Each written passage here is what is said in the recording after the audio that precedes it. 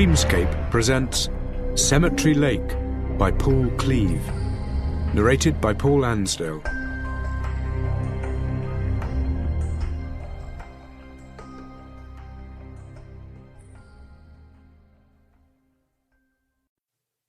Part 1. Chapter 1. Blue fingernails. They're what have me out here, standing in the cold wind, shivering. The blue fingernails aren't mine, but attached to somebody else. Some dead guy I've never met before. The Christchurch sun that was burning my skin earlier this afternoon has gone. It's the sort of inconsistent weather I'm used to. An hour ago, I was sweating. An hour ago, I wanted to take the day off and head down to the beach. Now I'm glad I didn't. My own fingernails are probably turning blue, but I don't dare look. I'm here because of a dead guy. Not the one in the ground in front of me, but one still down at the morgue. He's acting as casual as a guy can whose body has been snipped open and stitched back together like a rag doll. Casual for a guy who died from arsenic poisoning. I tighten my coat, but it doesn't help against the cold wind. I should have worn more clothes. Should have looked at the bright sun an hour ago and figured where the day was heading. The cemetery lawn is long in some places, especially around the trees where the lawnmower doesn't hit, and it ripples out from me in all directions as though I'm the epicenter of a storm. In other places where foot traffic is heavy, it's short and brown where the sun has burnt all the moisture away. The nearby trees are thick oaks that creak loudly and drop acorns around the gravestones. They hit the cement markers, sounding like bones of the dead tapping out an SOS. The air is cold and clammy like a morgue. I see the first drops of rain on the windshield of the digger before I feel them on my face. I turn my eyes to the horizon where gravestones covered in mould roll into the distance toward the city, death tallying up and heading into town. The wind picks up. The leaves of the oaks rustle as the branches let go of more acorns, and I flinch as one hits me in the neck. I reach up and grab it from my collar. The digger engine revs loudly as the driver, an overweight guy whose frame bulges at the door, moves into place. He looks about as excited to be here as I am. He is pushing and pulling at an assortment of levers, his face rigid with concentration. The engine hiccups as he positions the digger next to the gravesite, then shudders and strains as the scoop bites into the hardened earth. It changes position, coming up and under, and fills with dirt. The cabin rotates and the dirt is piled onto a nearby tarpaulin. The cemetery caretaker is watching closely. He's a young guy, struggling to light a cigarette against the strengthening wind, his hands shaking almost as much as his shoulders. The digger drops 2 more piles of dirt before the caretaker tucks the cigarettes back into his pocket, giving up. He gives me a look I can't quite identify, probably because he only manages to make eye contact for a split second before looking away. I'm hoping he doesn't come over to complain about evicting somebody from their final resting place, but he doesn't, just goes back to staring at the hollowed ground. The vibrations of the digger force their way through my feet and into my body, making my legs tingle. The tree behind me can feel them too, because it fires more acorns into my neck. I step out of the shade and into the drizzle, nearly twisting my ankle on a few of the ropey roots from the oak that have pushed through the ground. There is a small lake, only about 15 metres away, about the size of an Olympic swimming pool. It's completely enclosed by the cemetery grounds, fed by an underground stream. It makes this cemetery a popular spot for death, but not for recreation. Some of the grave sites are close to it, and I wonder if the coffins are affected by moisture. I hope we're not about to dig up a box full of water. The driver pauses to wipe his hand across his forehead, as if operating all those levers is hot work in these cold conditions. His glove leaves a greasy mark on his skin.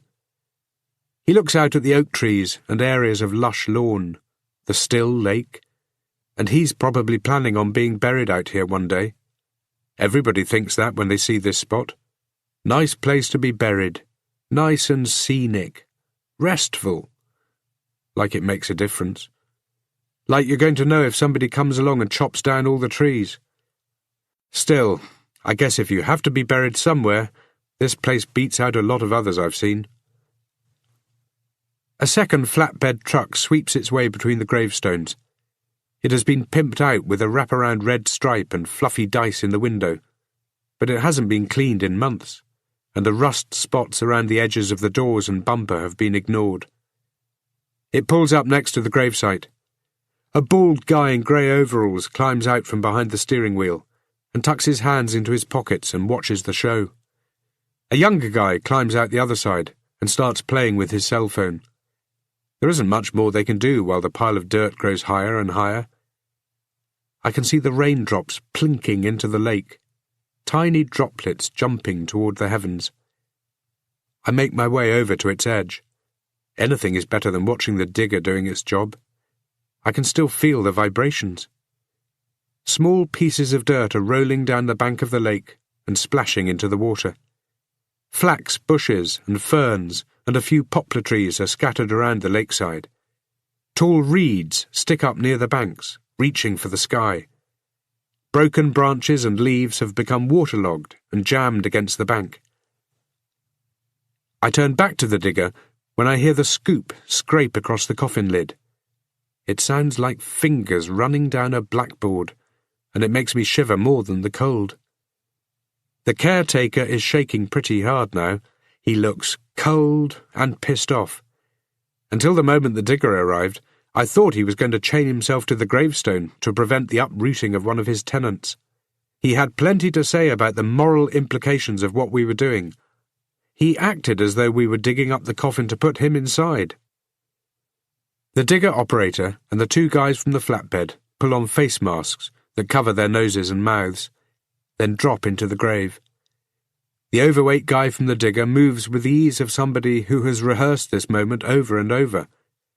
All three disappear from view, as if they've found a hidden entrance into another world.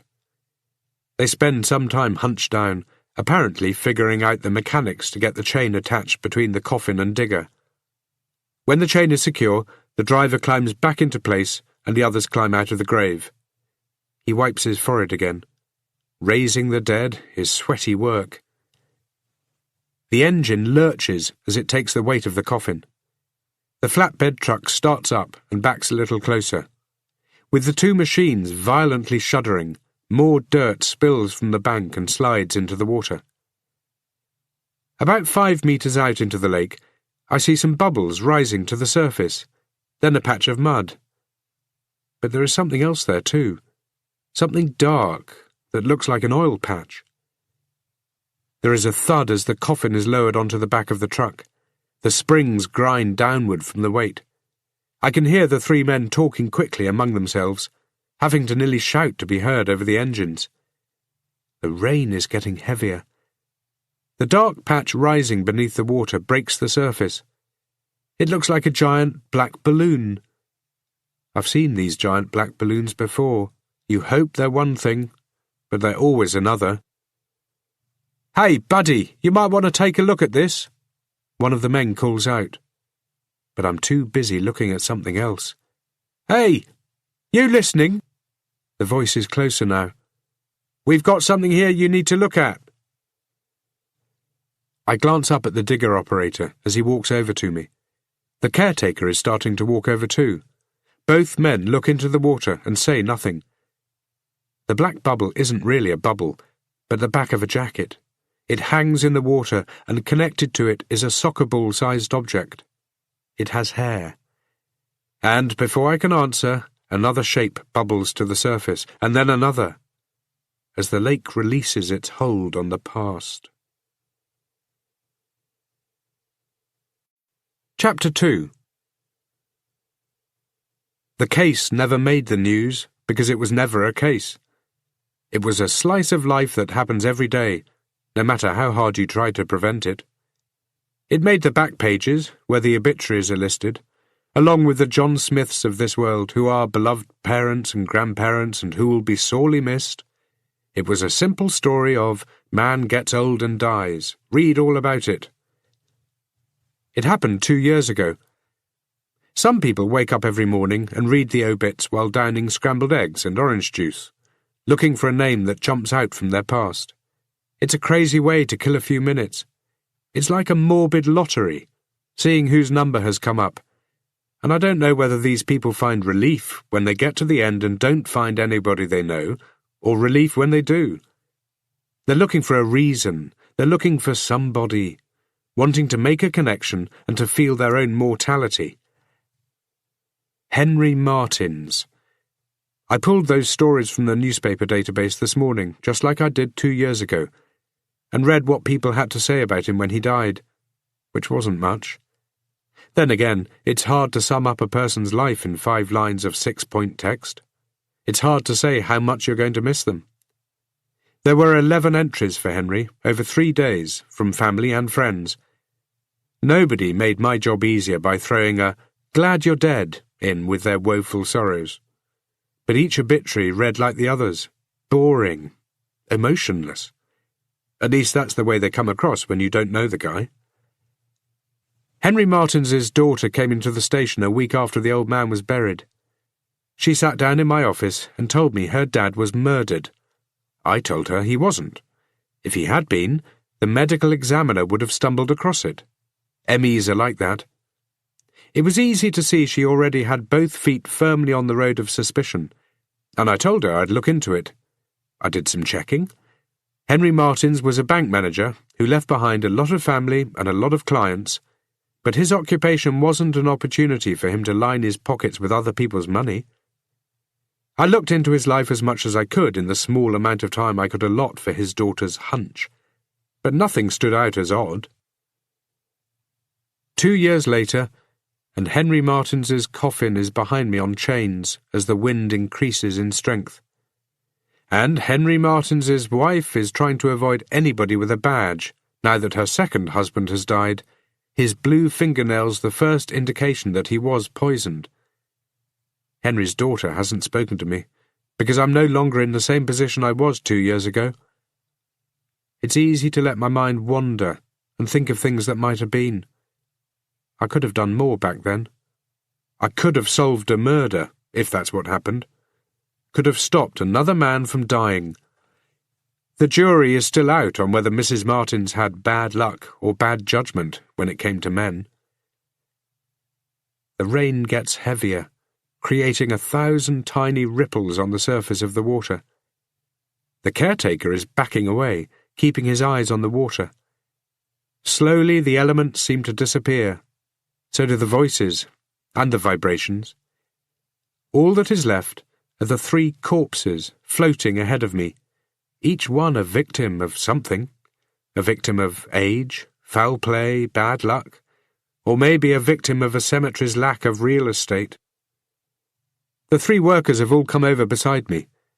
Their excited bursts of started but stilted observations have ended. We're standing, the 4 of us, in front of the water. 3 people are in it. It's like we're all pairing up for a social, but with 1 person left over. The occasion demands quiet, each of us unwilling to say anything to break the silence building between us. More dirt slides into and mixes with the water, turning it cloudy brown. One of the bodies sinks back out of view and disappears. The other 2 are drifting toward us, swimming without movement. I'm not about to jump in and pull them out. I'd do it, no doubt there, if the bodies were flailing about. But they're not. They're dead, have been for maybe a long time. The situation may seem urgent, but in reality it isn't. Both are face down and both appear to be dressed, and not badly dressed either. They look as though they could be on their way to an event, a funeral or a wedding. Except for the ropes. There are pieces of green rope attached to the bodies. The digger driver keeps squinting at the 2 corpses, as if his eyes are tricking him. The truck driver is standing with his mouth wide open and his hands on his hips, while his assistant keeps glancing at his watch, as if this whole thing might push him into overtime. "We need to haul them in," I say, even though both bodies are nudging against the bank now. I had planned on staying dry today. I had planned on seeing one dead body. Now, everything is up in the air. "Why, they're not exactly going to go anywhere," the truck driver says. "They might sink, like the other one," I point out. "What are we going to grab them with?" "I don't know. Something," I say. "A branch, maybe. Or your hands." "I'm not stopping you from using your hands," he says, and the other two nod quickly in agreement. "Well, what about rope?" I ask. "You got to have some of that, right?" "That one there," the truck driver says, looking at the corpse closest to us, "already has some rope. It looks rotten. You got to have something newer in the truck, right?" I ask, and we all look over at the truck, just as we hear it start. The caretaker is sitting in the cab. "What the hell?" the driver asks. He starts to run over to it, but he isn't quick enough.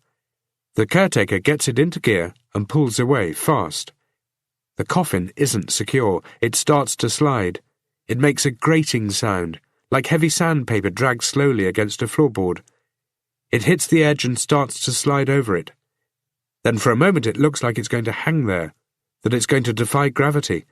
But then momentum and physics kick in as the tipping point is reached, and a moment later it goes crashing into the ground.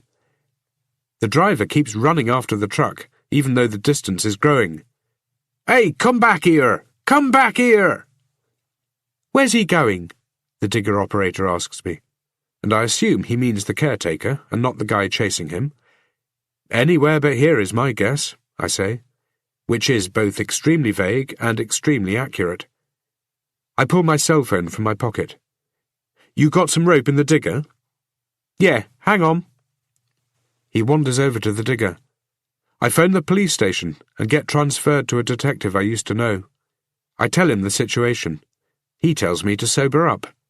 Tells me of course there are going to be bodies out here in the cemetery. It takes a minute to persuade him the bodies are coming up from the depths of the lake, and another minute to convince him I'm not joking.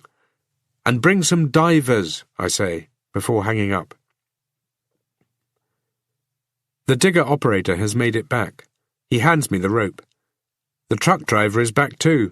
He's swearing as his partner uses a cell phone to call their boss for someone to come and get them.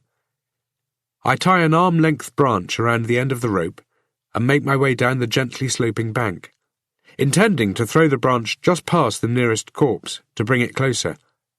But it turns out the slippery grass beneath my feet has other ideas. One moment I'm on the bank, the next I'm in the water. My feet are submerged in mud, the water up to my knees. Something grabs my ankle, and I lever forward, my arms slapping the surface next to the corpse before I start sinking. I pull my legs from the mud, but there is nothing to stand on. This lake is a goddamn death trap, and now I know why it's full of corpses. These people came to grieve for the dead and ended up joining them. The water is ice cold, locking up my chest and stomach and cramping my muscles. My eyes are open and the water is burning them. There is only darkness around me, compounded by the silence, and I can sense hands of the dead reaching to pull me deeper, wanting me to join them, wanting fresh blood. Then suddenly I'm racing back to the surface, my hand tight around the rope that is pulling me up. I kick with my feet, point my body upward, and a second later I'm right next to a bloated woman in a long white dress. It looks like a wedding dress. I push away from her, and the three men help me onto the bank. I sit down, gasping for air. Both my shoes are missing. "God damn, buddy, you okay?" The question sounds like it's coming from the other side of the lake, and I'm not sure which one of them asked it. Maybe all three of them in unison. I lean over my knees and start coughing. I feel like I'm choking. I'm shivering, I'm angry, but mostly I feel embarrassed. But none of the men are laughing. They're all leaning over me, looking concerned. With two floating corpses nearby, it's easy to understand why nothing here is a joke. "There's something else you need to know," the digger operator says when I've stopped coughing enough to hear him. "I was trying to tell you before," he says. slipping that last part into the conversation as if each word is its own sentence, and his face screws up slightly as if each word has its own taste too, and none of them good. He makes it sound like whatever he has to say is going to be worse than what just happened, and I can think of only one thing that could possibly be. Yeah? Marks on top of the coffin, he says. How did I know you were going to say that? Now it's his turn to shrug. He doesn't come up with any suggestions of mind reading. Thin lines, he says, like cuts. They look like shovel cuts, he says. From a shovel, I tell him. He gives me a funny look. I ignore it. My mind is running a little slow from the swim it just took. You think this coffin has been dug up before? I'm not just thinking it, I'm saying it. There are definitely marks on the coffin that nobody here caused. Shit, I wonder if she's empty. She? Like a plane or a boat? Because the coffin in a way is a vessel taking you somewhere. We walk over to it. The coffin has survived the fall pretty well. There's a large crack running from the bottom corner along the side from the impact, but we can't see into it. I'm tempted to open her up. See what cargo she has, or if she's been plundered. But the approaching sirens kill the idea. I watch as the 2 police cars arrive, along with an ambulance and a pair of station wagons. Chapter 3.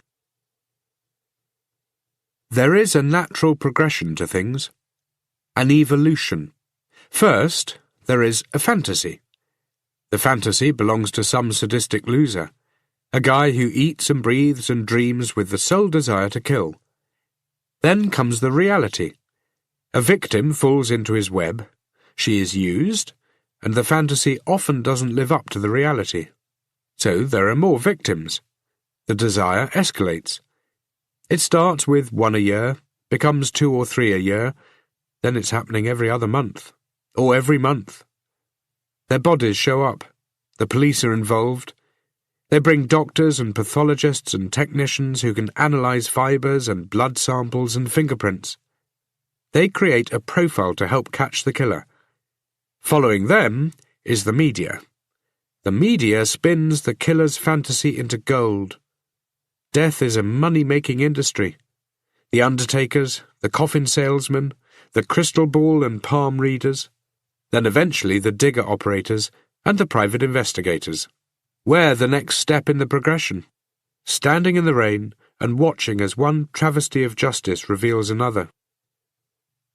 I have shrugged out of my wet jacket and wet shirt, dried off using a towel an ambulance driver gave me, and pulled on a fresh windbreaker. My shoes are still sleeping with the fishes, and my pants and underwear are soaking, but I'm safe from pneumonia. Nobody is paying me any attention as I sit on the floor of the ambulance with my legs hanging out, looking over the scene of, at this stage, an indeterminable crime. The graveyard has been cordoned off. The 2 police cars have become 12. The 2 station wagons have become 6. There are roadblocks covering the main entrance, as though the police are preparing to fight back an upsurge of angry corpses. There are 2 tarpaulins lying across the ground. On each one rests a well-dressed but decomposing or decomposed body. A canvas tent has been erected over them, protecting them from the elements. Somebody has strung some yellow "Do Not Cross" tape around the tent. It keeps the corpses from going anywhere. There are men and women wearing nylon suits studying the bodies. Others are standing near the lake. They look like divers preparing for some deep-sea mission. Only there are no divers here. Not yet, anyway. There are open suitcases containing tools and evidence beneath the tent. The rain is still falling, and the long grass ripples with the wind. The digger has been taken away, and the coffin has been taken to the morgue. I tighten my windbreaker and reach around for a second blanket. The inside of the ambulance is messy, as if it sped over dozens of bumps on the way.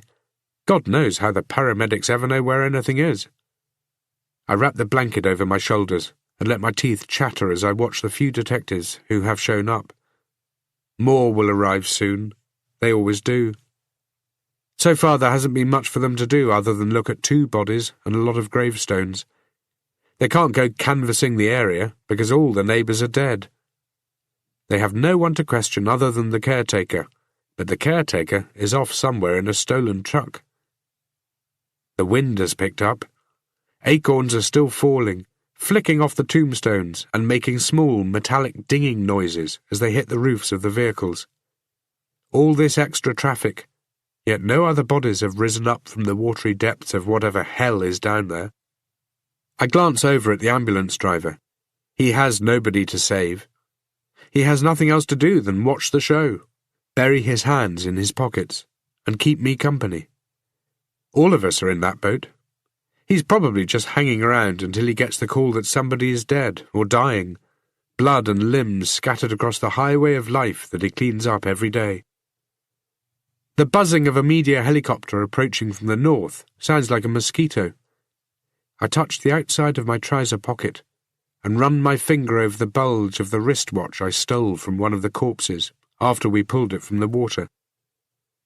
One of the medical examiners, a man in his early 50s who has been doing this for nearly half his life, comes out of the tent, looks around at the small crowd of people, spots me, and then heads over to a detective.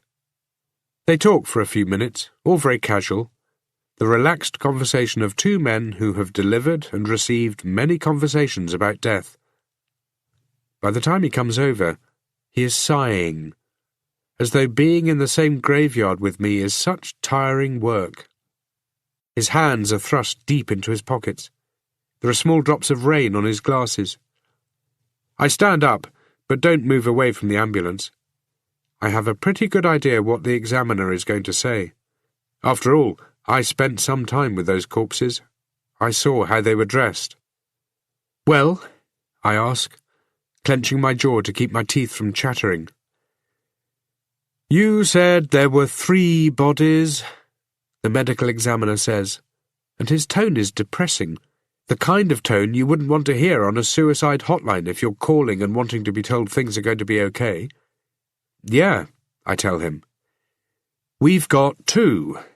The other one sank again." "Yeah, bodies will do that. Bodies do lots of strange things." Well, he's right. He's seen it a lot over the years, and so have I. "What else?" "Schroeder," he says, and he glances back at the detective he was talking to, the same detective I called. "Said to throw you some basic facts, but nothing more. Just the same things he'll be giving those vultures out there when he releases a statement in an hour." He points to the edge of the cemetery, where the media is no doubt congregating behind the police barriers. "Come on, Sheldon, you can give me more than just the basics." "Is that what you think?" Suddenly I'm not so sure. One day everybody is your best friend, the next you're just a giant pain in the ass. "So you're going to make me guess?" "My guesses are supported by science," he says. "Well, science away," I tell him. "You saw the rope?" I nod. "I'd say they all had rope attached at one point," he says. "But not so much now." "I don't follow," I say. "You probably figured we're not dealing with homicides, right?" I nod again. "The thought crossed my mind. At least not in any traditional sense," he says. "Probably not in any sense at all." I stop nodding. "You want to clarify that?" "Why? You think this is your case now?" "I'm just curious," I tell him. "I'm allowed to be curious, aren't I? I'm the one who found these poor bastards." "That doesn't make them yours. You think I want them? You know what I mean?" He looks back at the tent covering the corpses. The wind has got hold of one of the doors and is snapping it from side to side like a sail. An officer gets it under control and secures it. If the wind gets stronger out here, things might start taking flight. "Okay, let me back up a bit here," he says. "First of all, the 2 bodies we've got, only one of them is intact." "Well, that's got to be one of 2 reasons, right?" I ask. "Yeah, and it's the good one. Nobody tortured these people or cut them up, At least that's my preliminary finding. The worst body is simply coming apart from decomposition. He's missing everything below the pelvic girdle, and what is there is held together mostly by his clothes. Hard to tell how long he's been in the water, but it seems obvious that when we find the rest of him, we're going to find more rope. Could be piles of bones stuck in the mud down there. The thing is, Tate, going by the woman we found, I'm pretty sure these people weren't killed and dumped in the lake. They were already dead. Dead and buried, I'd say, he says. And I think of the coffin with the shovel marks. Don't know what originally killed them, but we'll get there. We'll get some time frames, too. I look past Sheldon to the grave markers all around us. There are a few things going through my mind. I'm thinking that somewhere out there is an undertaker or mortuary assistant saving money by reselling the same coffins to different families. Coffins are expensive. Use them once, dig them up, dump the bodies in the water, rinse down the woodwork, spray some air freshener in, and make it sparkle with a coat of furniture polish. Then it goes back on the market, brand new again. None of those signs saying, as new, only one owner, elderly lady, low mileage. One coffin could do dozens of people. You know, you could buy a car for the same amount as a coffin, the medical examiner muses. That's not it, I realise. What? This isn't about reselling coffins, I say. What makes you so sure? One thing that makes me sure is the watch in my pocket. If it was about making money, that watch would never have gone into the water with its owner. But I can't tell him that. Instead, I tell him an even better reason. Why throw the bodies into the lake? Why not just throw them back into the ground? Or switch the coffins with budget ones? No, it's not about that. It's about something else. Yeah, maybe. I guess. I wonder how many more bodies are down there. He shrugs. We'll know soon enough. If there are more bodies in the lake, the divers will find them. I'll be gone by then. It's unrealistic to think somebody will keep me informed. I'll learn the numbers from the papers.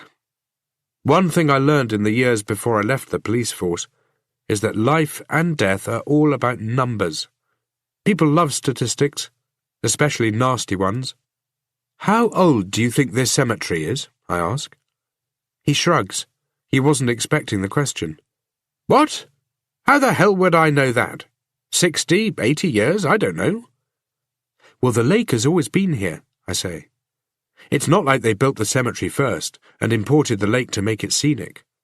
Which means this might not even be a crime scene, except maybe one of criminal negligence.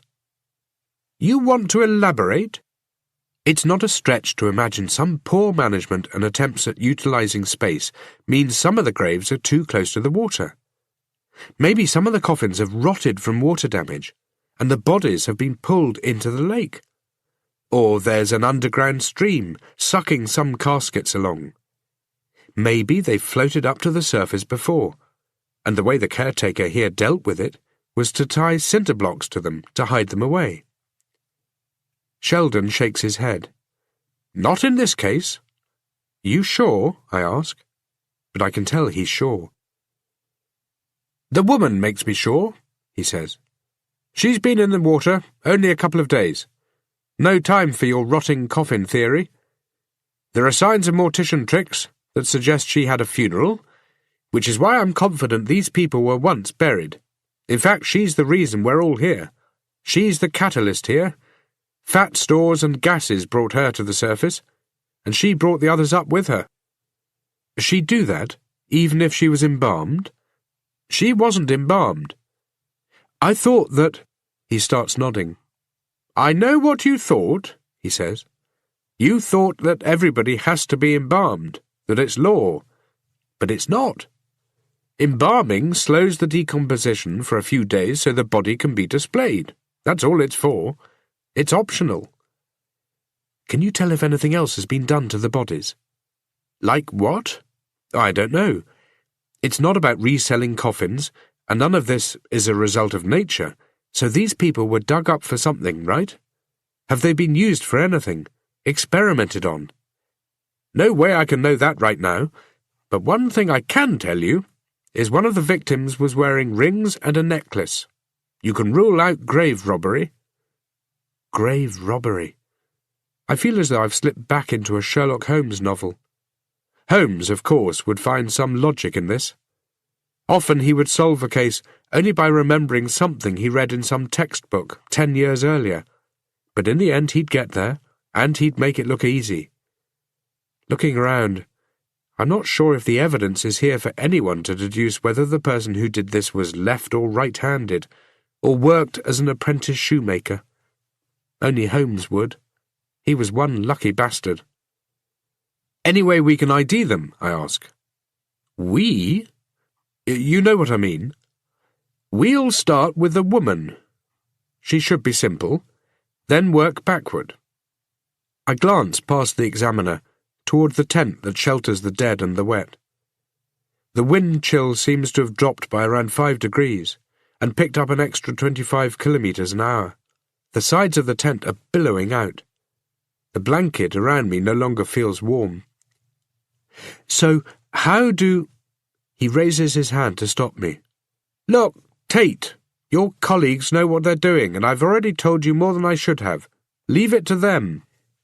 He's right and wrong. Sure, they know what they're doing, but they're no longer my colleagues. I think about the watch in my pocket, hoping it will have one of those "To Doug, Love Beryl" inscriptions on it. Then it's just a matter of finding a gravestone belonging to a Doug who was married to a Beryl. With luck, that gravestone is here. With luck, these people were given proper burials by proper priests, under the proper conditions, and not autopsied and dressed up by some homicidal maniac in his basement. A four-wheel drive pulls up next to the tent. 2 guys climb out and walk around to the back of it. They each pull out a scuba tank, then reach further in for more gear. Look, Tate, I've told you what I can. It doesn't involve you, but if you think it does, then take it up with one of your old buddies. I have to get back to work. I watch Sheldon as he moves back to the tent. The helicopter is still buzzing back and forth. The rotor blades sound like the beginnings of a deepening headache. I can imagine what the journalists are saying, what they're coming up with, and there is no doubt they're thriving on it. Bad things happening to good people always makes the greatest news. Chapter 4. I hate cemeteries. I don't have a fear of them.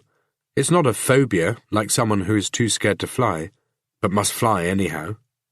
I just don't like them. I can't really say they represent all that is wrong with this world, because that wouldn't be a fair comment, not logically. But I feel that way.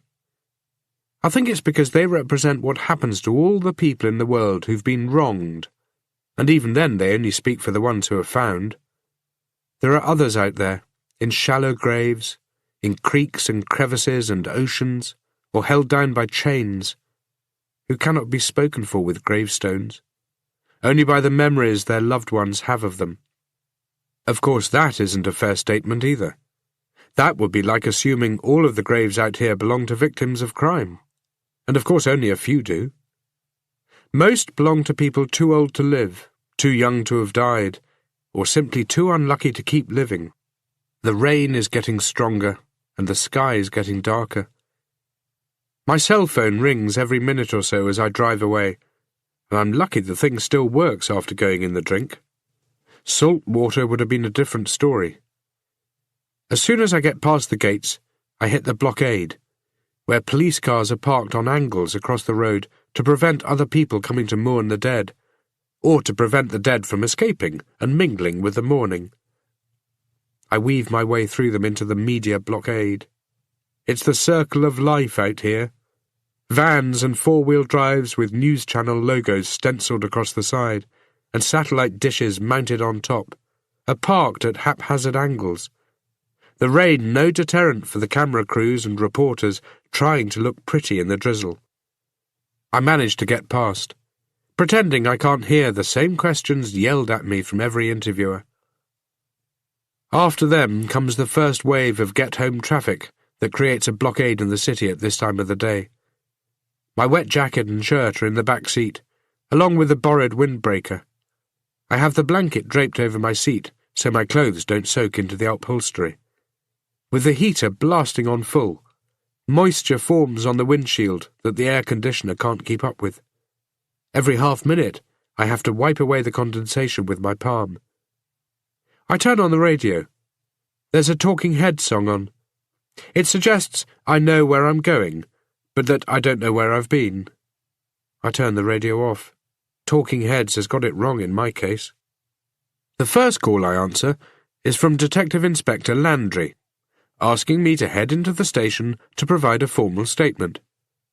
He probably figures he could do the world a favour by keeping me squirreled away for a few hours, running over all the exact reasons that added up to my being in a cemetery with dead bodies that can't be accounted for.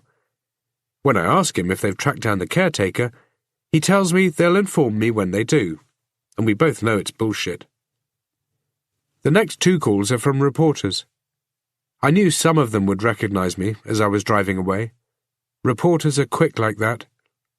I go further back than yesterday's news, and these guys have long memories.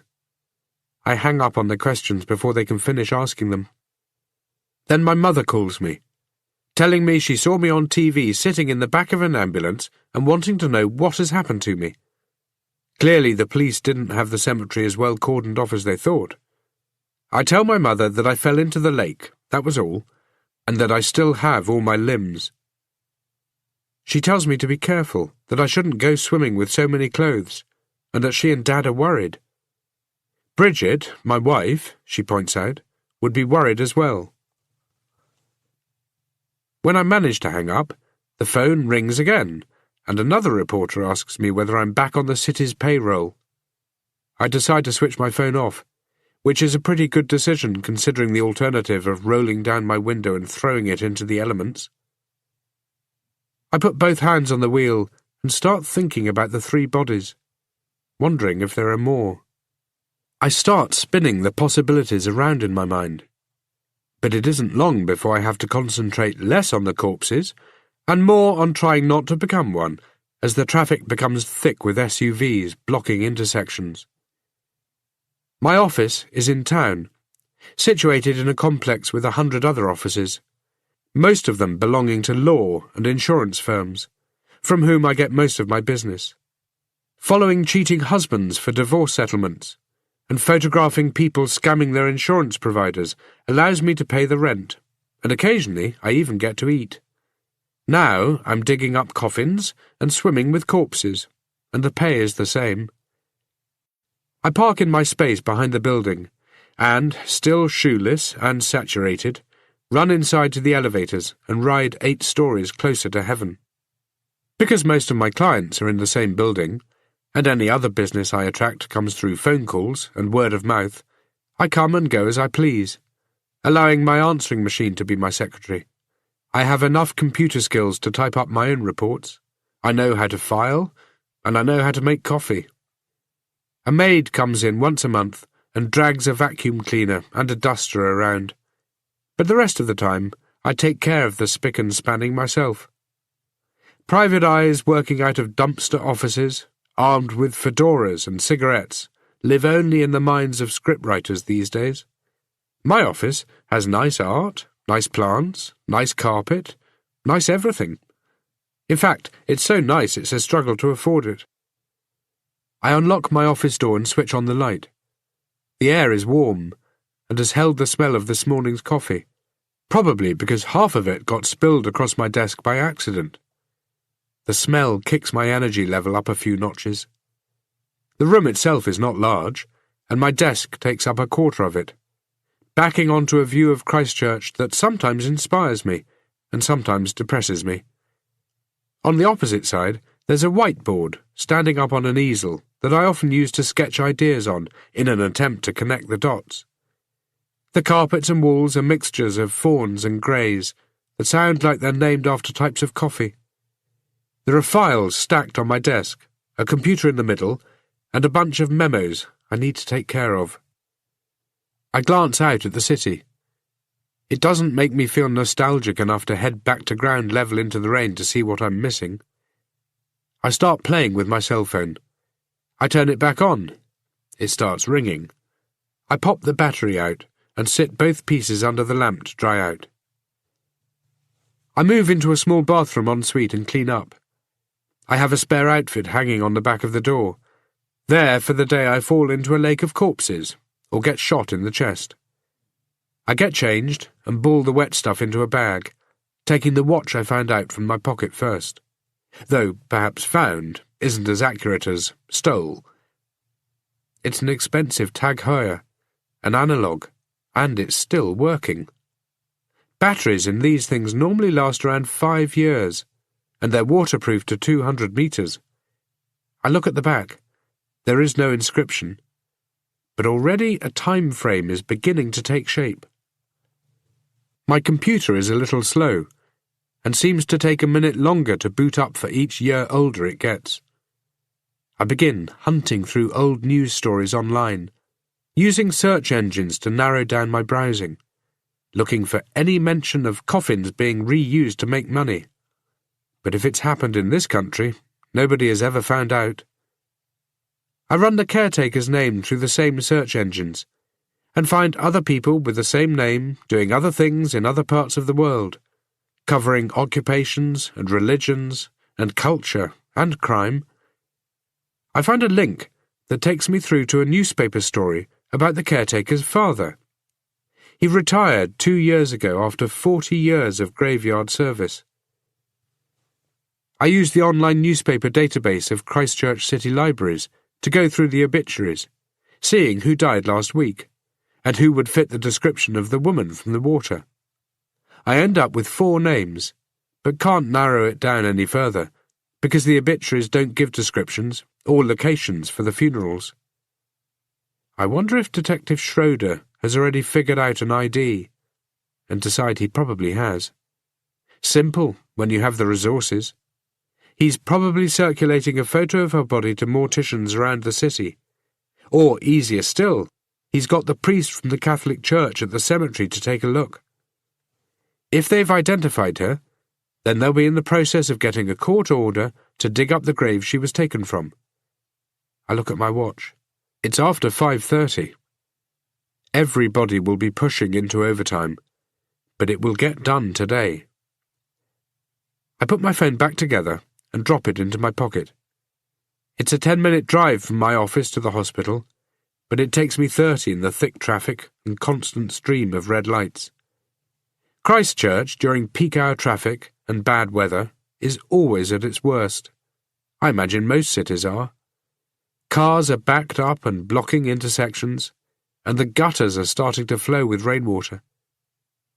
I have to take a detour when the flow of traffic is blocked by a bus that has driven into a set of traffic lights, squashing them beneath 15 tons of metal and a few tons of commuters, putting the intersection out of commission. People are tooting at each other, but the rain stops them from winding down windows and yelling. The hospital is a drab-looking building with no appeasing aesthetics, and a design that would equally suit a prison. I park around the back, head to the side authorised personnel only door, use the intercom, and a moment later get buzzed inside. I have to sign a logbook and make idle conversation with a security guard while doing it. I'm starting to feel pretty cold again, and the idea of seeing the coffin and then having it opened in front of me isn't warming me back up. The elevator seems to take forever to arrive, making me wonder exactly where it's rising from. When the doors finally open, I ride it down to the basement. The morgue is full of white tile and cold, hard light. It's like an alien world down here. There are shapes beneath sheets and tools with sharp edges. The air feels colder than the lake. Cabinets are full of bottles and chemicals and silver instruments. Benches and gurneys and trays hold items designed to strip a body down to the basics. The coffin looks older beneath the white lights, as if the car ride aged it by 1/4 of a century. Plus it's more busted up than I first thought. There are cracks along the side, and the top is all dented in. The whole thing has been brushed down before being delivered, but it hasn't been cleaned. There is dirt and mud caked to the edges of it, and there are also signs of rust. It's resting on a knee-high table, which puts the lid of the coffin a little below chest height. I tighten my hands in a failing effort to ward off the cold. My headache has become my sidekick. It beats away with varying tempos. I wish it would leave. I wish I could leave too. The smell of chemicals is balancing on a tightrope between being too overpowering and not overpowering enough to hide the smell of the dead. I can never remember the smell. All I can remember is my reaction. Yet for those few minutes, whenever I used to come down here, I thought I'd never be able to forget it. The bodies aren't rotting, they're not decaying and stinking up the place, but the smell is here. The smell of old clothes and fresh bones and old things that can no longer be. The lid on the coffin is still closed, and it's easy to imagine there ought to be a chain wrapped around it, with one of those big old-fashioned padlocks attached. I can barely make out my smeared reflection in places, especially on the brass handles, my face broken up by pit marks made of rust. I run a finger across the shovel marks that the digger and truck drivers pointed out to me earlier. They're right in the middle of a long concave dent. "She's been opened before," the medical examiner says, stepping out of her office and into the morgue behind me. And even though I knew she was there, her appearance still startles me. "I wonder what's inside." "Or what isn't inside," I say. I put my hand out, expecting hers to be cold when she shakes it, but it isn't. "Good to see you, Tracy." "What's it been, Tate? 2 years? 3? 2, I answer. "Of course," she says. "I should have known that." I smile at her and let go of her hand. I look her over without appearing to look her over. Though Tracy Walter must be my age, she looks 10 years younger. Her black hair is pulled back and tied into a tight bun. Her pale complexion is bone white in the morgue lights. Her green eyes stare at me from behind a set of designer glasses. I think about the last time I saw her, and know she's doing the same thing. "Sure got busted up falling off that truck," I say, looking at the long cracks.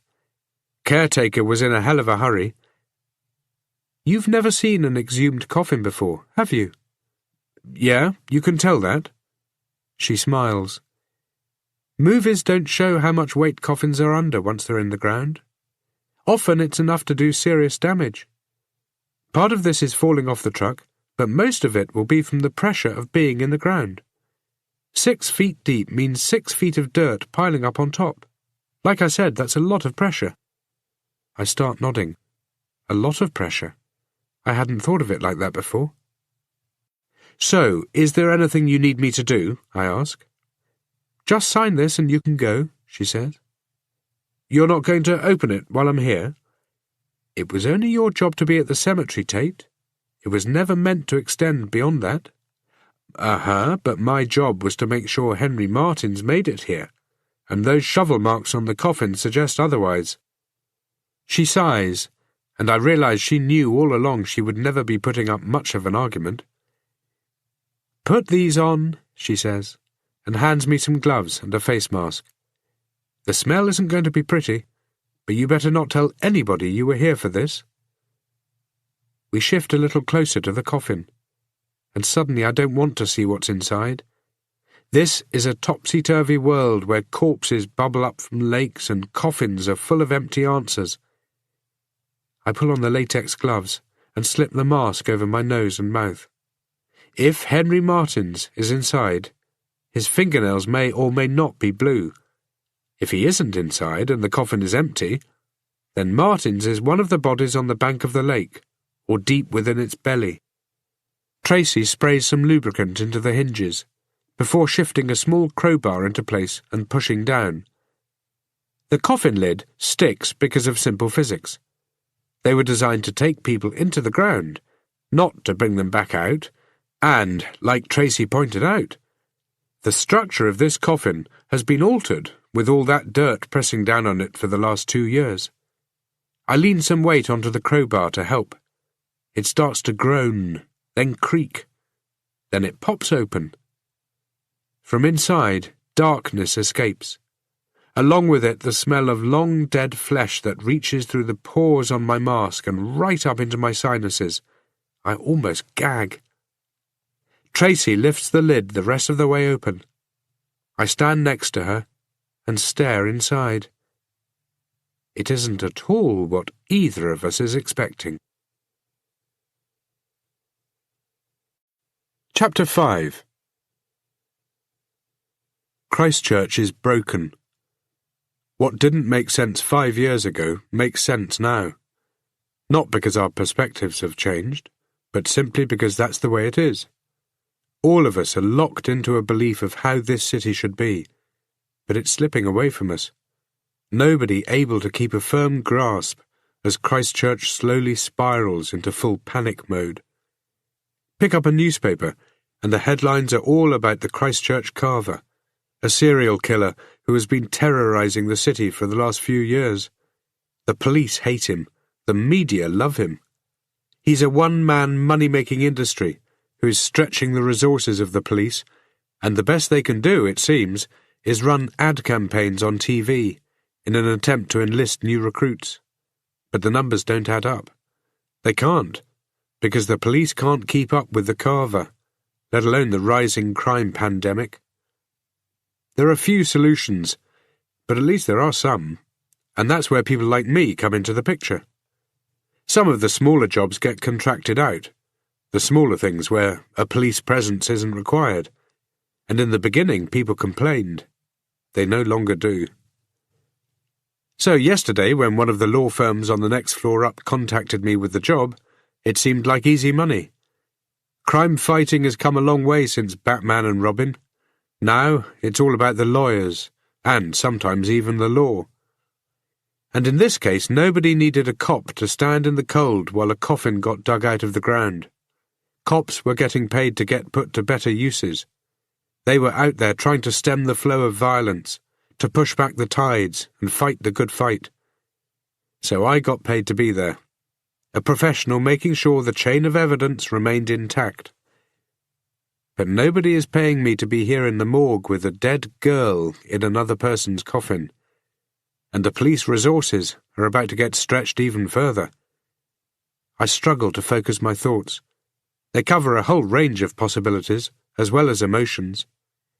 I feel sorrow and pain for whoever this woman is, and can't see any reason other than a bad one for her to be in this coffin. I'm thinking about hoaxes and jokes, and hoping like crazy this is one of them. And as much as I like to think there could have been an elaborate setup, I know it is much more than that.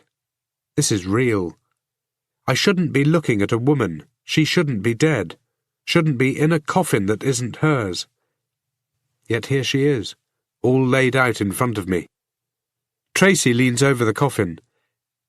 "This isn't Henry Martin's," she says, not to be funny, not to state the obvious, but matter-of-factly, in a way that doesn't suggest the same disbelief I'm feeling, but that the cold part of her mind she must engage to do this job is now fully in control. Tracy's emotions have been locked away.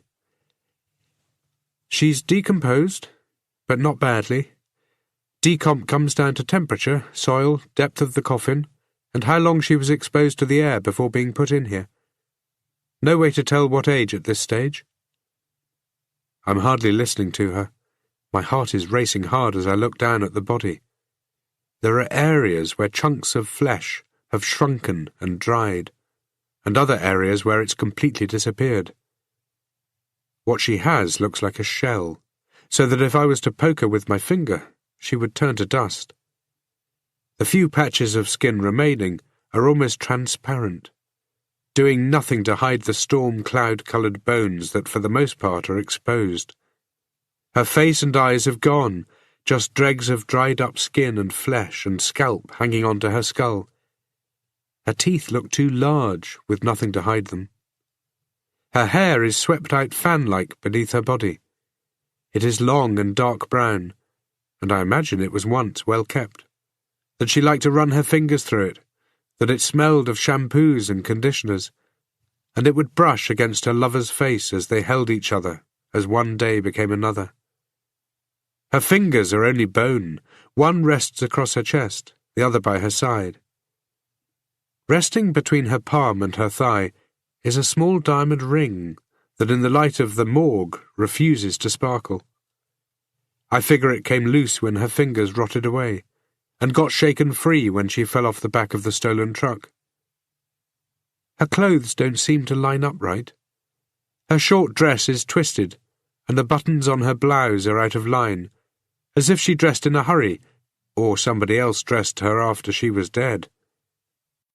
I dig my hand into my pocket and start playing with my car keys, wrapping them into my handkerchief over and over as my mind races. Tracy looks up at me. "Are you okay? You look like you've seen a ghost." I can feel sweat starting to slide down the side of my body. It has to be near freezing in here, and I'm sweating. "There were other people in the water, Tracy," I say, and the words are hard to form. Maybe that means other girls, and if there are... Jesus, I screwed up. "What are you talking about?" 2 years ago. I should have dug Henry Martin's up 2 years ago, and we would have found this girl then. We would have known we were looking for a killer. We might have got him before he killed others. Tracy looks at me, but doesn't know what to say. She can't tell me the world doesn't work that way, because we both know that it does. She doesn't say anybody could have made that same mistake. She doesn't try to tell me it isn't my fault. All that happens is that her shoulders sag a little, and she looks away, unable to maintain eye contact with me. But then she says, "We don't know when the body was put in there, Theo. She might have only been there a year." "I hope you're right," I tell her. "You need to leave now, Theo." "Oh, come on, Tracy, there's got—" "I'm serious," she says, looking up. "You wanted to know if Martin's was inside. Well, now you know. That was the deal. You can't look at this woman and think it's become your case. All you can do by being here now is compromise the investigation. You don't get it, do you?" "What? That you could have made a difference 2 years ago? I know the case, and you're right. It could well be that you messed up, and other girls have paid for it, but we don't know that yet, and won't until we know who this girl is and when she was put into this coffin. That aside, how many others are out there because you've taken bad people off the streets? This isn't about checks and balances. I know that. Do you? And I know that you have to leave." "You think that's what she'd want?" I ask, nodding toward the dead girl. "Or do you think she'd want as many people she could get, trying to find who did this to her? Come on, Theo, it's time to go. I'll let you know if one of the bodies that turns up is Martin's." "Yeah, okay, do that," I say, as she walks me to the corridor. The moment we step into it, her cell phone rings. She shakes it open and starts talking. I pat down my pockets, then turn them inside out. I mouth the word keys to her and point back toward the morgue. "Make it quick," she says, lowering the phone so the person on the other end can't hear. I walk back into the morgue. I stare at the dead girl, and I wonder what she looked like before death crammed her into this coffin, taking everything away from her in one brutal insult. Looking at this cheap imitation of her makes me feel ill. Tracy is finishing up her phone call when I rejoin her in the corridor. "They found the one that sank again, and another one," she says, slipping the phone into her jacket. "That's 4 in total." "Any IDs?" "They're close to IDing one of them." "How'd she come up to the surface, the freshest one?" "It was the cinder block," she says. "Looks like the rope was tied around it, but those cinder blocks can have sharp edges. The block landed against another block down there, and it damaged the rope. It cut through it partly. Gas build-up in the body was enough to break it. Look, you really have to leave." I get the feeling I'm going to be hearing that a lot over the next few days. "Then do yourself a favour and drop this thing," she says, before turning away and heading back into the morgue. Chapter 6. The elevator is chilly, as if it sucked in most of the cold air when the doors opened. Outside it's only slightly warmer again. I think the sun could be melting the city into a pool of lava, and I'd still feel this way after coming out of there.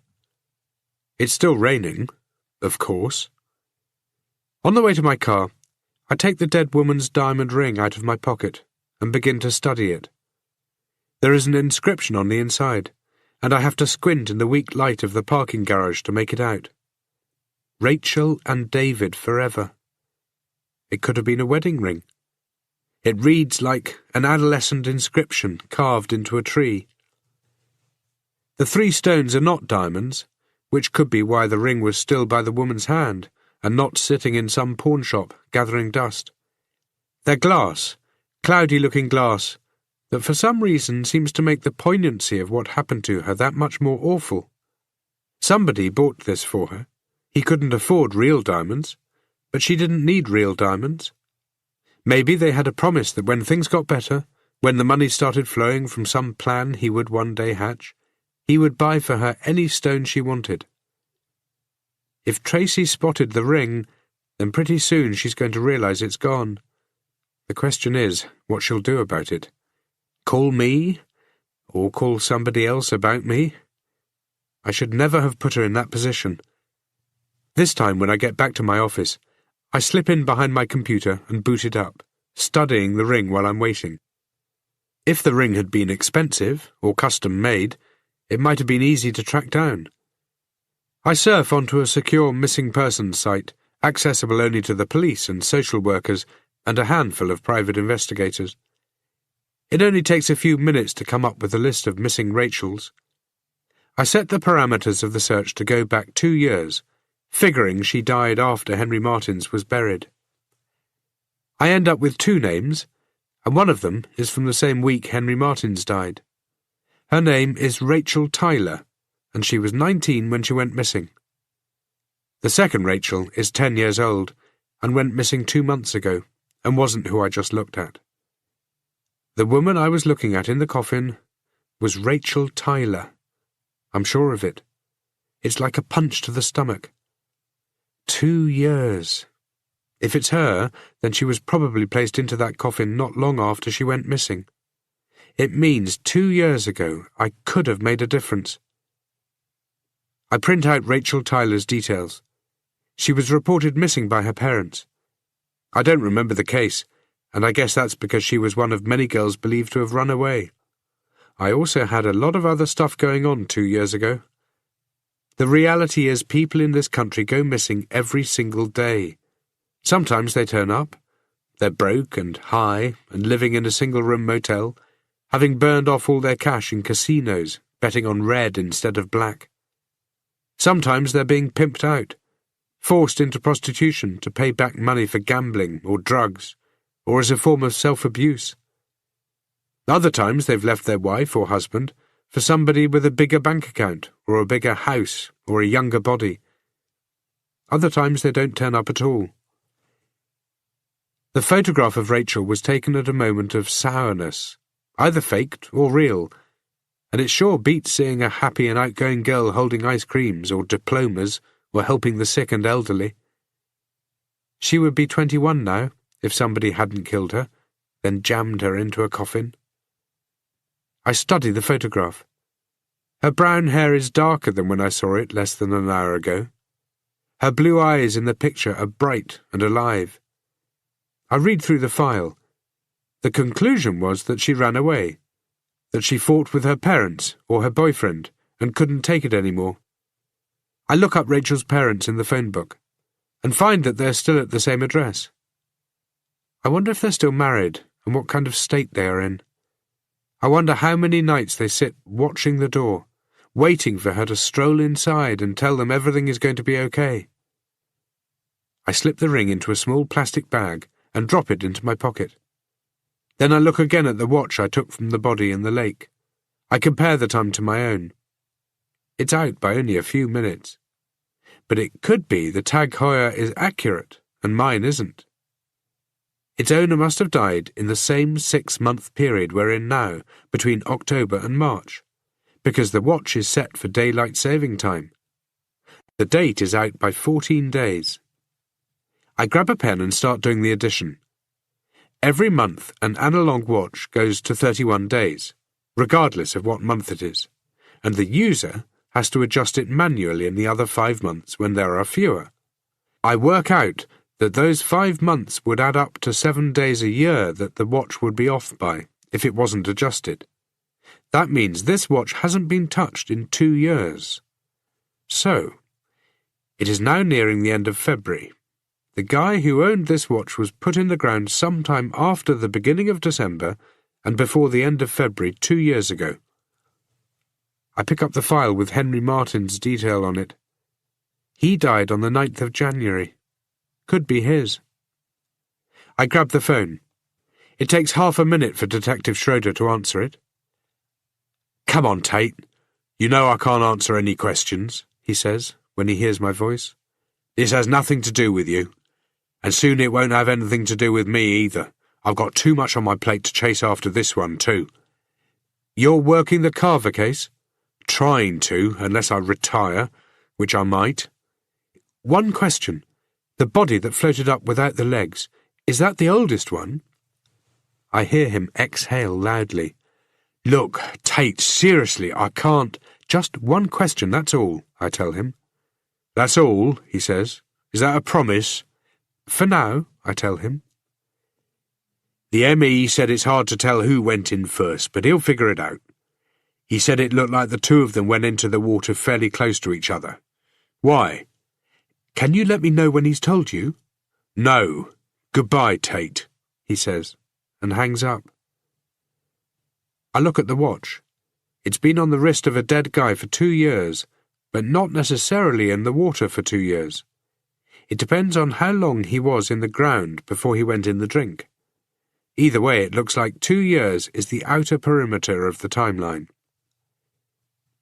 I check the missing persons reports, but immediately the list of names coming up becomes too long, and there is no way to narrow it down until I know whether the killer had a type. Could be all the girls are similar ages, or have similar descriptions. Or it could be the other coffins don't have girls in them at all, but men.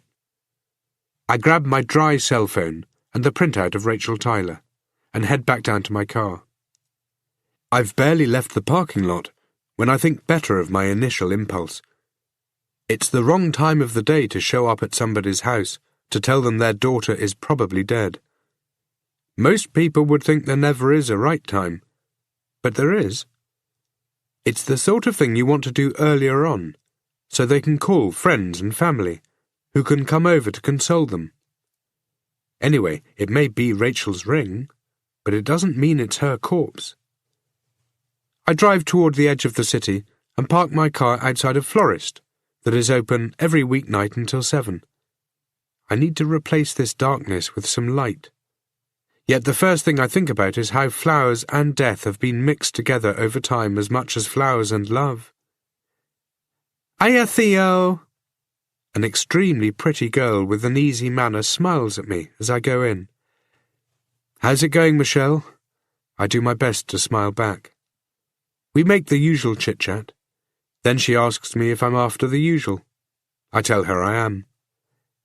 "Your wife must really love flowers," Michelle tells me, and I slowly nod. Michelle picks out a bunch she thinks Bridget will like, wraps some cellophane around the stems, and hands them over. She writes down the amount in a small book behind the counter. At the end of the month, like every other month, she will send me a bill. "Say hi to Bridget for me," she says, and her smile is infectious. Sometimes I think I could just watch this woman smile for ages. I head back to my car and rest the flowers in the passenger seat, careful not to crush them. I glance at my watch. Bridget won't be in any hurry to see me, so I change my mind and decide maybe I can pay a visit to Rachel Tyler's family after all. I do a U-turn and drive back in the opposite direction, taking with me a bunch of already dying flowers and a whole lot of bad news. Chapter 7. Averageville. That's where the Tylers live. All the houses on the street are well kept, but there is nothing special, as if any one resident was too scared to make their house stand out above another. No huge homes with giant windows, no expensive cars parked outside, no Porsches or BMWs, suggesting a world of big money and high debt. No beat-up cars sitting on blocks, no car parts scattered across dying lawns. Doctors and lawyers and drug dealers live elsewhere. This is typical living in suburbia, where robberies are high but homicides are low. It's a pleasant place to live. Sure as hell beats some of the alternatives. I slow down and glance at the mailboxes, getting an early idea how much further I have to drive. This wasn't my case when the bodies floated up. It wasn't my case when the caretaker took off. But it became my case the moment the coffin opened and Rachel Tyler's body made a suggestion that there are others out there who could still be alive, if not for my mistake. I glance at the geranium cocktail next to me, and for a few seconds I think about my wife. I like to think that I know what she would want me to do, but I can't be sure. It's been a long time since she gave me any advice. I step out into the light rain in front of a single-story house that was mass-produced back at the start of the townhouse era. Things are tidy, but a little run down. The garden has a few weeds, the lawn is a little long, the entire house looks a little tired. The door is opened by a woman in her late 40s, early 50s. She looks like she has been on edge for the last 2 years, expecting news at any moment. She is like the house, tidy, neat, but tired. Yes? Mrs. Tyler? Yes? I can tell she isn't sure whether I'm here to sell her encyclopedias or God, or whether I'm here to bolster or destroy her hopes for her missing daughter. Slowly, I reach into my pocket and take out a business card. Her eyes widen and her mouth drops slightly as I hand it across. And when she reads it, her mouth firms back up. She doesn't seem sure what to say. Doesn't seem to know whether to be happy or scared that I'm on her doorstep. My name is Theodore Tate, I say, and I'm a private investigator. That's what the card says, she offers, without any sarcasm. Can I have a few minutes of your time? Do you know where she is? She asks, already sure of the reason for my visit. This is about Rachel, I say, but not directly. Please, if we can step inside, I can tell you more. She fights with the beginnings of a sentence. Perhaps the struggle is with the hundreds of questions trying to come out at once. 100 different ways in which to ask if her daughter is still alive. I bet she's rehearsed this moment time and time again, but the reality is crushing her, confusing her. She steps back, and I move inside. The hallway is warm and homey. There are dozens of photographs of Rachel on the walls, ranging over the 19 years she spent in this world. There are pictures of her as a baby, her mother holding her tightly. The years have taken their toll on Mrs. Tyler. There are shots of Rachel next to a tricycle, in a sandbox, going down a slide. There is a man in some of them, holding Rachel's hand, or swinging her at the park, or helping her blow out a cake with 8 candles on it. Rachel gets older. So do her parents. Fashions change and the 3 grow older, but the smiles are always there, keeping the parents young. One of these photos should have been with her missing persons report, but probably Mrs. Tyler couldn't part with any of them.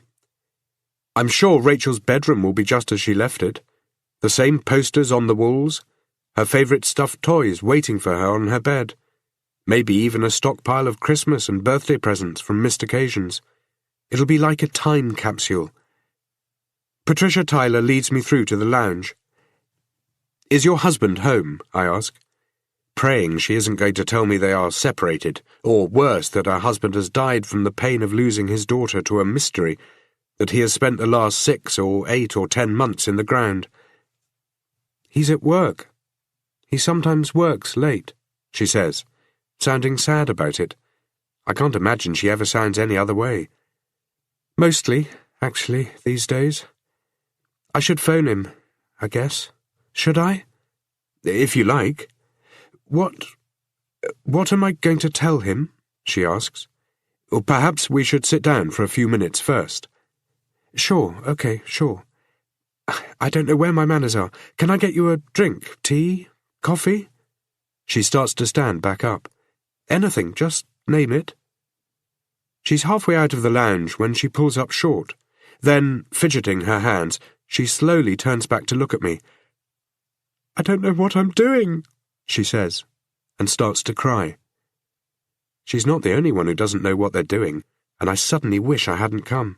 I feel the urge to hold her while she cries, and an equally strong urge to turn and run back down the hallway and get the hell out of this street. I end up standing still. "Please, just tell me why you're here," she asks. I can no more easily tell this woman her child is dead than I could show her pictures of the corpse. I cannot tell her about Cemetery Lake, about a woman whose decayed remains look like they belong to Rachel.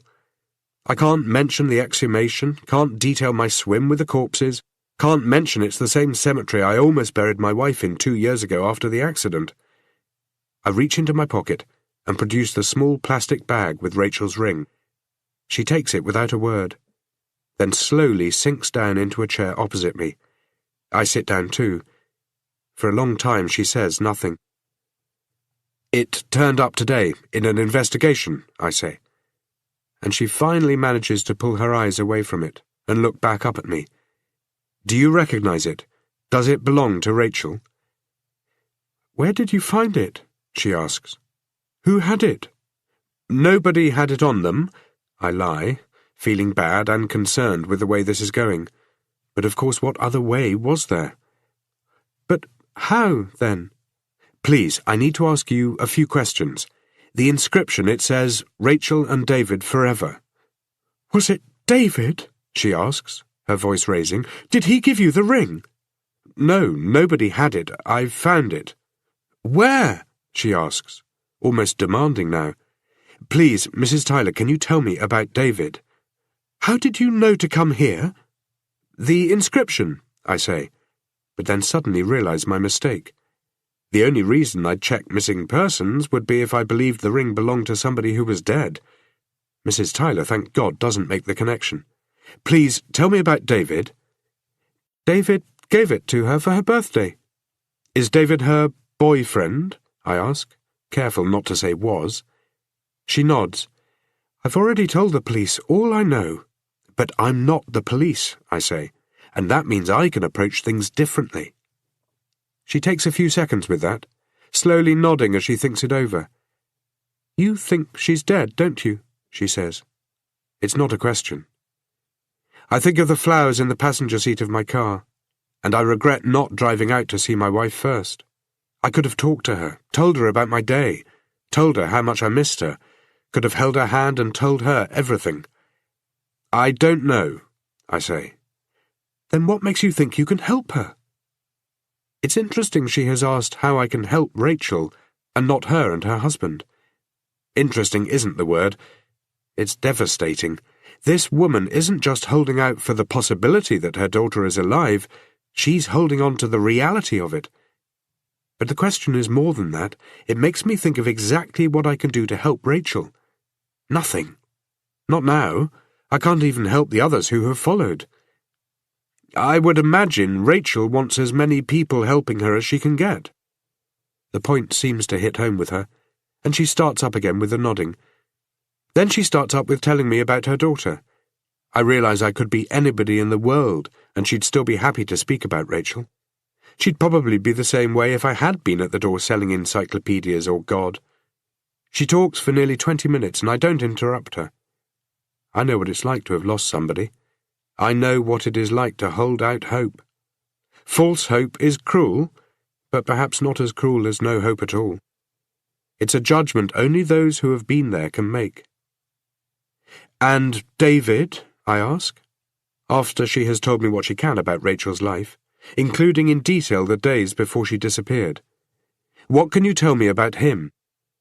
"I thought he knew what happened," she says. "For those few weeks I was sure she was living with him. See, they were living together, but not really.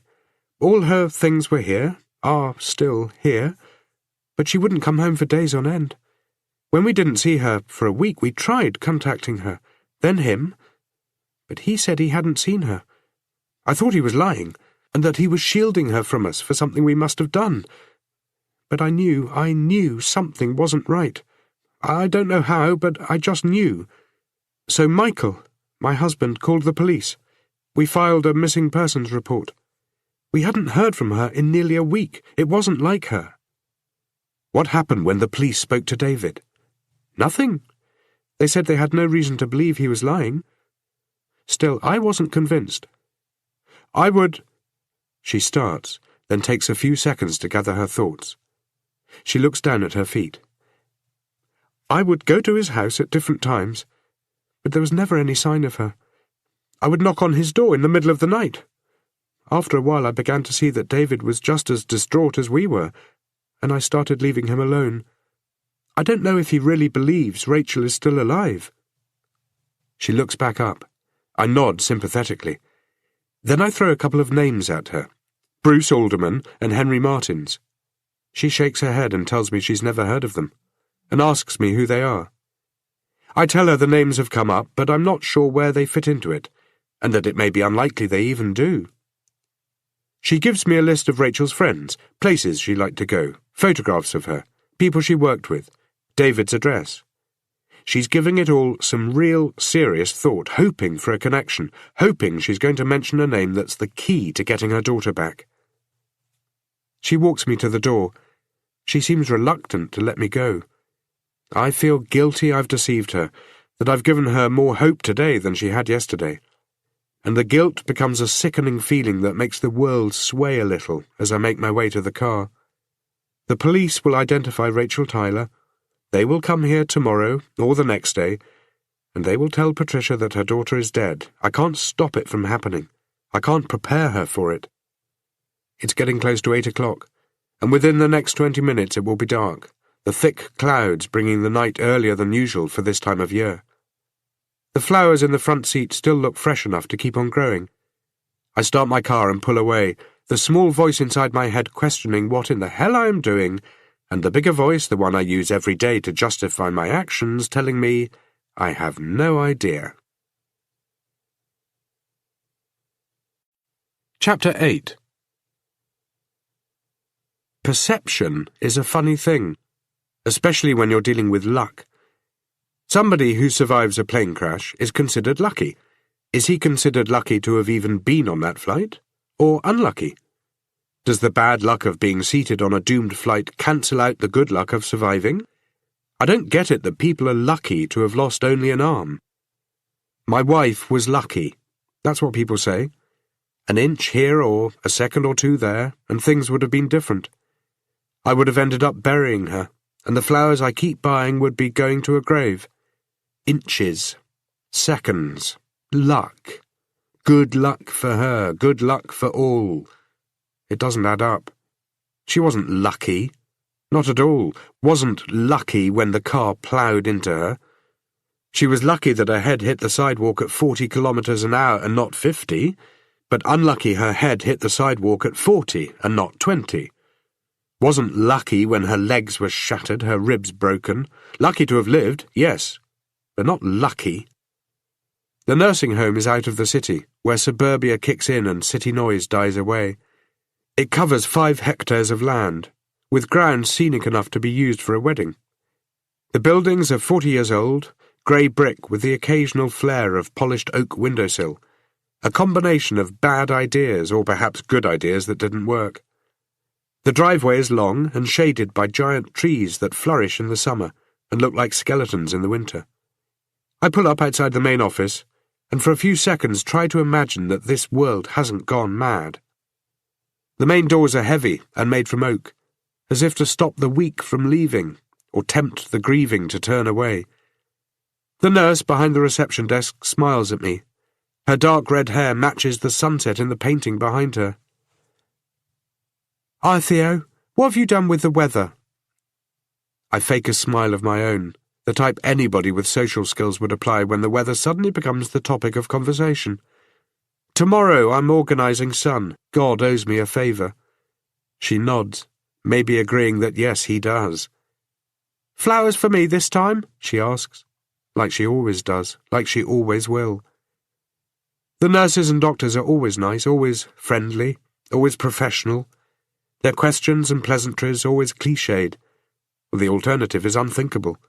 You'd ask how their day was going, and they would tell you the truth, and you'd never come back. "Next time," I say, which is what I say every time. "How is she?" "She's doing fine, Theo. But what about you? Is that you I saw on the news?" "Yeah, it's been one of those crazy days." A fairly accurate summation, I feel. Not that all crazy days end up with somebody swimming in a lake full of corpses. She nods. "Every day this city shows us a little more how things don't make sense." "Sometimes I think Christchurch is broken," I say, "and nobody is ever going to fix it." I walk down the corridor, passing empty seats and closed doors, and a nurse's station that looks empty, but most likely isn't. The entire floor is speckled green linoleum, the sort that is easy to clean blood and vomit and shit off, and will last 200 years. The day is cold, but the air in here is comfortable. It's always comfortable, and so it ought to be. Some of the people in care here don't know how to complain, and some who do know simply don't have the ability anymore. There are more paintings with water and sunsets, peaceful scenes that are perhaps supposed to help calm the residents here before they move on from this world and into the next. There are pots full of artificial plants, and there are decorations for the people who come here who are on the verge of losing it. I climb a flight of stairs, and halfway down another corridor, I stop at Bridget's room. The door is open. She is sitting by the window, looking out at the misty rain and the trees, and the lack of good weather that the nurses mention every time I arrive. She seems interested in all of it. I don't know whether she hears me come in. I close the door behind me. She keeps staring outside. "Hey, babe, I've missed you," I say. But she doesn't answer. I take yesterday's flowers out of the vase and put today's flowers in. She doesn't notice. She doesn't notice as I shuffle them around in an attempt to make them look nicer. I sit in the chair next to her and take her hand in mine. It's warm. It's always warm, no matter how cold the room gets. I'm glad for it, because it helps remind me my wife is still alive. She occasionally blinks as I tell her about my day. There is no expression on her face as I run a brush through her hair, stroking it over and over, searching for the recognition that isn't there. She does not laugh when I tell her how I slipped into the water. She doesn't chide me for not telling Patricia Tyler that her daughter has been dead the entire time she's been missing. Other noises, the shuffling of patients, the squeaking of caster wheels, come from the care home, which for the last few years I have quietly nicknamed Death Haven. I'm not sure why I've come up with the name. I'm not sure whether thinking of it as Death Haven has made it more personal to me or less. Every day I have this romantic notion that I will come in here and Bridget will look up at me and smile. Every day. But she doesn't. I hold on to the hope. I have become attached to it, sentimentally, in the same way Mrs. Tyler has become attached to the idea her daughter has run away and is living the perfect life in a perfect town and is so perfectly happy she just hasn't had the chance to call. I keep talking until my throat is sore and I'm out of words. Bridget has remained in her catatonic state the entire time, happy in the world she is in, or perhaps sad. I wish I had a way of knowing. The window and the trees beyond hold for her the same fascination as they have done every day for the last 2 years. I feel exhausted, as I always do when I purge myself of the day's events. The silence in the room is peaceful, and in these quiet times I often think that I would be better off if I could be catatonic too, unknowing and unfeeling, and keeping Bridget company. I sit holding her hand for a few more minutes, then I stand, pulling her hand up slightly. She comes with me and steps toward the bed. Her actions are involuntary, her body just following the motions. She can move from the bed to the chair and back again. Sometimes the staff will find her standing in the corridor, motionless, and twice she has made it down into the foyer. Guide a glass up to her lips and she can drink, Raise a fork to her mouth and she can eat. But she cannot fend for herself, cannot speak, cannot look at you with an expression that suggests she knows you're there. Everything is 1,000 miles away, and her eyes are fixed on that point in the distance, continually searching, but never finding. She lies down. I kiss her on the side of her cool face. Her hands are always warm, her cheeks always cool. Then slowly make my way from her room. I don't turn back. I never do, not these days. I will see her tomorrow, and the day after that, and the day after. Patricia Tyler isn't the only person in this city playing the waiting game, or holding out hope. Outside, the cold air feels like silk against my face. I stand next to my car for nearly 5 full minutes. I stand, doing nothing, as the rain dampens my jacket. I'm not even really sure whether I'm thinking about my wife, or dead girls, or bad luck and bad omens. All I'm really doing is getting wet, and not caring too much about it. Finally, I find the strength to drive away. Chapter 9. I turn my cell phone on and wait for it to ring, but it doesn't. Could mean people are getting killed elsewhere in the city, and the reporters flocking there have forgotten about me. Could be the police know who put the bodies in the water, and don't feel the need to let me know. Could be Tracy hasn't noticed the ring missing on the dead girl's finger, and I'm sailing through trouble-free waters. Could be none of that. Might simply be a poor signal, or that taking it for a swim has finally caught up with the inner components. I go through the motions of changing gears and avoiding other cars, before realizing I'm not heading home, or even to my office, but back to the cemetery, where my day suddenly became interesting. Where there is death, there is life, at least at the moment. Police cars are scattered across the landscape, but mostly localized by the lake. They're no longer guarding the entrance. I ignore them and head to the opposite side of the cemetery, where the dead are still at peace. I make the walk through the dark without need of a flashlight. It's a walk I could make with my eyes closed. The grass is wet, and soon the bottoms of my pants and shoes are wet. It's been a while since I last stood over my daughter's grave. After her funeral, I never wanted to come back. Seeing the smooth headstone with the brass plate carved with her name and the dates hurt too much. But it hurt even more staying away, and I ended up visiting her grave 2 or 3 times a week for the first year, and less often since then, and not at all in 2 months now. The doctors tell me they don't think Bridget knows that Emily is dead, or even that Emily ever existed. I hope they're right, though I'm not sure what kind of person that makes me. Emily didn't have the good luck to become catatonic, but the bad luck to be killed. She had twice as many bones in her body broken as my wife. She hit the pavement just as hard, just as awkwardly, and just like that, she was gone. No luck there at all, unless you count bad luck. The tears don't come as much these days. The pain is part of who I am now. Getting rid of it would be like losing a limb. There are flowers on her grave that have wilted and died, put there, I imagine, by either my parents or Bridget's parents. The coffin beneath the earth is child-sized, and the mere fact there is a market for child-sized coffins in this world proves it's a messed-up one. And for the briefest moment I think about the condition the coffin is in, whether it's as dented and damaged as the one pulled out of the ground earlier today, or whether its smallness helped it withstand the weight of the earth above it. Then I wonder if she is even in there. I don't bother to tell Emily about my day, because she can't hear me. Emily is dead, and none of the romanticized ideas I have at Death Haven reach out here. I walk toward the lake and come to a stop near the police tape. It seems that every year the people who manufacture this stuff have to add another mile to the roll to keep up with the Christchurch crime rate. A good year for them means a bad year for the rest of us. The scene looks like an archaeological dig. There are more cranes and trucks than before. Strings of lights around the edges of the tents are glowing brightly, as if a pageant is going on in the middle of it all. Except that here the performers are women and men in different coloured overalls, marching back and forth, cataloguing death along with the different types of samples that come with it. There is a mound of dirt from another coffin that has been dug up.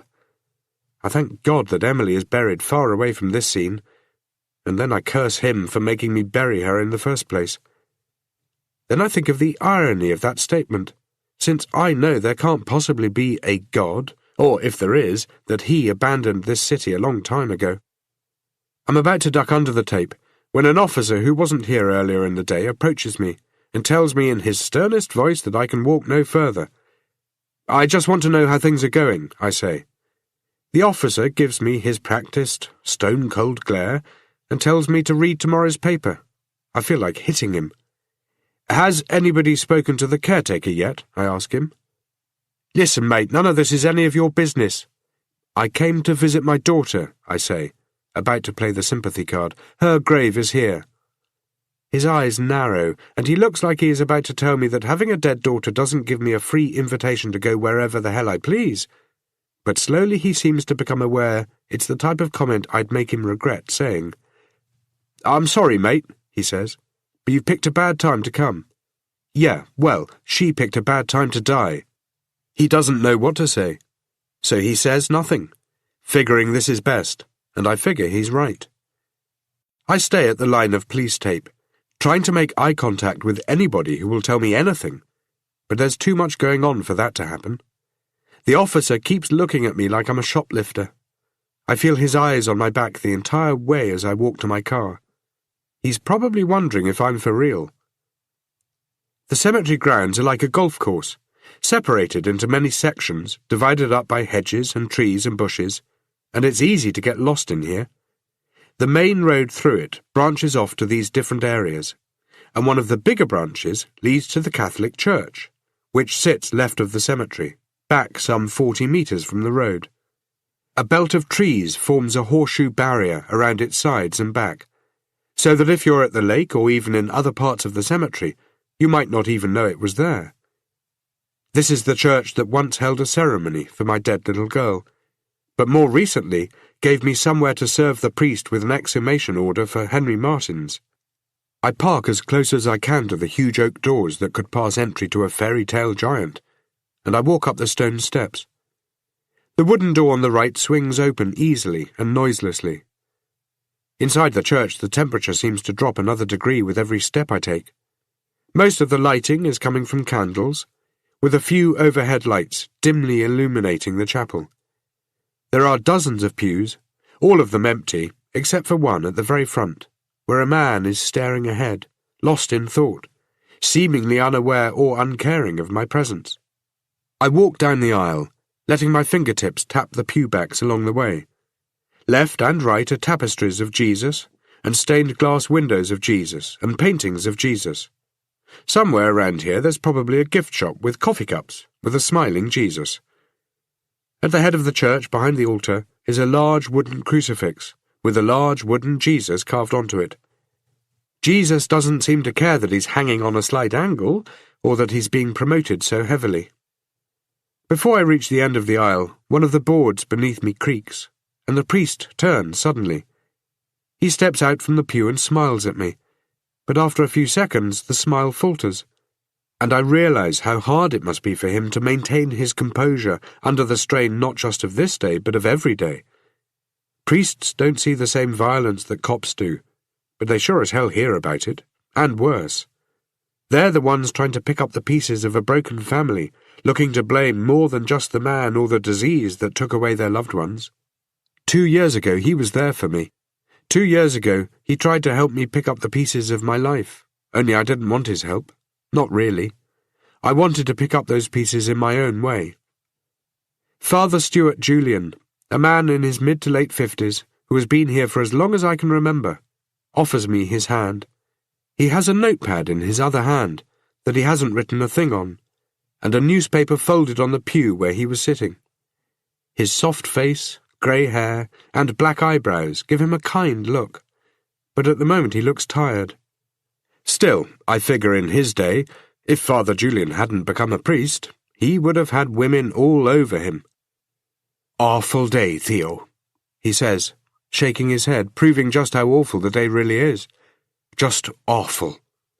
His voice is low and easy to listen to, a voice well suited for the radio. It's been long and it's already late. You wouldn't believe how many hours I've had to spend talking to police, or to families of those who have loved ones buried here. They keep calling, Theo, scared that their mothers and fathers and sons and daughters are being desecrated. Word has gotten out about the bodies in the water, and people are thinking they might be people who were buried here. The calls finally stopped an hour ago, and since then I've been looking for a distraction. He waves the notepad a little. Have you seen this? He asks, and picks up the newspaper. Seen what? I ask. Pretty sure that the distraction was 100 miles away, because that's where Father Julian seemed to be looking before he heard me. This, he says, and he points to the article. I've seen it. It's a newspaper article about the advertising campaign for McClintock Spring Water. Promotional billboards have been erected across the country, and advertising spots taken out in newspapers. The ads say, "What would Jesus drink?" and shows Jesus turning wine into water with McClintock Spring Water labels on the bottles. I just don't understand, he says, shaking his head. Times are changing, I say, hoping my answer will apply here. I like giving my priest vague answers, the same way he used to give me vague answers. When my daughter was killed and my wife lay in a state close to death, he'd tell me it was part of God's plan. Father, I was hoping you could help me out. Helping you out, Theo, has led to a very long day. I nod. Yes, it has. You'd rather have left things as they were? Well, no, of course not. But I think I need more notice before I help you out so I can plan some holiday time. We sit facing each other, mimicking each other's position with our elbows resting on the top of the pew. The pews are solid wood, worn a little around the edges, but they've held up over the years in the way that only expertly crafted furniture from 60 or 70 years ago can. Wooden Jesus is looking down at us, wooden nails in his wooden hands. He's holding up well, too. It's been one heck of a day for me, he says, for all of us. Sometimes I wonder... He doesn't finish his sentence, just lets it trail off, making me think he's wondering lots of things, and I don't blame him. We're all wondering lots of things. Foremost, he is probably wondering where God fits into all of this. You're starting to think retirement might be in the cards? His smile comes back for a few seconds. There are a few creases around the edges of his eyes, but then he sighs. No, not yet. If I'm looking older than normal, it's the day. It's been a long one. For all of us, Father. What can you tell me about the caretaker who helped me this afternoon? He cocks his head a little and pushes his shoulders back for a few seconds, as if ironing out a crick in his back. Bruce? Bruce Alderman? Why are you asking? I want to talk to him. Ah, he says, and slowly shakes his head. Suddenly he doesn't look as tired as he does sad. You think he's responsible. Well, I can't tell you anything more than I've already told the police. And what did you tell them? I ask. That Bruce is a good man, he says. And this sort of depravity, well, it's simply beyond him. It's been my experience that depravity isn't beyond as many people as we'd like to think. And I'm pretty sure Father Julian doesn't need me to point that out to him. I adjust my position on the pew. Well-made doesn't mean comfortable. Did you tell them where they could find Bruce? He shakes his head. Oh, you didn't know. Guilt makes men run, Father. His head goes from shaking to nodding. So does fear, Theo. Nobody would like to see what he saw. But fear doesn't make them steal a truck and go into hiding. He stops nodding. Now he just keeps his head perfectly still. I wish I could simply ask for your trust in this, Theo. I can guarantee you Bruce isn't a bad kid. And he couldn't have known those poor people were going to rise up from the lake. He knew what we were digging up. Oh, of course he did. You had an exhumation order. No, it was more than that. He knew we were digging up something more. Something more? The body we dug up wasn't Henry Martin's, I tell him. I saw the exhumation order, Theo. I'm sure that's who... It wasn't Martin's in the coffin, I tell him. But... he says, and doesn't know how to continue. Not for about 5 seconds. And then he says, "So where is Henry Martins? Oh no. He was one of the bodies in the water, wasn't he?" "I don't know that," I tell him, "but it's likely." "Then the coffin was empty?" he asks, in a tone of voice that suggests he's hoping his question comes with a yes attached to the end. "No, it wasn't empty. It contained the body of a young woman by the name of Rachel Tyler." The look of horror on his face settles in his features so heavily, I'm worried they might set there. He doesn't look comfortable with it. In fact, he looks downright sick. He reaches out and grabs the back of the pew, as if to stop himself from tipping off and falling into an abyss that is opening beneath him. "She was murdered," I add, "and whether your caretaker did it or not, he certainly knows something. Please, Father, you have to help me." He lets go of the pew, rubs his palm across the side of his face, then lifts both hands into the air, as if the gesture can ward me off. I wish I could help, but there's nothing I can say." "Would you like me to bring you a photograph of Rachel? Show you what was done to her?" The church seems to get colder as his horror turns to disgust, almost anger, and my stomach starts to knot. I wish I hadn't said that to him. He's too good a man to say shitty things to. This is the guy who got me through the hardest time of my life. This is the guy who would ring me every day after my daughter died, and when he couldn't get hold of me, he'd come around to my house to make sure I wasn't going to do anything stupid. Sometimes he'd bring me cooked meals. Sometimes he'd sit and have a beer with me. 95% of those times we wouldn't talk about God or religion or the big plan. We'd just talk about life. We'd talk about my wife and my daughter. Before I can apologize, he stands up and looks down at me. And he doesn't look angry. He looks disappointed, and that's far, far worse. "That sort of parlour trick is beneath you, Theo. If I could help you, I would, just as I helped you 2 years ago when you were lost." "Please, sit back down," I tell him. "You can't. Rachel has nobody to speak for her. I need to do what I can," I tell him. "She has God. God let her down." He sits back down. He breathes out heavily. "You must have faith, Theo. Faith lets everybody down. People let themselves down." I want to argue, but there is no argument a priest hasn't heard and isn't ready for.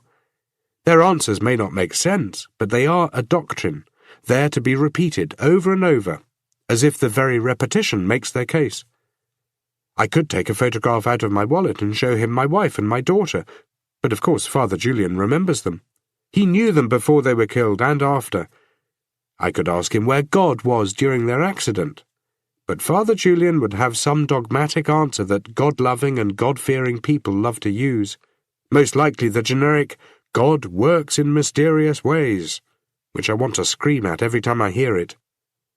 "You're right," I concede, "and I shouldn't have said that about showing you a picture of Rachel. But you need to help me find your caretaker. He saw us digging up something that made him run." "I still find that hard to believe," Father Julian says, but I'm starting to convince myself that the look on his face suggests it isn't that hard for him at all. "Unfortunately, Theo, as I keep saying, I don't know where he is." "Start by telling me where he lives." "Well, the police have already been there.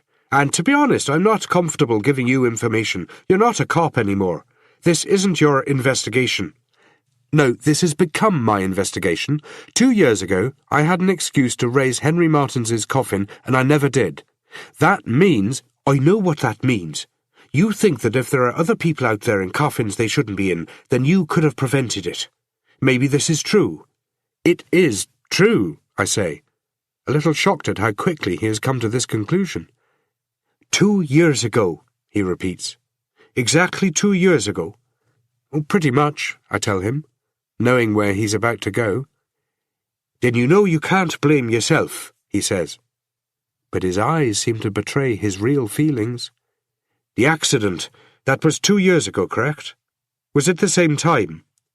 "I still should have done more," I say, "but I lost my focus." "You lost your family," he says, "and you lost control. This isn't your fault, Theo. There are going to be more girls out there in those coffins, Father. 3 of them. I feel it. I can't make it right, but I also can't let it go. He looks down at the floor, as if there is some internal debate warring inside his head. That debate rages on for almost a minute. I don't interrupt him. When he looks up, he seems to have aged a few years. He thinks this day is hard on him, but if I drove him to Rachel Tyler's house tomorrow to meet her parents, he'd realize his day was easy in comparison. I suppose you could talk to his father, he says. He may be able to offer you something. I recall the article that I read about Sidney Alderman before I left my office for the morgue. The old man's retirement last year had made the newspaper, but it wasn't really news. It was just one of those human interest stories that are interesting to the people who knew Alderman, and not to anyone else. Does he live nearby? Closer than you can imagine, he says. Promise me you'll be careful. Promise me you're looking for Bruce to question him, not punish him. I shrug. Punish him? I don't follow you. Again, Father Julian sighs, then slowly shakes his head. Don't take the law into your own hands, Theo. Vengeance is God's, not yours. You know that. You know that better than anybody, he says. He follows me to the church doors and gives me directions to where I can find Sidney Alderman. I thank him, and he wishes me a good night, and again he tells me to be careful. I tell him I'm always careful. He shakes my hand before he leaves, and when he takes his away, I see that he's shaking. Then he disappears back through the doors. God's working day is still not over. Chapter 10. The rain has disappeared, for now, and the night has set in. I sit in the car with the heater going, trying to collect my thoughts, wondering why I'm chasing down Bruce the caretaker, when I ought to be home, chasing down some pizza with Jim the bourbon. I don't know, maybe it's just that my life isn't interesting enough to be at home getting drunk in front of reruns of bad comedies, and reruns of bad news that happens every day. That's the problem with the news. The victims have different names, the presenters wear different outfits, but the stories are the same. Some of us put our hands up and say, that's enough. We try to make a difference. When I was on the job, we would arrest one killer and another would appear. It was like the sorcerer's apprentice, Mickey Mouse, cutting evil broomsticks in half, only to have each half grow whole and carry on doing whatever it was evil broomsticks did. The inside of the windshield is fogging up, so I redirect the heater to take care of it. My reflection, slowly appearing on the warming glass, looks pale green from the dashboard lights. I take a small detour on the way out, heading back past the crime scene that was once a tranquil lake in the middle of a tranquil cemetery. The machinery is moving around. I can hear and see it. And I wonder what unlucky girl is being dug from the ground by a giant metal claw. The cemetery road veers away from the machinery, from the lake, from my daughter, and toward more darkness and more trees and fewer gravestones, before taking me out onto the street.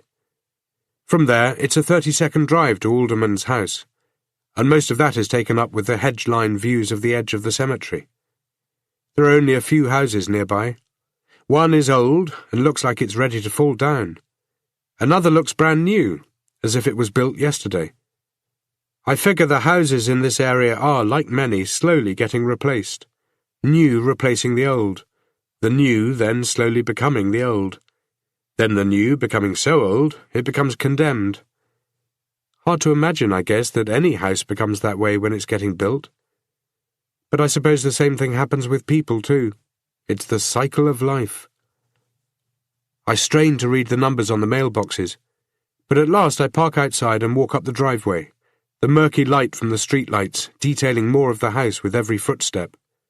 Warped siding and chipped concrete tiles, the windows smeared with grime, or cracked, the window sills uneven. There is no garden, just grass and weeds and mud. The concrete foundation and steps leading up to the front door are flecked green with mildew.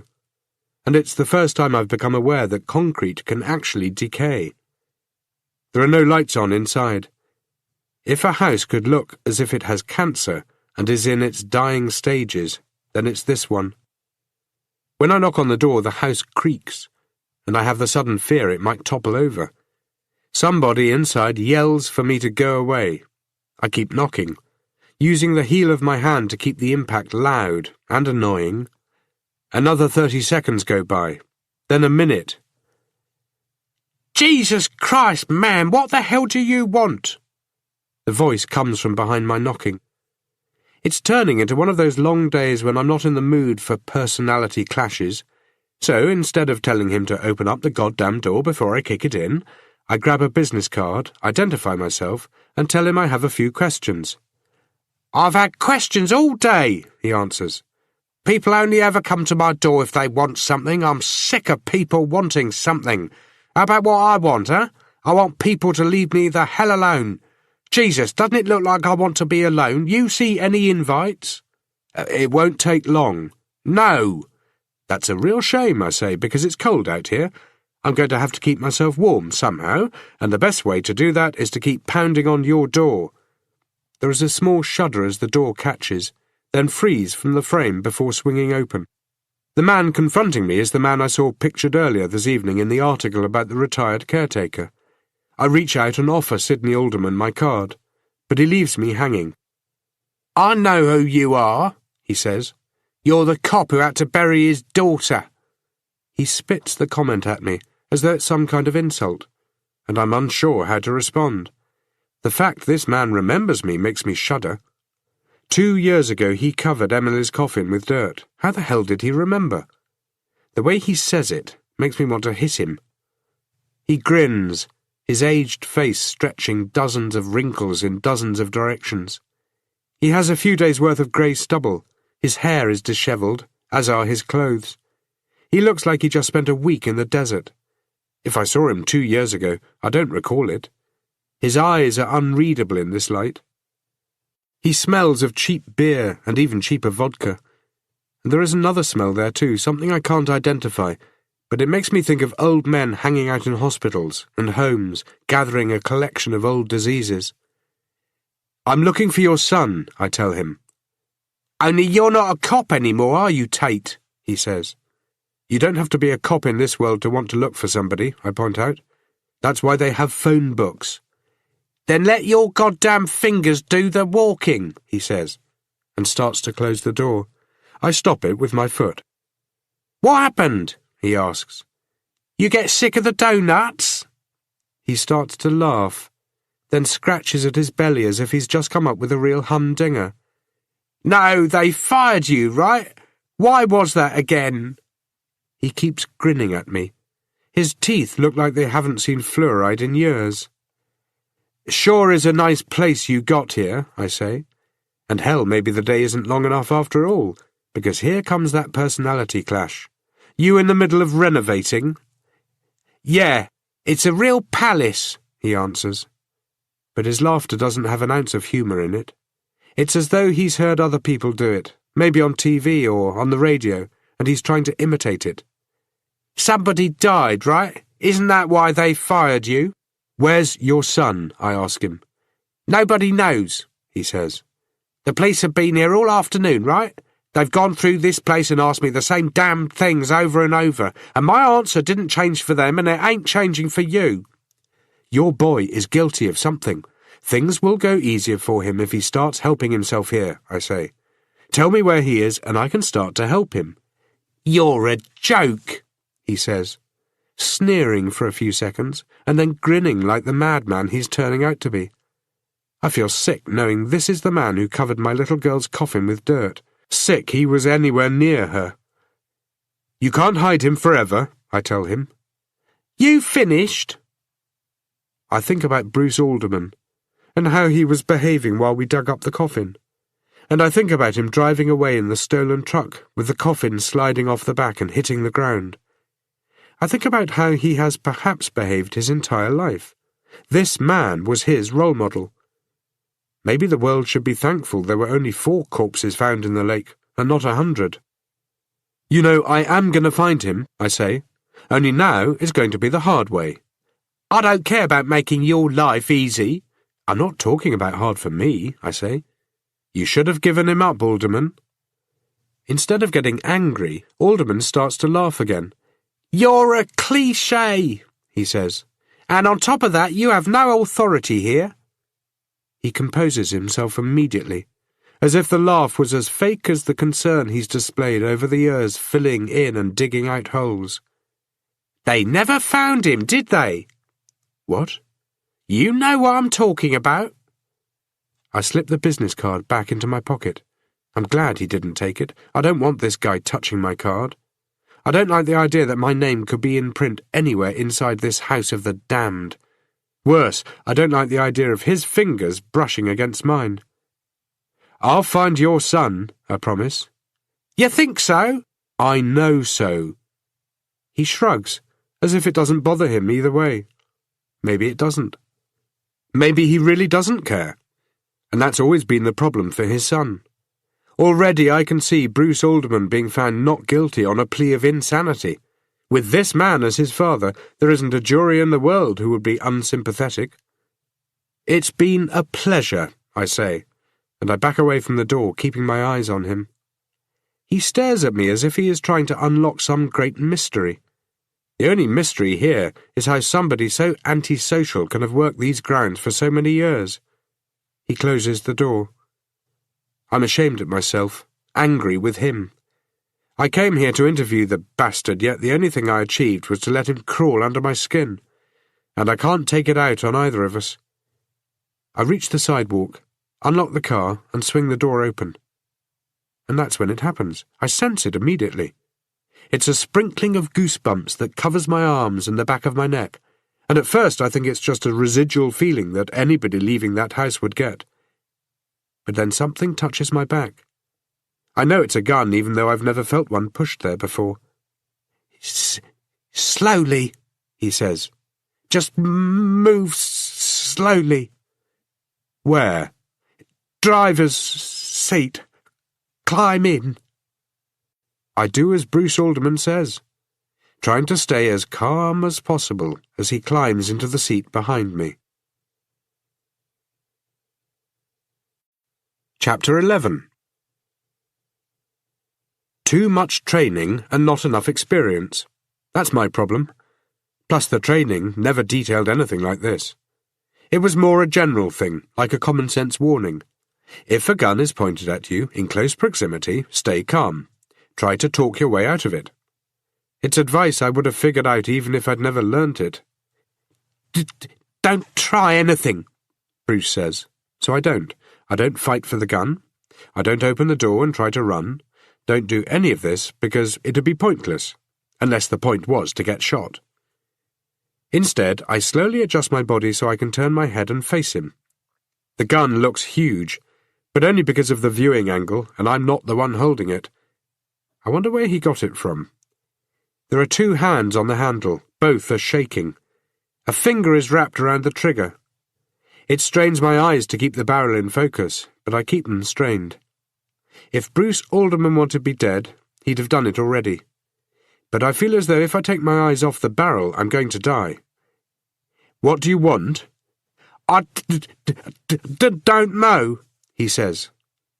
And his answer is a problem. If he doesn't know, that means he has no plan, and that makes him far more dangerous, and it means maybe he is planning on shooting me. Maybe that's where his plan is taking him. His hands keep shaking, the gun rising and falling with minute motions. You must want me for something, I say. Probably to tell me something, right? To tell me you had nothing to do with the dead girl we found. Why were you talking to my father? He asks. I was looking for you. You started this, Bruce says. If it hadn't been for you, everything would be okay. It would be okay. No, it wouldn't be okay. Hasn't been okay for Rachel Tyler for some time now. Why is that? I ask. What did my father say? Your dad's a real affable guy. He had plenty to say. He pushes himself back into the seat, but keeps the gun levelled at my head. You think I killed those girls? I don't answer. I look at Sidney Alderman's house and wonder what he's doing right now.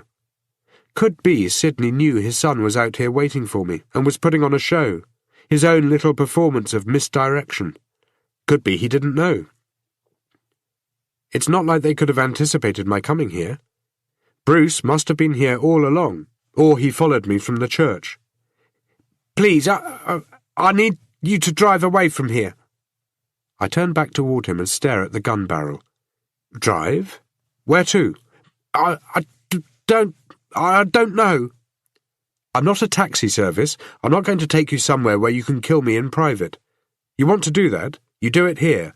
And maybe your old man can help you dispose of my body.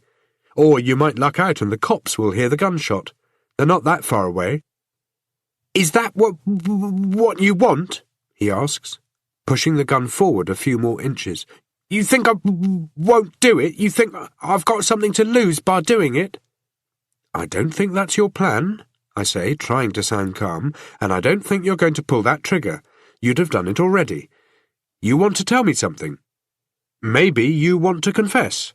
Maybe you want to tell me all about it before putting a bullet in my chest. His hands start to shake a little more. I figure I'm only a few shakes away from getting the back of my head splashed on the windshield. But you don't want that to happen here. Maybe you're wrong. I think about my wife. If I'm wrong, I won't be seeing her again. If I'm wrong, and if I'm lucky, maybe I'll be seeing my daughter. Only problem is, I don't believe in an afterlife. I think of Bridget, already alone and about to become even more so. Except that she'd stare out the window as my death made the newspapers and TV, and she'd never feel the loss. So where do you want to go? I ask him. Away from here. Now.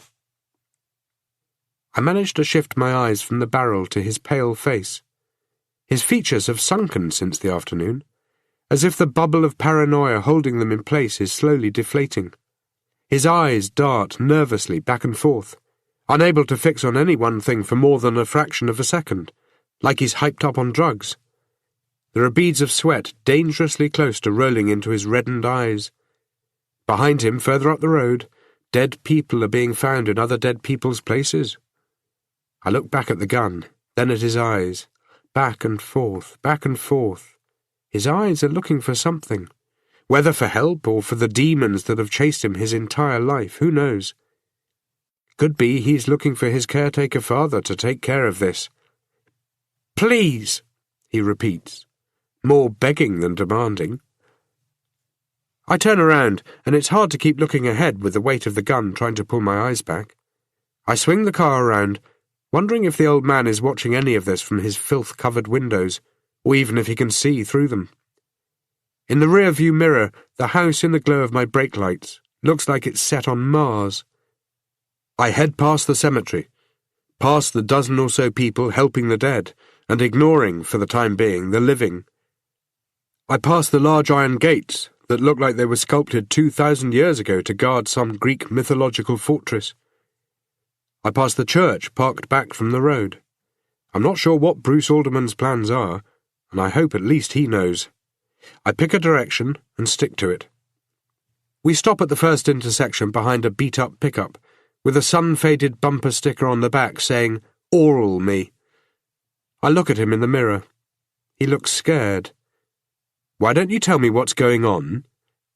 The caretaker doesn't answer. I can help you. Help me? You must want something, I tell him. Nobody can give me what I want. How do you know? I ask. I know, he says. It's impossible, unless you can turn back time. Can you? Can you make the last 10 years disappear? His stutter has gone, and I suspect that's because we're away from the cemetery, or more accurately, away from his dad. He sounds like he did this afternoon when I spoke to him briefly before the digger came along and unearthed all these questions.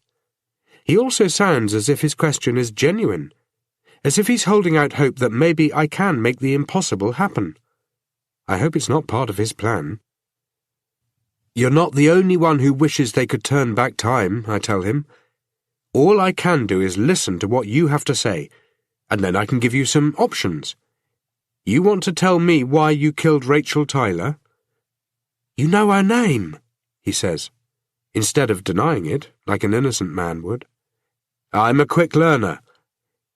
That's why you're looking for me, he says. You think I killed those girls. You want me to think otherwise? He shakes his head. I never killed anybody, he says. Uh-huh. Is that why you were in such a hurry to leave this afternoon that you stole the truck? Is that why you've got a gun to my head? Doesn't seem like the path an innocent man would be taking. You don't know that, he says. Can't know that. You'd be doing the same thing. I'm pretty sure I wouldn't be. The intersection clears and we carry on, getting hooked into the flow of other traffic. We drive along in silence for a few seconds. I need him to stay calm. You have an office, right? He asks. Why? You must do. All PIs have offices. I don't know all the PIs in this world, I tell him. Half of them could be working out of their cars, for all I know, or their houses. He pushes the barrel into my neck. He seems to be getting more and more confident, only it's a sliding scale type of confidence. He's more confident, perhaps, than a 6-year-old girl walking through a cemetery on a dare, not as confident as a guy holding up a bank. Will we be alone there? He asks. Yes. I change lanes and start altering my course, but the coffee isn't anything to write home about. He doesn't offer any further conversation as we drive, and I decide against asking for any. I let him sit in silence, allowing him time to figure something out. I turn into the parking lot behind my building, and I take my spot, which in the past I've had people towed out of. I look at him again in the mirror. Now what? Is there a security guard on duty? This isn't a bank. He stays out of reach as we walk to the back entrance, but comes in close when we get there. There's a swipe pad mounted on the wall. It's all very low-tech, and I slip a card through the reader. There's a mechanical sound of metal disengaging from metal, then I push the door open. He follows closely behind me, and my first opportunity of getting rid of him by slamming the door on his face is lost. How many floors? He asks. How many floors what? What floor are you on? The 8th, I tell him. Let's take the stairs. I've already pushed the button on the elevator and the doors have opened. This is much quicker. Too confined, he says. You claustrophobic? Where are they? This way. I lead him into the stairwell. It's cold, and our footfalls echo as we take the stairs 2 at a time for the first 4 floors, then 1 at a time for the remainder. When we reach the 8th floor, we're both breathing heavily. We see nobody as we move down the corridor.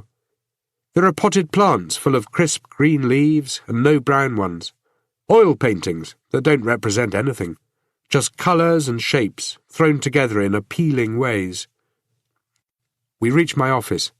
I step in. Bruce reaches behind him and shuts the door. Sit down and keep your hands on the desk, he says. I do as he asks, resting my palms on either side of the watch I took earlier. Bruce sits on the other side of the desk, as if he were a client. He stares at the watch. You recognise it? I ask him. How much do you know?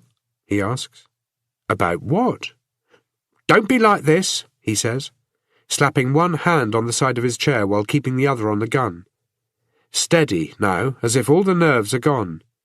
As if being away from the cemetery has cured him. As if over the last 15 minutes, all the confusion, all the fear, all the guilt have somehow lined up, found a way to get along, and formed a brilliant idea about what to do next. Okay, here's what I know, I say. From the moment you found out we were digging up Henry Martin's, you were nervous. You hung around, despite that. But as soon as the bodies started coming up to the surface of the lake, you bolted. Things were inevitable then. We were all on the same train ride. In the car, a while ago, you were surprised I'd identified the girl, Rachel Tyler. You asked if I thought you'd killed the girls. Not people, but girls.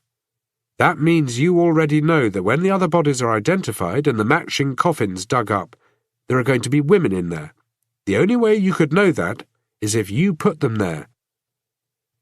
He doesn't answer, just stares at me, his hand shaking a little, his options racing behind his jittery eyes.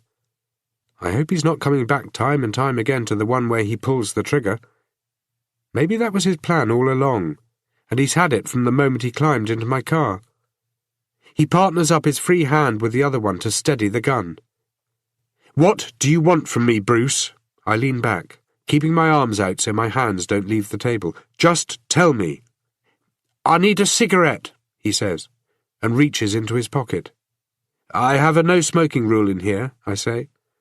And when he pulls his hand back from his pocket, it's empty. He doesn't complain. "I've never killed anybody," he says, after a few seconds of staring down at his shaking hands, one of which is wrapped tightly around the gun. "I know you think different, but it's the truth. I have proof. It's underneath my bed. I could take you there. You could talk to my father. He knows the truth." "Uh-huh. But you wouldn't let me take you there, would you?" "No." "You don't believe me at all, do you?" I fight the temptation to shake my head. "Why don't you give me a few more details first?" "There's no point. You'll never believe me, and I knew you wouldn't." "Then why bring me back here? Why go through all of this?" "I didn't have anything to do with them dying. Nothing. But I buried them. I had to. The girls, they deserved that. And now," he says, "now their ghosts will leave me alone, and you will take me seriously." My heart races as he twists the gun and jams the barrel beneath his chin. It's almost as frightening as having it pointed at me.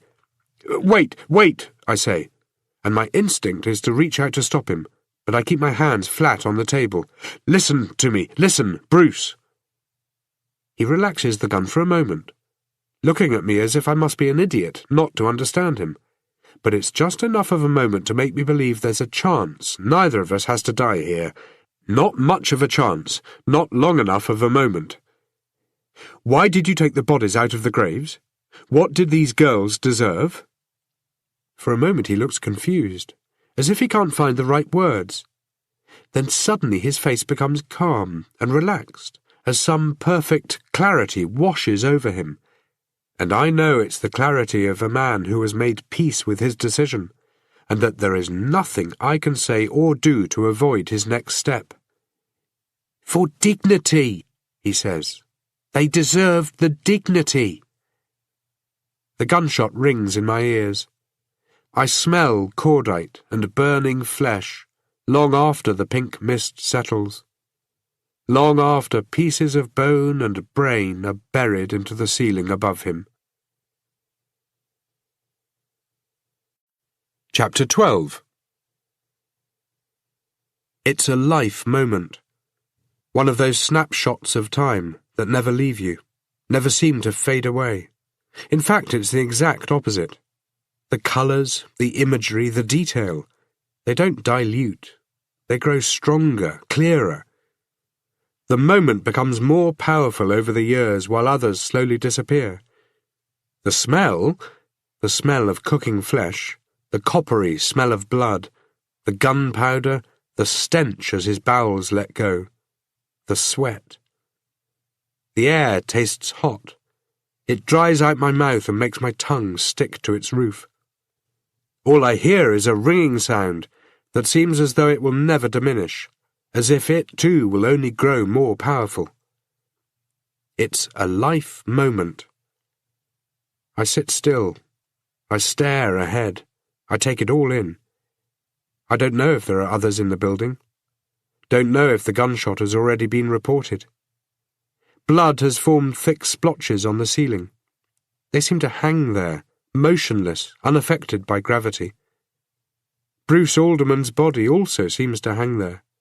The hand still on the gun still pressed into his neck. The front of his shirt is clean, not a speck of blood on it. His hair is messed up, the bullet forming a volcano shape in the roof of his skull. And still he sits there, as I sit there, motionless, staring at each other. A life moment for me, a death moment for him. Time has paused, as if in a snapshot. Then it begins again. His hand, still gripping the gun, falls away. It hits the top of his thigh, slides into the arm of the chair. The gun clicks against it and falls onto the carpet. His head drops down, his chin hits his chest. The gunshot hole in his skull is like an eye staring at me, the blood falling through it, giving the impression it's winking at me. Blood-matted hair falls into place and blocks the view. Blood pools on his shirt. It starts to pull away from the ceiling, droplets that form stalactites before breaking away and raining down. They pad softly into the carpet, make small thudding noises on the fronts of his legs, the back of his neck, the top of his head. It drops onto my shoulders, onto my arms, onto my hands that are still on the desk for him to see. He stays slumped there, this dead weight in my office chair. Then slowly he tips forward. He gains momentum. Then his forehead cracks heavily into the edge of the desk, jarring his head upright as his body falls, keeping him balanced for a moment longer, the back of his head almost touching his shoulders, his face exposed and his empty eyes staring at me, before he continues down to the ground, where he lies in a clump that 5 seconds ago was a person, but is a person no more. He lies on the gun, and still I sit here watching, waiting. Perhaps someone will come along and tell me that this is what I get for following up a line of questioning into an investigation that isn't even mine. The pink mist slowly settles. The smell of the gunshot starts to fade, replaced by urine and shit, and the ringing in my ears slowly dulls to a shrilling noise. I stand up slowly, as if any sudden movement might cause him to pick the gun back up and try prefixing his suicide with the word murder. I move around my desk to the body, careful not to step in any blood. I think of his last words. They deserved the dignity. He wanted me to take him seriously, and he succeeded. Only problem is I still don't believe he's innocent. Shooting himself in my office isn't the action required to prove innocence over guilt. If anything, it helps suggest insanity over sanity. I'd have told him this, if I'd been given the chance. I crouch down and put a hand on his shoulder. Without rolling him, barely without touching him, I go through his pockets. There is a small envelope that has my name written on it, only he spelt it wrong. In the bottom of the envelope is a small key. I'm about to sit it up on my desk, when I see the blood mist has coated the surface. I fold the envelope in half and tuck it into my pocket. I go through the rest of his pockets. I find car keys and a wallet. I find tissues, 2 packets of antacids, a broken pencil, and one of my business cards. I leave them where they are. I use my cell phone to call the police, because my office phone is covered in blood. I ask for Detective Schroeder, but get transferred through to Detective Inspector Landry. I'd rather not talk to him, but I'm not running high on options. I tell him the situation as if giving just any old police report. Before I finish, I ask him to bring coffee. "Jesus, Tate, this isn't my first homicide," he says. "You mean suicide." "Yeah, whatever." He hangs up. I sit on the ground out in the corridor, putting a cushion between me and the wall so as not to stain it with the blood splatter on my jacket, and lean back. I think of what Bruce told me. Why kill yourself if you're not admitting any guilt? How could anybody possibly believe he buried those girls but had nothing to do with their deaths? I pull the envelope out of my pocket. The key looks a little different from others I've seen, and I can't identify it. There are no marks on it, no numbers, no letters. It could be for a house, a lockbox, a safe, a boat, could be anything. It's just one more item that I've taken from somebody today. The ring is still in my pocket, and the wristwatch is still on my desk. I head back into my office and slip the watch into a plastic bag before dropping it into my pocket. This whole area is a crime scene now, and I don't need awkward questions. I take out the key and put it onto my keyring, so it looks like one of mine. I'm still in my office when I hear them arriving. The elevator pings, the doors open, and 6 police, including Landry, spill into the corridor. Soon there will be others as they come to question and photograph and document and study. The cemetery crime scene was taken away from me, but this one is mine. I stand by the doorway and watch. I've worked with most of these men and women in the past, but they look at me as if I'm a stranger. Their greetings are curt, and I'm told to step into the corridor and wait. Chapter 13. The night drags on. My office is quarantined from me, and from the rest of the world, by yellow boundary tape with black lettering. Forensic guys dressed in white nylon overalls move slowly around inside, searching every square centimetre in case the vital clue is a microscopic one. Nobody asks to search me, but my hands are tested for gunshot residue, and my jacket is taken from me because of the blood dust that has settled on it. I'm not concerned at all, because the evidence will show that the shooting happened exactly as I said it did. It can't go any other way. They can't come back to me tomorrow and say they've weighed it all up, and their conclusion is I put the gun into his chin and pulled the trigger. Still, it's a clear-cut case of suicide that can't be that clear, because of the time they're taking to studying the angles and blood patterns. At least that's how it feels. They're taking this long to deal with it, because they're dealing with me. They don't trust me the same way they trusted me when I was one of them. As an outsider, I fall within the scope of their suspicions, and for this I only have myself to blame. I was a different man 2 years ago, a very different man. Their questions begin to repeat after a while. The phrasing alters somewhat, but they're only variations of the same theme. One that fast gets tiring, and one which seems to suggest there is a degree of blame here that is mine. Only there isn't. I didn't force the caretaker into my car, didn't force him to come back here, didn't force him to shed brain and bone matter across my furniture. In the end, I'm told to go home. I'm not sure how happy I am to do that, but I'm not sure what the alternative is either. Hang around and watch, I guess, though there isn't much to watch.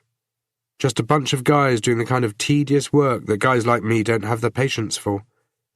If it was daytime, there'd be a crowd of onlookers tripping over each other to sneak a peek at the corpse. But I've already sneaked a peek, and more. I stole from it.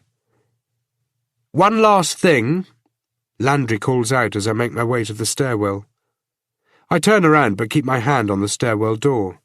Landry isn't one of my biggest fans. There was a time when we were rather alike, but his life became his work, while I did what I could to keep a balance. He's the same age as me, but he hasn't aged very well in the 2 years since I've seen him. He doesn't look good at all. He smells of cigarette smoke and coffee. "What did you take?" he asks. "What?" "Off your desk. There are 3 clear spots, all that misted blood except for 3 places. 2 are from your hands, which is a good thing because it shows where you were when he pulled the trigger. But there's something else, a much smaller patch. My keys. Doesn't look like you took keys. Well, there was so much going on, I don't know, maybe it was my phone. Didn't look like a phone. If I was to search you, I wouldn't find anything else. What's your point, Landry?" "No point. Just curious as to what would be important enough for you to steal from a crime scene." "I'm not stealing anything, and anyway, it's my office. Everything in there belongs to me." "Not everything," he says, and he looks back toward my office where the body of Bruce Alderman is being carried out in a dark canvas bag. Outside it's drizzling again. It's almost 2 in the morning. My car is still damp inside, but at least there's no one in the back holding a gun. I drape one of the ambulance blankets over the driver's seat to protect it from any blood still on my clothes, then begin the drive home. The hookers and the homeless stare at me as I pass. I could be their salvation, their next meal, their next drink, their next score. It's only a 10-minute drive home, but I'm almost falling asleep by the time I get there. My house isn't anything flashy, merely one of many placed slap bang in the middle of suburbia. People live here, they spend their lives here, they make little people and pay big mortgages, and supposedly supposedly, if they play by the rules, then nothing bad happens to them.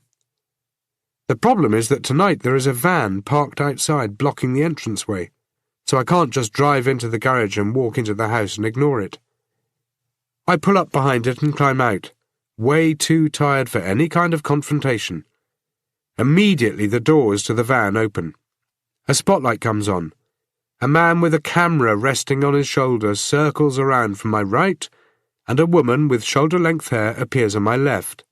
The bright light accentuates her heavy makeup. "No comment," I say, before the cameraman can settle into a comfortable position, and the reporter can push the microphone into my face. I'm way too tired for this bullshit. "Casey Horwell," she says. "TVNZ News, just a few quick questions." "No comment," I say. "And can you move your van? You're blocking my driveway." "We have a report that Bruce Alderman, the suspect in the burial murders case, was killed tonight in your office." I wonder how long it took for them to come up with a name for the case. The burial murders? Or whether tomorrow somebody will have come up with a better one. Casey Horwell pushes the microphone closer to my face. I recognize her from the news. Her career took a slide a year ago when she released information she should never have had, along with her own spin on what it meant, and ultimately compromised an investigation. It resulted in an innocent man being found guilty in the court of public opinion for the rape of a young child. The night the segment aired, the man's house was burnt down with him inside it. He survived with third-degree burns, but his girlfriend didn't. I guess tonight Horwell is trying to pick her career back up. "No comment," I say. "That's not going to get you far," she says. "You need to move your van," I tell her, and I'm starting to get pissed off. "Can you tell us about your involvement today?" "No." "You're no longer on the force," she says. "Why were you at the cemetery?" My hands are in my pockets and I ball them into fists. "No comment."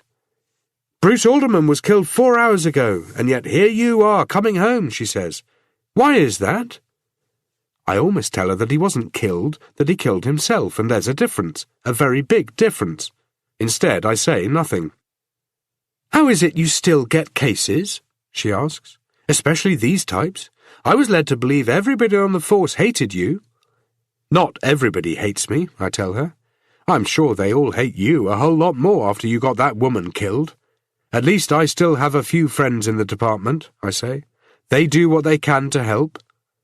She smiles, and I'm not sure why. "Is there anything else you'd like to add?" "No." "It's been a long day, I imagine," she says. I relax the tension in my fists. It has been. "It's been a long day for everybody. I guess it must have been hard on you." "Can you move your van now?" "Of course. Thank you for your time, Mr. Tate." The light on the camera switches off. Casey Horwell looks at me for a few more seconds, that same smile still on her face. Then she turns away and climbs into the van. A few seconds later it pulls away. I get back into my car and park it in the driveway, too tired to put it in the garage. My house has 3 bedrooms, but only one of them gets used. My daughter's bedroom is still set up as if one day she's going to return home, and I'm not exactly sure how healthy that is, and I'm not exactly sure I care to know. If my wife were here, maybe she'd have made a decision to change that, but she isn't. It's just like Patricia Tyler keeping a room for her daughter. Snapshots of time. It seems to be what life is about. I jump in the shower to wash the blood and the confetti-sized pieces of the caretaker's skull off me. I climb out feeling more awake. I put a CD on the stereo, grab a beer, and go out onto the deck, pushing play on my answering machine on the way. It's my mother. She's calling to see how the rest of my day went, and to ask about what happened. I make a mental note to call her tomorrow. The night has warmed up a little, and I sit on the deck chair in the misty rain and stare up at the night, listening to the music as the beer helps calm my nerves. I'd sit out here sometimes with Bridget after Emily was asleep. It's sheltered from the wind when it's cold, but when the wind is warm, it sweeps in from the opposite direction and onto the deck. I'd slowly drink a beer, and she'd slowly drink a glass of wine, and we'd talk about our day. I always felt as though I could tell her anything, but there were cases I couldn't bring home. They would stay in my mind, but I didn't want them in hers. They were a part of my life, and I didn't want them to intrude on hers. We'd talk about our pasts and about our future. We had plans to move into a bigger house. We were debating whether to have more children. We would sit out here and laugh. We would make plans. We would argue. The rain drifts away, and the sky clears a little. A gap appears in the cloud cover, and for a moment there's a quarter moon up there. It throws around enough pale light so that when I look at my watch, I can see the night is slipping further away. Emily's cat, a ginger Tom named Daxter, comes through the sliding door and jumps up on my lap. He starts purring while I scratch him under his chin. He was only 6 months old when Emily died, and any question as to whether cats can remember people has been answered by the fact that the only place he ever sleeps is on her bed, and that sometimes he has the same look in his eyes my wife has, as if he's looking for something that isn't there anymore. I finish the beer and head back inside.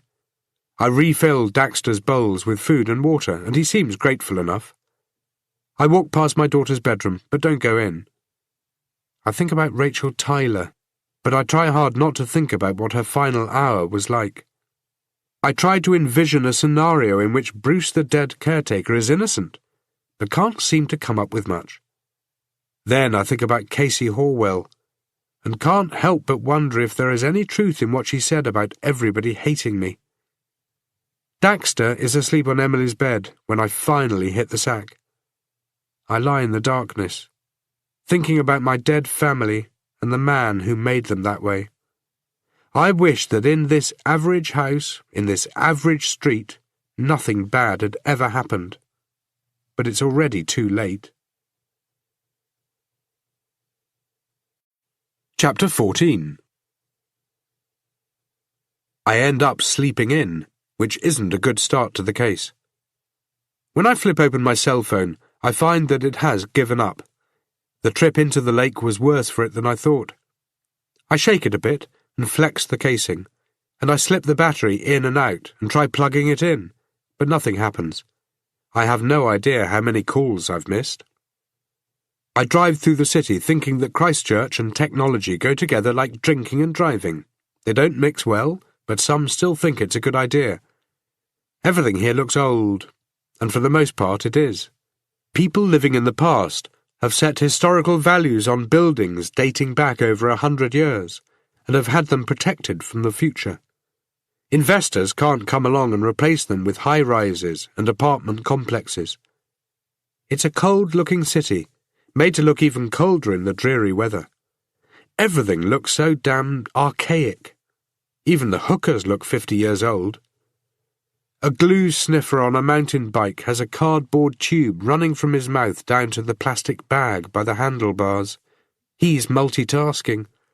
He's sniffing glue and riding on the sidewalk, and he can keep doing both without the distraction of lifting the bag to his face.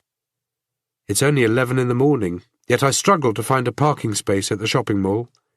I squeeze in next to a boy racer Skyline that looks expensive and suggests the guy driving it has a job, though if he's here at the same time as me on a weekday, then he probably doesn't, unless he's a private investigator. I head into a phone store and deal with the guy who seems more interested in staring across the mall at the hairdressers than he does at the phone I'm showing him. I look over at the hairdressers and can't blame him. "It's cheaper to upgrade," he says. "To get this thing fixed. Plus it'll be away for a few weeks. What did you do to it anyway?" It fell in the bath." "Yeah, that'll do it. Anyway, this thing is obsolete." "I bought it 18 months ago. Yeah, like I said, it's obsolete." He shows me a range of cell phones, and I pick out one that looks like it shouldn't confuse me too much, and will also be out of date in about a year. He sets it up so my old number will work on it, and warns me it could take between 1 and 2 hours to become active. "Where do I recognise you from?" he asks, handing back my credit card. I shrug. Beats me. He slowly shakes his head. I'm sure I've seen you, he says. I'm sure he has too, probably on TV yesterday when I was sitting in the back of an ambulance. We finish up and I let him get back to watching the hairdressers. The police station is 10 stories of concrete block and glass that was out of date around the same time it was built. I park out on the street and feed the meter before walking up the steps of the foyer. There isn't much going on at ground floor level, just a few people waiting in line to make complaints. I sign in at a desk. The process is simple enough, since I'm expected upstairs. I press the up button, and a moment later the elevator arrives. I hit the button for the 4th floor, and the elevator comes to a stop on the 1st floor, and I have company. A guy in overalls, 30-ish, carrying a bucket and mop. I'm the cleaner, he says, and he grins at me, showing me all his teeth. I smile back at him, and the elevator hits the 4th floor and the doors open. I step out, and the janitor follows. We walk a few paces before Carl Schroeder sees us and comes over. Can I get you a coffee, Detective Schroeder? The janitor asks him. I'm fine, Joe, thanks, though.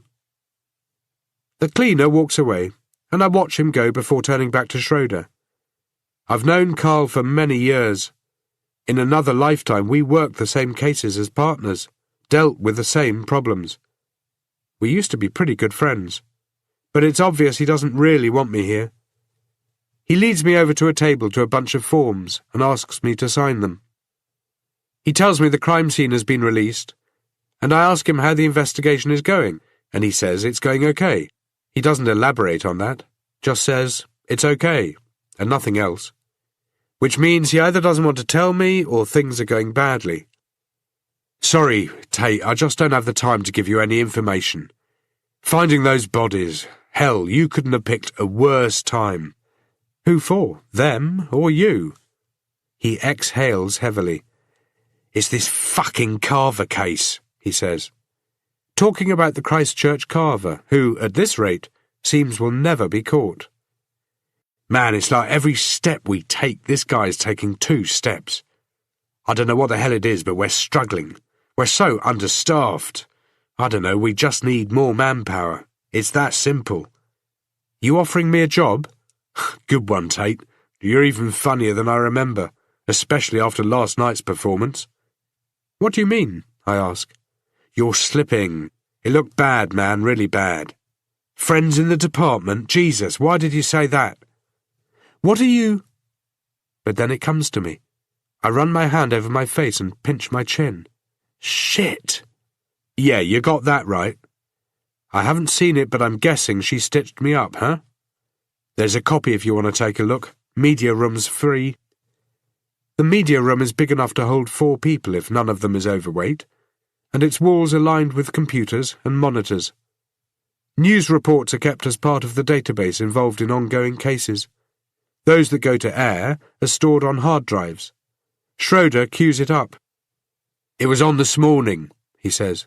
They played it at 7 o'clock, 8 and 9. They're probably waiting till 12 to play it again if they don't have anything more. I'm standing next to my car, coming forward to meet the reporters. From their perspective, they couldn't have picked a better time to film me. From mine, they couldn't have picked a worse one. There is blood on my shirt and on my face, and pieces of what I guess might be bone or brain matter in my hair. My skin is pale and sallow, and there are dark smudges beneath my eyes. I look like I might have been one of the finds in the coffins. And now I know where the phone guy recognized me from. The reporter is talking to me, and I'm talking back, but you can't hear any of what I'm saying, because the conversation has been muted. All you can hear is Casey Horwell's voiceover as they move from a shot of me outside my house to scenes of the graveyard. The shots go back and forth as she talks. Used to be a detective for the Christchurch police, but for the last 2 years has been struggling as a private investigator.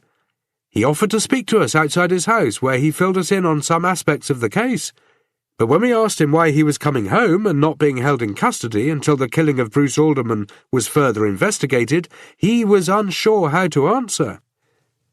The interview is still showing me talking, but there are no words. Just the chit-chat of me asking them to move their van, telling them I have no comments, and whatever else I said to get rid of them. But it looks like we're sharing an in-depth discussion.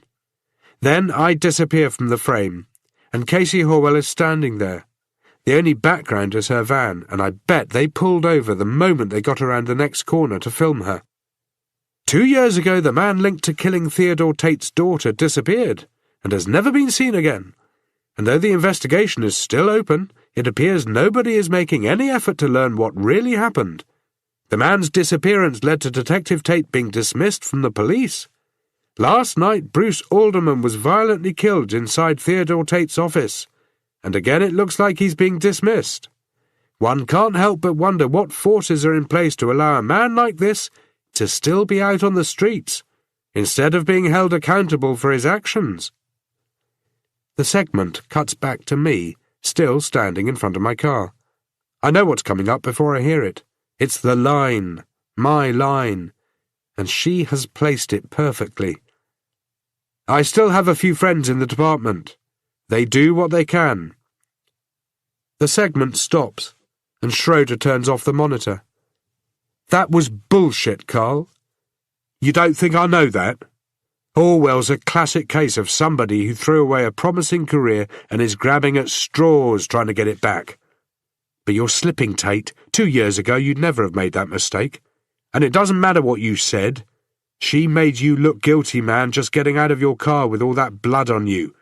You look like a monster. Can you imagine the shit that'd be raining down right now if you were still a cop? I can feel the anger building up inside. I know, I say. And Carl is the wrong person to be angry at. I'm the one who messed up. But what was I to do, just drive past and not even go home? He walks me back to the elevator. That's exactly what you could have done.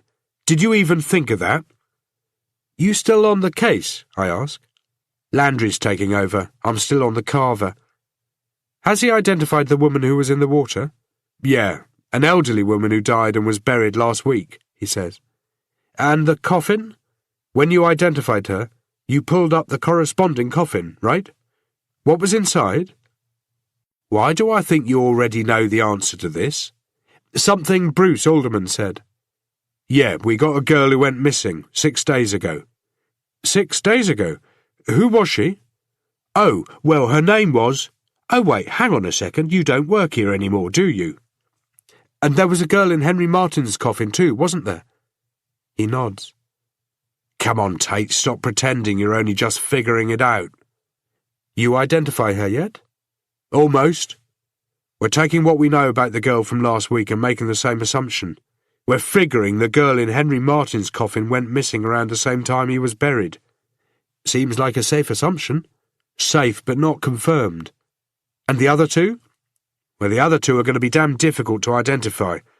And it's not like we can just start digging up coffins for the hell of it. The elevator arrives and the doors open. I don't move. We could have made a difference, I tell him. What? 2 years ago. Remember? He stares at me for a few seconds, no expression at all, no movement of his head. Then slowly he starts to nod. I know, he says. You're going to find more girls. He says nothing. He already knows this. I wonder if this is why he's telling me so much. We could have made a difference, I repeat. As the doors of the elevator close, Schroeder keeps standing where he is, staring at me. Instead of driving to my office, I take a detour to the morgue. I figure if Tracy had noticed I'd stolen the ring, she'd have called by now. She's a little rushed off her feet and doesn't seem real glad to see me. Nor does Sheldon West, the ME I spoke to at the cemetery. But Tracy decides to accommodate me after I tell her things will be quicker for her if she helps me out, rather than having me hanging around for the next 2 hours asking her the same questions over and over. You're a real pain in the ass, she tells me. You just need to spend more time with me, that's all. Get to know me a little better. Less time, Theo. That's why I'm agreeing to show you. Oh, and by the way, that was a nice job you did last night. You should try to get a job on TV. That's real funny. She rolls Rachel Tyler out of a huge metal drawer and starts pointing things out, as if she were death showing a prospective client a neat way to die. It's hard to pinpoint a time of death, but it's around 2 years ago, she says, which falls in with when Henry Martins was buried. I would have guessed that she was buried in his place, but the shovel marks on the coffin suggest he was in the ground first. However, I'd say she went into the coffin not long after he went into the ground. We're close to IDing her. Landry has a name. We're just waiting to confirm with dental records. There's no point telling Tracy I already know who it is. It'll only lead to awkward questions. And I'm going to be getting them as soon as Schroeder makes a positive ID on the girl and speaks to her family. Yesterday, Rachel Tyler's mother opened the door to Hope. Today, she'll be closing it. You know something, don't you? She says, her lips forming a thin scar as she stares at me. How did she die? Who is she, Theo? Somebody who was too young to die. Aren't they always? I don't know. Maybe. I glance over at another table, where a guy who looks as though he was around when those buildings started getting built 100 years ago is lying. I wonder if he thought he was too young to die, or if he couldn't wait to get it over with. But I'm going to help her. Can you tell me how she died? Badly. But I'm guessing you knew that from the moment we opened up the coffin. Her hyoid bone was broken. She was strangled. Sexual assault? Impossible to tell after such time. She was redressed after she died, right? What does that tell you? It doesn't tell me anything. It only suggests dignity. What? Something Bruce Alderman said to me last night. I'm still trying to figure it out. Tracy shrugs. That's beyond my scope, Theo. I look down at Rachel Tyler, with the huge Y incision cut across her mummified body. She hasn't been stitched back together, because what is left is mostly skeletal. She doesn't even look like a person anymore. Just a shell, a husk. Something you'd kick to the curb and throw out with the trash. If Bruce did this to her, then he got off lightly last night. I'd have done more than put a bullet in his head. Nothing else? I ask. What else are you expecting? I don't know, I admit. Something helpful, I guess. Tracy offers a small laugh and covers Rachel up. Maybe we'd have had more luck if she had been found with something. I don't know. A piece of jewellery, maybe. Perhaps even a ring. She stares at me, and I don't take the bait. What about the other girl? Schroeder said you've got another one. I'm not at liberty to say. She was strangled too, right? Good luck, Theo. Part of me hopes you find who did this to her before the police do. Part of me wishes you wouldn't even try. I pass the body of Bruce Alderman on the way out. It's lying naked on a slab of steel. There's a hole in the bottom of his chin and another in the top of his head. Once again, I wonder where he got the gun from. I hit the button on the elevator, and when the doors open, Landry is standing there. His suit is ruffled up as if he slept in it, and he hasn't shaved since I saw him last night. Next to him is Sidney Alderman.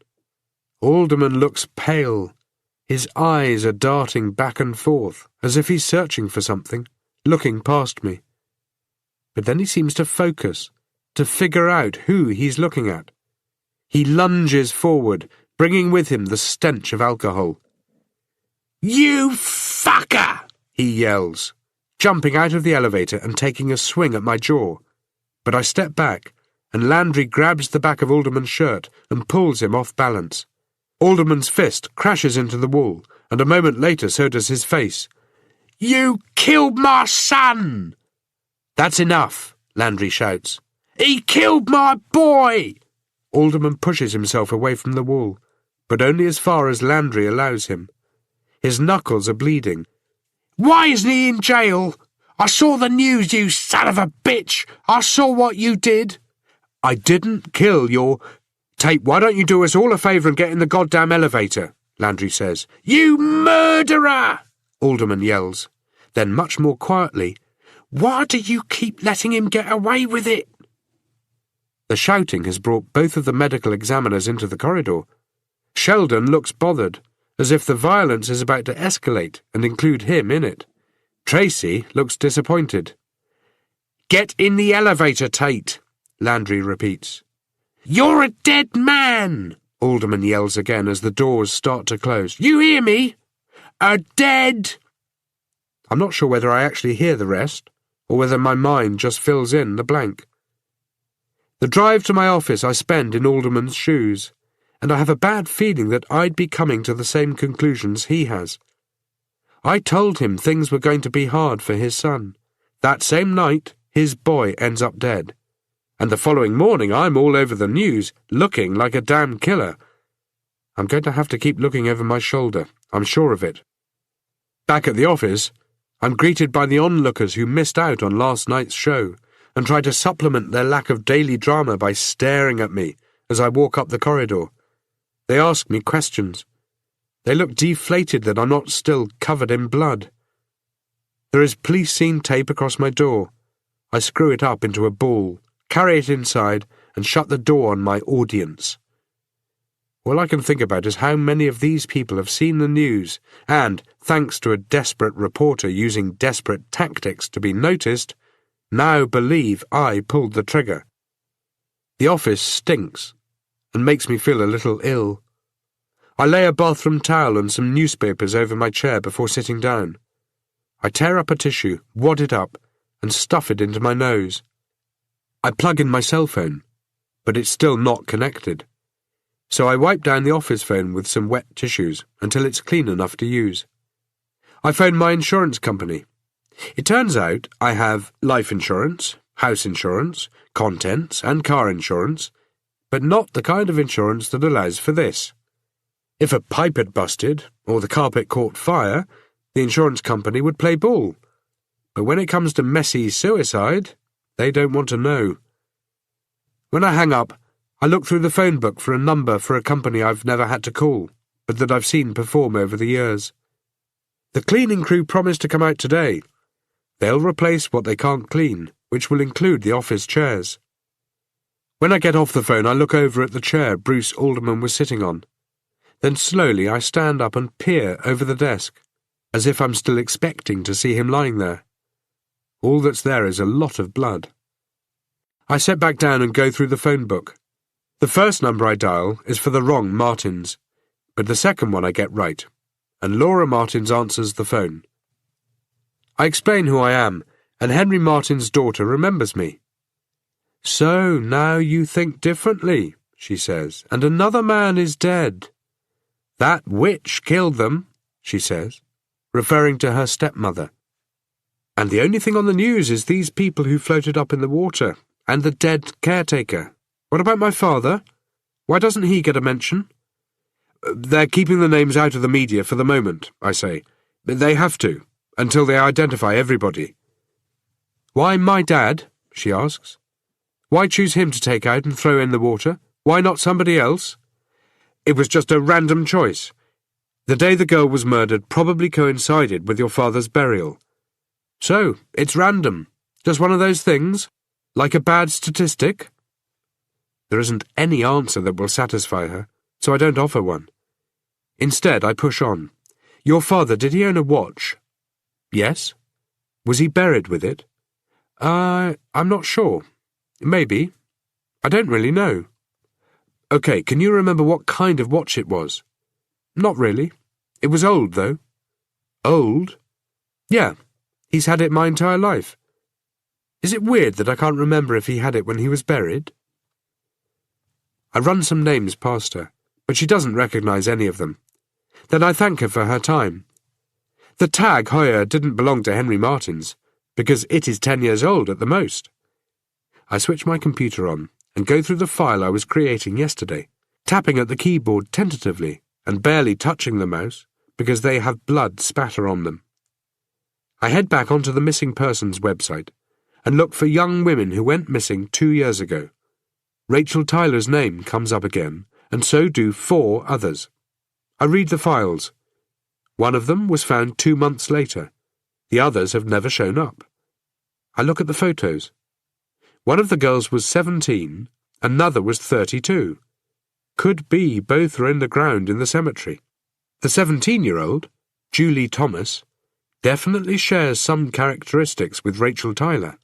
Similar height, similar age, long blonde hair, both good-looking. Most serial killers have a type. Looks like I've found it. But to make sure, I check for the reports of women who went missing 6 days earlier. There is only one. Jessica Shanks was 24 years old and was reported missing by her husband the day she didn't come home from work. I read through the details. The file hasn't been reported as being closed, but I imagine sometime within the next 24 hours the update will have been made. I print out the photos, one for each of the girls. I set them side by side on the floor since I can't use my desk. Rachel Tyler, Julie Thomas, and Jessica Shanks. Without a doubt, the killer had a type. Somewhere in this database is another young woman to complete the set. I print out the files, and then I power down my computer and unplug it all. I remove the tissue from my nose, then carry the computer down to my car. I don't want it to get damaged by the cleaning crew, and I'm not sure when I'll be back. Until all the blood is gone, I'll work out of my house. When all the gear is loaded into my car, I return for the whiteboard, which I wipe down with more wet tissues. I also grab my cell phone. It has 1 bar showing on the power scale. I should have bought a car charger too.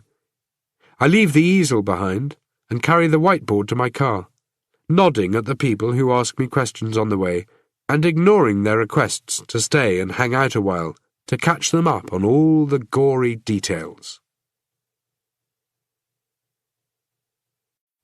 Chapter 15. David, the boyfriend, lives in a house that is almost as run down as Sydney the retired caretaker's. The place hasn't seen as much in the way of paint over the last few years as it has rust and spiders. The guttering has corroded away, the windows are covered in grime, the siding warped and unwelcoming. It's in the middle of dozens of others, each one in need of a handyman's touch or a wrecking ball. I can't figure out how David still lives here. I can't figure out how anybody could live here longer than a week. But maybe he likes it, and it's a simple case of me not getting it. Perhaps this is the stereotypical pop culture way to live. Derelict is the new black. Grunge is in. Being broke is in. Making sure the house you live in looks like crap is in. He doesn't own the place, but rents it, like all the other students in this area, which means he slips easily into the day-to-day routine of not giving a damn about the condition of the property, and the owners know one day they're going to bulldoze or burn it down anyway, and don't care, as long as the rent is paid. This isn't suburbia. Most of the people living around here are university students, struggling to survive. Rachel Tyler was a student. I can't imagine her staying here for more than a few days before returning home to grab a few things, or a good night's sleep, or the chance to step out of a shower cleaner than when she stepped in. A young guy with studs in his ears and lips and nose opens the door. He must have real fun going through the security foreplay before boarding a plane. He's squinting because the cloudy glare is too bright for him. His T-shirt reads, "The truth is down there," with an arrow pointed to his crutch. All of a sudden, the last thing I want to know is the truth. "David Harding?" I ask. "No, dude, he's not here." "Where is he?" The guy shrugs. "Studying, I think. Or sleeping." "Sleeping?" "Yeah, man, you know, that thing you do in the morning after being out all night." "I thought people slept in the night," I tell him. "What planet are you from?" he asks. "An older one. Does he sleep here?" "Yeah, man." "So if he's sleeping, could it be that he's sleeping here right now?" He seems to think about it. "It could, I suppose." Then how about you put that university education of yours to some good use and figure it out for me? Whatever, bro, he says, then turns and walks up the hallway, grabbing the wall twice as he goes to make sure neither it nor he falls down. I take a couple of steps inside, figuring Studface here is happy for me to do so, but simply forgot to extend the invite. It's colder inside than out. Probably an all-year-round feature of these houses. The air is damp, and the carpet, wallpaper, and furniture could do with a permanent dehumidifier. There are posters on the walls, but no photographs of friends or family. I can hear mumbling from the other end of the house, but can't decipher it. It sounds like hangover talk. I keep walking. The hallway takes me into a kitchen, straight out of the start of last century, and with rotting food lying around that could be from the same era. The kitchen bench has a formica top, patterned with yellow flowers and strewed with the remnants of fast food packets. The coffee pot is hot. I pour a cup, just as Studley comes through. He doesn't seem surprised at all that I've invaded his house and made myself at home. I figure it's a student thing. He's tired, Studley says, summing up the hangover in an ambitious lie. He's this way, I ask, heading out of the kitchen and back into the hallway. Dude, I said he's tired, Studley says, louder this time. He doesn't want to talk. I turn around and stare at him, and there's something, in the way I look at him, that makes him decide he doesn't seem to mind anymore whether I go and wake David or not, as long as I'm not bugging him. He shrugs and goes about riffling through the fridge for something that could be food. David Harding's bedroom is dark and smells worse than the rest of the house. I turn the light on, but it doesn't really help much. On the floor is a double mattress with no base. It looks like it's had a dozen people jumping up and down on it. David doesn't look up. He has his head buried in a pillow. I crouch down next to him. David, go away, he says. I need to ask you some questions. I don't care. There are clothes scattered across the floor, pages from work assignments and textbooks piled on the desk and chair. Food wrappers and crumbs cover the carpet. I open the curtains and let in some light. He groans a little. I roll him over, and for the first time he takes a look at me. His hair is sticking straight up around the back and the left-hand side from where the pillow has crushed it. There's gunk in the corners of his eyes. His skin is pale, suggesting he doesn't get out much. There is something that looks familiar about him, and I put it down to the possibility I might have seen his picture in the papers when Rachel disappeared. He looks lost. The kind of lost only somebody in their 20s looks when they're still at university, racking up the degrees, with no idea of what they really want to do in life. Drink this, I say, handing him the cup. Go away, he says, not taking it. It's hot, I say, and you don't want to risk me spilling it all over you. He sits up and takes it. What the hell do you want? To talk to you, about Rachel. Let me guess. Her mum asked you to come here, right? He says. She still thinks I killed her. I'm working for Rachel, not for her mother. Did you kill her? He looks ready to throw the coffee at me. Get the hell out of my room. I found her body. He stares at me for a few seconds without moving. Then he sits up straighter and tightens his grip on the coffee mug. She's dead? It's such a simple question. There is no emotion there, just a look of complete surprise. His mouth slightly open and his eyes slightly wider. No tears, no anger, no frustration. Just acceptance. Acceptance of a question I think he's been asking himself over and over. The big, what if? What if she's still alive? What if she isn't? And finally the answer. She was found yesterday, I tell him. He shakes his head. I'm sure he doesn't think I'm making this up, but he shakes it anyway, as if he can ward off the bad news. Are you sure? I hand him the ring. He sits the coffee on the floor so he can look at it. He turns it over and reads the inscription. Then he slips it onto the tip of his finger and slowly spins it around, studying it from every degree. "I gave her this," he says. "It wasn't long before she disappeared. I promised her that when we graduated, I'd take her away from here and we'd never come back." He smiles, then gives a short, half-second laugh that sounds more like a grunt. "It feels like a lifetime ago." "She hated it here. Why?" "I don't think she really did," he says. "I guess that's the thing about this city, right? You can love and hate it at the same time. I think she just felt claustrophobic here, you know. She wanted to see the rest of the world, and I was going to show it to her. Doesn't every young person want the same thing?" "Where did you find her?" "She was buried in a cemetery." He frowns, then commits to screwing his face up instead, as if he's just bitten into something rotten and something dead. "Huh?" "She had been put into somebody else's coffin." His head is slowly shaking. "I don't get what you're saying. She was buried?" The emotion is coming now. His hands are shaking a little, and his eyes are starting to glisten over, just as I've seen it dozens of other times in those who have lost loved ones. "We were exhuming a body," I say. "The person we thought we were digging up was missing. Rachel was there instead." The still, shaking head. He's hearing what I'm telling him, but it's a struggle for him to process. Of course it is. He's hearing that the girl he loved was murdered and stuffed into somebody else's coffin. "Who were you digging up?" "A guy called Henry Martins. Ring a bell?"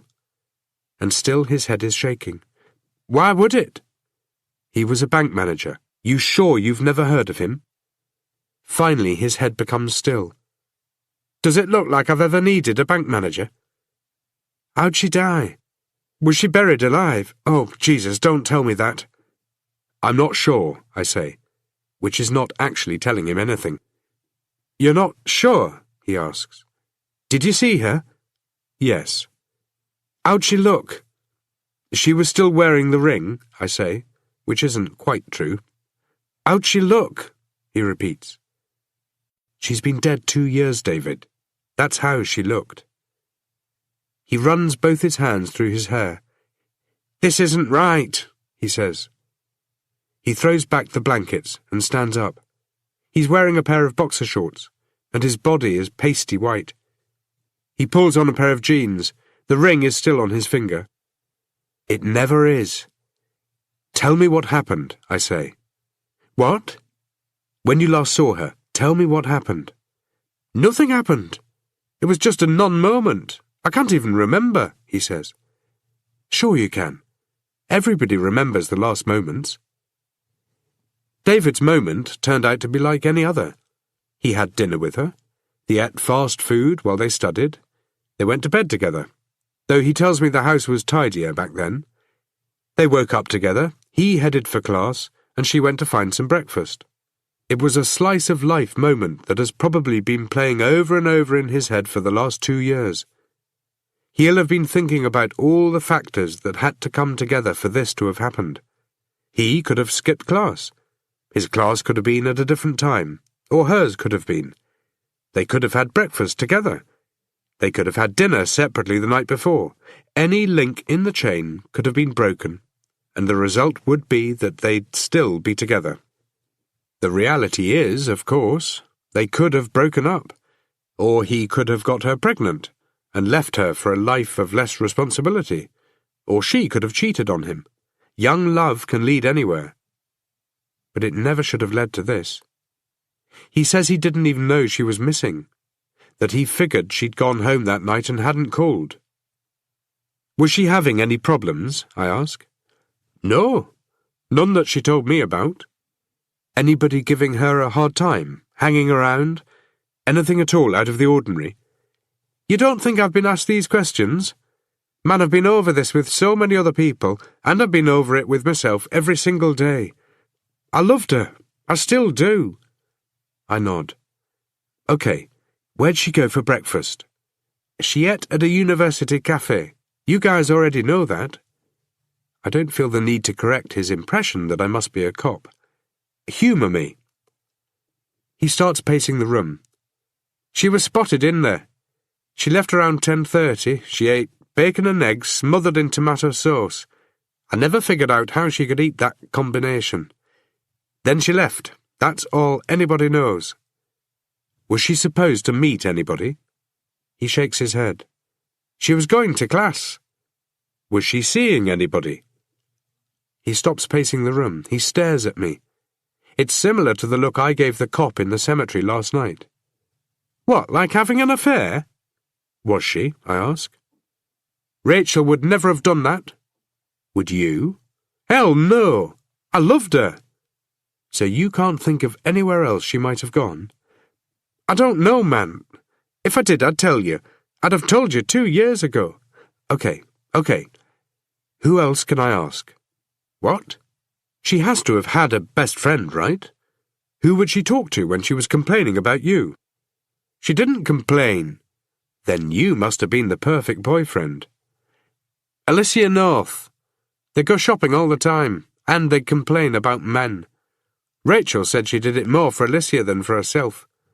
But Alicia didn't see her that day. I think Rachel did it because she loved shopping. It was kind of annoying. She used to make all these damn impulse buys." "Where does Alicia live?" He starts pacing the room again. "I don't know," he says. "I haven't spoken to her since." "Ever heard of a woman called Julie Thomas?" "Julie Thomas? I don't know. Is she a student here?" "No. I don't think I've heard of her." "You sure?" "Yeah," he says. "Why?" "She went missing around the same time as Rachel." "What about Jessica Shanks?" "She go missing too?" he asks. "You heard of her?" He shakes his head. "What about Bruce Alderman?" I ask. "Alderman? No, I don't think so. Should I have?" "I don't know." "Did he kill Rachel?" "I'm not sure." "Can't you interrogate him, or something?" "He's dead. He shot himself last night. But he said he didn't do it." He stops pacing. "What? He shot himself? What, do you believe him, that he didn't do it?" "Enough to keep looking into it," I tell him. "Her mum thinks it were me." "I know. I didn't do it." I look into his eyes. There is sorrow there. I recognize it, and I feel it. And though he doesn't know it, that sorrow is a bond between us. He isn't acting. His pain is real. Real enough that if I put him in the room with the man who killed Rachel, he would become a completely new man. He would cross a line that he could not turn back from, and it wouldn't bother him. He'd cross it again and again if he could. "I know." "And that Harry dude," he says. "What happened to him?" "Henry Martins. We're not sure exactly. Look, David, don't try to get back to sleep. The cops are going to be here soon. Just tell them what you know." He looks confused. "You're not a cop?" I hand him my card and take the ring back off him. "I used to be, but that was a long time ago." Chapter 16. There are no police cars parked outside the Tyler house. They've either been and gone, or are on their way. There is, though, a car parked up the driveway that wasn't there last night. Probably the husband. He'd have got the call seconds after I left last night and rushed home. He didn't put the car away, didn't get up this morning to go and move it.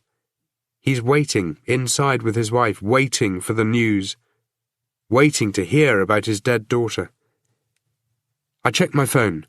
It has 1 bar of battery life, 3 bars of signal, but it still hasn't been connected to the network. The door is open before I get to it. Patricia Tyler's wearing the same clothes she had on yesterday. She probably slept in them, or hasn't slept at all. "Something's happening, isn't it?" she says. "Yes," I tell her. There's no way around it. "We're finding out today, aren't we?" "Yes." "Did you know yesterday, when you came to my house, when I let you inside, did you know my daughter was dead?" "I suspected." "Yet you said nothing." "I'm sorry." "You're sorry," she says, and her voice is calm and even tired-sounding. "They called 15 minutes ago. They didn't say anything, but I could tell. They're on their way to speak to us." There is nothing I can say to make her feel any better, so I say nothing. I wait her out, knowing she hasn't finished, but also knowing I can't wait too long. The police are going to be here soon. "You're sorry," she says, "yet you came in anyway. You made me believe there was a chance my daughter was still alive." I didn't make her believe anything. I could have shown up with her daughter's hand in a plastic bag along with the ring, and she'd still have held out hope. I think she's still holding out for it now. "Can I come in?" "I don't think so." "A man killed himself in my office," I say. "It was last night. He put a gun to his head and told me he had nothing to do with what happened to Rachel, and then he pulled the trigger." She doesn't look shocked, doesn't look satisfied. She just looks tired, as if anything and everything is too much for her now. "I saw you on the news," she says. "It didn't make you look good. Do you think he killed Rachel?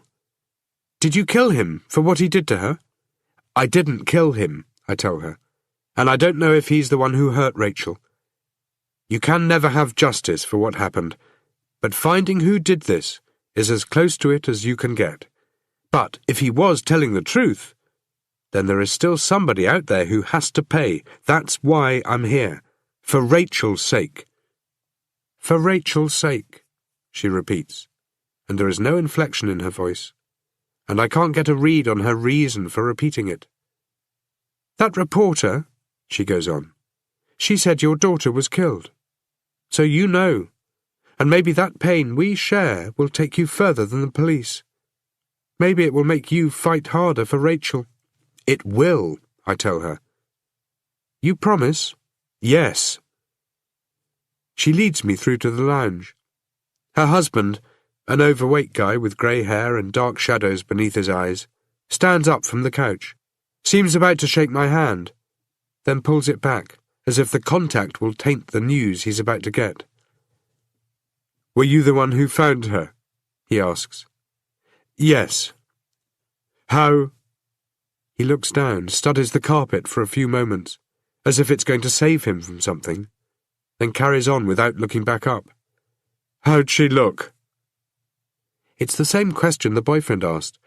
They want to hear that she looked at peace, that she still looked good for a girl who was murdered 2 years ago.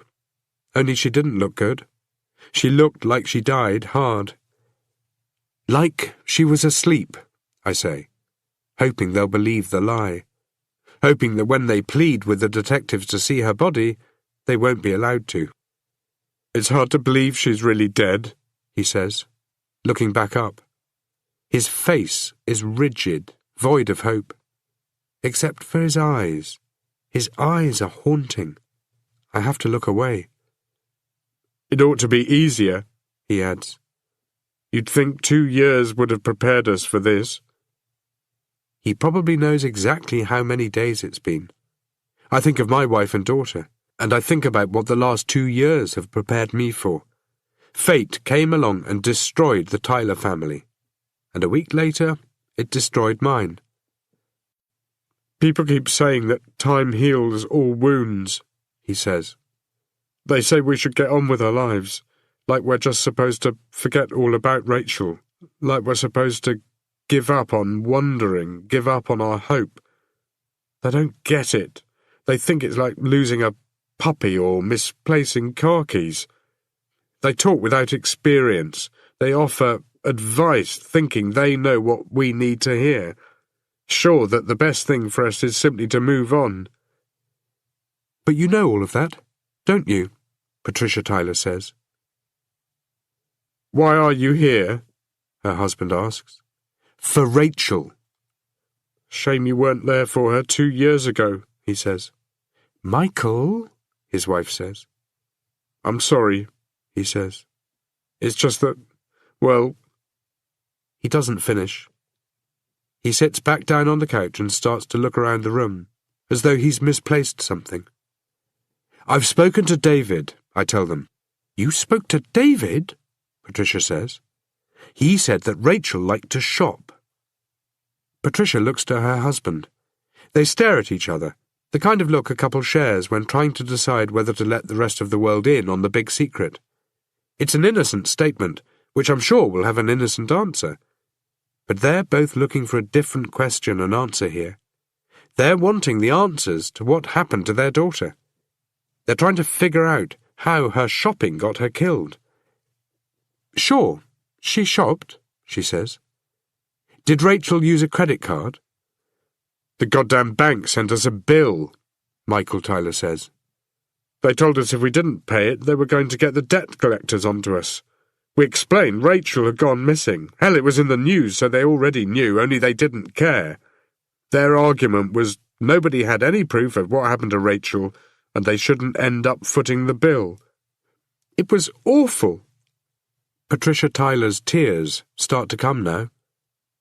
For a few moments, she does nothing to try to stop them, just lets them roll down her face, as if she hasn't noticed them. Then she raises a handkerchief and tries to dab them away, but they keep on coming. Can you imagine that? Our daughter is missing, possibly dead, or, as it turns out, she was, or is. Both, actually, her husband interjects, and he looks close to tears too, and he shrugs a little, as if unsure why he made the comment. I know the moment I leave, they will fall into an embrace neither of them will ever want to break. And those heartless thugs at the bank register us with a debt collection agency, Patricia says. And we had to pay it. Can you believe that? Do you have that last credit card statement? We have everything, she says. Can I see it? Why? She asks. It might tell me where Rachel was that day, or in the days before. The police already have a copy of it, she says. It didn't lead them anywhere, but it might lead me somewhere. She doesn't argue the point. She just walks out of the room, leaving me and her husband alone in uncomfortable silence until she returns with the bill, which takes her 2 minutes. I keep waiting to hear the sound of a car pulling into the driveway. If Landry catches me here, he's going to be truly pissed off. She hands me the bank statement. I scroll down. Clothes, CDs, more clothes, gas. These are all standard places she went, I ask. They're on all of her bills, Patricia says. Where was her car found? At the university, Michael says. It was where she always parked it. And the florist, I ask, stopping my finger next to the purchase she made a week before she disappeared. She bought flowers for her grandmother, Patricia says. Anything else here stand out, I ask. Nothing, she says. Okay, can I take this with me? Don't lose it, she says. She walks me to the door.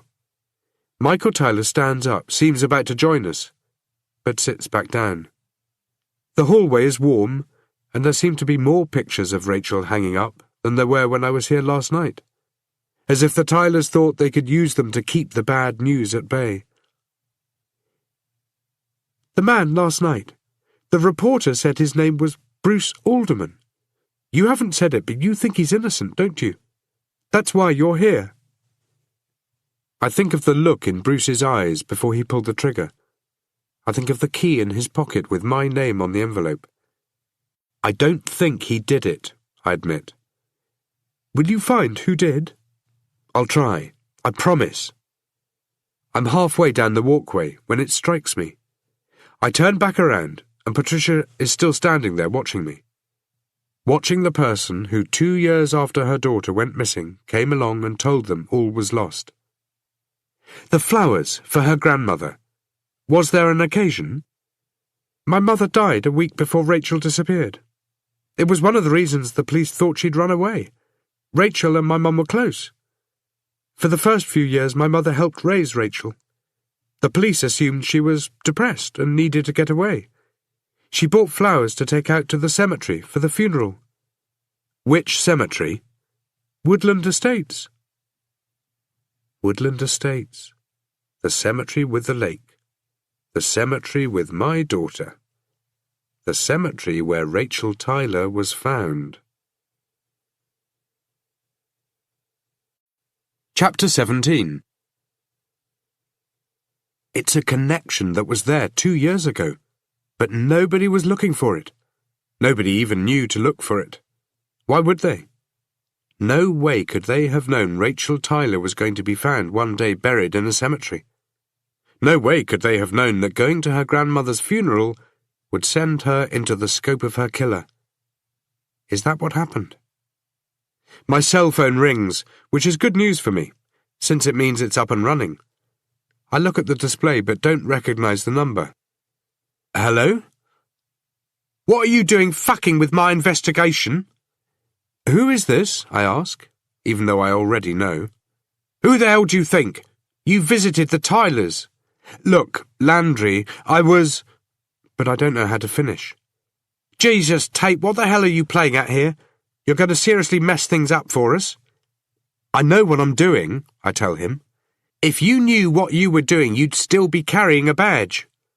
You're going to mess things up, and if it wasn't Bruce Alderman who killed those girls, that means we've still got a serious investigation on our hands. Which means there's going to be a trial once we catch the guy, and suddenly we're going to have to explain your actions at the trial. How's that going to make you look, or us? You think any defence lawyer worth more than 10 cents isn't going to be able to shred our case apart because you fucked up all our evidence? Sidney Alderman is sure you killed his son. Come on, Tate, you've got to be more careful. You can't let this bullshit happen. I didn't kill him. I know that, we all know it, he says. But not Alderman. He's sure you pulled the trigger. You might want to watch your back. It was an empty threat, I say, not believing it. Maybe. I'd still watch it anyway. He's building up some Dutch courage. What do you mean? He went straight from the morgue to a bar, he says. He's drinking himself into a state, and I don't know whether it's a better or a worse one. Let me guess. You gave him a lift? That's a shitty question, Tate. I'm trying to help you out here. Okay, I get the point. I don't think you do, he says, because somehow you got her ring. What? Rachel Tyler, you got her ring. You showed it to her parents. Bruce gave it to me. Bullshit. You had it yesterday afternoon. How'd you get it? You steal it out of the coffin? Where are you right now? I was outside the cemetery about 30 seconds ago, but now that I know Sidney Alderman isn't home, I'll give his house a visit instead. I'm at home. No, you're not. I'm at your house and you're not here. Good one, Landry. I'm standing in my driveway and you're nowhere around. I'm pretty sure we both know the other one is bluffing. Stay out of my case, Tate. Your name comes up one more time and I'm going to take some action. Got that? You could do time here, man. You're compromising things. You stole evidence, which, by the way, I want back. Okay, But he's already hung up. I step out of my car and look up and down the street, suddenly worried that Landry might be watching me after all. There's no sign of anybody. He was right about one thing, though. My name is about to come back up in about 20 minutes when he goes and talks to David. Things, like he said, are fucked up. I knock on the door, and nobody answers. So I move from window to window, peering inside. But since even sunlight can't seem to penetrate the grime, there isn't much chance I can see anything. A guy like Sidney Alderman would come out and tell me to go to hell if he knew I was looking through his windows. That means he definitely isn't here. I try the back door. It's locked. So is the front. I get out the key Bruce left for me and try both doors. But it doesn't fit. It's not even close to fitting. There are still plenty of ways to get inside, and I opt for the less subtle approach of kicking in the back door. It opens easily enough, bouncing back off the wall and almost closing again, stopped only by the busted-up jamb. The cops will know who did it, but if I'm right about things, it won't matter. They'll be glad I did it. The first thing I can smell is alcohol. I move up the hallway. The carpet is worn and the floorboards beneath it groan. There are 3 bedrooms, one messy, one tidy, and one completely empty. Not a single piece of furniture or poster on the wall. Of the two in use, the tidy one is tidy only in comparison to the messy one. And the way things are all slightly out of whack in there suggests the police have been rummaging around looking for something, and one of the aldermans has rummaged around putting things back. I figure whatever evidence Bruce had hidden under his bed is now sitting on a desk somewhere in the police station. The kitchen is swamped with dirty dishes and empty beer cans. In the lounge there are bottles and cans on every available horizontal plane. Sidney Alderman had a hard night. The arms of the lounge suite have been ripped up at the front, suggesting the presence of a cat. But there's no food bowl around, so maybe it got sick of the living arrangements and moved out. I'm surprised, though, to see photo albums scattered across a coffee table. Alderman didn't seem the type to get hung up on family moments. I pull on a pair of latex gloves before opening the cover on the top one. Colour photographs of happier times are arranged neatly in the pages. A man, a woman, a child. The Alderman nuclear family. They all look happy. Smiles, relaxed, candid moments, posed photos for birthdays and Christmas. Sidney Alderman is a different man here, the type of man who back then was mostly likeable. I keep going. I already have a feeling about what is coming up. The man and woman and child start to get older. They grow. They still look happy. I recognize the house in the background of some of these shots. Summer photos, winter photos, snapshots from school plays and school sports. I move from one album to another. The house is neat and tidy and looks welcoming. It looks well maintained. Fresh paint, clean windows, no broken roof tiles. Fashions change. The 80s become the 90s. Some of the furniture is updated. The carpet in one photo is that awful orange and brown Axminster stuff from the late 60s, and becomes that awful flecked pale green stuff from the early 80s. The TV is updated. A cat appears in some of the pictures, a black thing with a swathe of white fur around its neck. The parents get older, and the kid gets taller and starts taking on the features of the man I met and saw die yesterday. Sidney Alderman looks like a happy man, looks happy in the holiday photographs. Beaches and boats and fishing lines, ugly shirts and bad haircuts, and boxy-looking cars with poor fuel consumption. The house stays the same.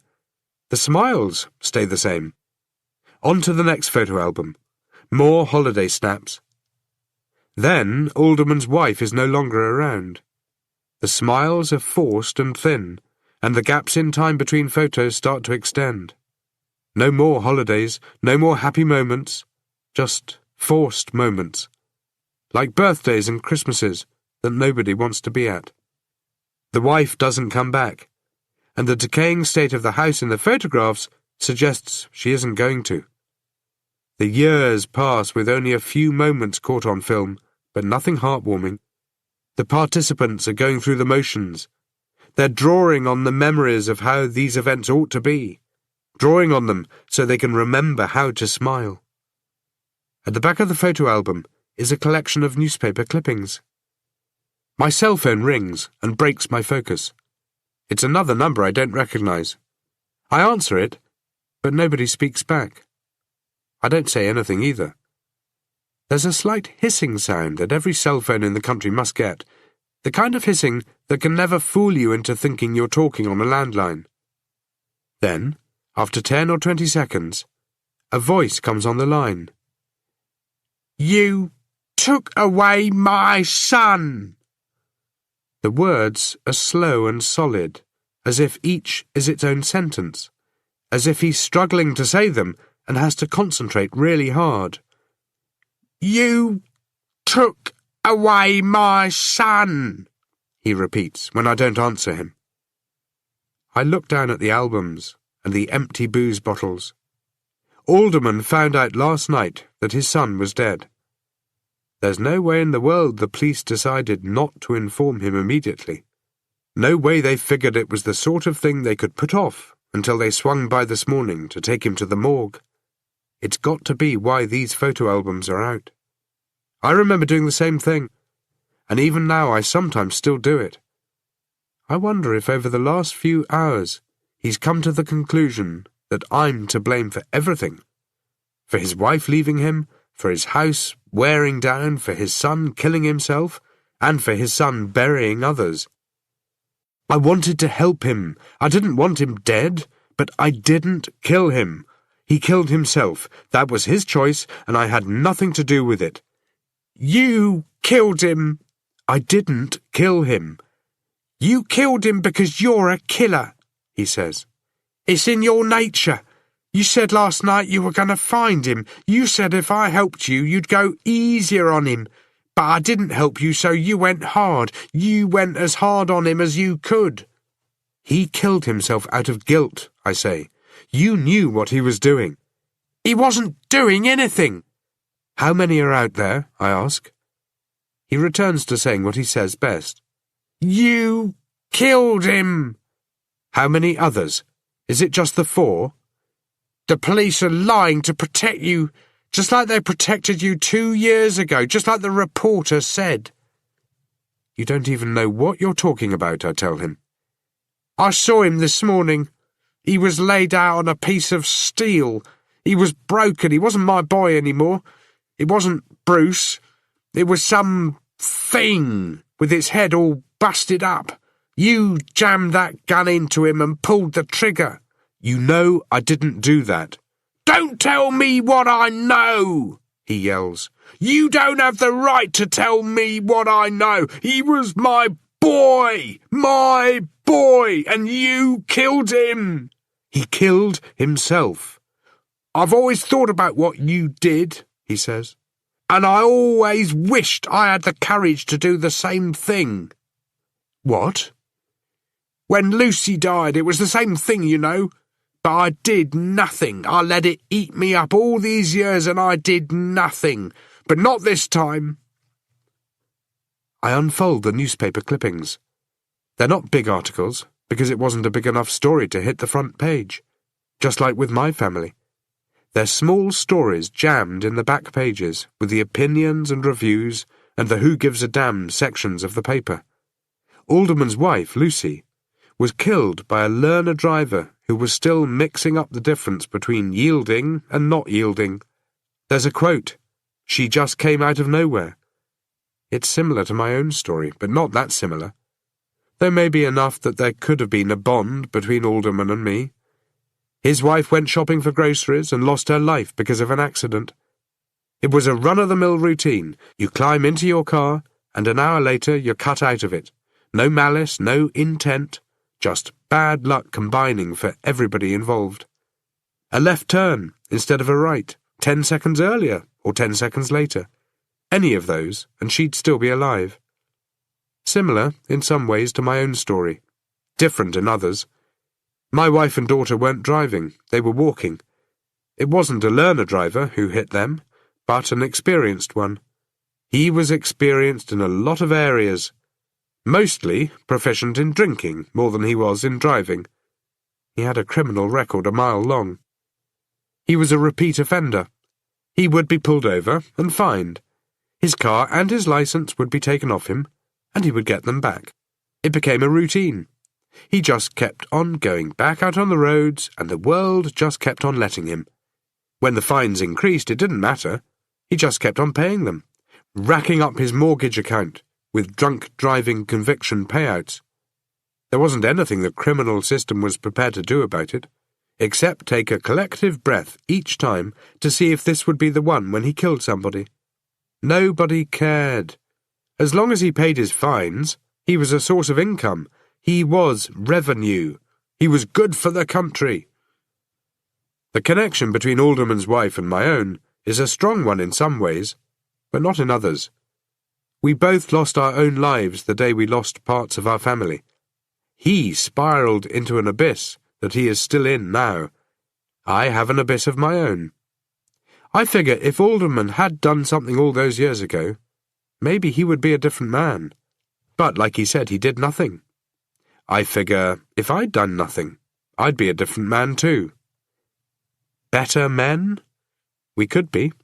Or we could be worse. You took the law into your own hands, he says. You did it after the accident, and you did it again last night. You killed my son. You killed him for doing nothing. 10 years ago when Lucy died, I did nothing. Not this time. This time you were going to pay. Your wife is going to pay. And this time your friends in the department can't do a damn thing to help you. The temperature in this impossibly cold house drops even further. It's like somebody has just strapped a block of ice onto my back.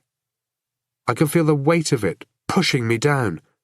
I tighten my grip on the phone. The air is thick and damp and tastes like sour sweat, and all the words in the newspaper article seem to swirl around as if the ink is wet and running. You better be kidding right now, you son of a bitch. You think the police are kidding and my son isn't really dead? What do you think, Tate? My wife has nothing to do with this. How can you be so stupid as to think bad things don't happen all the time to innocent people?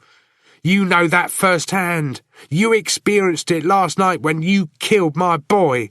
You experienced it 2 years ago, and you're experiencing it right now.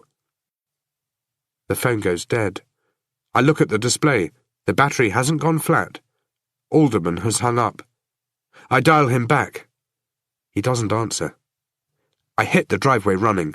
I reach the car and the tyres shriek a little and leave some rubber behind. I speed past the cemetery where a patrol car is just entering the gates. The driver looks back over his shoulder, but he doesn't turn around and try to pull me over. The cemetery and the patrol car quickly get smaller in my mirror. I call the nursing home where my wife lives. If live is an appropriate word, she resides, maybe, not lives.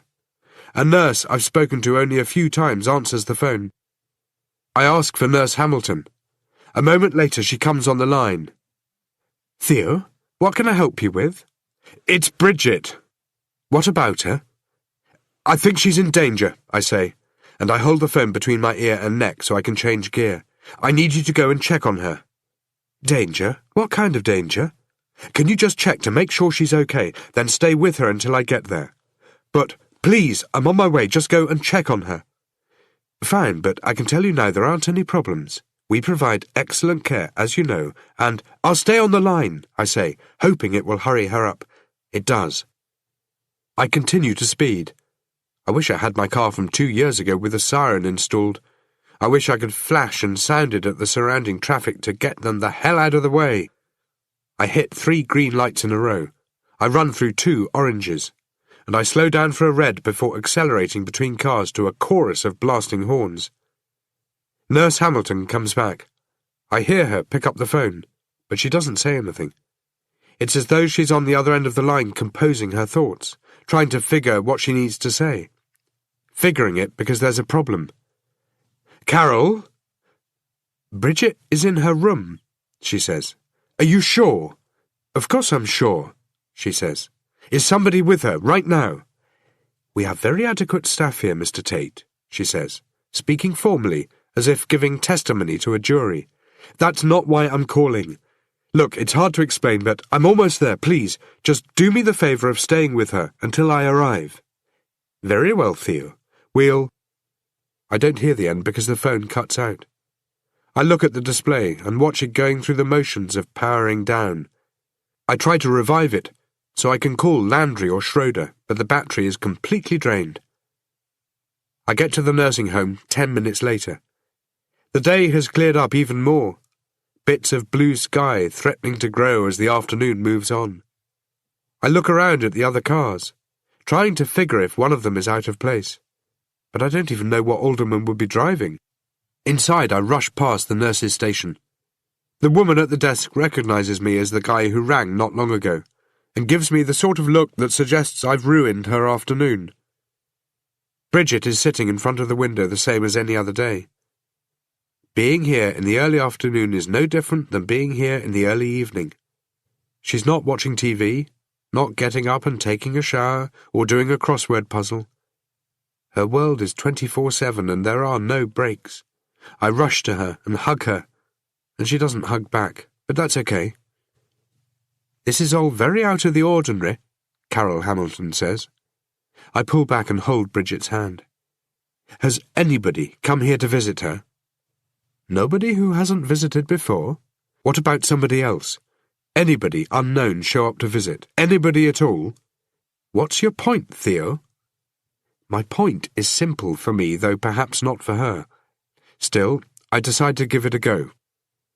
I explain the conversation I had with Alderman, touching only on a few of the points, and even then only briefly. She takes it all in stride, as I figure only a cop or a nursing home professional could. Both have seen way too much to be surprised anymore.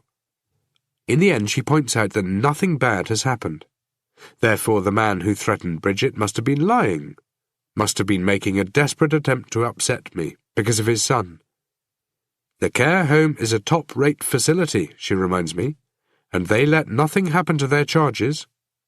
She does make a concession about being more vigilant, and tells me to call the police. I tell her that I will. She leaves me alone with Bridget. I don't want to leave her here. Not anymore. I want to be able to take her with me.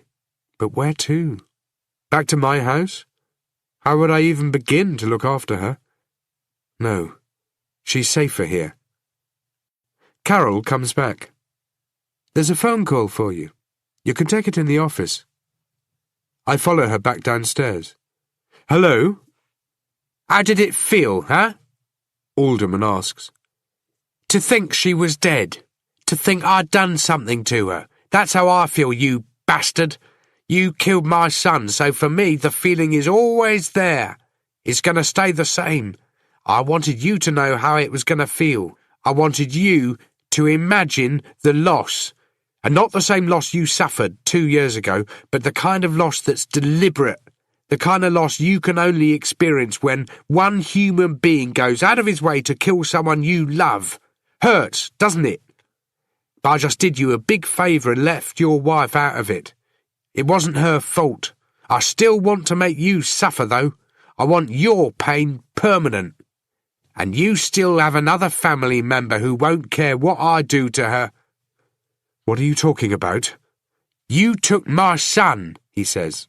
You still owe me. He hangs up. I hand the phone back to the nurse, extending my arm without really seeing her. The desk, the paintings, the window into the office behind her. They all seem to lose detail and disappear. Theo? I know Carol is speaking to me, but I don't look at her. The phone has gone from my hand, but I'm still holding out my arm, ramrod straight. Theo?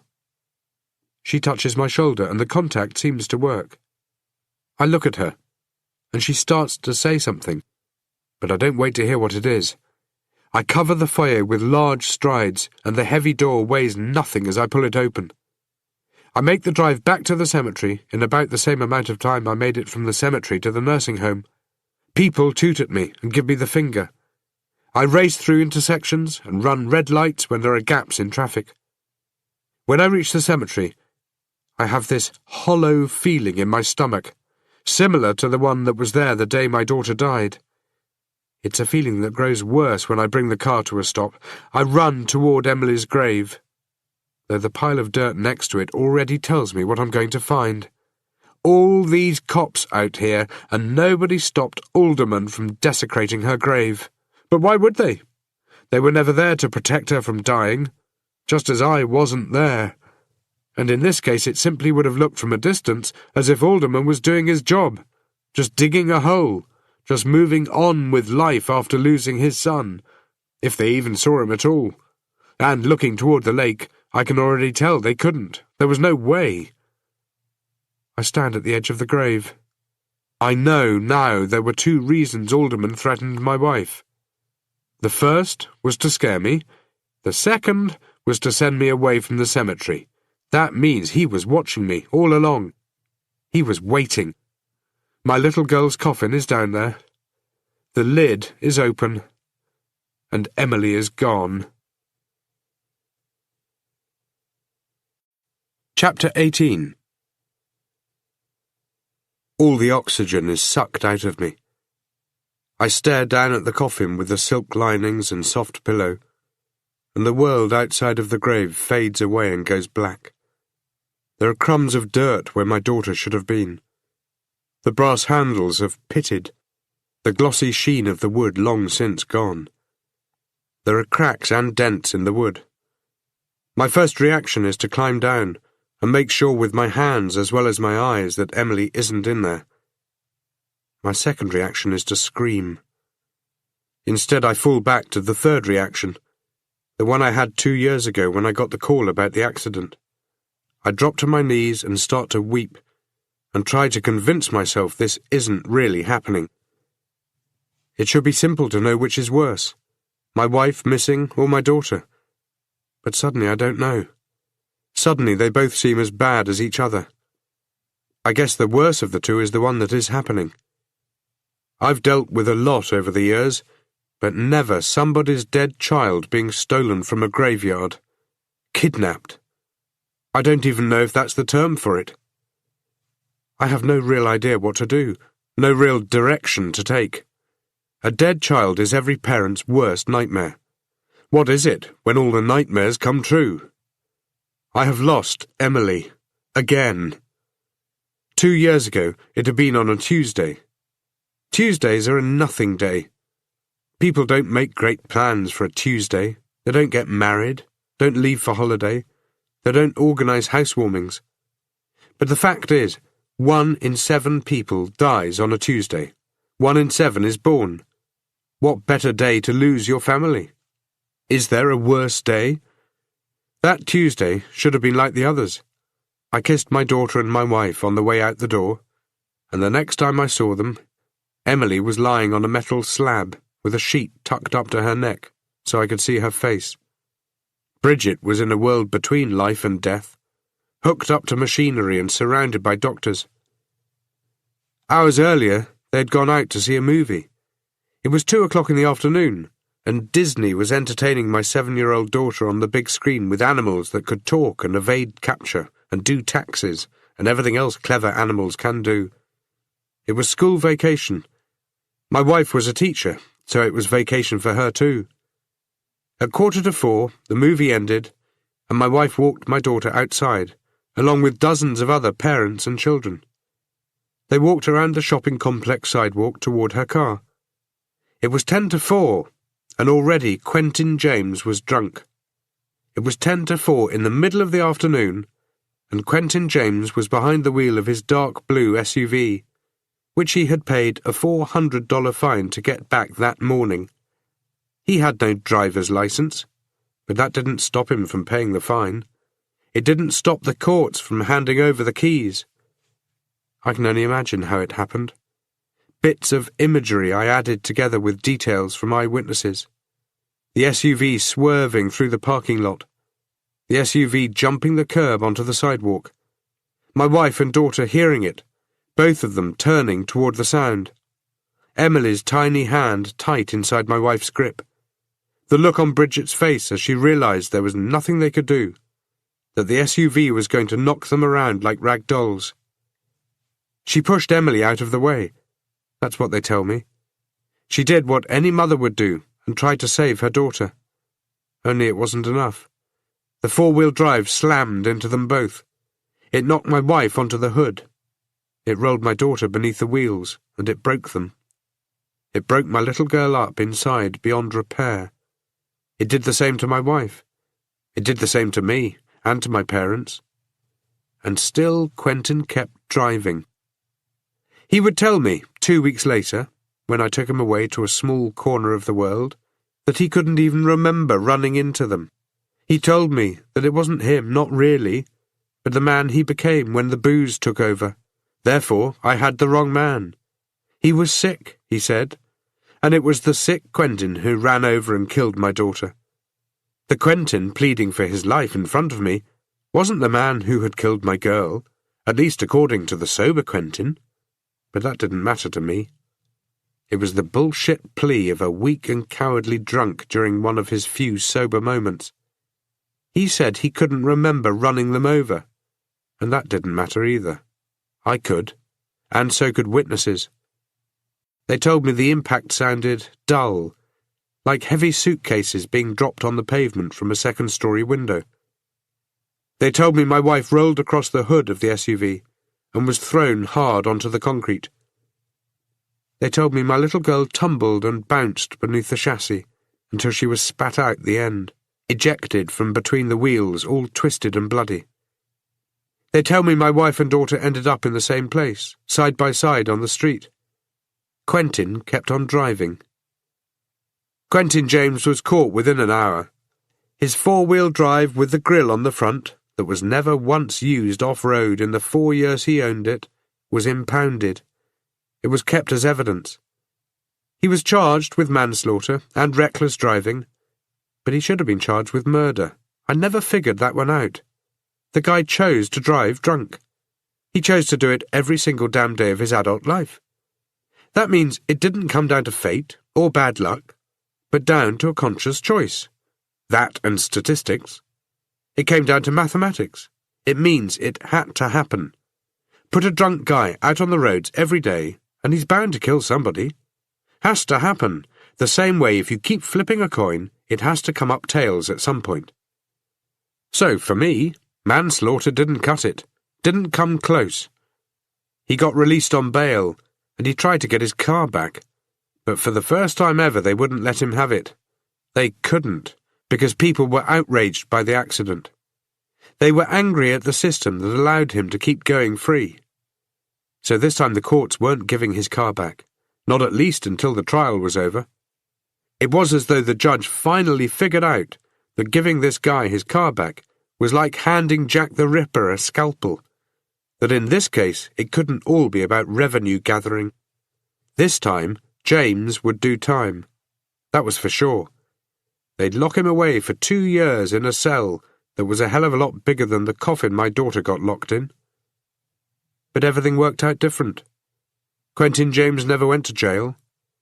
My daughter is no longer in her resting place. The world has gone topsy-turvy, and I don't know what to do. I'm kneeling in the grass next to a mound of dirt and an empty coffin. Sydney Alderman has come along and dug up her grave in the same way his son dug up others. He has dug up and torn the stitches from the memories, and the pain of losing my daughter is as strong as it was the day Quentin James stole her from me. James is no longer around to direct my anger toward, but Alderman is, and I'm going to find the son of a bitch. I stand up. I turn my back on the grave of my little girl. The sky has cleared even more, and it looks like it could actually turn into a pretty good day. As good as it can get weather-wise. As bad as it can get in every other way. I start my car and drive to Alderman's house. I'm tempted to drive right into it, just hit the sucker at 100 kilometers an hour and shred the siding and plasterboard to pieces. Instead, I bring the car to a fast stop up his driveway, skidding the shingle out in all directions and creating a thin cloud of dirt that drifts past the front of the car and toward the house. I get out and slam the door, wishing I had access to the gun the caretaker's son used on himself.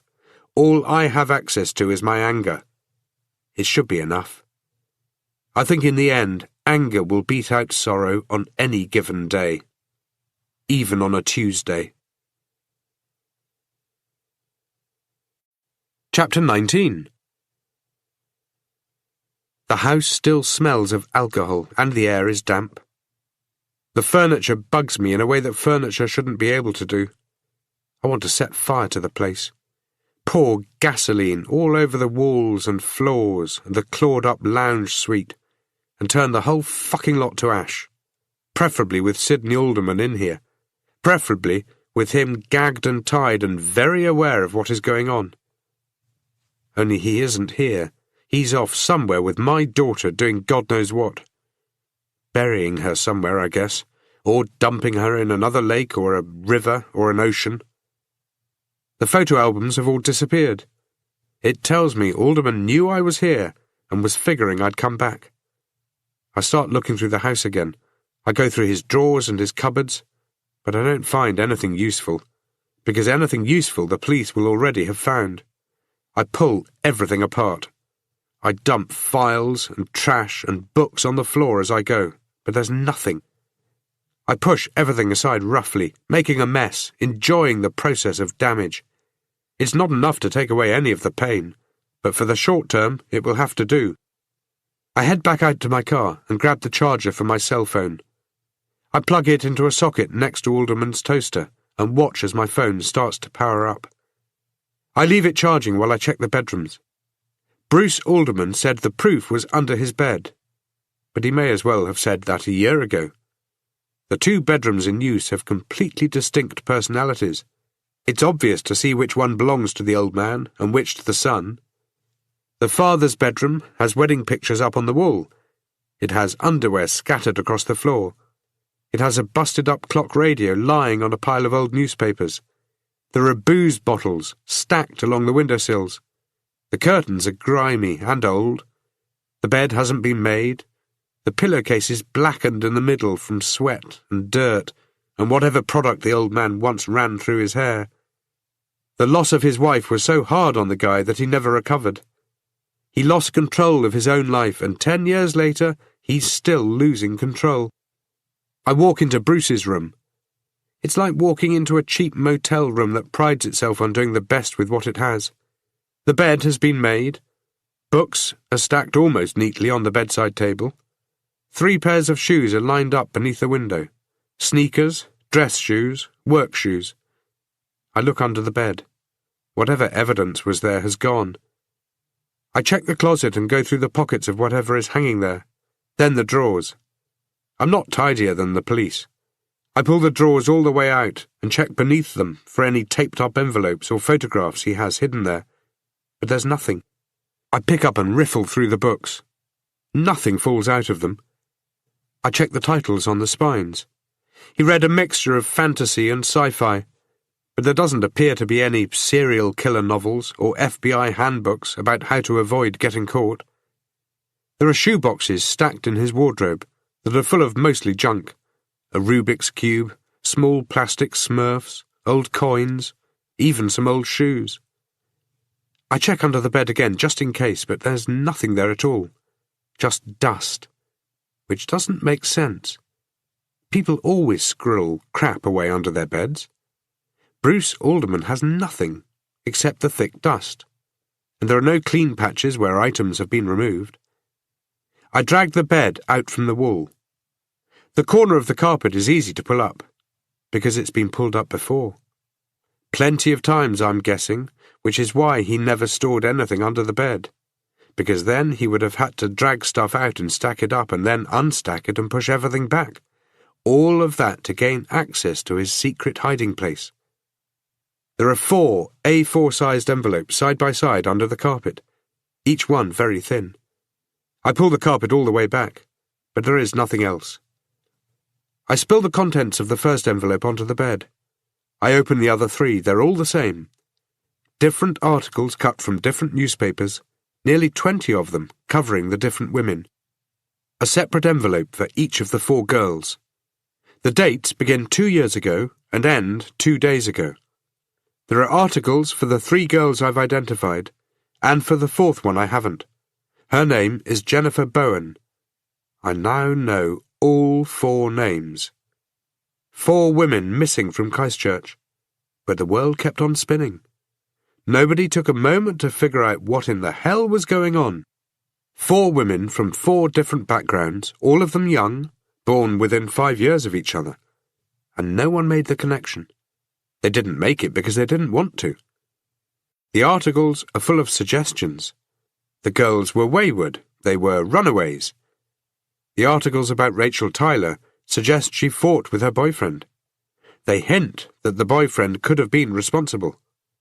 They mention the dead grandmother and lead a path for the reader to believe she could have run away because she was upset. They suggest lots of things and confirm nothing, just throwing out ideas in the hope that if they cast a wide enough net, they might cover something correctly. I slide all the articles from all of the envelopes into the one. They don't do much to back Bruce Alderman's claim that he didn't kill these women. All 4 of them could have died in here. And Emily? Did Bruce's father bring Emily back here before driving her away? Did he carry her corpse and rest her on the couch while he packed some things together? No. He would have dumped her in the trunk of his car. He wouldn't have been careful about it. I take my phone and step outside. The lake, the church, the land of the dead, none of it can be seen from anywhere on this property, not unless I was to take the ladder out of the shed and climb up on the roof or scale the fence. I do the latter. The property backs onto the cemetery. The police, the excavations, the canvas tents, and crime scene techies, these things don't reach Alderman's house. I can't imagine what it would have been like to grow up in a house where the view over your back fence was of trees and granite headstones. Surely it had to be disturbing. Surely it couldn't have been healthy. I wonder if this environment is what made Bruce Alderman a sick man. Whether it made Sidney Alderman a sick man, or whether it was the loss of their mother and wife that made them so. Chapter 20. I'm half expecting to find my house has been set on fire when I get home, or the windows broken, or, at the very least, to have "Murderer" spray-painted across the garage door and fence. I pull into the driveway, stand next to my car, and stare up and down the street. I'm looking for Sidney Alderman, but he isn't here. Nobody is. Not even Casey Horwell. All of my neighbours are off doing whatever it is that neighbours do. Mow lawns, pull weeds, cook food, and watch TV. None of them are trying to figure out where their dead children are. I'm careful as I make my way inside. I had a gun pulled on me last night, and hours later a microphone, and I'm not eager to make either mistake twice. I plug my cell phone back into the charger. Then I bring the computer in from the car and set it up on the dining room table. Bridget would not be pleased. I use the Christchurch Library's database of newspapers to find more articles related to the ones Bruce clipped. I take on board as much as I can from them, and from the missing persons reports, and as much as I can about their lives and about their deaths. Not that any of the articles say they are dead, but they sure read as though the journalists were all betting heavily on it. I print out a photo of the fourth girl, then line the pictures up in a row. Their killer certainly had a fondness for a specific type of girl. I spend 2 hours reading all about the missing, and it's hard, because my mind keeps returning to Alderman and Emily. I search the obituaries for the weeks prior to the girls' deaths, looking for the same last names to see if there was a reason for any or all of them to attend a funeral. I come up with nothing. It's not a busted lead at this stage, because it could be they still went to funerals of people outside their families, or family members with different last names. The only way to know for sure is to start making some phone calls. But right now, talking to these dead girls' families is the last thing I feel like doing. I set the whiteboard up, propping it up on a chair and leaning the top against a wall. I've got nothing but a permanent marker to draw with, but go ahead anyway. Starting with a timeline. I figure that Henry Martins would have been buried 2 days after he died. If I add those days onto the date of his death, it matches up nicely. Henry died on a Tuesday and was buried on a Thursday.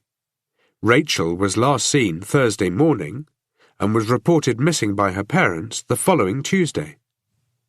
But then I add the other missing girls to the timeline and find that the dates between disappearances are not that even. The first 2 girls went missing within a month of each other. Then there was another 18 months until the third went missing, and the last was less than a week ago. It doesn't suggest that the murder is escalating or slowing, and I'm not sure what that in itself suggests. Guys like this tend to start killing more often as the need overtakes the desire, or there is something in their life that triggers the impulse to kill. I look at the timeline and wonder what made this guy kill at these particular moments.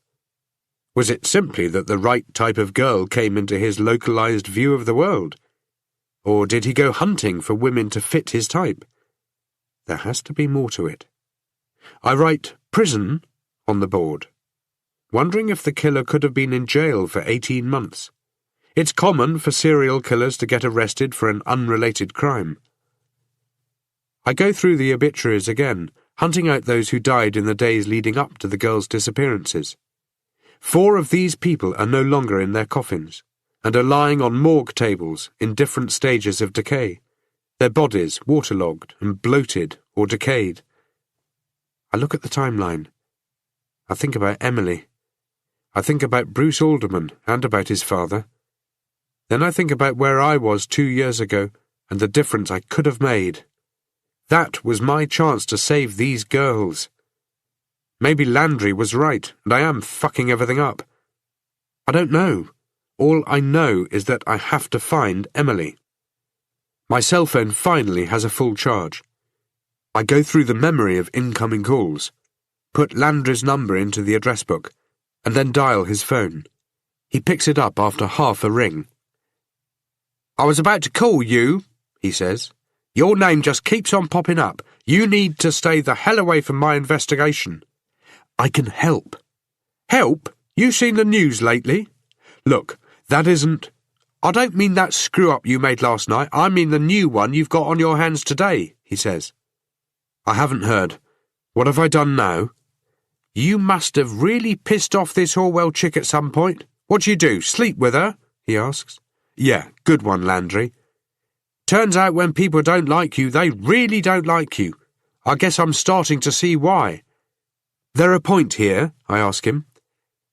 "She interviewed Alderman this morning. Had to be some time after he hit the bar, but looking at him he couldn't have been long after. Didn't seem to have many drinks under his belt. And it wasn't good. It's like she saw this fire burning inside him and just started throwing on more fuel. Hadn't been for all those angles and splatter trajectories, even I'd be thinking you were guilty. Anyway, whatever anger he had about you before, you can double it and double that again.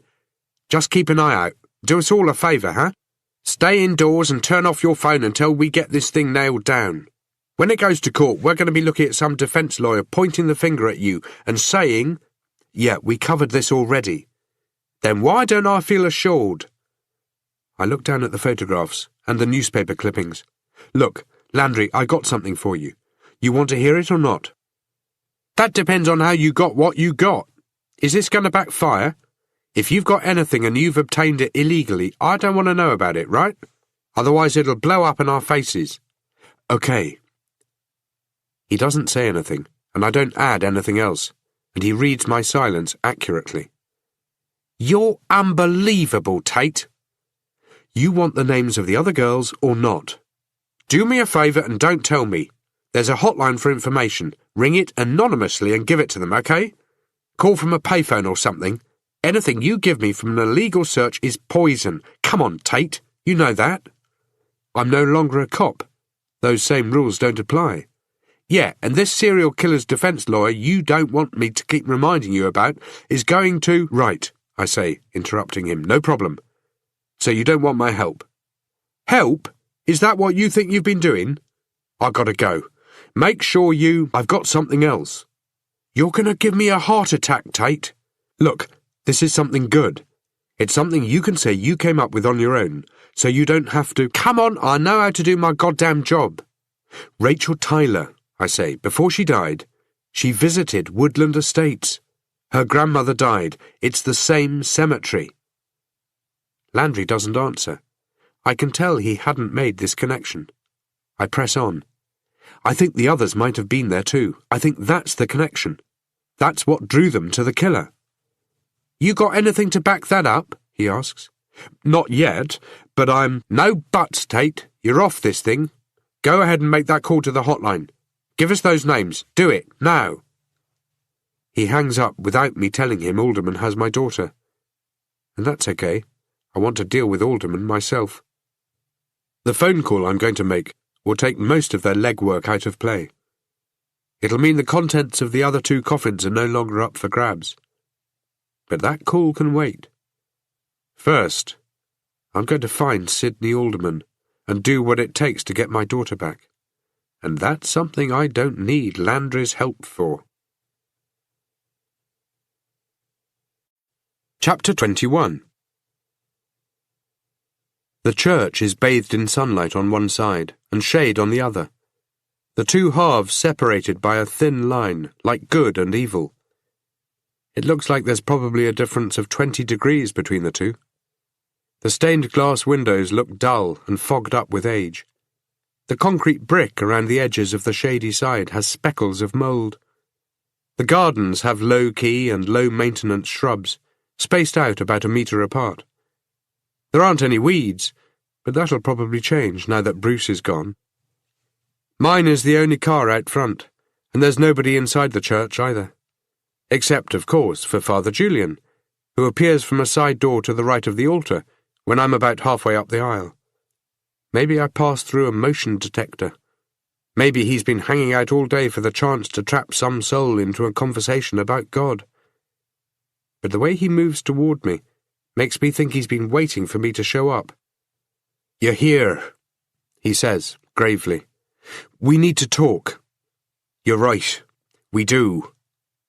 He looks paler than yesterday, as if a chunk of his faith has slipped away during the night, or been stolen. "We need to talk about Bruce. Though, to be honest, I don't know if I can. I don't think I can talk to you." "Father Julian, please, you have to—" "I don't know, Theo," he says, glancing at the large envelope in my hand. Some of the colour is coming back to his face, and the look in his eyes suggests it's coming back on waves of anger. "I remember what it was like for you 2 years ago." "It's not like that now." "Do you remember I used to come around to your house?" he asks. "Of course I remember, but this isn't like that other time." "Perhaps not for you, but perhaps it's like that for me. Bruce was like a son to me. What you've done—" "I didn't kill him." His expression doesn't change. He looks as if he was prepared to hear me say that, and equally prepared to dismiss it. He looks like a man struggling to stay in control. "This is not the time or especially the place for your lies." "I didn't touch him." He shakes his head. "You lost your way, Theo. You lost your God. You lost your faith." "I lost my family," I tell him. "You used to think that was part of God's plan. If you were right, then what happened last night was also part of his plan." "You're trying to be smart," he says, "after all that you've done." "I didn't do anything," I tell him, putting my hands up in a warding-off gesture, the "there's nothing up my sleeve" sign. "No, I know what you're capable of. The man that killed your daughter. Do you remember what happened after he disappeared?" "I remember you stopped coming around," I tell him. "I tried to help you," he says, "but you didn't want it. I tried to stop you from heading down a path, but you wouldn't be stopped. And this is where it has brought you, this path where innocent men die, innocent men like Bruce." "I didn't touch him," I say, "and I sure as hell don't hurt innocent men." "Oh, you didn't touch him, did you?" he says, his voice getting louder now, and I realise it's the first time I've ever heard him yell. First time I've heard anybody in a church yell. "Then how in the hell did he end up dead?" "He shot himself. There was nothing I could do." "You sure found yourself able to do something 2 years ago." "That was completely different."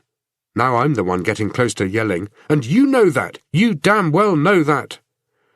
"I told you that Bruce was a good boy," he says, his arms going out to his sides and his hands flicking forward, as if trying to discard something sticky from his fingertips. "I told you he had nothing to do with those girls dying. I told you, why couldn't you have listened? You've shown so much trust in me in the past. Why couldn't you have shown it now?" "God damn it, Father Julian," I yell, and the words don't make him step back. In fact, he takes a small step forward. It looks like he wants to hit me. "I didn't kill him. Why the hell don't you pick up the phone and make a call and speak to anybody down at the station or at the morgue and ask them what happened? They'll tell you." "You mean your friends?" "Oh, come on, you can't believe that bullshit you saw on TV," I tell him. He nods. He concedes the point. "He was a good boy," he says, much quieter now. Maybe he was. Part of me certainly believes he was. So instead of getting angry at me, Why don't you stay angry at whoever did this? How about you give me a hand here and help me clear his name? Bruce told me he was innocent, that he buried the bodies, but that he didn't kill those girls. How about you help me? Or are you too caught up with those assumptions of yours? He looks at me for what feels like a long time, as if inside somewhere he's searching himself for the right thing to do. The time it takes him suggests he's either searching real hard or he's slipping on just what the right thing is these days. I'll listen to you, Theo, just one more time. Then you have to promise me you'll never come back here. Once you hear what I have to say, you won't ask me to. He shakes his head and cuts me off. Promise me, he says. Under the eyes of God, inside his church, promise me you'll never come back here. I make the promise. It's easy to make when you don't believe in God or his church. My office, he says. We'll talk there. I follow him through the side door. The corridor is dimly lit, and we pass other doors and plenty of drafts. Churches are full of drafts. He leads me into a small, dusty office that is cluttered with old-looking books and mismatched furniture.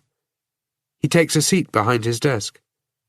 The sun has arced around in the sky and is shining directly on him. It makes his face look whiter, almost glowing, like a halo. The dust particles floating in the air are all a bright white.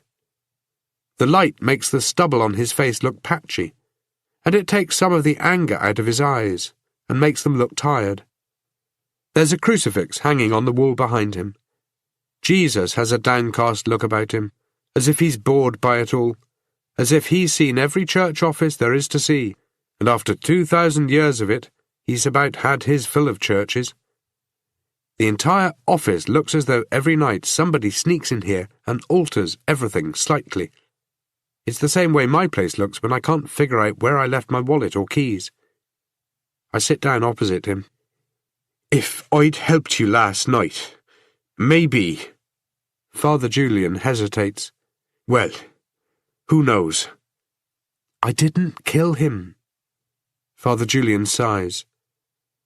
What you want from me, Theo? Did you come for somebody to forgive you? Because you've come to the wrong place. Did you know that Bruce owned a gun? He didn't. It sure looked like he did. Is that supposed to be funny? No. But think about it. If I was going to kill him, why would I take him back to my office? You think I'd shoot him in front of my desk so the whole world would know about it? I suppose not. I don't know. I don't know what to think. All I know is what you're capable of. All I know is that you think it's your job to protect the world from bad people, and I know you don't have the right to judge who those people are. That's right, I say. You do know what I'm capable of. So you know that if I'd wanted to kill Bruce, I'd have taken him somewhere else. Nobody would ever have found him. His jaw tightens, and his eyes narrow slightly, and the look he gives me is the kind of look I never want to be given again. It's one of disgust and disappointment. Finally, he leans back in his chair and forms a steeple with his hands, touching his fingertips to his chin. He looks like he's praying. Jesus looks down on him, but doesn't seem to be listening. Come on, I say. You don't have to like it, but it's a good point. He nods. What else did Bruce tell you? Did he know who killed the girls? He didn't say. He just said talk to his father. The only person I can think of who Bruce Alderman would be burying those girls for is his father. You think Sidney killed them? It's possible. So what you want from me? To tell you about Bruce. I've already told you he was a good kid. There is one more thing, though, and I want you to think deeply on this. Yesterday, he was alive, and today he isn't. I don't answer him. I just let him have his say, knowing the sooner he gets everything off his chest, the sooner I can get on with things, and the sooner I can get my little girl back into the ground. The world is definitely fucked up when the goal of the day is to bury your daughter. What happened after Bruce's mother died? What happened to Sydney? What? He looks shocked. His mother 10 years ago when she died. What were things like? He breathes out heavily, reinforcing just how much of an ordeal it is to have me here. It was the same thing, I guess. It was like one day he was alive, the next day he wasn't. It wasn't even really that. It's not like he was dead, he just became lost. They both did. And? And what? He asks. People become lost when that kind of thing happens. Come on, Theo, of all people, you don't need an explanation on that. Sometimes people never recover, or they recover in the wrong way.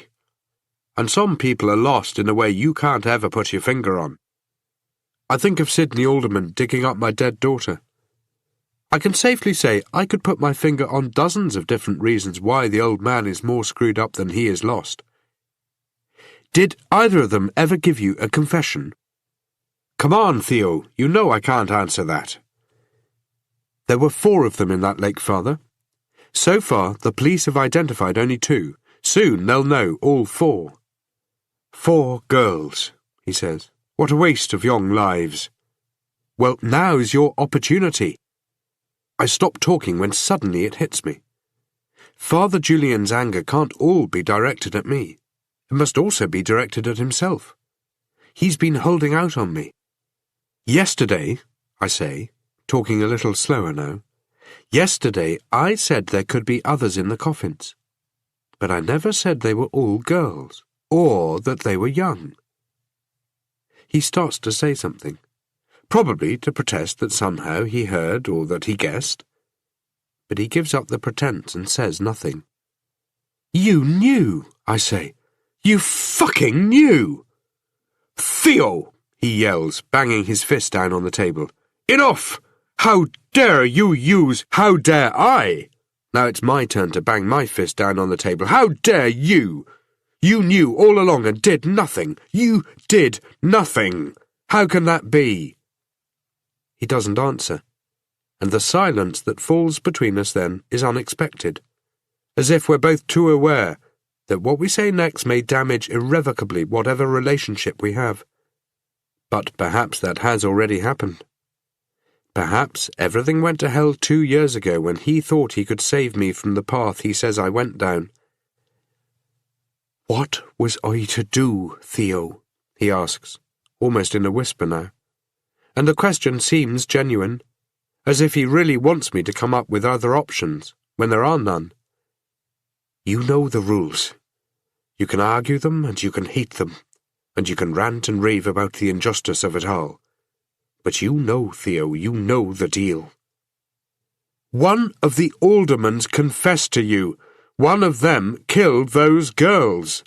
That's not what I said, and that's not what happened. I stand up and open the envelope and tip it up in the same manner I did when I found it. The articles spill out in the same way. I brush my hand over them, fanning them out like a deck of cards. Father Julian's eyes are pulled to them. You already knew the girls were in there. You knew they were dead. Sit back down, Theo. These are the girls we could have saved. What was it you said to me yesterday when I told you why this case was important to me? You said it wasn't my fault. You were right and you were wrong. See, I thought it was completely my fault. But not now. Now I share that burden with you. He reaches out and touches the articles, picking some of them up. I watch his eyes, but they don't scan over any of the words. The more he shifts the clippings around, the more dust floats up in the air. I'm not sure what he's looking for. None of the disappearances made the front pages. There are no huge headlines or bylines. Maybe if one of them had been a rock star or the mayor's daughter, things would have been different. Though that's about to change. Tomorrow, Rachel Tyler is going to be all over the news, and the other girls too. People other than their friends and family are going to care. People are going to look at the names and faces and wonder how the hell their city became a breeding ground for the kind of violence needed to take these young women away, and for the kind of ignorance to let it happen without asking why. You're the one who said I went down a path, Father. Tell me, what path have you taken? By protecting bad people, you're betraying the innocent. It's so easy for you, isn't it, Theo? It always has been. Guys like you think they can just come in here and get what they want. I'm not sure what he means by guys like me. You have these great expectations that all you have to do is ask and I'll break the confessional seal and tell all. You don't think it hurts, huh? You don't think that hearing all the poison coming from these people takes its toll? Don't you think I want to be able to pick up the phone and make the world a better place? Then why don't you? These girls, you could have saved them. At what cost? You still don't get it, do you? You think if this was just about me, I wouldn't do it? If it was just a matter of getting fired and losing my church, I'd pull the pin for the greater good. But this isn't about me, Theo. It's not about you either. It's not about those girls out there. It's about God. About our faith. It's about not breaking one of the oldest rules in the church. There are so many angles from which to attack his argument. But for what point? He's right, and I'm right, and we both know it, and there's nothing we can do. He has to stand by his beliefs, and I have to stand by my anger with him for not having done something to prevent all of this. That's how you knew Bruce was innocent. He wasn't the one who confessed. We can't go down this road. What road? The one where you start twisting all the boundaries, where you ask who didn't confess so you can narrow down your suspect pool. He runs both his hands through his hair, then wipes them down the front of his cassock. I think I've already narrowed it down, I say, and I start to scoop the articles back up. It wasn't Sidney Alderman. Then who? If I could break that rule and start telling, then what about you? You think you'd be a free man right now? Part of me wants to lean forward and pick him up by his collar and shake him until all that I need from him falls from that locked vault inside of him where he keeps secrets. Another part is thankful. He won't give up these secrets, and he'll never give up mine either. You're letting a murderer get away. There is no conviction behind my words. It's a last-ditch effort, and one that I don't expect to get me anywhere. He seems to know this. It haunts me. If I tell him what Sidney Alderman has done to my daughter, will it change his views? I don't think it will. The priest's ideas about what Sidney Alderman is like are all outdated. He built up a friendship with a guy 30 or 40 years ago, and that's how he still sees him. I wonder what it would take, whether there is a limit to how much pain there is, for Father Julian to accept that his faith and his convictions simply aren't worth it. Is there a number? 12 dead girls? 100? Sidney Alderman, tell me where he is. I don't know. Did he kill those girls? I want you to go now, Theo, and I want you to remember your promise. But you can tell me about him, right? You can at least give me some history there. Sidney Alderman is a very sad man, Theo. Like you, he lost his family. Surely you remember how you felt the day Emily died. Surely you can empathise. Of course I remember, but I didn't go around digging up graves. What happened to him 2 years ago? I don't follow. I finished putting the articles into the envelope. One of them said he retired 2 years ago. Is that enough? People become killers when there is a trigger, when there's a defining moment that makes somebody snap. I figure it's more likely Sidney Alderman would have snapped 10 years ago when his wife died, not 2 years ago when he retired. Somebody has to pay for this, I say. Somebody already has, but not the right person. I tuck the end of the envelope back into itself. The police are close. All of this, it's unravelling. You had your chance to help, but you didn't take it. This was your chance for redemption, Father. Don't do anything stupid, Theo. Bruce Alderman, he was a good man. And Sidney, well, inside he's a good man too. And one who right now is attending to his son. Respect that. Let him mourn, and let the police deal with him. I walk to the door, and Father Julian doesn't get up. He doesn't make any attempt to follow me. I can't do that, I say. He shakes his head, but doesn't offer any more words of wisdom. I leave him in his office, and I walk back past the pictures of Jesus and his buddies. I wonder what they would think of the priest's decision to keep the secrets shared with him to himself. Whether they'd agree with his convictions, or whether they'd tell him he was a fool. I wonder if, right now, Father Julian is praying for guidance. At the front of the church is an alcove, in which a registry, thick and divided up into sections, the covers leather with gold script across them, rests on a pedestal. It's sorted alphabetically, and those sections are broken down chronologically.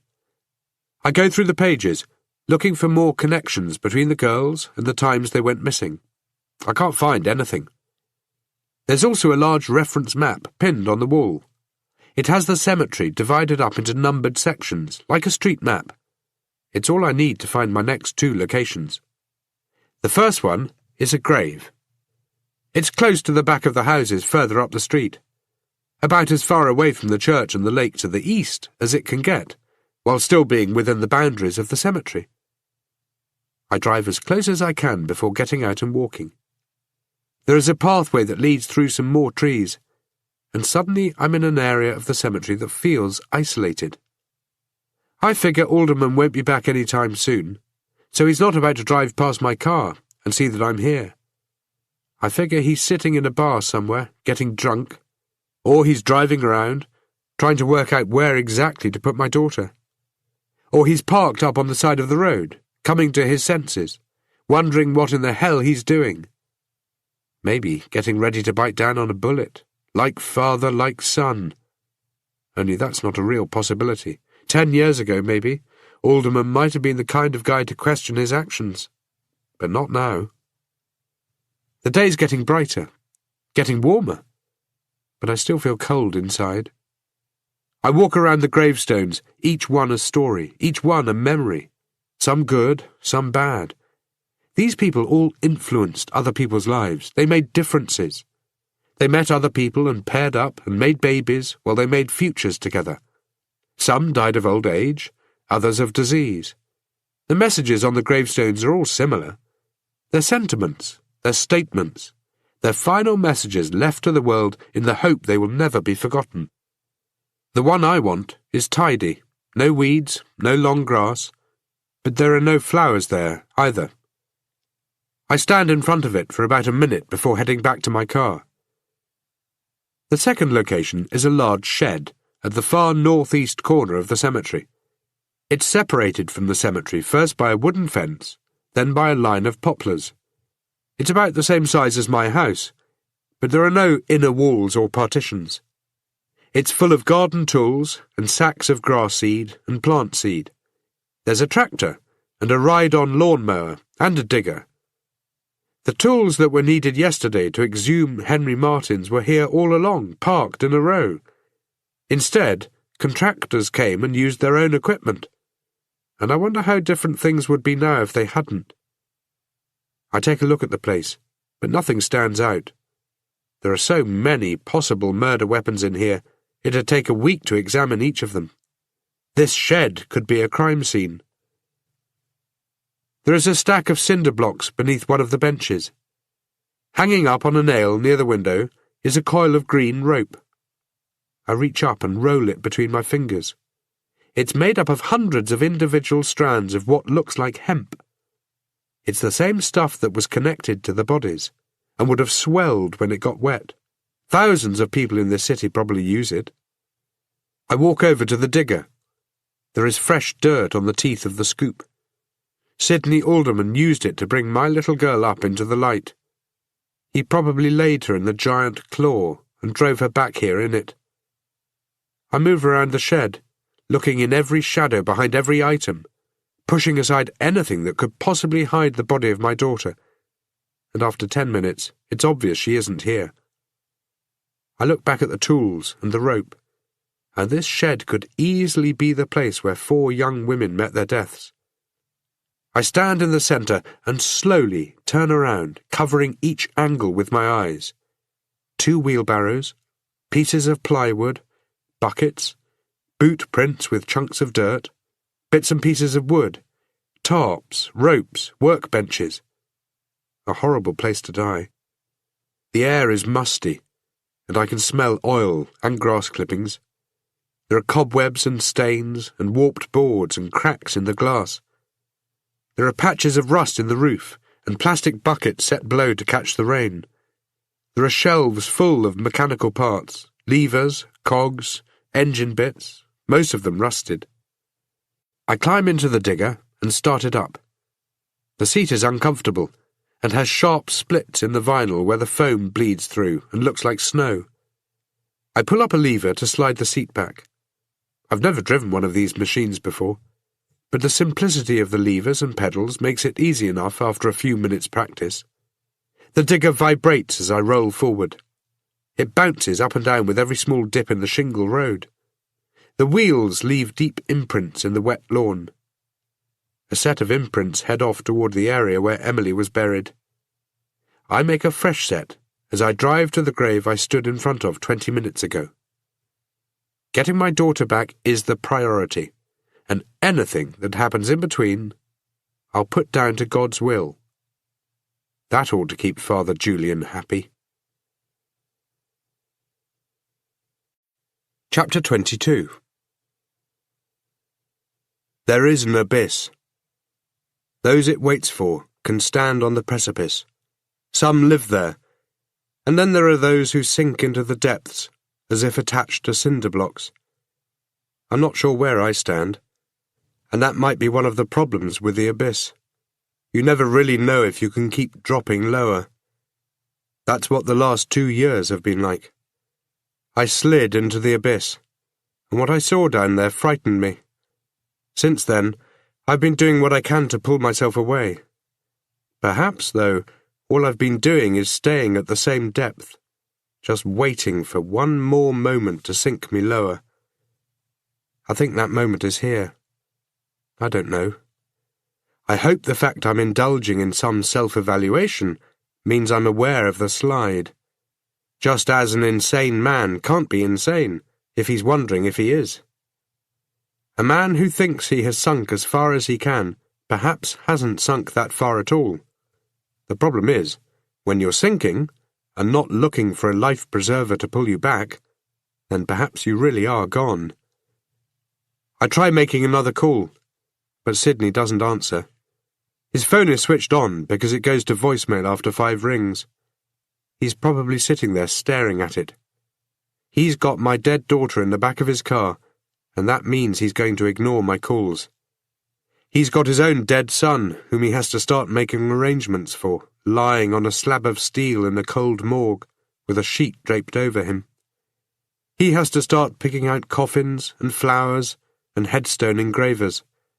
He has to pick out a suit for his son, and a funeral home, and he has to let people know so they can show up. He's got a lot on his mind. But he has to figure out first what he's going to do with Emily, and he's worrying about what I'm going to do to him. I close my eyes. I question what I'm doing, but not enough to stop doing it. I send him a text. I want my daughter back, and you're going to give her to me. We're going to make a trade. Trust me, it's a trade you'll be willing to make. I'm sitting in the digger underneath one of the bluest skies this summer. I'm parked back by the shed. It feels like I'm melting out here. It's taken me the best part of 2 hours to do what I figure would have been a 20 or 30-minute job for one of the alderman duo. Nobody came over to investigate the sound. Cemeteries don't get a lot of foot traffic in the middle of the week, and I've had this area all to myself. The phone starts to ring. I flip it open. "Fuck you," he says. "You murdered my boy, and you think you have something to trade?" His words are slurred, and I realise he has crawled back into whatever bar he dragged himself out of to take my daughter away. "I didn't kill your son." "He's dead, ain't he?" "Bring back my daughter and we'll talk about it." "What?" "You heard me," I say. "I want to make a trade." "Trade? You have nothing that I want." That's what I thought at first, until I started playing your game. The digger wasn't that hard to use. I got the hang of it in the end. "Where are you?" he asks. "I'm where you were 10 years ago," I say, and I hang up. A few seconds later the phone rings again. I switch it off. There's a faucet outside the shed, and I'm thirsty, but I don't want my lips to touch anything that Sidney Alderman's lips might have touched. I climb down from the digger and step into the shade. I start going through the tools. Gardening equipment, mostly, but some carpentry stuff as well. Could be that 20 years ago, and in a different life, Alderman had a hobby. Maybe he and his son would hang out in the shed and make wooden stools or birdhouses, and they'd shoot the breeze with small talk about angles and mitre cuts and joints. There are power tools for every occasion, too. I ignore them all and pick up a shovel. I carry the shovel back to the grave, rather than taking the digger. I rest beneath a tree that shelters me from the sun. I try not to think about the last 24 hours that have led me here. Then I realize it's actually the last 2 years that have done it. I wonder if the man I was back then would ever have thought of pulling the sort of crap he's able to do now. I hope not. Then I figure that if I was going to hope for anything, it'd be that the last 2 years never happened. That immediately leads me to start thinking about Quentin James. I have had 2 lives, the one before meeting James and the one after, and I've been 2 separate people.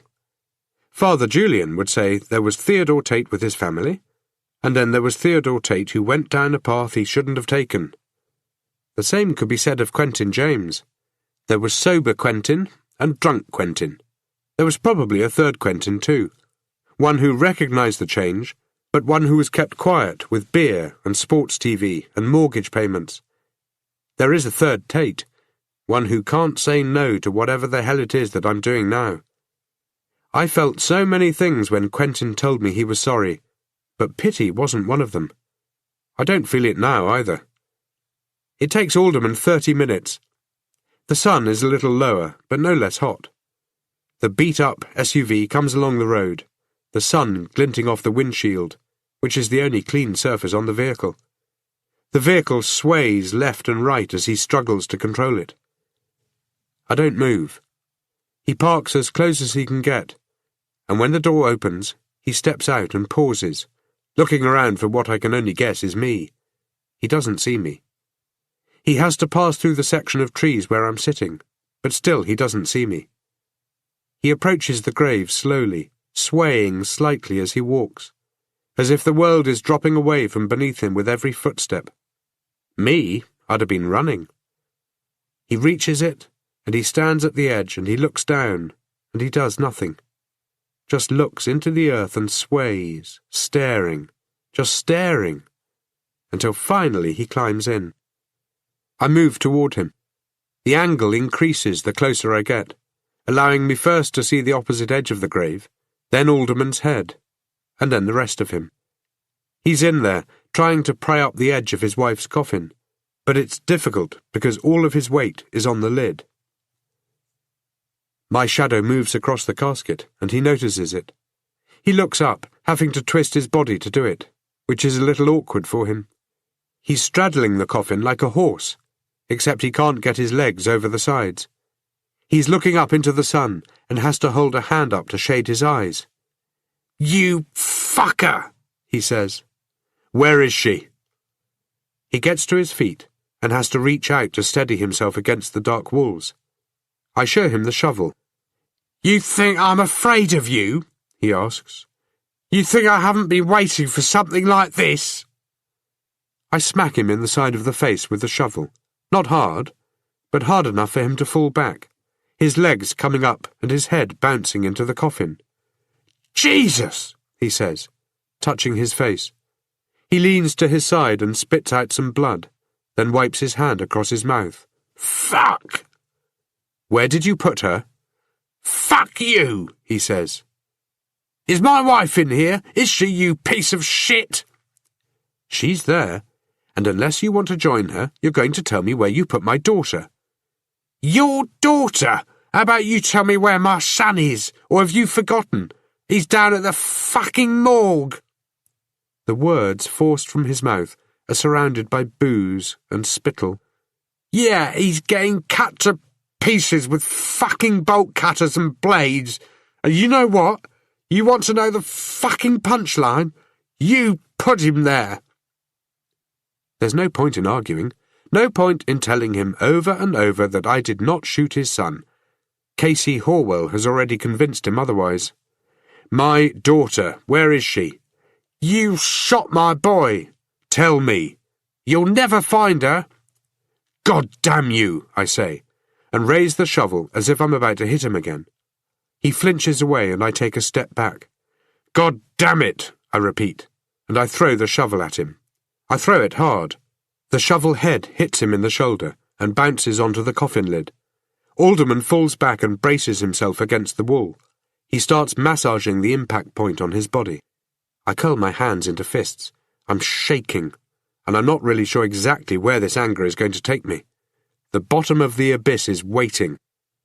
Alderman picks up the shovel and uses it to get to his feet. He reaches for the edge of the grave. I figure he must be drunk, because he puts his hands over the edge, as if he thinks he can pull himself out, and not have anybody try to stop him. I squeeze my foot down on his fingers. He pulls them back, raking the skin off the back of his hand. He looks up at me as if he's the victim here, as if he's done nothing wrong. There is a patch of blood starting to spread on the shoulder of his shirt, and now on his hand. The girls. What happened? I ask. What girls? What girls do you think I'm talking about? He shrugs, but he knows. I had nothing to do with them, and nor did Bruce. He buried them. He admitted to that. Did he kill them? Fuck you, he says. Or did you kill them? I ask. This is bullshit. All you've done is kill my son and you don't even know why. How about you explain it to me? You're asking the wrong man, he says. Who should I be asking? Who the hell do you think? Your pal, Father Julian. Go ask him all about it. What does that mean? I'm not saying another word until you let me out of here. I back away from the grave. Where are you going? Alderman calls out. I don't answer him. I walk over to his SUV. It's dusty and there are several rusting stone chips across the front of it. The driver's door is open and there is a ding-ding sound coming from the dashboard. His keys are still in it. I pop open the back door. My daughter is sprawled out in the back beneath a dark blue tarp, her hair all matted and limp, her favourite dress in better condition than her body. Her little body has been ravaged by decomposition.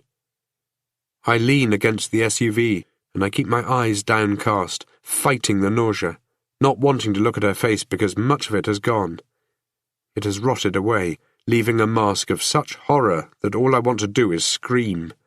She should be in school right now, should be 2 years older, should be 9 years old, and looking forward to going home and getting her homework out of the way, so she can spend time doing what 9-year-old girls do, which is what, I don't know, but I should have been finding out. This world is so fucked up that it's starting to make me think what Bruce Alderman did last night isn't such a bad option. I close the door. I walk back to the grave. Alderman is still making his way out of it. He's struggling because the dynamics are difficult for him. He's drunk. His body can't perform as well as a younger man's could. His shoulder hurts, and his fingers hurt, and he's having difficulty getting up over the edge. He needs to be taller, or stronger, or younger, or sober, or he needs a ladder. He looks up at me. You son of a bitch, I say. So I was wrong. So you did find her. It's time you gave me some answers, I say, and I reach down and grab a handful of his hair in one hand and the front of his shirt in the other. I pull him up hard, wanting it to hurt, and he grunts as his body is dragged over the edge of the grave. Ah, fuck! Slow down, damn it, he says. But I have no intention of slowing down. I didn't kill your son, I say, and I keep pulling him upward. He braces both his hands over my hands to relieve the pain that must be flooding through the top of his head. I can hear scalp and hair beginning to tear. When he's out far enough, he gets his knees on the ground and stops trying to hold on to my arms. Instead, he twists his head, pulls down on my hand, and clamps his teeth over my thumb. "Shit!" I say, and I pull back my hand, but it's no good. He's biting hard, trying to sever the thumb. I can't crash my knee into his chin, because it'll push his teeth all the way through. Instead, I let go of him and hit him. His head moves, making his teeth rip at my thumb like a great white shark sawing through its prey by shaking its head. So I push forward. We both stumble, and a moment later we're falling through the air and back into the grave. Chapter 23. Mostly I land on Sidney Alderman. My elbow crashes into the coffin, and my thumb is jarred from his mouth. My knee hits the wall, but the rest of me lands against the old man, so the impact is cushioned. Alderman isn't so lucky. He doesn't have anybody to land on, just his wife, except that her years of offering any support are over. So he lands hard up against the wood with the shovel beneath him. Harder, I imagine, than if he were falling in there by himself. Because I'm falling with him, there's my weight, and there's momentum, and the laws of physics, and they all add up very badly for Sidney Alderman. His head bounces into the edge of the coffin. I push myself up, bracing my hands against the dirt walls and the coffin. Blood is pouring from my thumb. The edges of the bite have peeled upward, revealing bright pink flesh. I reach into my pocket for my handkerchief and wrap it tightly around the wound. It doesn't hurt, but I figure in about 20 seconds it's going to be killing me. I get to my knees and shake Alderman a little. There is no response, so I shake him harder. When he doesn't stir, I take the next step and search for what I'm beginning to fear, putting my fingers against his neck. Blood starts to leak onto the coffin. The lid is curved slightly, so the blood doesn't pool. It runs down the sides and gets caught in a thin cosmetic groove running around the edge of the lid. Drop after drop, and it starts building up. It climbs up over the groove and soaks into the dirt. There is no pulse. I start to roll Alderman over, but stop halfway when I see the damage. The tip of the shovel is buried into his neck, its angle making it point toward his brain. His head sags as I move him, and the handle of the shovel rotates. His eyes are open, but they're not seeing a thing. I let him go, and he slumps back against the coffin. My hands are covered in his blood. I stare at them for a few seconds, then wipe them on the walls of the grave, then stare at them some more, before shifting my body as far away as I can from Alderman, which isn't far. I wipe my hands across the wet earth once more, and clean them off on my shirt.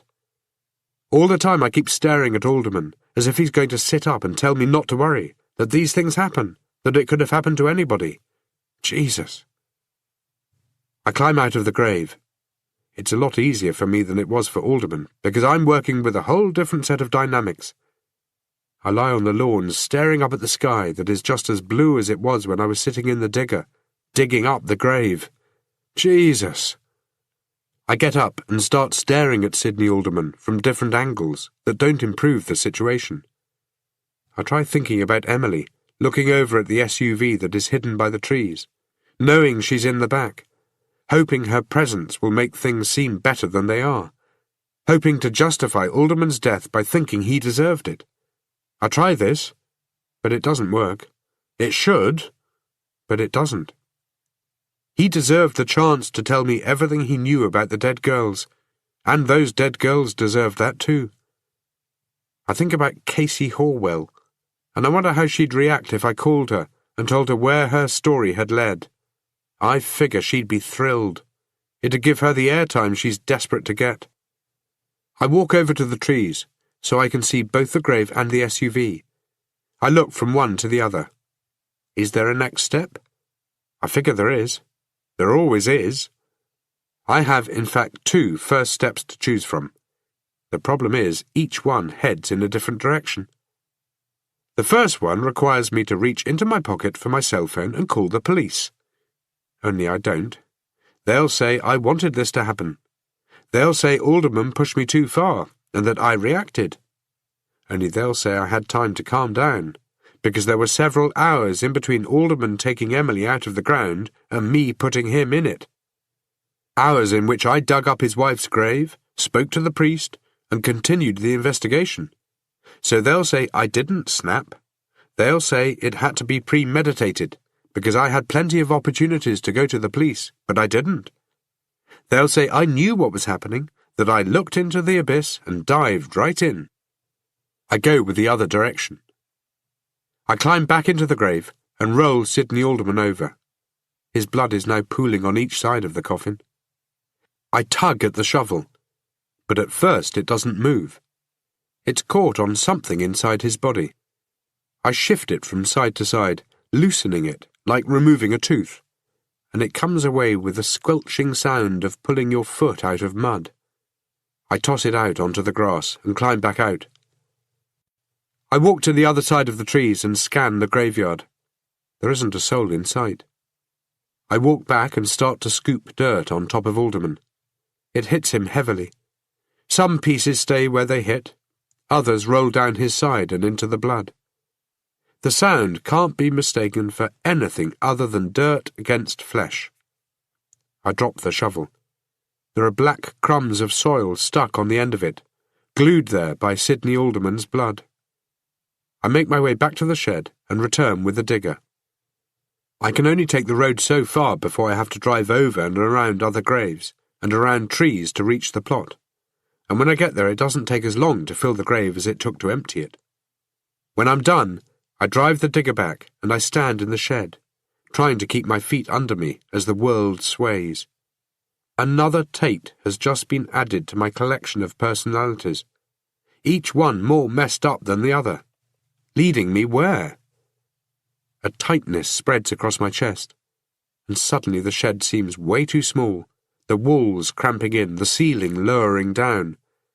I get outside only to find that the whole world doesn't seem big enough anymore. The clouds are back, the sun completely gone now. Dusk is here, and it's a little hard to make out the scenery. I find the SUV and drive to my daughter's grave. There, I sit until a few nearby mourners leave the area. Then I carry her gently, scared she'll fall apart, scared that I'm going to fall apart. I rest her on the ground, then climb 6 feet closer to the hell that I've proven again I'm destined for. I reach out and scoop her up, then lay her down. She doesn't look like Emily. She may be wearing the same dress, have the same hair, but everything else is different. It's different in a way I don't want to think about. I tuck her hair away from what face she has left, and stroke it behind what ears she has left. I close the lid, not wanting to spend any more time with her, but at the same time I want to spend all night here, holding her hand. I use the same shovel that killed Sidney Alderman to bury her. It seems right that I do it this way, and I relish the pain that courses from my thumb and up through my entire arm. It takes me an hour, and when I'm done my shirt is covered in dirt and is damp all over, and the day is dark, and the makeshift bandage on my thumb even darker. I throw the shovel in the back of the SUV. The vehicle is covered in my fingerprints. My own car is still here. I'm a murderer, and if I'm not careful, the world is soon about to know. I drive back to the shed. I find some turpentine and soak some rags in it. Then I go around wiping down every surface I've come into contact with. I drive to Alderman's house and park up the driveway, and I do the same thing there. I wipe down the SUV, and I carry the shovel back to my own car. When I leave, nobody follows me. Nobody seems to care. I drive to the nursing home. The staff at the home doesn't appear thrilled to see me. Carol Hamilton has gone for the day, and nobody else asks me what in the hell I was on about this morning. Nobody asks why I look like shit, my clothes messed up, my skin black with dirt, why I have a filthy handkerchief on my thumb. I spend an hour with my wife, and now, more than ever, I need something from her, a squeeze from her hand, or her eyes to focus on me and not past me, but she can offer me none of this. I don't fill her in on anything that's happened. I stare out the same window she stares out, and I see the same things, and this is the closest I have felt to her in 2 years. Part of me envies her world. When I get home, I use a saw to cut the shovel into 6 pieces. I wipe each of them down, but I know I'll need to do more than that. We'll have to dispose of them where they'll never be found. I climb into the shower then, and watch the dirt and blood wash away, though I still feel covered in it. I remove the handkerchief from my thumb and rinse the wound, which continues to bleed weakly. It needs stitches, but I'm not going to get them. I bandage it and make some dinner, but I can't eat. I turn on the TV, but can't understand what the news anchors are even talking about. I grab a beer and sit out on the deck, and stare at a piece of concrete we left exposed 5 years ago when we built the deck. The cement was wet, and we carved our names into it so they could never be washed away. Daxter comes out and jumps up on my lap, but only stays a few seconds before jumping back down. I stare at the names in the cement as I finish my beer, and then I stare at the ceiling of my bedroom while looking for sleep. I think of Quentin James and the Alderman family and the 4 dead girls I've never met. I have robbed their families of any closure, because the man who could help me is dead. Any hopes they had for answers, I took down into the abyss with me. Chapter 24. At 4 in the morning, I give up on sleep and sit at the table drinking coffee. I keep going over what I've just done, as if by picturing each detail, there might still be the chance to go back and change it. 2 years ago, after I spoke to Quentin James, I slept like the dead. I got home and made some dinner, I watched some TV, and an hour after midnight I went to bed. It was a new day and I was a new man, and when I slipped between the sheets, I closed my eyes and pictured my family, and I fell asleep. There were no nightmares, no questions, no guilt. I remember waiting for the guilt. I went and spoke to Father Julian and confessed my sins and waited for it to kick in. But it didn't. I slept like a baby that night. But not this time. I drive back to the cemetery. The night is cold, and daylight is still a few hours away. On the way I throw yesterday's clothes into a dumpster, just as hundreds of guilty men before me have done. At the gravesite where Rachel Tyler was dug up, I stand next to the corner of the lake, and I think about the choices that have made me who I am. Then I realize they were choices made for me. Quentin James started me down this road. He gave me no option but to drive him out to the middle of nowhere and leave him behind. What else could I have done? Let him serve his time in jail so he could kill again when they set him free? Fuck those people who think that alcoholism is a disease. Cancer is a disease. Tell people with cancer that alcoholism is a disease and see what their views are. It's all about choice. People choose to drink. They don't choose to get leukemia. So James had only himself to blame. He chose to keep drinking. He could have chosen to stop, could have chosen to get help. He chose the path I took him down. I kick a clump of dirt into the water and watch it disappear. Do I have limits? Do I kill the next person I suspect is a murderer?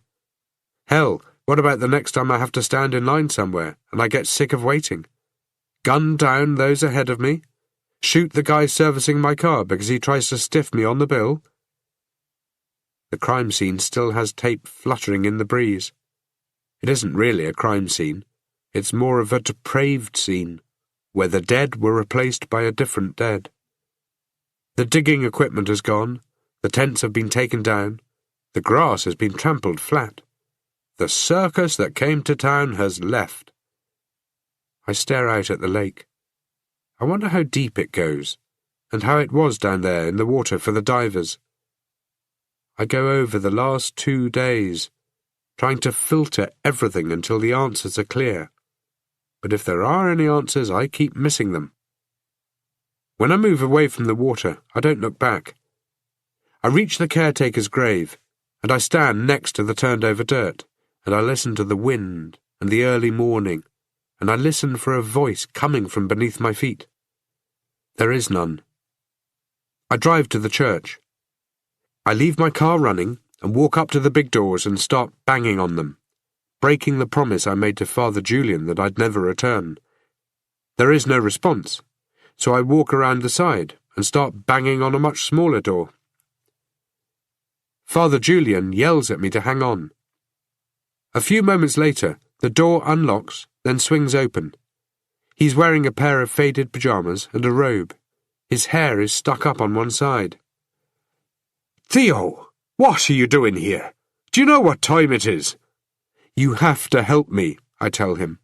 Help you? I've done enough of that lately. Please, this is important. Sidney Alderman, was it him? I can't. I reach out and grab hold of his arm, and rest my other hand on his shoulder.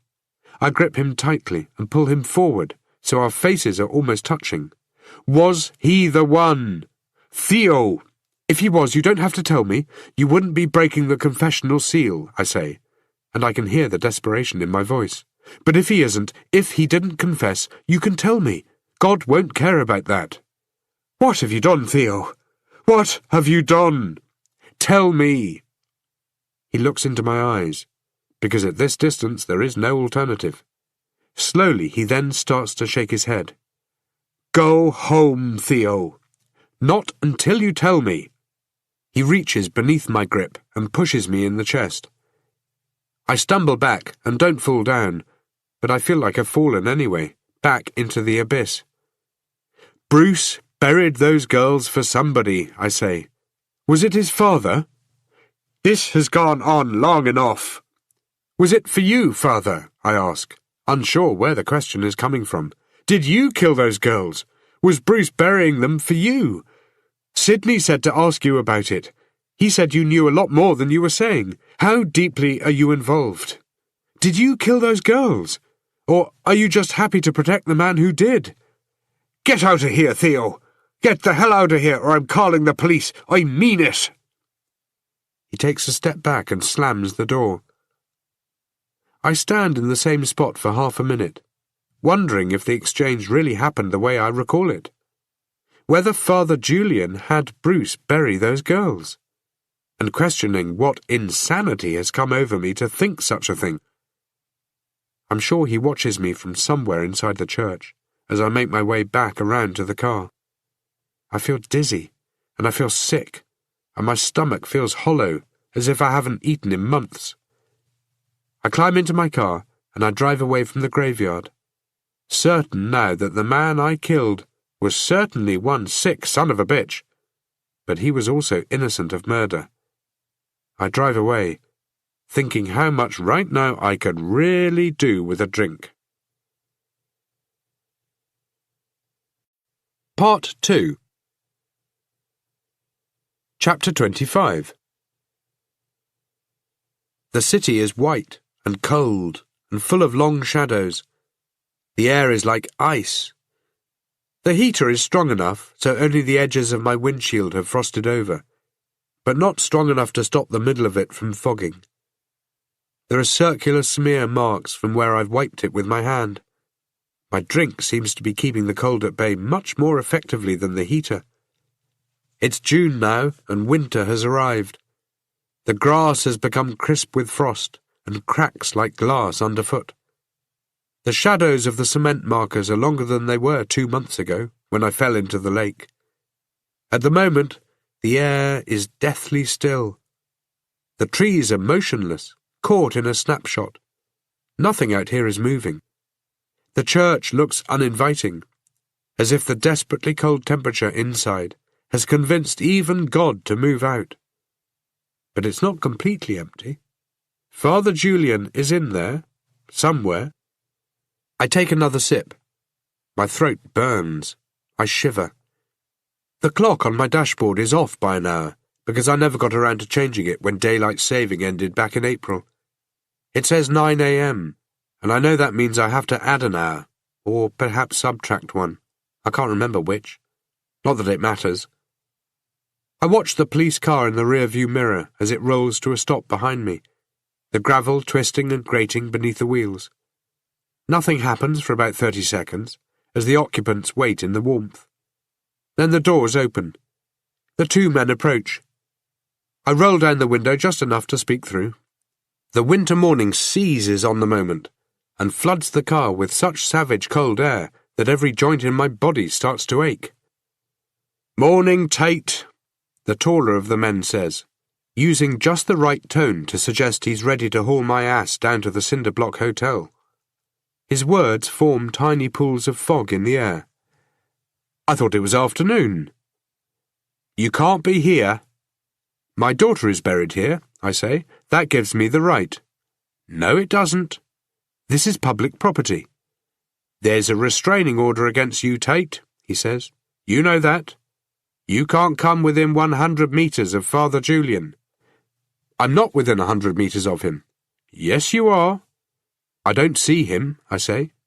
"That's because he's inside." "But it would have been illegal for me to go to check, don't you think?"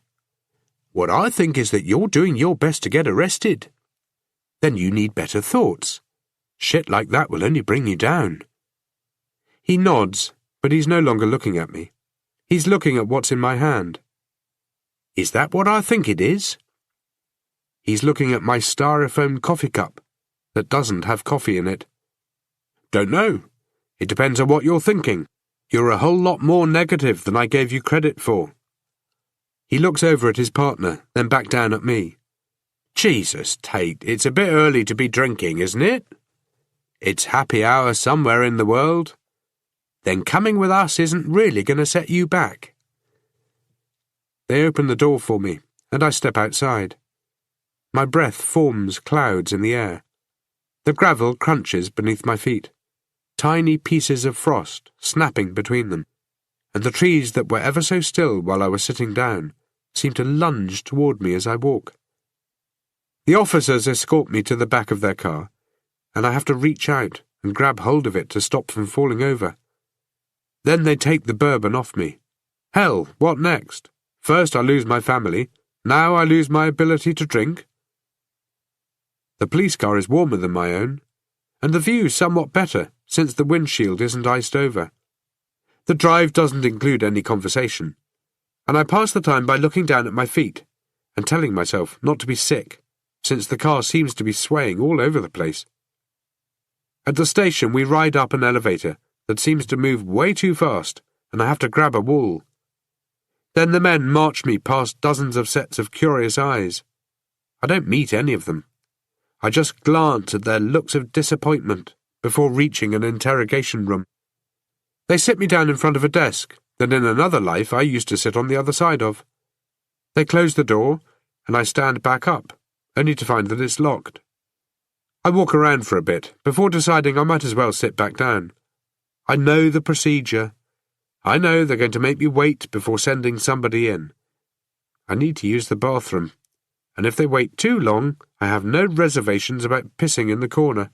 Why should I? If I can kill people, I can do anything. It takes 40 minutes before Detective Inspector Landry comes in. He's carrying only one cup of coffee that I know isn't for me, and a folder that he sits on the desk, but keeps closed. He looks like he hasn't slept in about a week, and there are dark smudges beneath his eyes. He still smells of cigarette smoke and coffee. He looks stressed. He's been a busy man with all the rest of the bullshit that's been going on in the city, while he's been trying to figure out how those bodies got in the water. Other murders, other cases. He sits down and stares at me.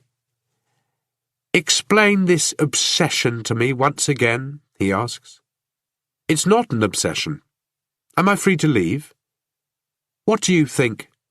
"You violated a restraining order. You were in an automobile behind the wheel while under the influence." "I haven't been given a breath test." "You want to take one?" he asks. "What would be the point? I wasn't driving." "But I could argue that you drove there drunk, or were about to leave drunk. Your keys were in the ignition." "You could argue that, and I could argue that you're an asshole." "Fuck it, Tate, why the hell don't you try to help yourself here, huh? Why don't you capitalise on the fact that right at this moment I'm the best friend you have in this city?" "And why's that?" Because you made the call and gave us the names of the other 2 girls. That got us started. That was 2 months ago, I say. It was the same day I contacted Alicia North, the best friend of Rachel's that David had told me about. Alicia North hadn't heard of Father Julian, hadn't heard of Bruce or Sidney Alderman, hadn't heard of anything at all that could have helped me. It was also the same day I started cracking lots of seals on lots of bottles of alcohol in order to push the visuals I was having of a lifeless Sidney Alderman into the back of my mind. It was the first day after I had killed him. Yeah, it was 2 months ago, but I'm a giving guy, and right now I'm giving you some goodwill. See, the way we've been seeing it, Sidney Alderman did a runner the same day you told me you had the names of the girls, and a day before somebody rang the hotline with the anonymous information. Since then, there haven't been any more missing girls. So, I'm in your good books, and Alderman is in your bad books. Fine. You going to let me go? The problem, he says, and he makes a face when he sips at his coffee, is Father Julian. Somehow he fits into all of this, and that's a problem. For us, for him, and for you. If you thought the case was over, you'd be at home right now. You wouldn't be following Julian. And if you believed Alderman was guilty, you'd be out there looking for him. Now you're the one who seems obsessed. Strange that Alderman didn't wait to see his son buried. He didn't take his car. He didn't pack any clothes. That adds up badly, Tate. And I keep coming to the conclusion that you know something about that. How many times have we pulled you in here now? If you've got a point, just make it. How about you take this chance to explain things to me? And maybe I can start to figure out what in the hell is happening to you. You're more drunk each time we drag you in. This is the 3rd time since the restraining order was issued a week ago. Anybody else and they'd be kept in custody. They'd be facing time. There ain't going to be any favours if we bring you in for a 4th. Come on, man, you know sending an ex-cop into prison isn't going to be pretty. Can I go now? I ask. No, tell me about Father Julian.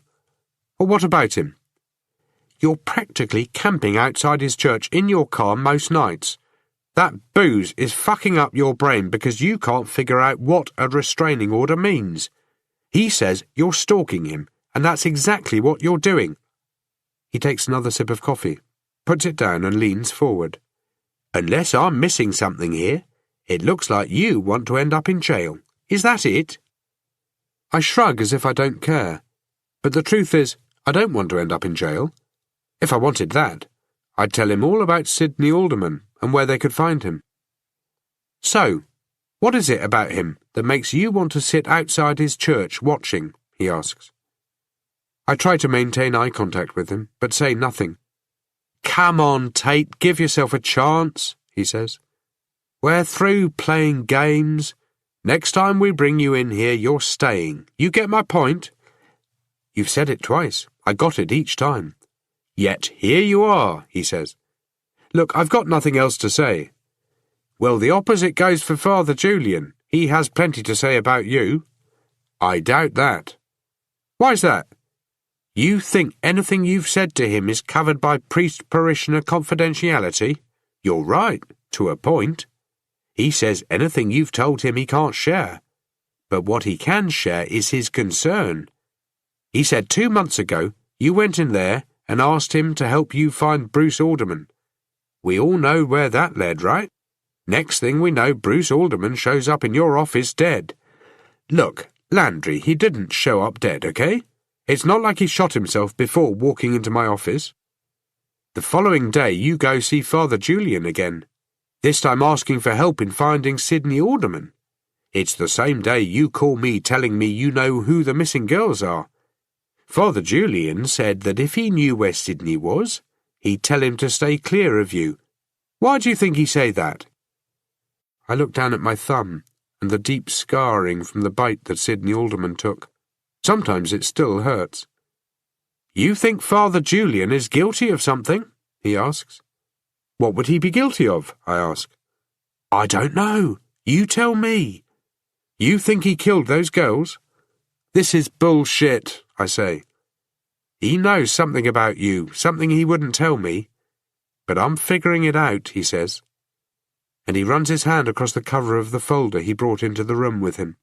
The folder is thick, and the pages between its covers could be blank for all I know, though Landry wants me to believe they're full of circumstantial facts that any moment are going to line up in the right order for him to arrest me for something.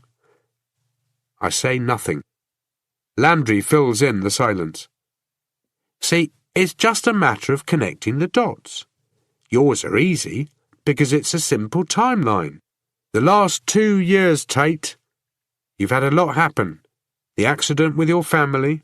I sympathise with you. Nobody should lose what you've lost. I still say nothing.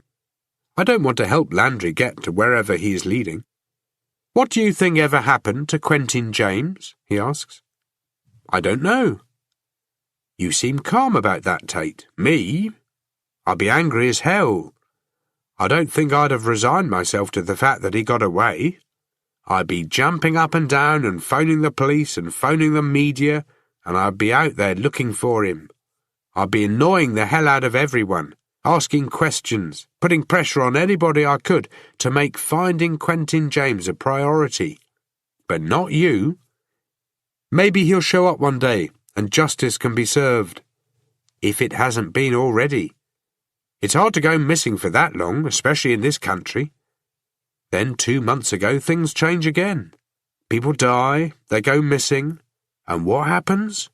You start drinking. You start showing up at the church drunk. You harass Father Julian.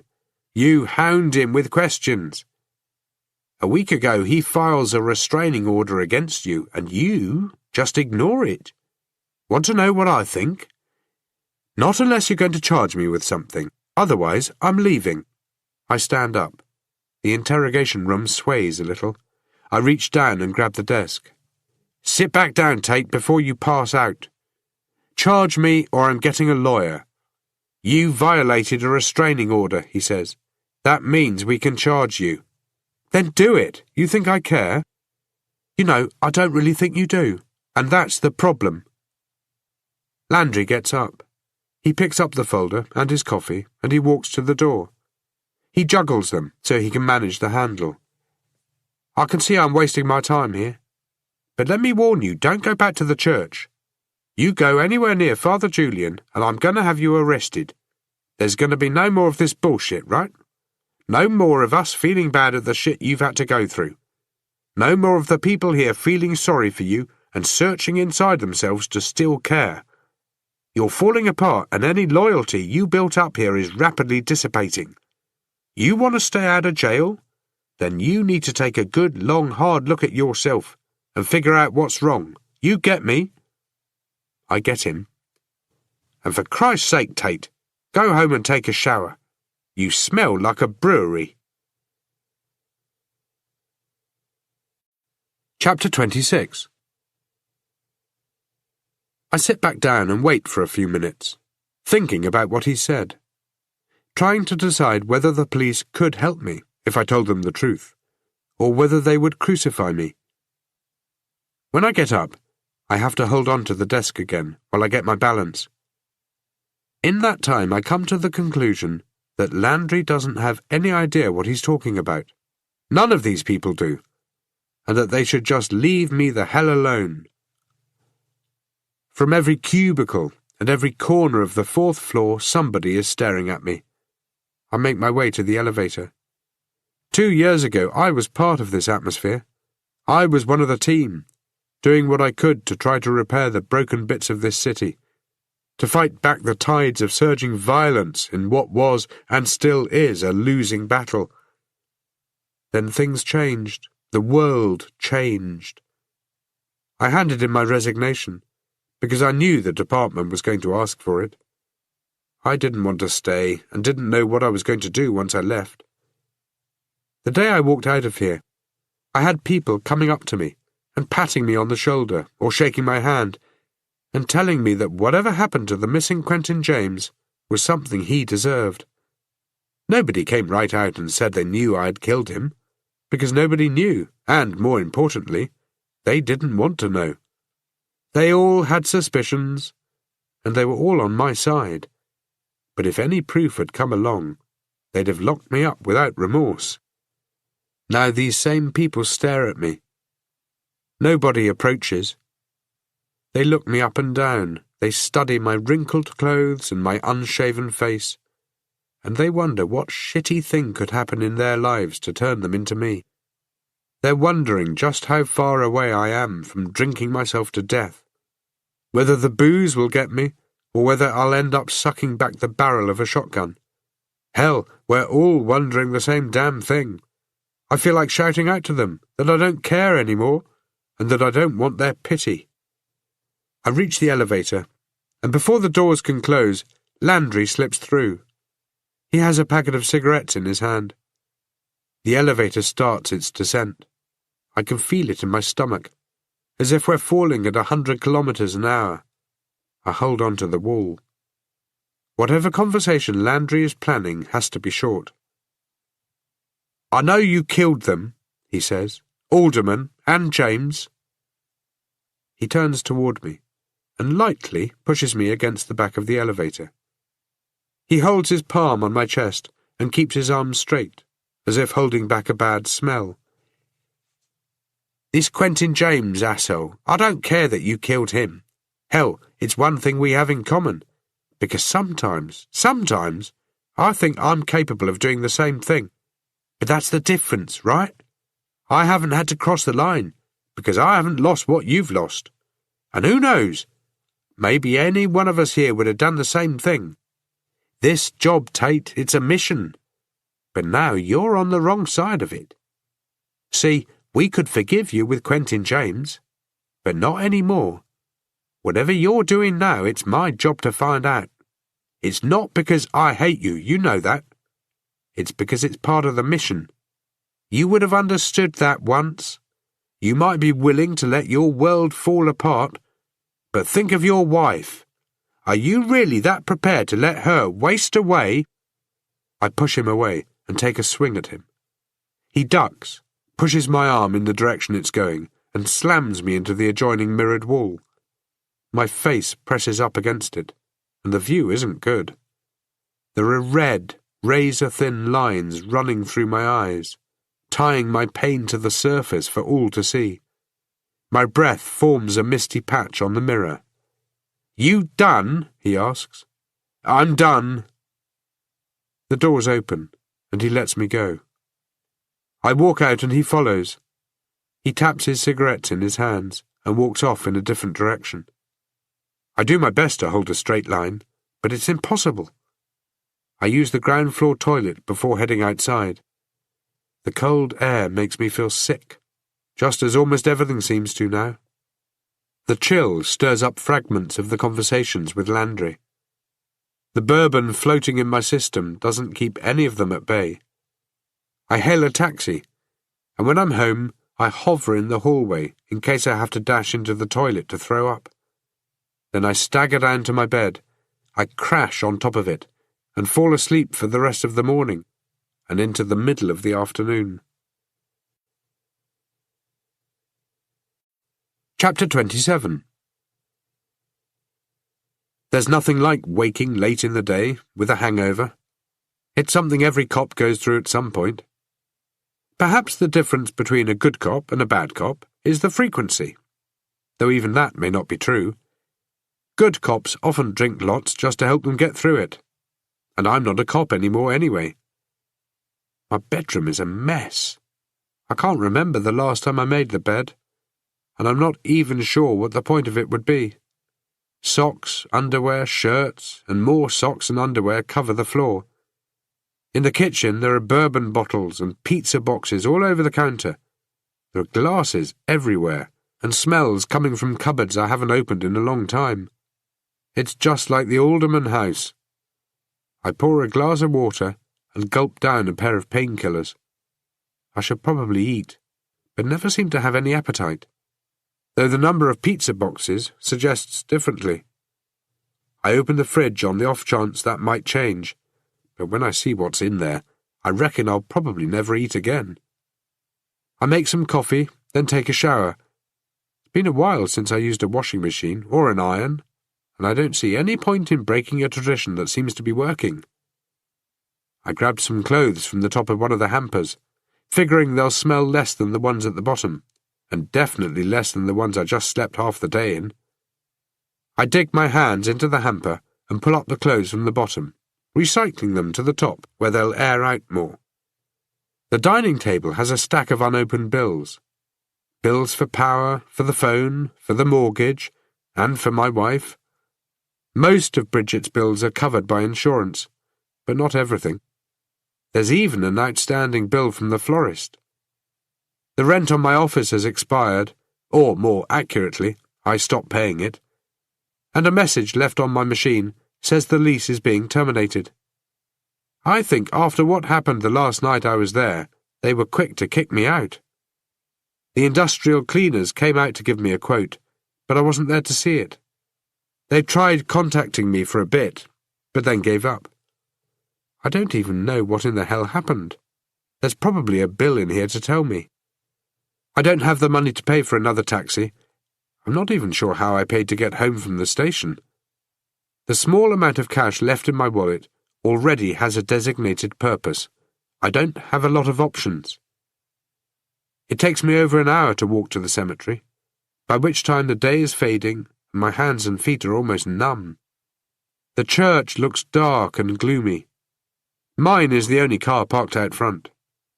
I'm violating the boundaries of the restraining order even approaching it, but that's just one more thing I couldn't really give a damn about. Just as I get the car started, a van pulls up behind me, blocking me in so that I can't go anywhere. It's a similar view to the one I had this morning, except it isn't two policemen who wander over, but a reporter and a cameraman. I recognize Casey Horwell immediately. She pulls down on the front of her suit jacket to try to get her breasts looking a little better than they are, and it occurs to me that if she can't get a miracle like that in a church parking lot, she's never going to get it. "Just a few questions," she says, knocking on my window. Her voice is muffled behind the glass. "No comment," I say back. I don't know what to do. I can't drive anywhere, and I can't talk to these people, and I can't just sit here hiding, because that makes me look guilty or stupid or both. The only alternative is to open the door and climb out, which I do. Then I think there was another alternative, but it involved pushing Casey Horwell over into the gravel and stealing the cameraman's camera. Instead, I try my best to put on a blank face and use it to look into the camera, and I say nothing. "You're back here at the cemetery where it all began," she says. And I wonder how she knew I would be here. A tip-off, or a lucky guess. Maybe luck didn't have anything to do with it, just logic. I don't respond. Which is strange, because it's now on public record you have had a restraining order filed against you. You were picked up this morning violating it, and instead of being thrown in jail, the friends you so proudly have in the department let you out. And what's worse is they bring you right back here so you can get your car. I let her carry on, not bothering to correct her mistake on how I got here. The last thing she wants me to do is to say absolutely nothing and give her dead air. She starts to scramble, trying to keep up. "Would you care to comment on the disappearance of Sidney Alderman?" I don't answer her. "Because my source tells me that you're involved with his disappearance." Still nothing. "What do you think Father Julian's involvement is in all of this? How long will you keep stalking him? And how far do you think you will take it?" Her questions are suggestive, but I don't answer them. I'm sure that on camera I look tired and hungover and every bit the murderer she wants me to be, but there's no way I'm going to say anything to her. Finally she gives up.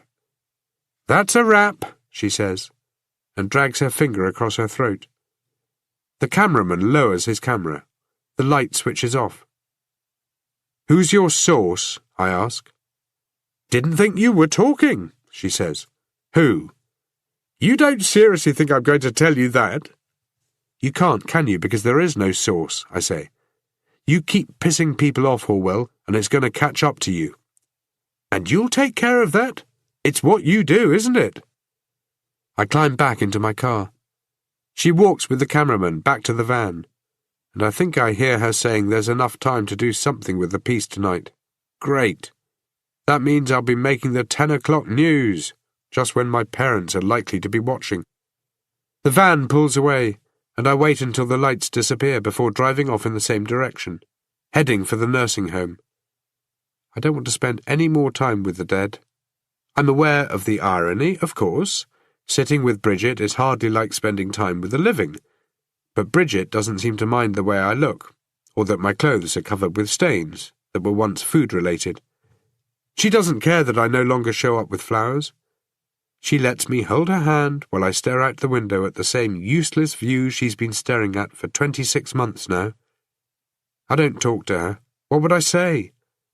That I spent the first third of the day drunk, the second third asleep, and I'm planning on repeating one of those thirds for the rest of it?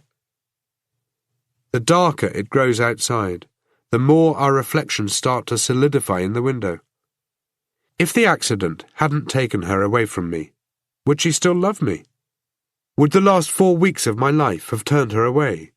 Or would she have saved me? When I get outside, I look up to see her sitting by the window, staring out. I give her a wave and allow a flutter of hope that she might wave back. She doesn't even move. I stop at a bottle store on the way back to the cemetery. The pull of both these places is so strong, I'm unable to drive anywhere else. The store is small and cold, and full of bright colours and shiny bottles that suggest drinking ought to be a lot more fun than it is. The guy behind the counter doesn't recognise me. I've been using different stores over the 2 months, which I guess means that part of me doesn't want to be found out as a drunk by strangers.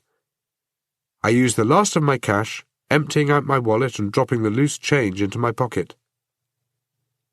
I park by the tree line near the caretaker's grave. I open the fresh bottle of bourbon. I intend to let the remainder of the day slide by without me breaking any laws other than being too close to Father Julian. I wonder too, though without much hope, whether the cold might just come and take me in the night. Chapter 28. Around midnight, I wake up covered in fog. It clings to me with cold, misty fingers. When I stand up, I find that the fog is only at ground level, about waist high. I can't see my legs, or my drink. I kneel back down and have to use my hands to find the bourbon. The bottle is on its side.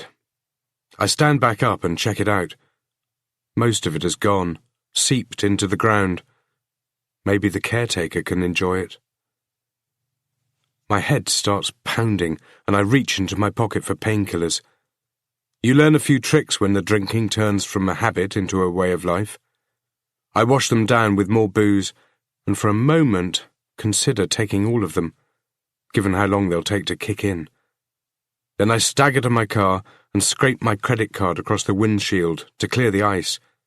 It's the only thing it's good for these days. I turn the heater on full and start the car, but keep the lights off and wait for things to warm up before rolling through the fog. I kill the engine at the edge of the parking lot and take another swig from the bottle. Things are obviously turning my way, otherwise all of the bourbon would have poured out while I was asleep.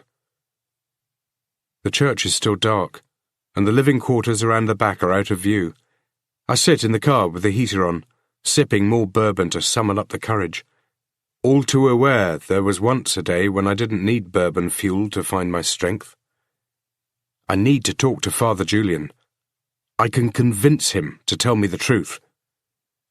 I get out of the car. I close the door quietly and walk slowly toward the church. My upper body looks like it is floating on top of the fog. The quarter moon is forming weak shadows, making pale reflections dance off the stained-glass windows, making the images move, making them look like they're watching me. My toes are numb and painful, and my legs are getting wet from the fog. I'm almost around to the side of the church when I trip on what feels like rock I go down hard, bracing my fall with my hands. There's a fierce stinging in my palms from the stones that have cut through my skin. I roll onto my back and stare up at the sky, but all I can see is the fog that has wrapped around my body. It's like being inside a cloud. I reach up as if to punch a hole to look through, but it makes no impression. I'm lying there, picking away at the stones in my palms, when the sound of the church door opening and then closing makes me go completely still.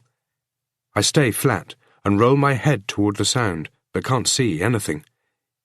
I can feel the moisture from the ground cooling the hot blood on my hands. I have to sit up to see through the top layer of the fog. A figure moves along the wall of the church, keeping in the shadows. I stay calm, knowing there's no way Father Julian can see me. Suddenly, I feel something sparking away inside of me. Something that has been numb since I killed Sidney Alderman. It's a mixture of hope and curiosity. The ground seems to sway as I stand back up and begin to follow Father Julian. He passes my car, keeping a wide berth, finding safety in the darkness of the church, and then moving into the trees that line the path to the road. Had I still been in the car, I would never have known he was there. He's deliberately trying to hide from me. Julian crosses the road to where his car is parked and starts to work the key into the lock. I turn back and race to my own car, then wait until I hear Julian starting before I start mine. Out on the road, I see that he is about 3 blocks ahead of me. The fog that had attached itself to the cemetery and church has just as strong a grip out here, only the street lights make it look thinner. Julian turns left. I turn my lights on and begin to follow him. I can just make out his tail lights through the fog, about 2 blocks away. The occasional car comes toward us. Julian drives around the cemetery, then turns toward town.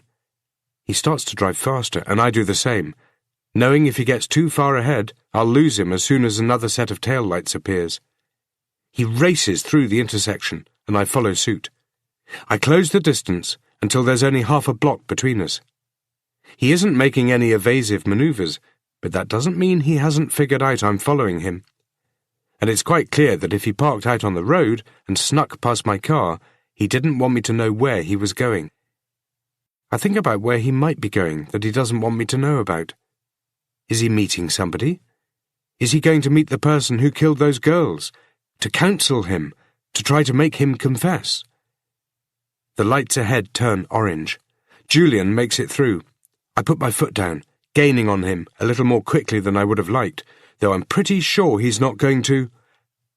Only I don't make it all the way through the intersection. The car emerges out of the fog like a train. I turn my head toward it, toward the twin headlights barreling down on me. I lift my hands up to cover my face as the car slams into me, the shrieking sound of metal loud enough to make my ears bleed. For a few moments, there is nothing but madness as I scramble to gain control of the car. But it's impossible. There is another explosion of sound as I come to a stop. The world slowly darkens around me. It darkens, it disappears, and then there is nothing. Chapter 29. Alcohol and burning metal. That's all I can smell. The windshield has shattered into thousands of tiny diamonds. The engine has stalled. The front of the car has folded around the lamppost. The hood has twisted and bent up into a V, and from beneath it, plumes of steam are rising and mixing into the fog. More steam is coming through the air vents into the car. The stereo is going, the heater is going. There is a high-pitched ringing in my ears. The lamppost is on an angle. Its fluorescent light has busted, and sparks are slowly raining down on the car. I can taste blood and bourbon. There is a pain in my leg, my chest. There is pain everywhere. I tilt my head back, and there is pain there, too. I close my eyes and wait for it all to disappear. It doesn't. My neck hurts when I move, but I manage to unclip my seatbelt. The door is buckled, and there is safety glass all over my lap. There are chips of paint on my hands, cracks in the dashboard, and sharp pieces of plastic sticking up. One of my fingernails has lifted up and bent all the way back, a few threads of skin the only thing stopping it from touching my knuckle. Before thinking too much about it, I wipe it backward across my legs so that the strands of skin stretch and break, and the nail sticks to my pants and stays there. The door won't budge, so I try to climb over the passenger seat. It is then that the floodgates open and pain racks my body, one knee jamming into the handbrake, the other into the mostly empty bottle of bourbon that has somehow jumped from the car floor and onto the seat in the crash. It is all I can do not to cry out as I push open the door and stumble out to the road. My feet skid on stones and glass, and I fall onto my knees. The world is caught in the grips of an earthquake, but I'm the only one feeling it. I get up and balance myself by holding onto the side of the car. There is a shooting pain rolling up and down my leg. The glow from the traffic lights changes colour as one set goes red and the other green. Glass grates beneath my feet as I move, pieces of it cutting into the soles of my shoes. There is blood on my shirt and pants, and more of it flowing down the side of my face.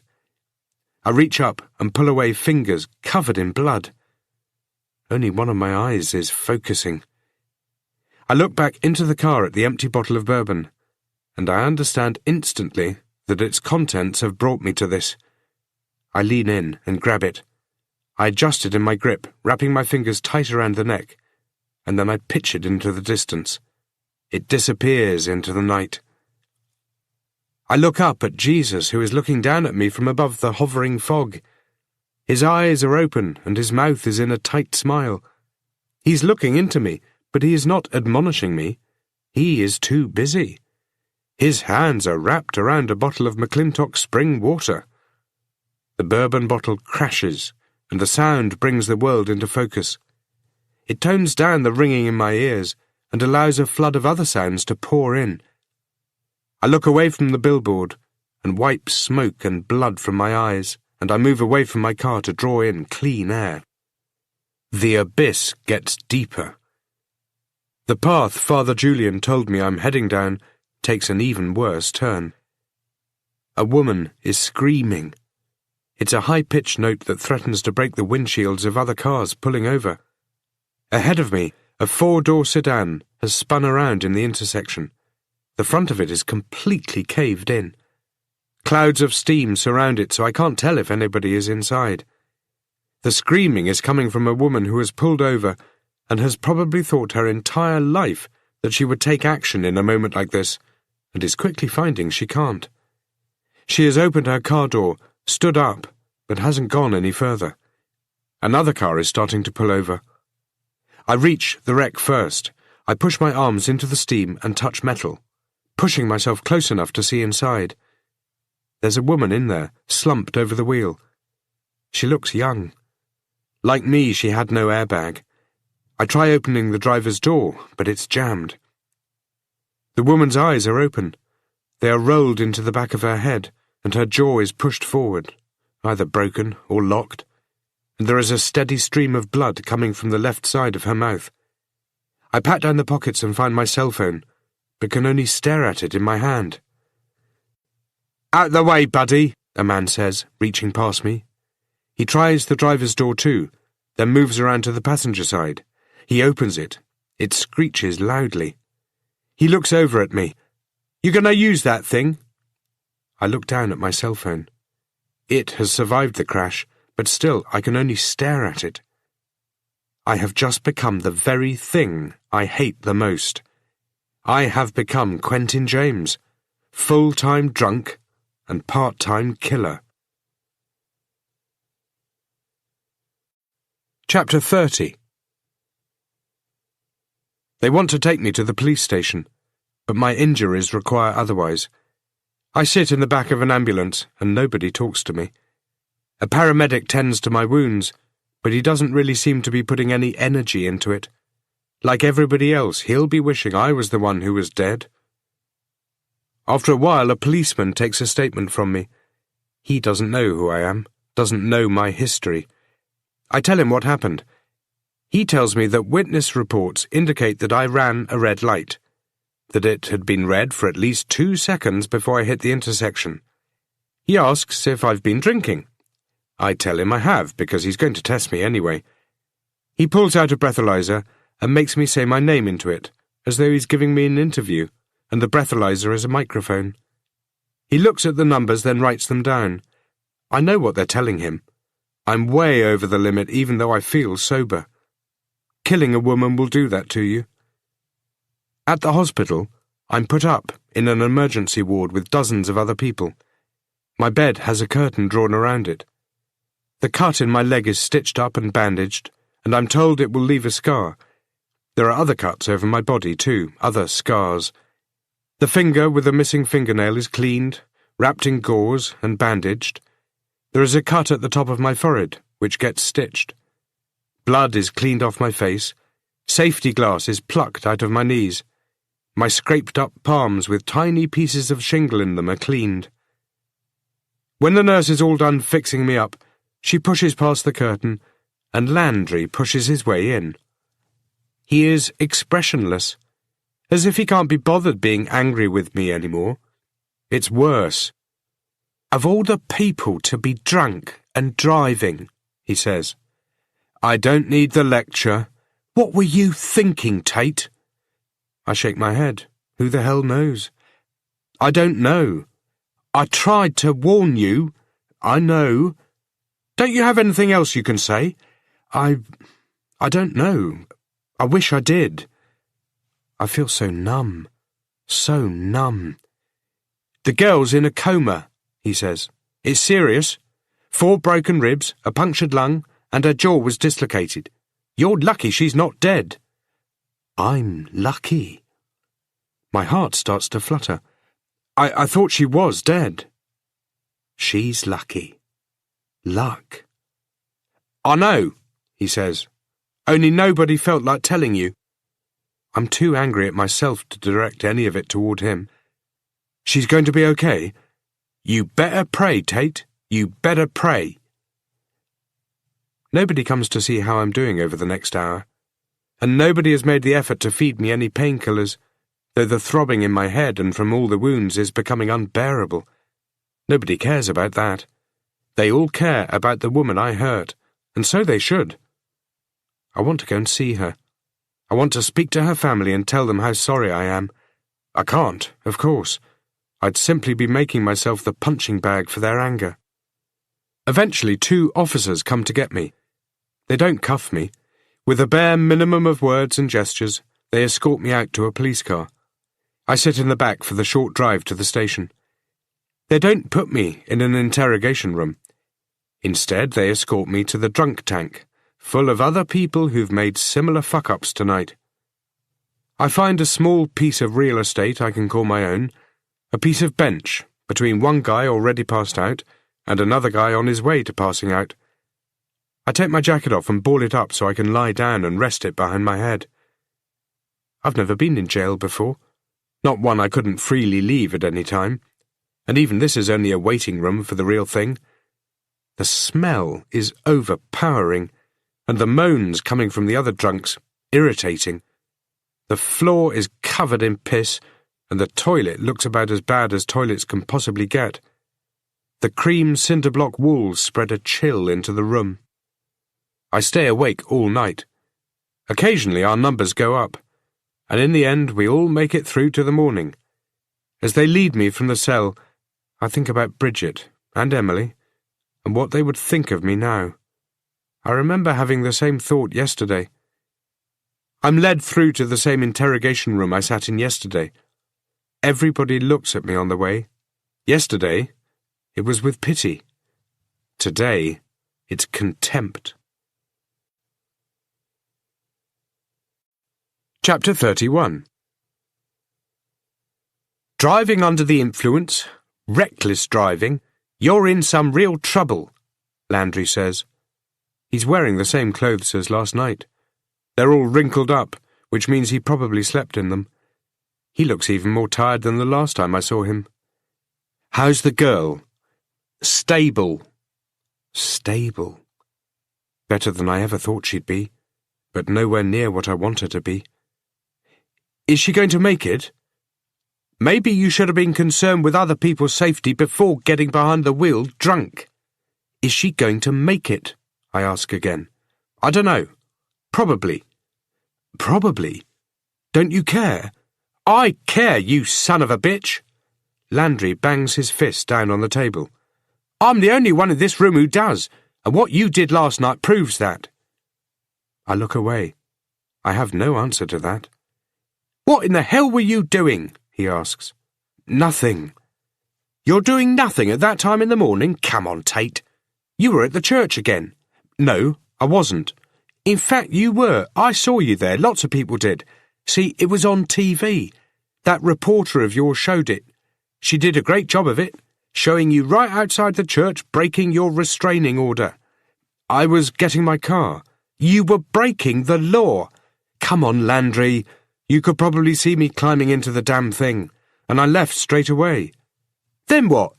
You go back a few hours later and decide to watch Father Julian? What's the big plan here, Tate? Are you that desperate to kill yourself? I wonder if Father Julian heard the crash. I wonder if he looked in his rear-view mirror and decided he had more important things to take care of. What's going to happen now? 2 things. We're going to talk to Father Julian. We're going to ask him if you were there last night. And if he says you were, you know what happens. We're going to take his word for it. We're going to ask him once and let him think about it, and if he says yes, we're not even going to ask him if he's sure about it. You get my point? I get it. But first you're going to be charged with DUI. You'll be escorted down to court later this morning. I'm going to do you a favour and let you wait here rather than back down in the cells, but it's the last favour I'm ever going to do for you. He leaves me alone. I rest my head in my arms and manage to get 2 hours of sleep before the same 2 guys who brought me upstairs take me out to a patrol car and drive me to the courts. The day is wet and cold and grey. The drive is depressing. We make no conversation, and the driver has the window cranked down halfway so the cold air keeps blasting me. I watch the world go by, feeling so disconnected from it, I'm not sure if I'll ever make it back. I'm kept in the holding cells with a whole bunch of people whose futures are about to be determined by the same people about to determine mine. My headache hurts, and so do the wounds. I'm given a court-appointed lawyer who doesn't introduce himself, so I don't get his name, and he talks low and quickly to me in the 2 minutes we have before my arraignment.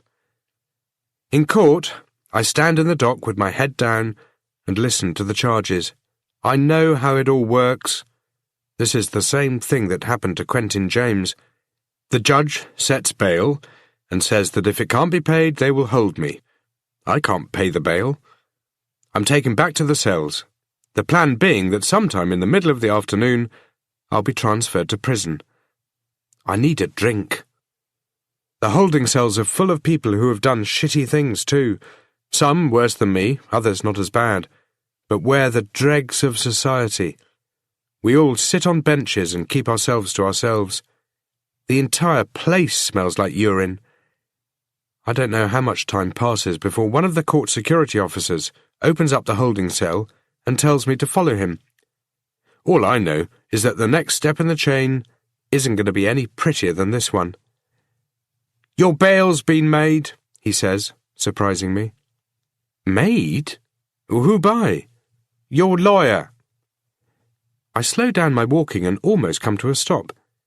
He glances back at me and tells me to keep up.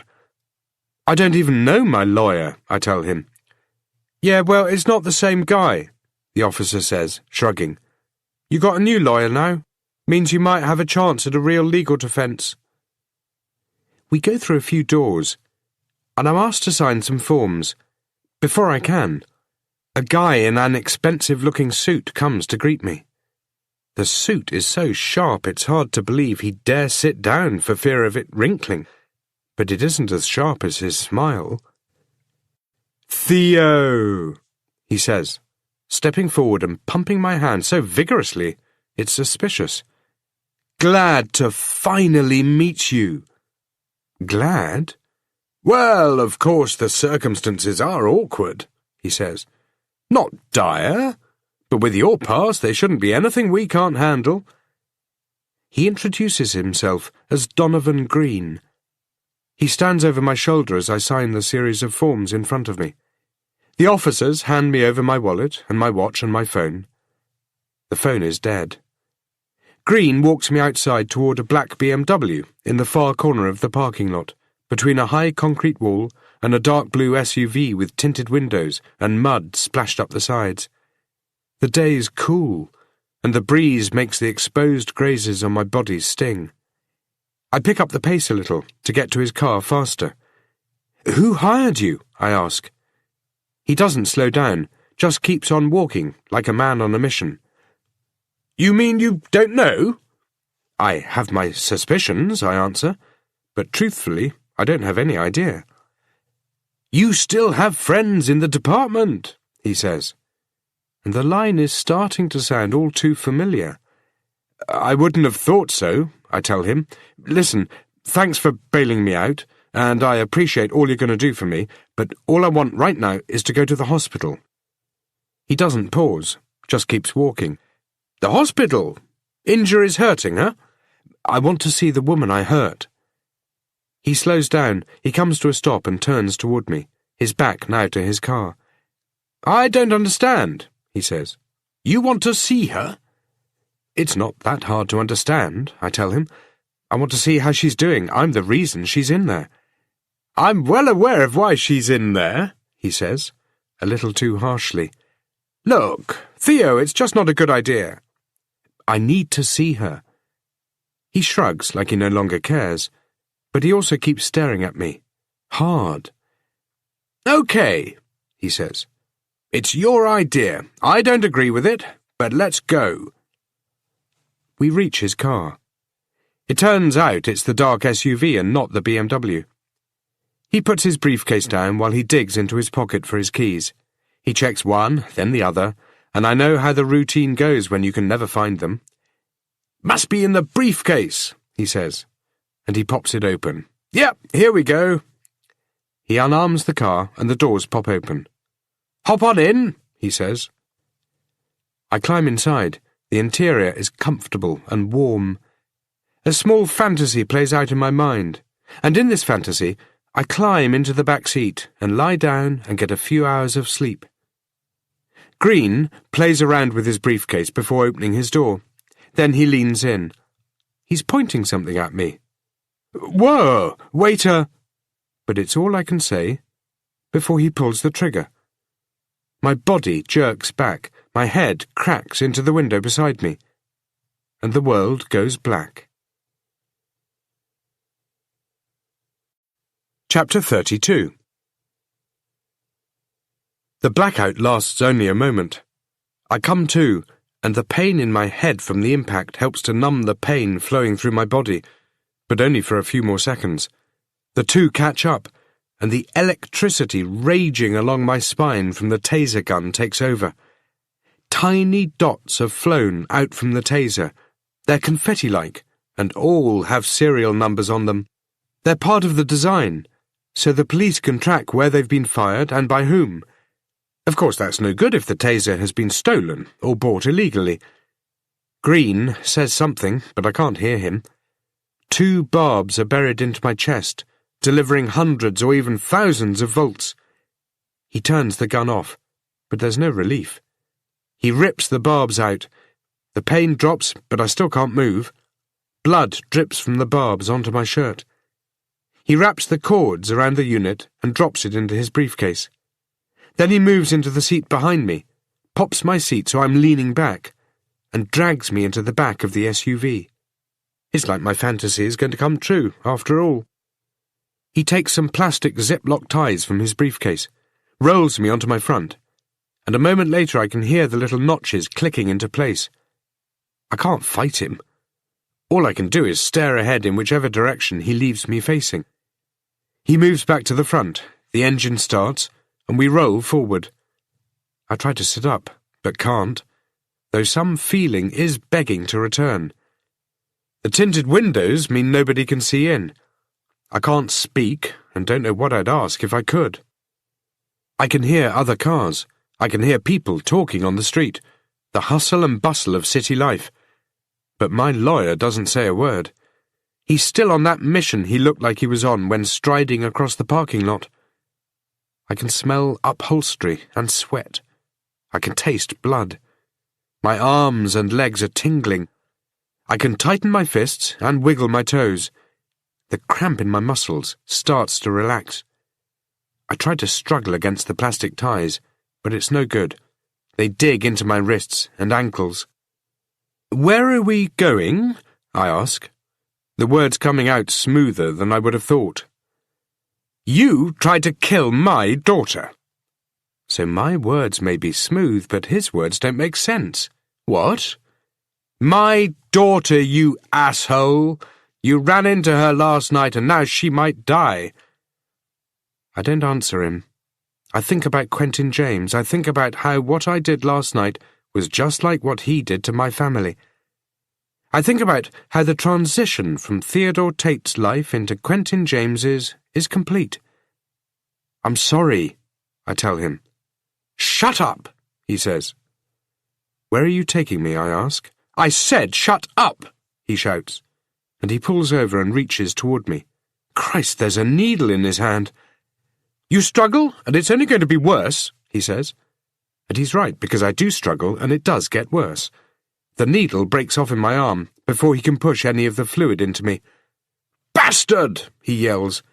Then he starts clubbing me in the head with something, I don't know what, and everything goes dim as the darkness rushes back. Chapter 33. I have no idea where we are. In the woods, somewhere. He must have carried me here from the SUV, or more likely dragged me, since the backs of my shoes have a build-up of mud and leaves on them. The surroundings remind me of where I was 2 years ago, when I was the one holding the gun, and not the one under the barrel of it. I'm lying on my side, the wet dirt cold against my body. There are hundreds of trees and ferns and rocks, and there is a light rain. My cell phone is in a dozen pieces on the ground ahead of me. The world comes into sharper focus, and that's a problem, because in the centre of my view is my lawyer. He's no longer wearing the suit. The gun looks like a 9mm. I figure it's loaded to the max, and this guy looks like he's in the mood to prove it. He notices me staring at the gun. Then he turns it in his hand and looks at the side of it, as if he's seeing it for the first time. "It's amazing what you can get for a few $1,000 when you're motivated enough," he says. And I can tell from the look of him and where we are that he is, without a doubt, extremely motivated. "All you need is to be prepared to spend a few hours in the worst part of town. Guns, tasers. There's no limit when you've got the cash. And the desire." My hands are still bound behind me. I tuck my legs beneath me and manage to get onto my knees. The taser pain is gone, but not the pain from the beating the guy gave me to knock me out. I have to blink heavily every few seconds just to keep things from going fuzzy, and it's a struggle to stay balanced.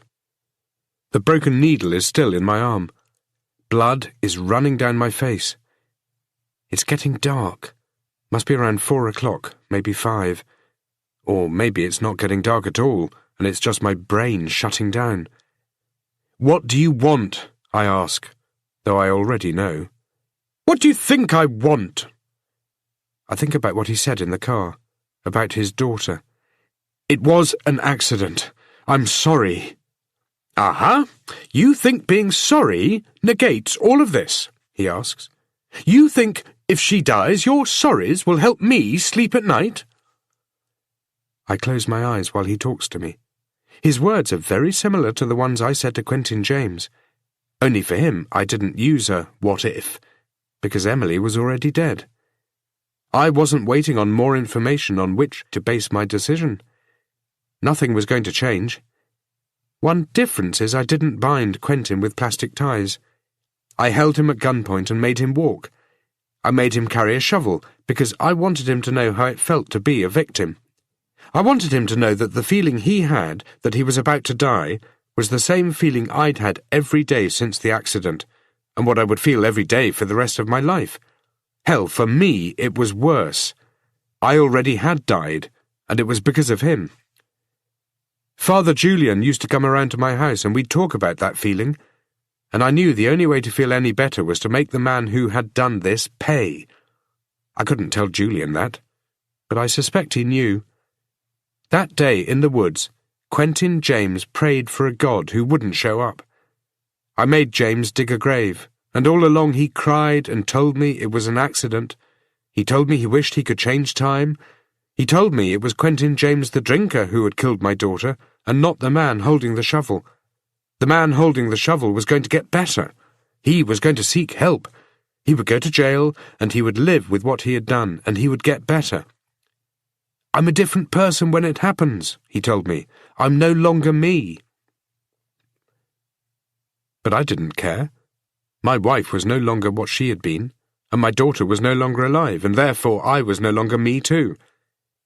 I watched as the sweat began to expand in circles from his armpits over his shirt, even though it was cold out. Dirt was sticking to his face, to his hands. He rolled up his sleeves and dirt began to stick there too.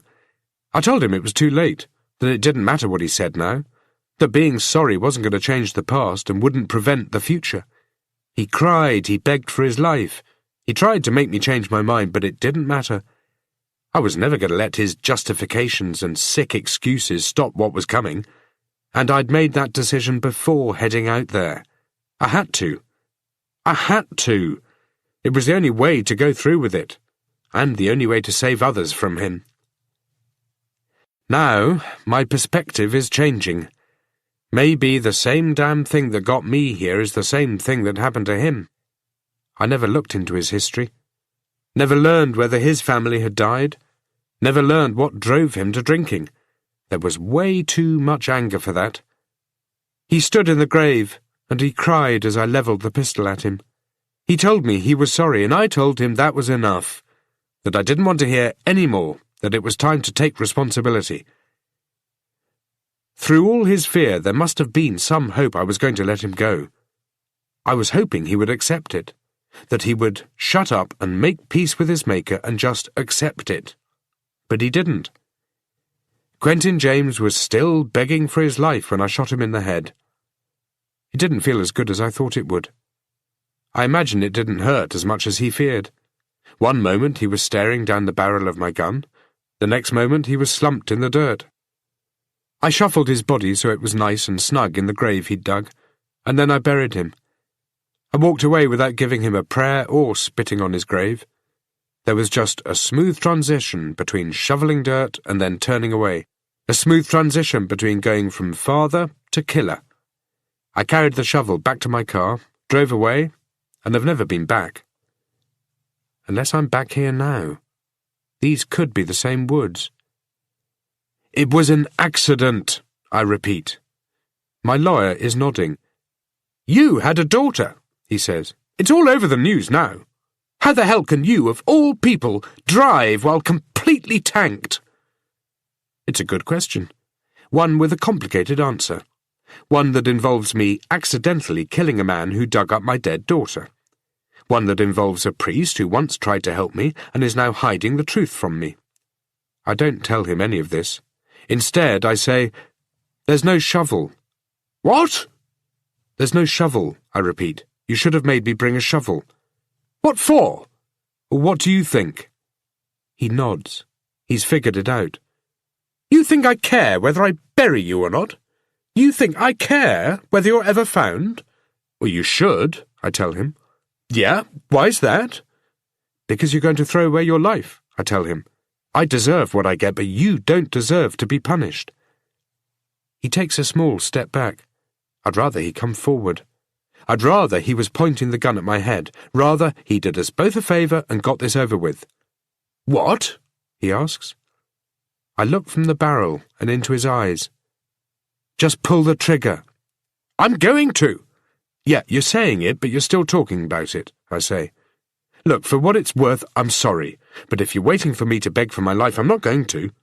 You might want that, but it'll only make it harder. It'll haunt you. The fact is, you'll shoot me and you'll discover it wasn't satisfying. You'll feel nothing. At least that's how it was for me. What do you mean? Could be different for you, I say. Your daughter's alive, right? Rather than being with her, you decided to come out here and be with me. You've got your priorities wrong. You could have brought me out here any time. There's a wedding ring on his finger. Your wife and daughter, they need you now. Shut up, he says. Don't tell me what my family needs. What's her name? What? Your daughter, I say, her name. I don't know anything about her. You don't deserve to know it. Maybe you're right, I tell him. But I feel if you're going to kill me, I think I ought to know her name. Fuck you! Just pull the trigger. What's your hurry? He asks. I don't know, I say. And it's true. I really don't know. You don't think I'm going to do it, do you? What do you want me to say? I ask. You want me to say something that will sway your decision? How about this? Your daughter could have died, but she didn't. She's fighting for her life, and she's still with you. Does that make a difference? Of course it does. You'd have to be stupid not to recognize it. Do I deserve to die for that? Well, that's up to you. Me, I'm at that stage where it doesn't matter either way. He says nothing for a few seconds. None of the anger has disappeared from his features. In fact, he looks even angrier. How dare you? What? How dare you kneel there and act like a goddamn martyr? He says. How dare you act like you're the one who's the victim? Like you're the one having a bad day. Don't you get it? Don't you get what you almost did? Of course I do.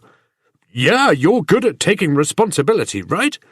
But all you're doing is trying to mess up my reasons for bringing you out here. Why don't you just shut up, huh? Shut up and let me decide for myself what I'm going to do, he says. This is my life we're talking about. My 16-year-old daughter you tried to kill. How dare you kneel there acting as if you don't care whether you live or die? Show some respect and at least beg for your life, right? Make me feel something. Make me want to hate you even more. Make me want to hate what I'm doing. I'm sorry about your daughter, I tell him. I really am. Emma, he says. Her name is Emma. My daughter's name is Emily, I say, as if she's still alive. At first I'm not sure why I say it. But then it comes to me. I want to live. I don't want to die out here. I want the chance to make things right. Emma. Emily, he says. He doesn't expand on the thought, but he's really thinking about it, thinking hard. Maybe drawing some parallels between the two names. I still have a wife, I add. Her name is Bridget. I know. And I'm sorry about what happened to your daughter, he says. But that makes what you did even worse. Don't you get that? It doesn't make me sympathize with you, it only makes me angrier. And so it should. There you go again, he says. You're trying to diminish the moment. Are you really a lawyer? What? Well, you talk like one, I tell him. I'm a divorce lawyer. And when you came to the prison, you gave them your name, right? I had to so I could bail you out, but they don't know I'm the one who brought you out here. You don't think they'll figure it out? You don't think they'll work out that the lawyer, who they'll soon realize is the father of the girl I hurt, was the last person to have seen me? It'll take them all of about 30 seconds to figure out. And you went into town and bought yourself some black market weapons. That shows premeditation. That's bad for you. He thinks about it for a few seconds. Fuck, he says. See, you're being driven by emotion, not logic. You should have known that. It's a pretty simple equation, and you looked right over it. Don't do this. Don't throw away your life. He takes a step forward. He keeps the gun pointing at my face. But the cold and the nerves are too much for him to control, and his hand is shaking badly. His breathing is ragged. He's fighting with the same decision I had back when the roles were reversed, only it was a decision I didn't fight with. I was comfortable holding a gun. I just aimed and fired. "I'm going to do it," he says. "You've got no argument from me." "Shut up, damn it! Let me think." I stay on my knees and I force myself to keep looking at the gun. And it terrifies me. His face is taut with pain. His mouth forms a grimace as he runs through the scenarios in his mind. One, he walks away with blood on his hands. The other, he walks away feeling a little unsatisfied. I decide against giving him any more advice. He's a big boy. He can make up his own mind. As I wait, the sounds of the forest fill in the silence. Birds, mostly. The breeze shifting branches around. A falling pine cone cracks against a fallen branch somewhere. It takes him a minute. It's painful to watch, painful to stare at the gun as it rises and falls slightly as his arm shakes. The entire time I keep thinking he's going to pull the trigger, or accidentally pull it. In the end, he takes a step back. Then another, but he keeps the gun pointing at me.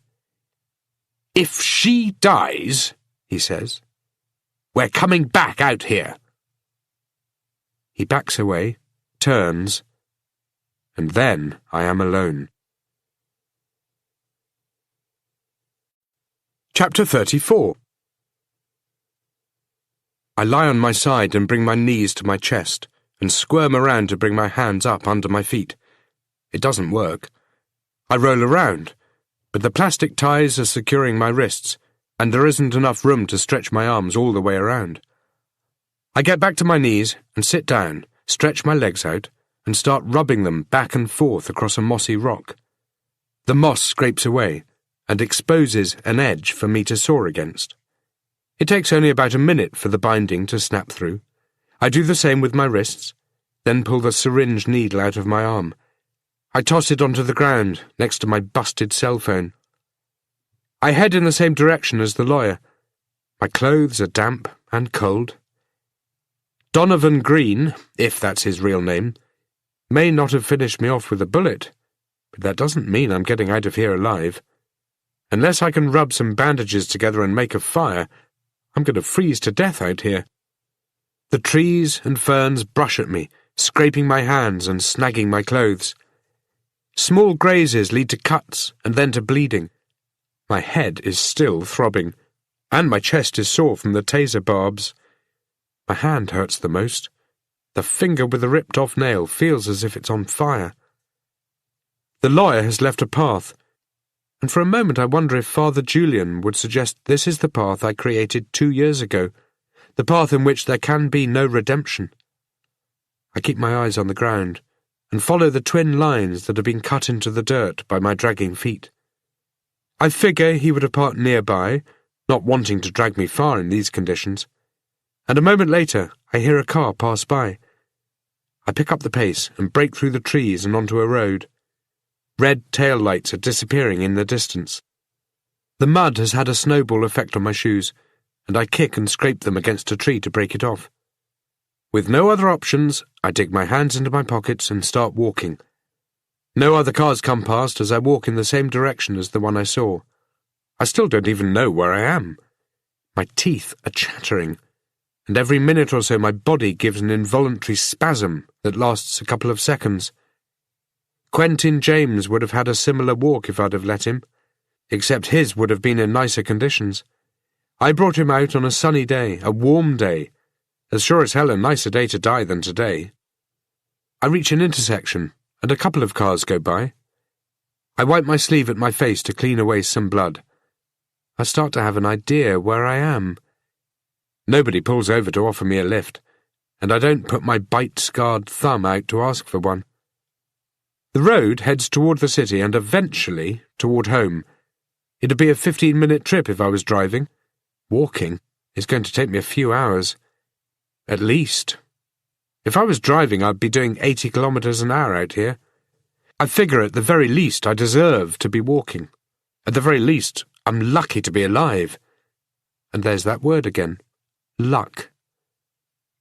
The day becomes evening, and the evening is dark. The rain begins again. It gets heavy for a while and washes the mud and dirt down my body before lessening to a drizzle. My joints grow increasingly numb. My feet feel like slabs of ice. The walk is a sobering end to a day and to a way of life. It's almost midnight when I get home. I don't have my keys, and I hadn't even thought about them until now. They're in my car, and my car is in an impound lot somewhere, or maybe a wrecker's yard. I sit down on the front step and lean against the door. I'm exhausted. The soles of my shoes have small stones and slivers of glass buried into the tread. I feel like I could fall asleep here. I feel like I want to cry. I rest for a few minutes before getting up and walking through to the backyard. I grab a rag and a roll of duct tape from the garden shed, wrap the rag around a small rock, put the tape across the window to muffle the sound, then smash the glass. While the shower warms up, I find a bottle of bourbon and sit down in the living room. I wonder what Quentin James would have done had I let him walk home. Would he have taken a drink? I figure he'd have needed one. Would he have kept on drinking until one day he killed again? I carry the bottle into the kitchen. I grab a glass. I fill it to the brim, and then I pour the rest of the bottle down the sink. I scour the house for more bottles. There are plenty of them. A few with just enough in them to make me feel warm if I allowed it. I tip them all down the sink, and then I drop every single empty in a recycling bin outside. I head back inside and stare at the one glass I filled. I strip out of my clothes and throw them into the washing machine. The shower is still going, steam flooding into the hallway. I walk around the house, picking up other clothes I've worn over the last few months, and I stuff as much as I can into the machine. I set it going. I stand in the kitchen with only a towel wrapped around me. I stare at the drink. I put my hand on the glass. It's cold and smooth. Just one more drink and then I'm done. That's all. I have it halfway up to my lips when knocking comes from the front door. I set the glass back onto the counter. I head down the hallway. A red and blue light is arcing through the windows and lighting the walls. There are two possibilities. One I can live with. It means one of my neighbours made a call because they heard somebody breaking in. The second one means Emma, the 16-year-old girl I hurt last night, has died. Maybe I poured away all that bourbon too soon. I have the urge to run back to the kitchen and grab that last drink. Instead, I head to the door. I'm as nervous as hell when I open it. It's Landry.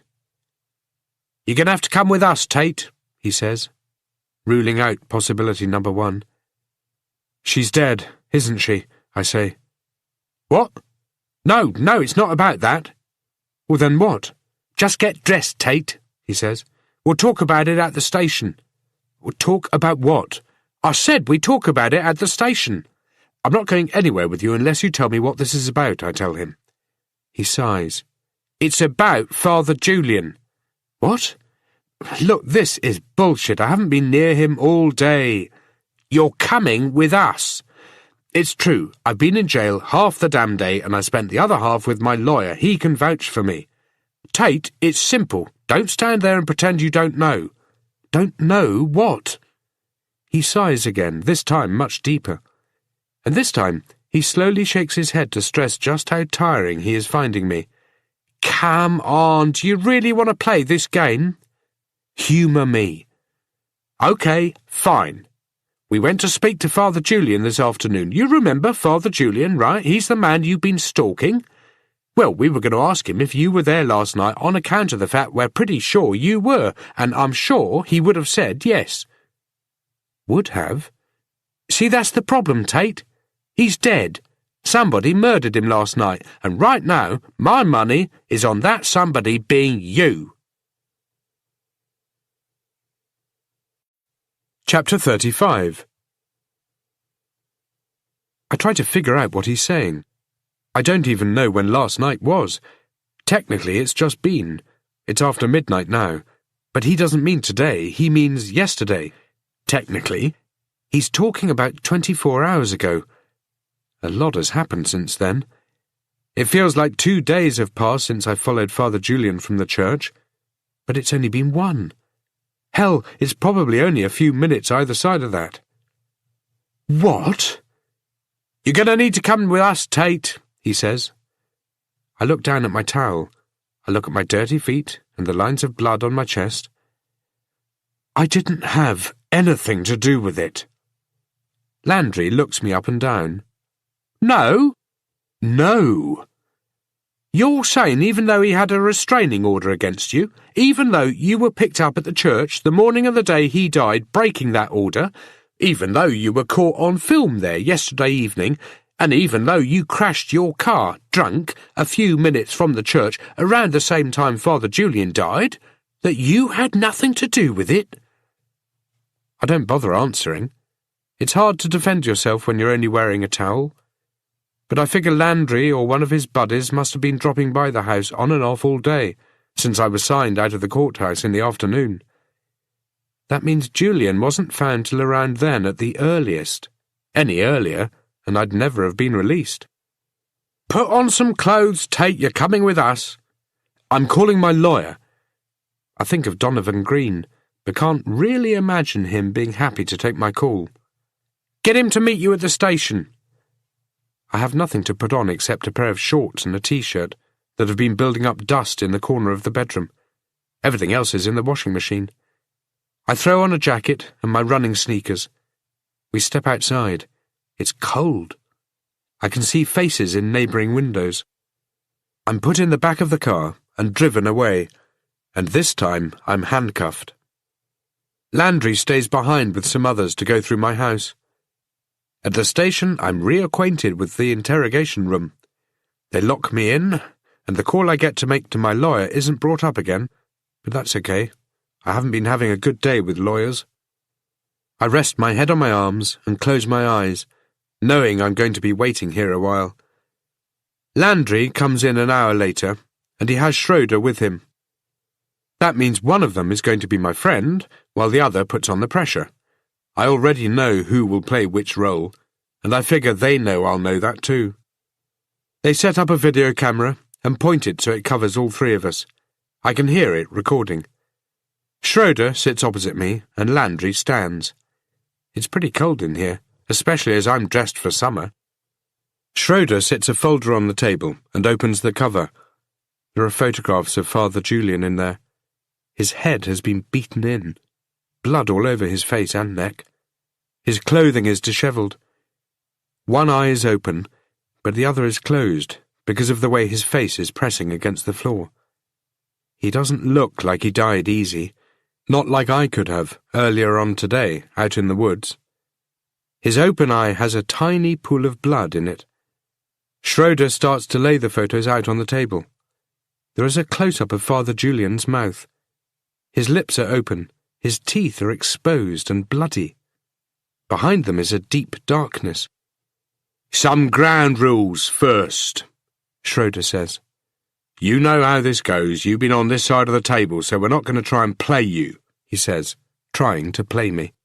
We're just going to lay out the facts, and you're going to get to state your case. That sound good to you? I shrug. Sure. What about my lawyer? You think it'll sound good to him? You can have a lawyer if you want one. We're not going to feed you that bullshit line about only guilty men wanting them, he says, which is his way of feeding me the line anyway. Let's just get this over with then. He slides a piece of paper over to me. Just sign this, he says. I don't read it over. I just check a few of the words to make sure it's the same form I used to slide over the table to people. It's a waiver, saying I'm happy to talk without a lawyer present. What's the problem? Landry asks. You decided maybe you got something you don't want to share with us? I sign the form. The alternative is to phone Donovan Green and get him down here. The form disappears back into the folder. The photographs of Father Julian remain. The message is clear, Landry says. What message? He looks at Schroeder and shrugs, as if he really can't believe what he just heard. Schroeder lays out a few more photographs. You didn't want him to talk, Schroeder says, and you wanted to leave him a message. That's why you cut out his tongue. Hang on a second, I say, leaning forward. Why are you in such a mess? Landry asks. You're covered in blood, in dirt. What have you been doing? You been burying something? I was in an accident last night. And you were cleaned up. All the clothes you were wearing today are in your washing machine. They all have blood on them too, Schroeder asks. You'd be better off dumping them, Tate, Landry says. All those years busting people for this same kind of shit? I'd have thought you'd have learned more. When the hell did you make it a law that a man can't start cleaning up after himself? The way you've been lately, Landry says, leaning against the wall, we've all thought it was a law you've made. I look at their positions, one sitting, one standing, one my friend, the other my enemy. The acting is going to be a stretch for only one of these men. Soon, Landry will pace behind me, in and out of view, then he'll lean over me. The game they said they wouldn't play, they're already playing. They have to. They don't know how to do it any other way. Why don't you tell us about Julian? Schroeder asks. Why were you following him? I haven't been following him, and I certainly didn't do this to him. First of all, if I was trying to leave a message by cutting out his tongue, the only person that message could be for would be you guys, right? It'd be stupid of me to have done that. Listen to him, Landry says, looking at Schroeder but really talking to me. He thinks there's some sense in all of this. I didn't kill him. Try selling us another story, Landry says. Nobody in this room has any false pretenses about what you're capable of, Tate. We know you're the reason nobody has heard from Quentin James in 2 years. Look, Tate, cut us some slack here, okay? Schroeder says. You know how it works. You could sit there all night stonewalling us, but in the end we'll learn what we need to from you. Why don't you save us all some time? I look at the photos of the dead priest. There are 8 of them. Why? So you can pin this bullshit on me? If you didn't kill him, then what's the problem? Schroeder asks. The evidence will prove that. Depends on how you're going to look at the evidence, I say. Seems to me you're already looking at it and don't have a clue how to read it properly. We're wasting our time, Landry says. I say we lock him up and tell his fellow prisoners he used to be a cop. Let them loosen him up. Yeah, good one, Landry. Why were you following him? Schroeder asks. Like I said, I wasn't following him. Schroeder presses on. What were you doing before the accident? I wasn't following him. We need to show him a few things, Schroeder says. Then he stands up and walks out of the room. Landry doesn't fill the empty seat. He pushes his hands against the top of it and leans forward. You used to be one of us, he says. What in the hell happened? What do you think? Before he can answer, Schroeder steps back in. He has a cardboard box full of plastic bags. I can't tell how many there are, as they all blend into one. He starts laying them out on the table. The watch, he says, used to belong to Gerald Weiss. He was buried with it 2 years ago, so how is it you've come to own it? I found it. There are 2 ways you could have got it, Landry says. Either you stole it off a dead man when you were in the water, or you stole it off a dead man when you were pulling him out of his coffin. Even you're doing a shitty job of trying to believe that, I say. And Landry looks pissed off. You're trying too hard here, and one day that's going to come back and kick you in the ass. You're going to try too damn hard, and people are going to suffer for it. You're either a thief or a killer, Landry says firmly, as if they are one in the same. We are so grateful that you are here. This audiobook is free. Take a break, breathe, and enjoy this peaceful and beautiful thing.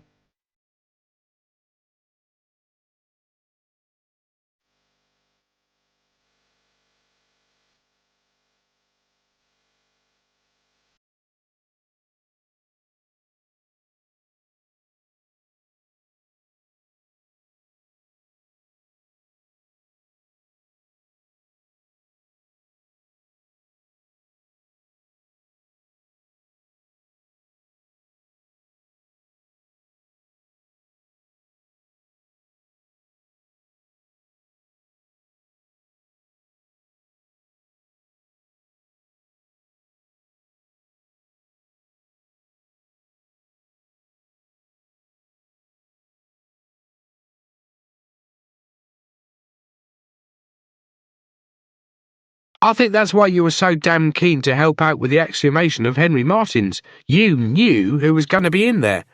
You wanted to try and control the situation. But the problem was the corpses, right?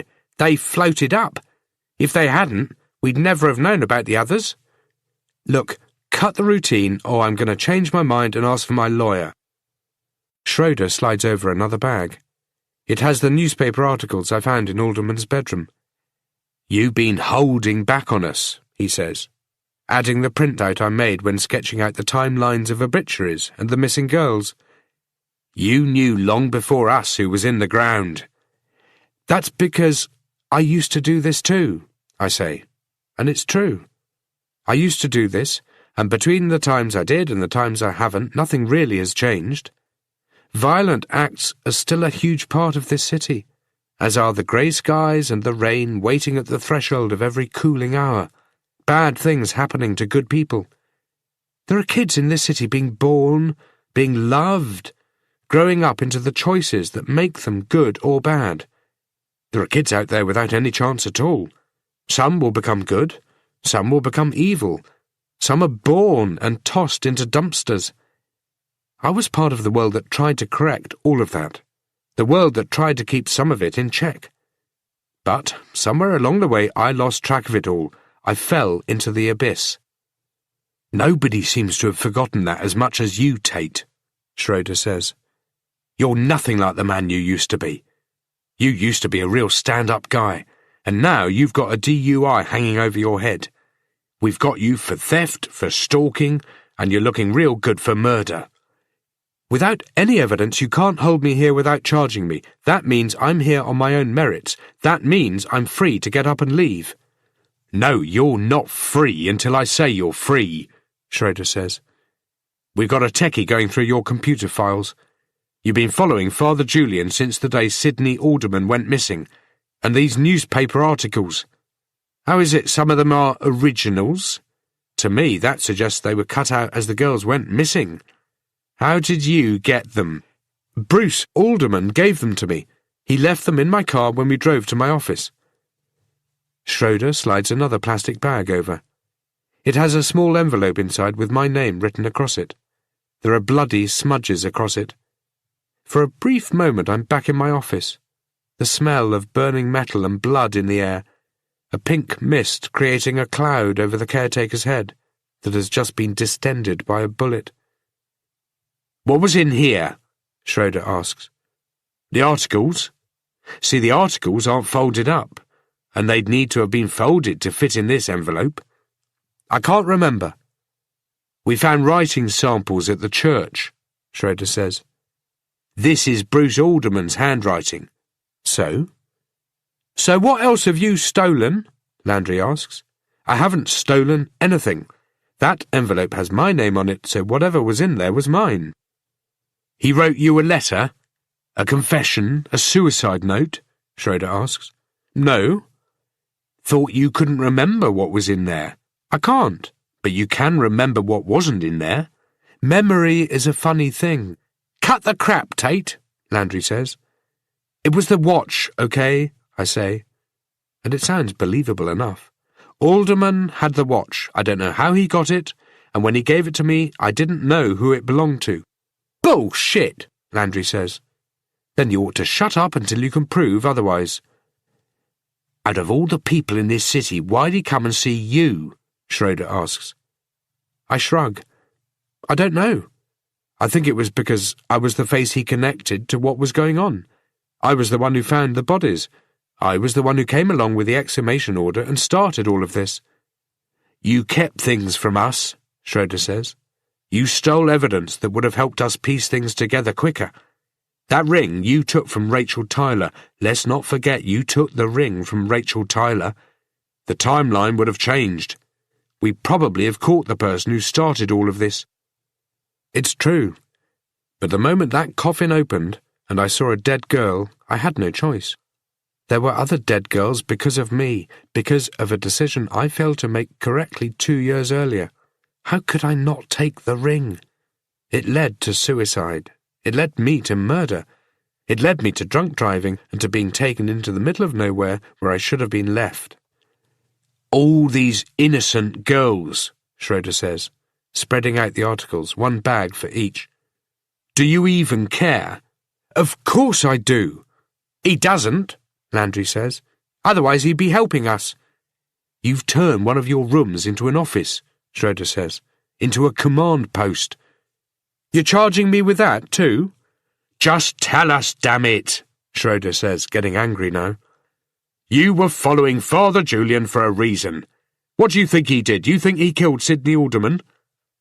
He leans back in his chair. No, I don't think that's it, he continues. You wouldn't be following him for that. You wouldn't care about one angry old retired caretaker getting taken out. So there's more to it. You were following him because you think he had something to do with the dead girls. Your office is dedicated to that case, and to Father Julian. You have pictures and articles pinned up all over the walls. You think the two go hand in hand. We were looking at Sidney Alderman as a possibility, and more so after he disappeared. We thought he ran, but not you. You kept looking at Father Julian. He was on our radar simply because everybody connected to the graveyard was on it.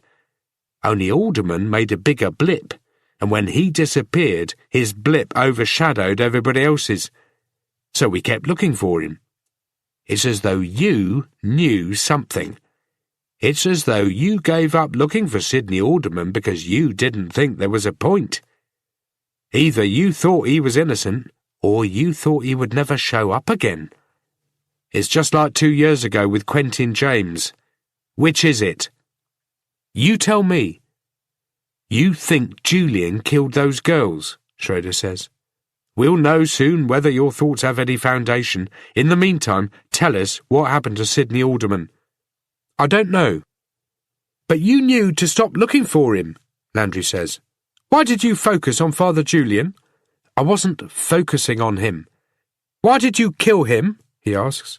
I didn't. This is going nowhere, he says. Show him the weapon, he says to Schroeder. The weapon? I ask, immediately confused. A smirk appears on Landry's face. The weapon, Sherlock.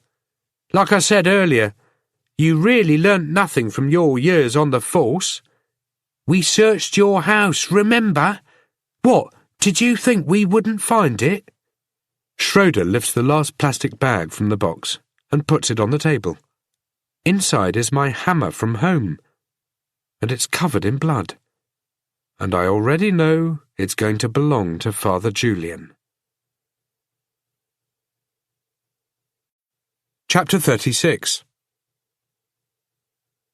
You've been following him for 2 months, Schroeder says. I keep staring at the hammer. My hammer. My hammer and Father Julian's blood. I have this weird thought that maybe I got so drunk I picked up that hammer, drove to the church and beat him to death. Only there's no amount of bourbon in the world that would make me do that. Unless I thought he was guilty of something. Is that what happened? No, of course not. But a small part of me is scared that maybe I'm capable of more when I'm drunk than when I'm sober. You think he's guilty of murder, Schroeder says, carrying on.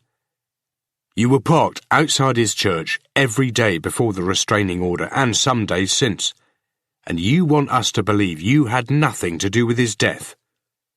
He puts the murder weapon down slowly, as if carefully balancing a cup of water filled to the brim, which suddenly reminds me of the glass of bourbon sitting on my kitchen counter.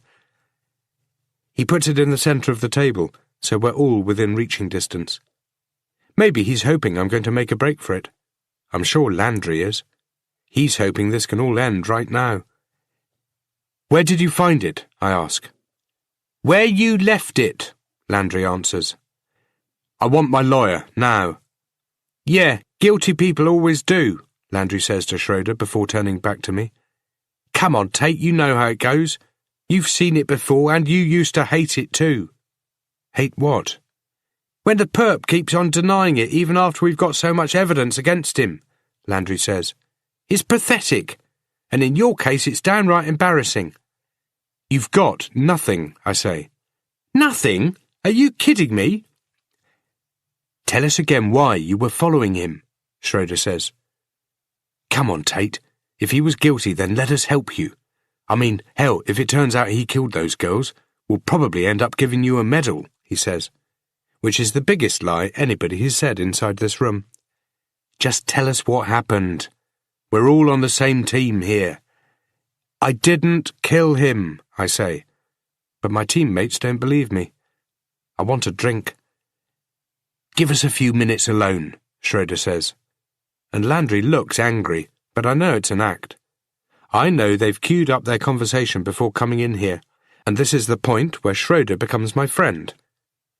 Landry shakes his head, then walks out without saying anything else. It's part of their game. Schroeder leans forward. He gives me a sympathetic smile. An I know how you're feeling look. But he doesn't know how I'm feeling. He never will. You have to give me something here, Tate, or I can't help you. I figure it's best if I play the game too. But before I do, I decide to give him something. Father Julian knew who killed those girls. What? He told me he knew. And Bruce Alderman, he buried them. He told me that. He leans further forward. What? Why the hell didn't you tell us that? I explained to Schroeder my conversations with the priest, detailing my pleas for Julian to tell me who had done it, even touching on the frustration I felt. I can see Schroeder wondering how far he'd have pushed it if he'd known that Father Julian had been confessed to. I tell him about Bruce Alderman and what he said about dignity before elegantly blowing his brains out. It takes me 10 minutes to tell him, and he goes through a different range of emotions, starting with anger and ending with much deeper anger. When I'm done, he sits there staring at me. He's no longer leaning forward, as if trying to protect himself from what he would do to me if I were in range of his fists. You should have told us, he says, his voice low and firm. We could have convinced Julian. I doubt that. We could have done something, Tate, he says, his voice raising. Anything. But instead you let 2 months slide by, and now it's too late. That's why you were outside his church, right? You weren't following Father Julian. You were watching to see who came to see him. You were waiting in case the killer showed up, only you didn't know who the hell you were looking for. I had to do something. He bangs his hand down on the table, hard. The noise bounces around the small room. You fucked up, he says. I know. And now Father Julian is dead, and you're in a world full of shit. It's an abyss. What? Come on, Carl, you know me. You've known me for nearly 20 years. Which is why this is hard for me too, he says. But I'm pretty sure it's harder for me. We found the hammer in your garage. And that's why you're going to let me leave. It's time to play the game. What? You've got nothing to hold me here, I tell him. He looks down at the hammer in such a way as to suggest maybe I've forgotten it's there, but I haven't. You found it in my garage. Yes. Okay, well, first of all, you don't even know if it's my hammer. That's not the second, I say, and I hold up my hand and start counting off my points. You're going to print it and find my prints aren't on it. You're going to think a guy who used to be a homicide detective was dumb enough to clean off his fingerprints, but not the blood, was dumb enough to keep the weapon, was dumb enough to leave it in his garage for anybody to find.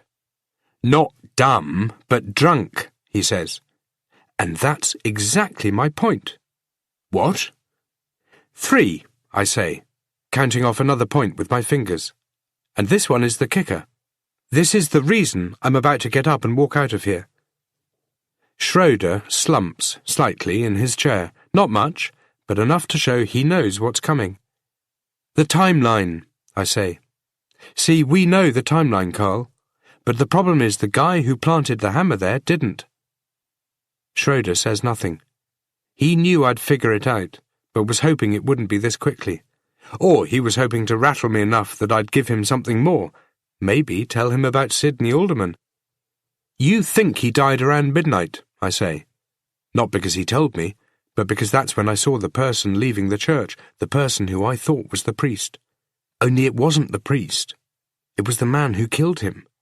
The killer knew my car was there, but he didn't see me because I was covered in ground fog.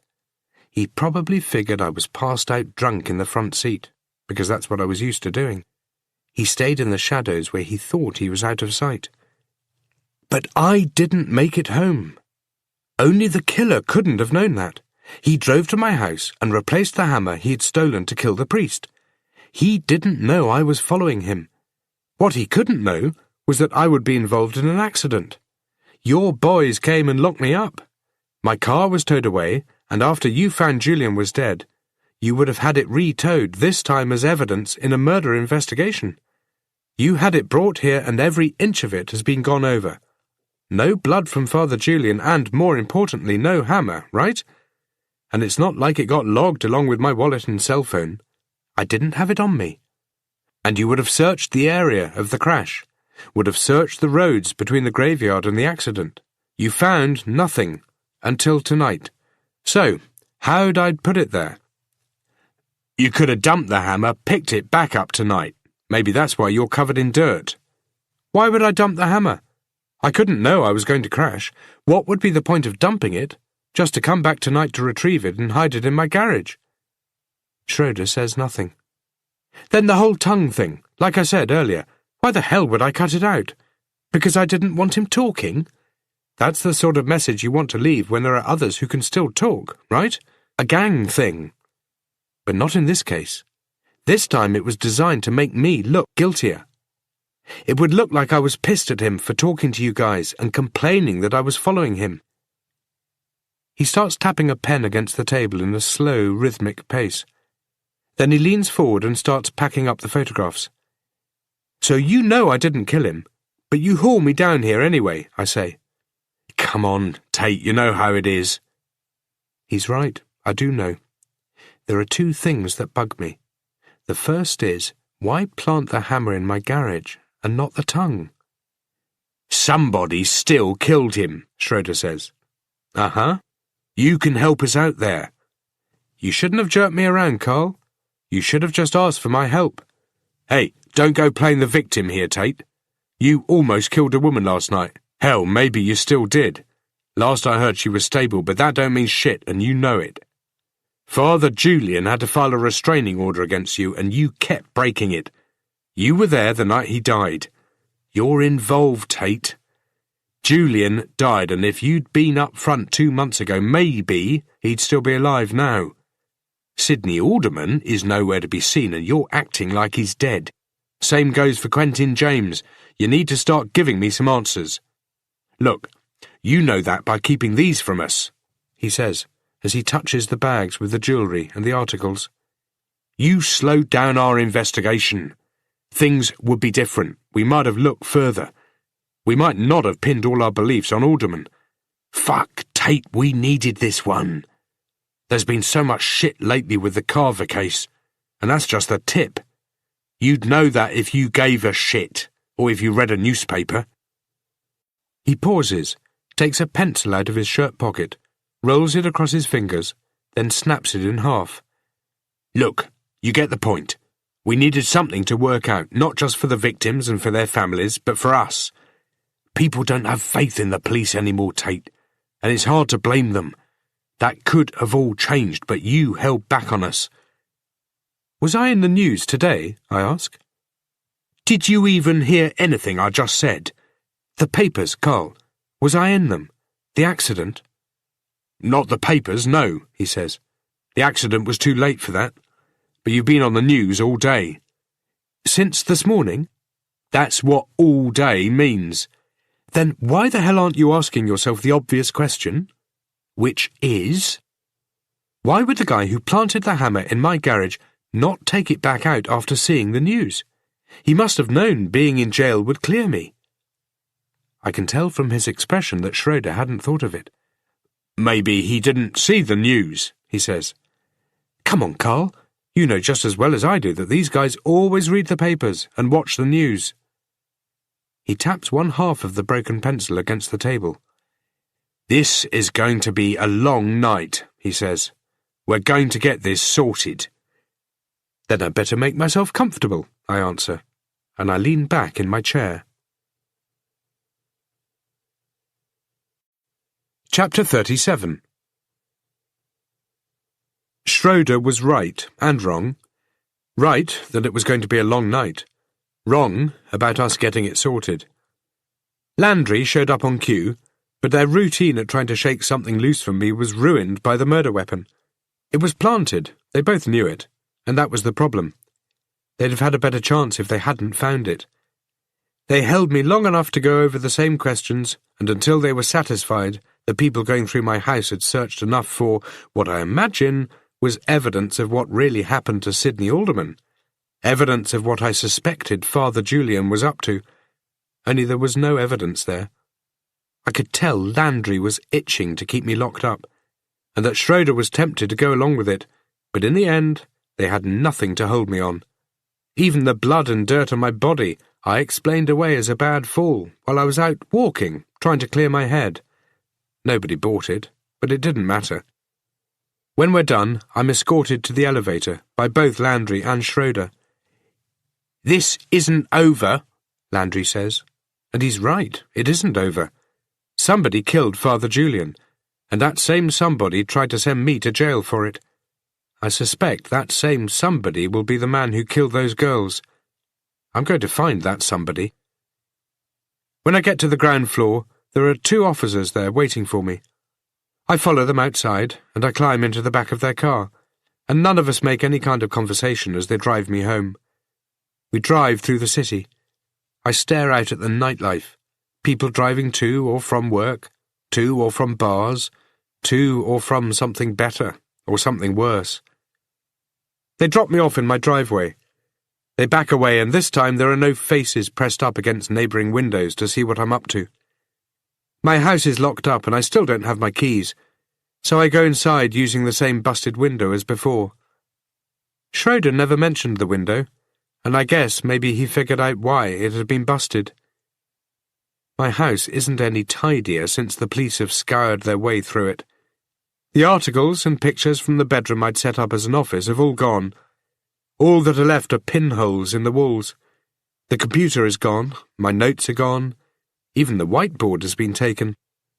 Landry will trawl through everything, and he'll get me back in to answer more questions, maybe even later on today. But there is nothing in any of those notes about Sydney Alderman, nothing about Quentin James. I make some coffee, and the caffeine wakes me enough to realise I'm so tired I don't even know what my next step should be. The coffee tastes good, but not good enough to consider making another. I stare at the glass on the counter, which is still full of bourbon. I think about tipping it down the sink. Then I think about tipping it down my throat, and I don't do either. I head down to the bedroom. Everything is messy. The mattress has been tipped up and thrown back on the base. All the drawers have been pulled out. The wardrobe has been opened and everything inside pulled out. I head down to the laundry and check the washing machine. At some point the wash cycle stopped. The clothes I put in there are all done. There are bloodstains on some of them from the accident and from the trip into the woods, but those bloodstains are mine.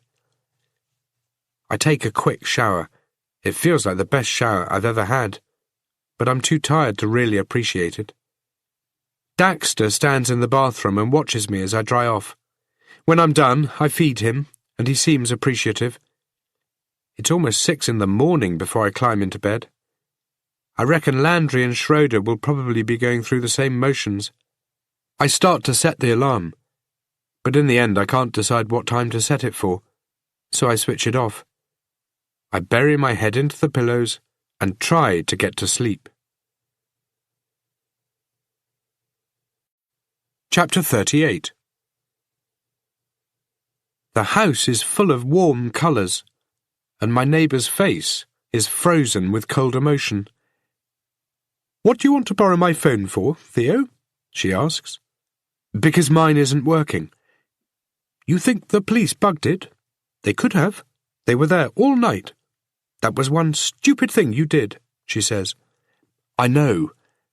After you losing your little girl and everything, Real stupid. Can I borrow your phone or not? Mrs. Adams stares at me for a few seconds without saying anything, and I can tell she's really debating the issue. She doesn't want me inside her house. This woman who looks like everybody's grandmother and who brought cooked dinners to my house at least once a week for almost a year after Emily died. This woman who I would occasionally find weeding my garden or trimming some bushes because I'd been too tired or too busy or too lazy to do it. There was always a wave and a smile and a good word that things would be okay, that Emily was with God, that everything would be okay. I don't know, she says. You could have killed her. That wasn't my intention, I say, as if that could possibly excuse it, just like it wasn't Quentin James's intention to kill my daughter. Mrs. Adams doesn't pick up on the comment, and instead stands aside. Don't take too long, she says.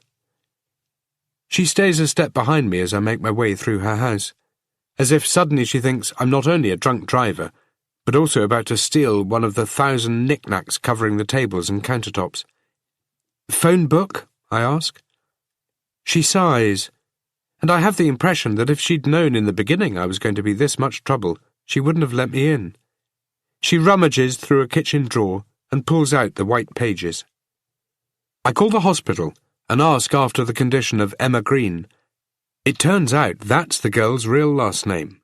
Donovan Green wasn't faking it after all. The nurse tells me she can only give information out to a family member. Can you just tell me if she's doing okay? I ask. When are you guys going to learn you can't just keep chewing up our time and questions all day long? She asks. What guys? Reporters, she says, almost spitting the word out before hanging up. My guess is, if she knew who I was, it would only have been worse. I make my second call, this one to the morgue. It's Tate. Tate? My God, I heard about what happened. Are you doing okay? Tracy asks.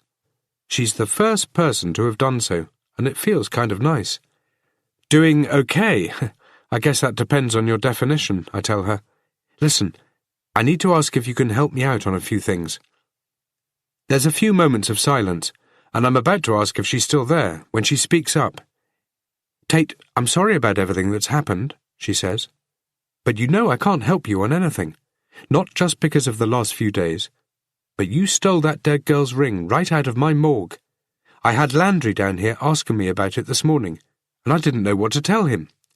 I'm sorry I had to put you through that. Yeah, well, I'm sorry too, she says. And I can picture her slowly shaking her head, because now I'm the one who's getting a reprimand. This could end up being serious. For all I know, I could get suspended. Or worse. I gotta go. Listen, Tracy, please, it's important. I can't. It's the girl, I say, that's all. What? I need to know how she's doing. The hospital won't tell me. I don't know how she's doing, she says. But you can find out, right? You're really pushing it, Tate. Please. It's important. She goes quiet again. This time I know she's still there. I just wait her out. Call me back in 5 minutes, she says. I gotta come down there anyway. Put my name on the list. I'll see you in a few hours. Look, I can't just... Thanks, Tracy. I'll see you soon. I hang up before she can object. Mrs. Adams doesn't seem too impressed that I'm taking up so much of her time. Scattered across the kitchen are baking ingredients that must all have come together to form whatever fantastic-smelling thing is turning brown in the oven. I make another call. My mother answers, slightly out of breath, as if she's just run in from the yard. I've been trying to call, she says. Your cell phone isn't switched on. I lost it. And your home phone is disconnected. I forgot to pay the bill. Is it true what the papers are saying? She asks. Please, Theo, please don't tell me you did what they're saying you did. I haven't seen the papers, I tell her. But yes, it's true, I'm sorry. I should have done more, she says. What? This is my fault, she says. I should have seen what was happening to you ever since the accident. But don't worry, we're here to help you now. It's not your fault. Anyway, the reason I'm calling is, of course it's my fault, she says. Your father and me failed you. We must have. I'm so sorry, she says, which makes me feel even worse. Listen, Mum, it's not like that. I'll explain it better when I see you. But for now, I want to ask if I can borrow a car. A car? Dad hardly uses his, right? And you two can share yours while I'm using it. What's wrong with yours? Oh, she says, figuring it out. I don't know if it's a good idea. I'm not going to wreck it, Mum. I'm okay now, I tell her. I promise. And I need this, okay? I need you guys to trust me. Of course we trust you, but won't they have taken your license off you? They went easy on me because of my history, I say, which is a complete lie. My license has been taken off me. If I get caught driving, I'll be heading straight back to jail. There'll be fines. It's the Quentin James factor. I'll bring it over to you, Mum says. I'm sure Dad won't mind. We both know that he will. I hang up the phone and hand the white pages back to Mrs. Adams. I wouldn't be trusting you, she says. Then she offers me one of the muffins she's just baked, as if some grandmotherly gene inside her can't prevent her from reaching out. I grab one before she can change her mind, figuring it's the healthiest thing I've eaten in weeks. You know, Theo, I don't mean to sound hard on you, not after everything that's happened, so please don't take this the wrong way, but it's never too late to pull yourself together. We're always next door if you need some help along the way. I thank her for the use of her phone and for the muffin. She gives me another one to take home with me. If more people were as forgiving and as helpful, maybe we could cut away some of the cancer that has set into the bones of this city. It'll take my mother an hour to get here with the car, so I kill some time by going to buy a newspaper. I keep thinking people will notice me, that they'll know who I am and what I've done, but nobody pays me any attention because my photo isn't in the paper, only my name. The guy at the shop knows me, though, because I've been coming here for years. He looks at me, looks down at the front page, and looks at me again. He seems to search for something to say, and I think all his angry one-liners trip over each other, and he ends up saying nothing. He even gives me the right amount of change. I get back home and read the article. It's all about the accident. About me. It doesn't paint a pretty picture. I read the article about Father Julian, but it doesn't reveal anything I don't already know. At least my name isn't mentioned here. Yet. I switch on the TV and watch a couple of minutes of the morning news. Father Julian's murder is the headline, and it looks like it's going to be a busy day for the media. Casey Horwell gives a report. She talks about the murder weapon being found, and she says where, offering my name as if she knew all along what I was capable of, her smirk suggesting she could see this coming, even if the police couldn't. I wonder how in the hell she found out where the weapon was found, and who her source is. She talks about Father Julian's tongue being removed. I get angry just looking at her, and have to turn the TV off, or risk throwing the remote at it. I start to tidy the house and do some more laundry. Then I spend a few minutes in my daughter's bedroom. The police came through here last night, but they haven't messed it up, just left things slightly askew. It reminds me of Father Julian's office, the way everything is where it should be, but only just. The police here showed some respect.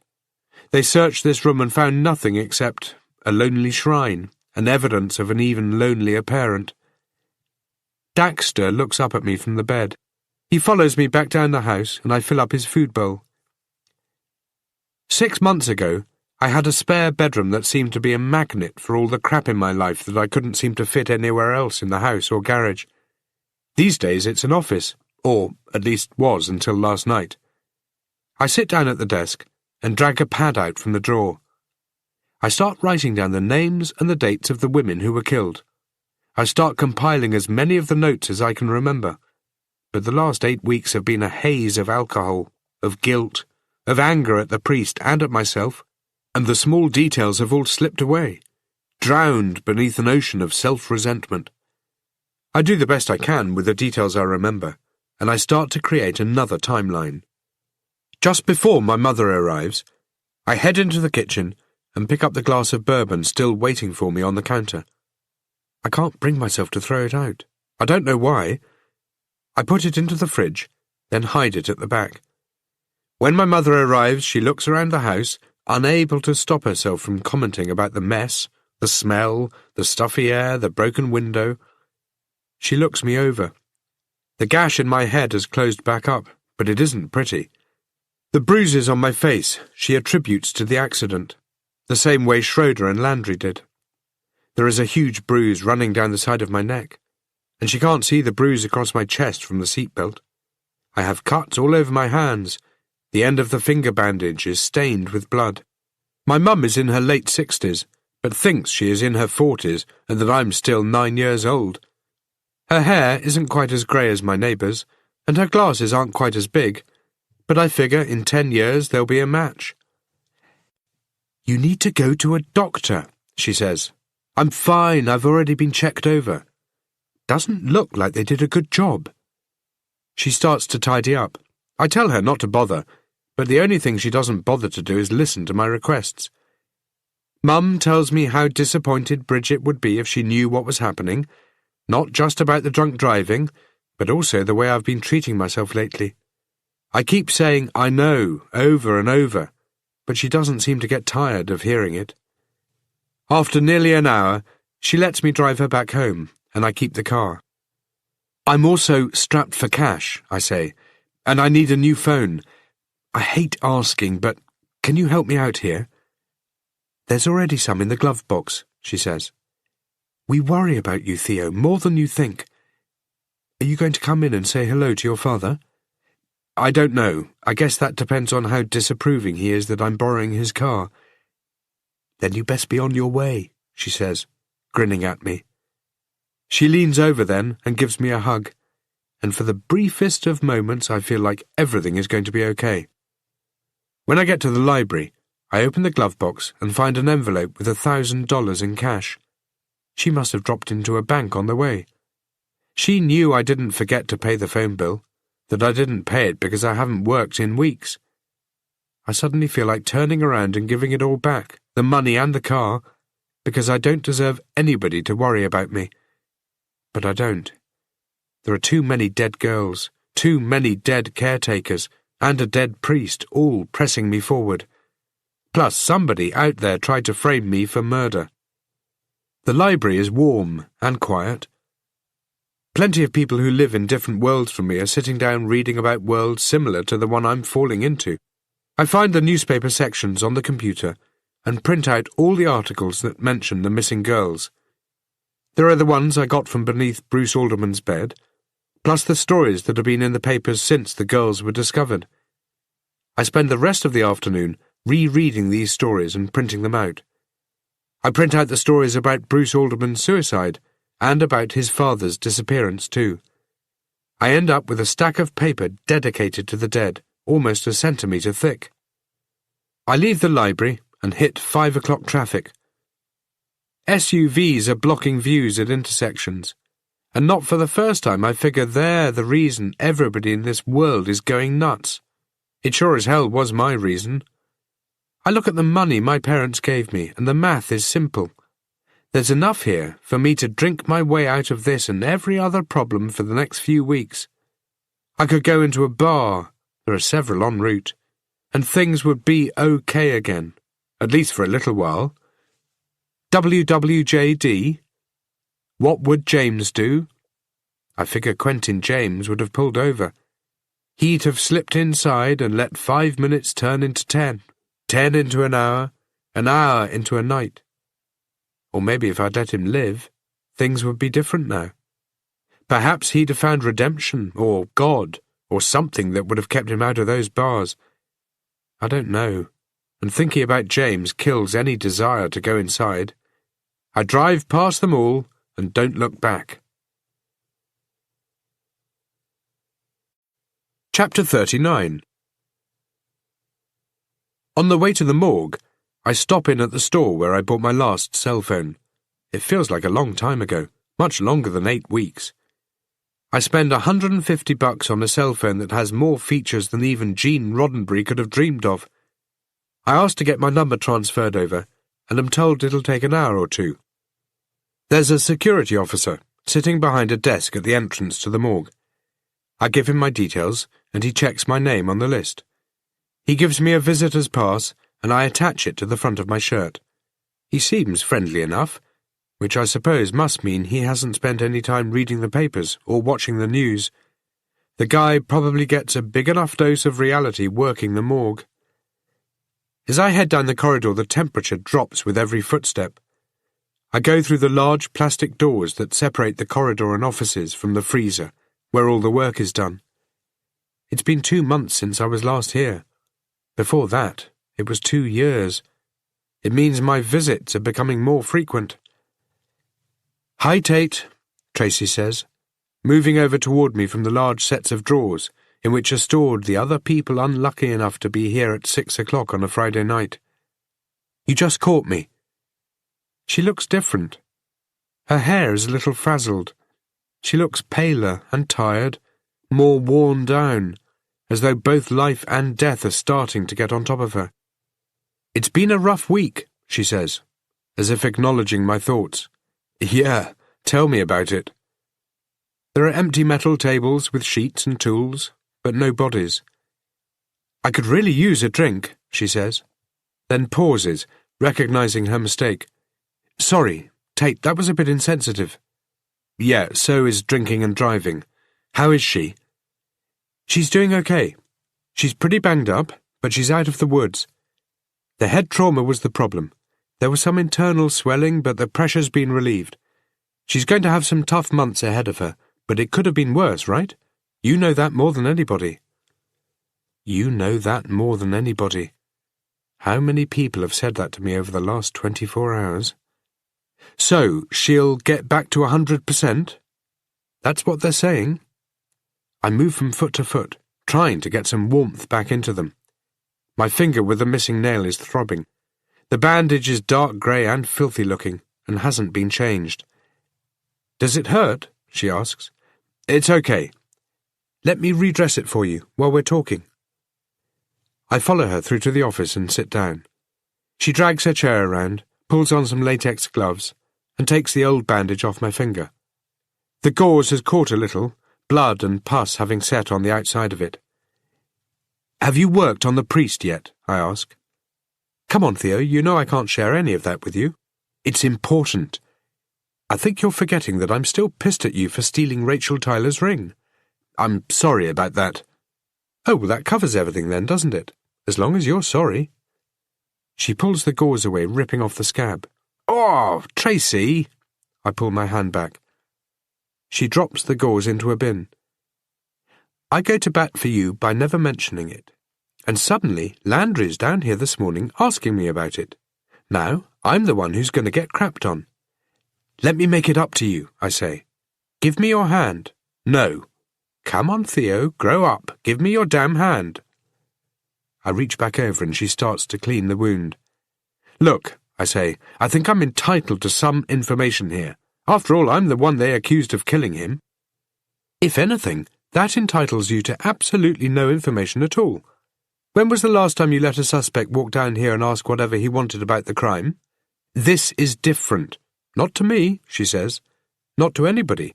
You shouldn't even be here.' She cuts off some fresh gauze and places it over my fingertip. Then she adds some padding. 'God damn it, Tate, if there was somebody as qualified to take over, I'd probably already have been suspended.' 'They know I didn't do it. Did Landry tell you that?' 'Yeah, he did. But that still doesn't change anything.' I look over my shoulder at the drawers through the office window. One of them contains Father Julian. 2 nights ago I came close to occupying another one. The throbbing in my finger grows stronger, and Tracy starts to bandage it. 'It changes it for me, right? Think of it from my perspective.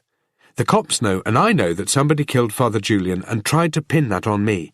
I think that means I have a stake in this investigation.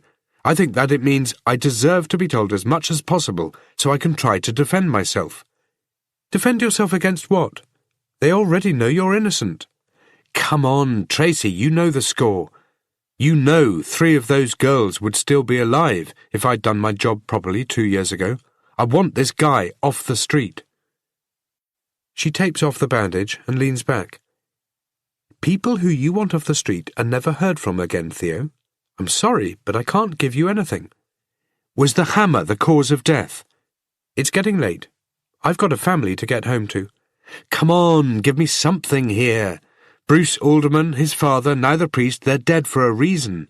And this person who planted the hammer in my house is probably the same person who killed all those girls. Sidney Alderman is dead? How do you know that? She asks. I'm guessing, but it makes sense, right? Everything is related. Not everything, Tracy says. What do you mean? She sighs, and her shoulders slump as if she's sick and tired of talking to a 10-year-old. Please, just drop it, she says. Would you? Come on, Tracy, name me one detective you know who wouldn't be trying to do the same thing. The problem is you're not a detective, Theo. Not anymore. I know, but look, one thing, okay? I'm going to tell you one thing, then I want you to leave. Okay, and you can't come back. You promise? I've heard that line before. What is it? She sighs.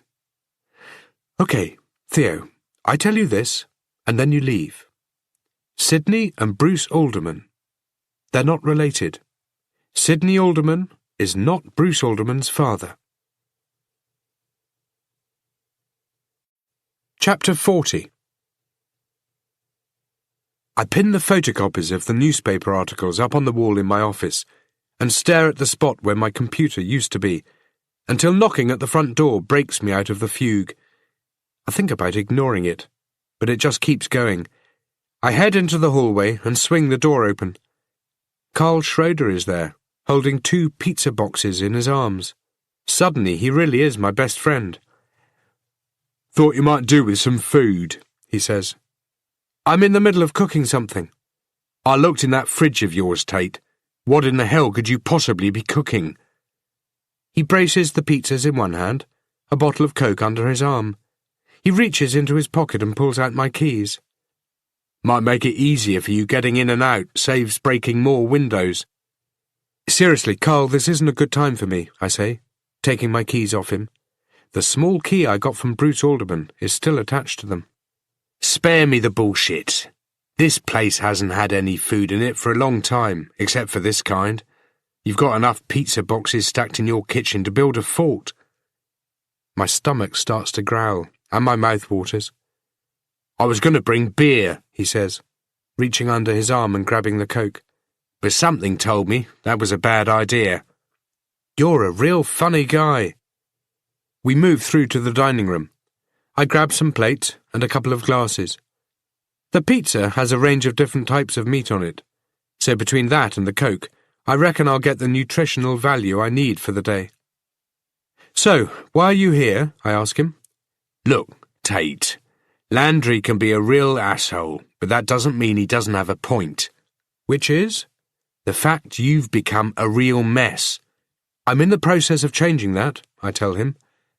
He looks around the room, absorbing the comment. I guess you are. That's what life-changing moments will do to you. And what was that? He asks. What do you think? The accident, he says.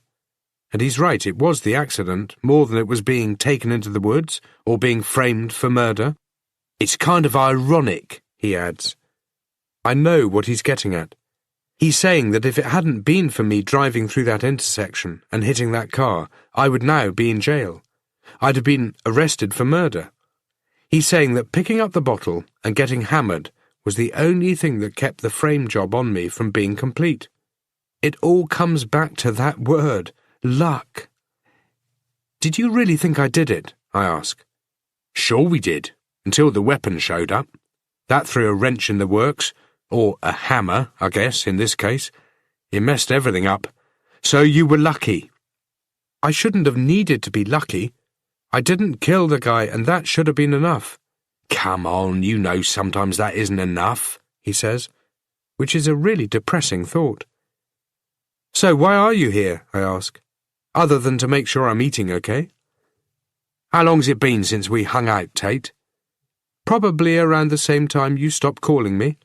Hell, it was the same time everybody stopped. If I remember correctly, it was around when Emily died. That had nothing to do with it. Then what was it? It was Quentin James, he says. Nobody believes he ran. We all know you killed him. But without a body, without any proof, I didn't kill him. Hey, I'd have killed him. Any one of us would. And that's why none of us looked real hard into finding him. It just sucked that it had to be you. And none of us wanted to hear you say it. What would have happened if over a few beers one night you'd told me what you'd done? What then?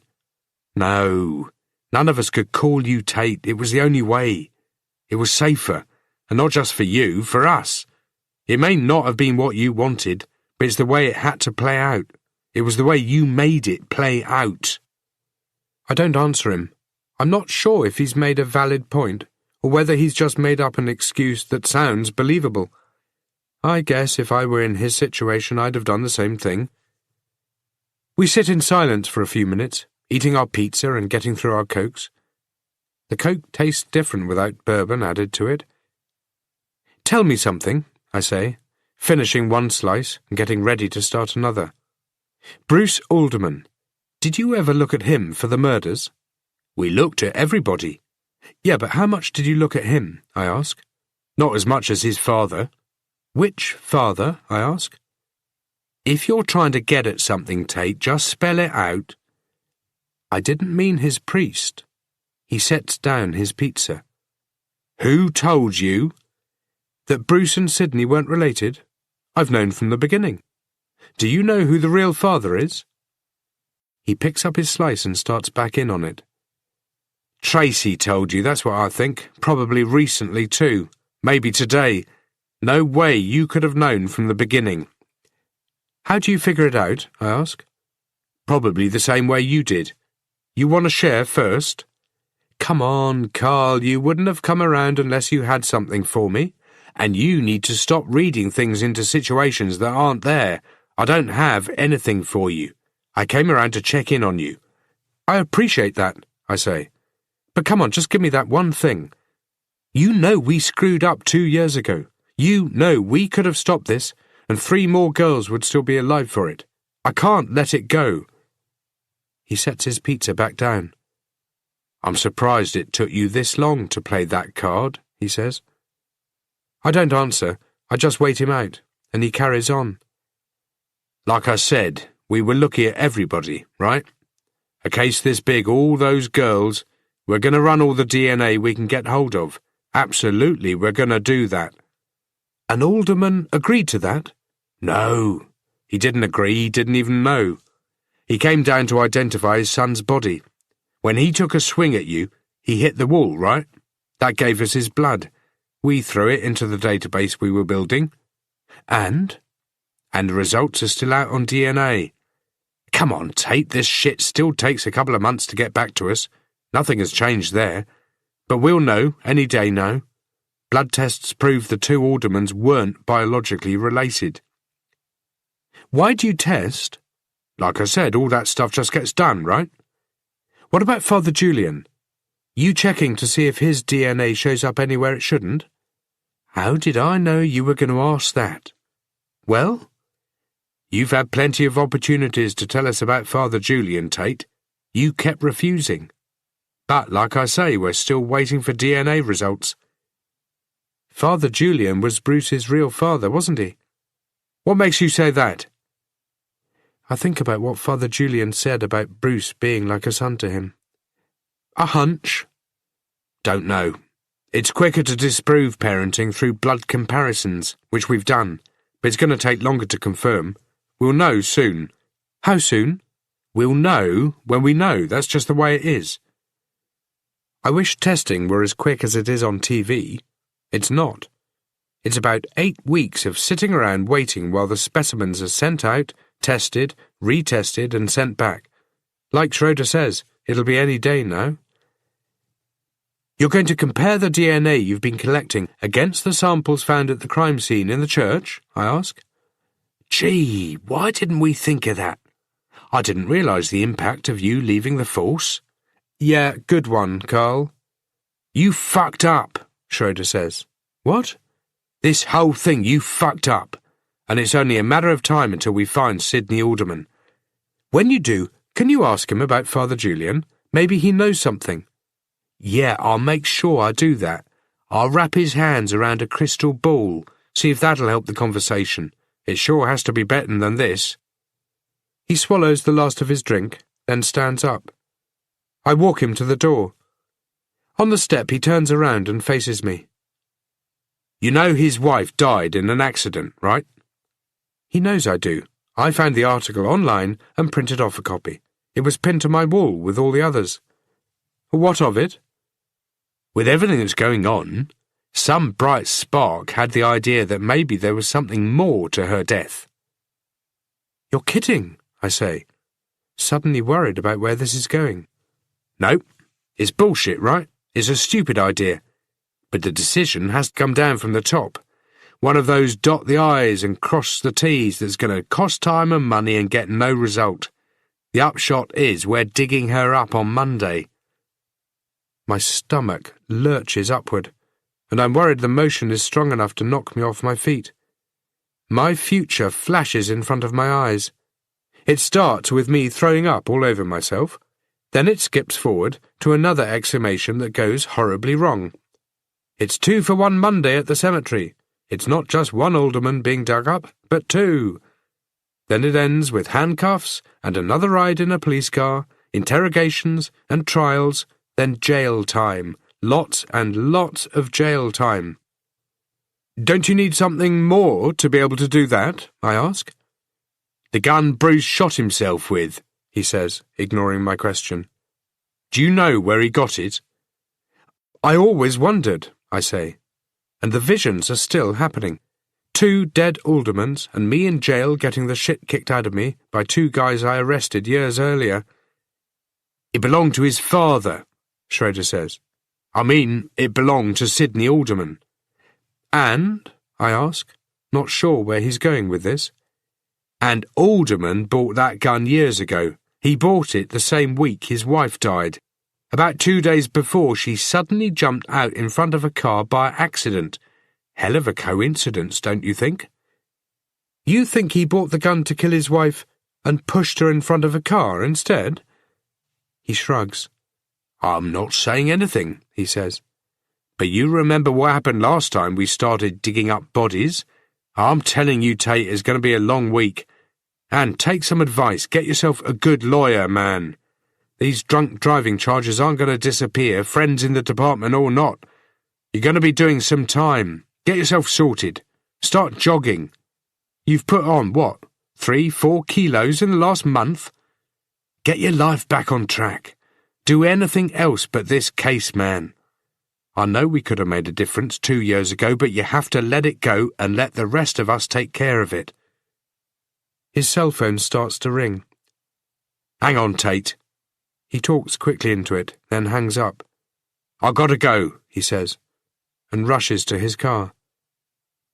All I can do is watch him as he speeds out of the street, and all I can think about is what they're going to find buried in the dirt when they exhume Sidney Alderman's wife on Monday. Chapter 41. For the longest time, I can't move. My breathing becomes shallow, and I start to sweat. The house is cold and the air slightly damp because of the busted window in the lounge. There is a restricting pain in my chest. On Monday, they're going to find Sidney Alderman buried on top of the coffin of his wife. He's going to look like he died hard. There'll be plenty of evidence that I'm the one who killed him. It won't be like Quentin James, where they knew I did it but didn't try looking too hard to prove anything. This time, they'll make an effort because the man I killed was innocent. I walk outside to the garage and find a piece of plywood and some nails. Of course, I have no hammer. I use a drill and some screws to hold the plywood over the busted window. The work helps to calm me, at least for a few minutes. When the last screw is buried, I start to go through my options, and the one that keeps coming up is that I ought to call Carl Schroeder and tell him to come back here. We could sit down and he could listen to my sins. I sit down at the table and eat some more pizza, staring blankly at the wall. the act of eating a mechanical one that has no enjoyment. I need to start making the most of good food, since I won't be seeing any for another 10 years.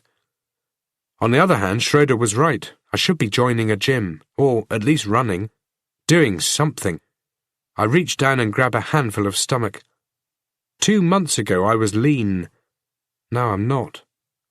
I reach up and find extra padding around my neck and jaw that shouldn't be there either. I finish off the pizza and drink the rest of the Coke.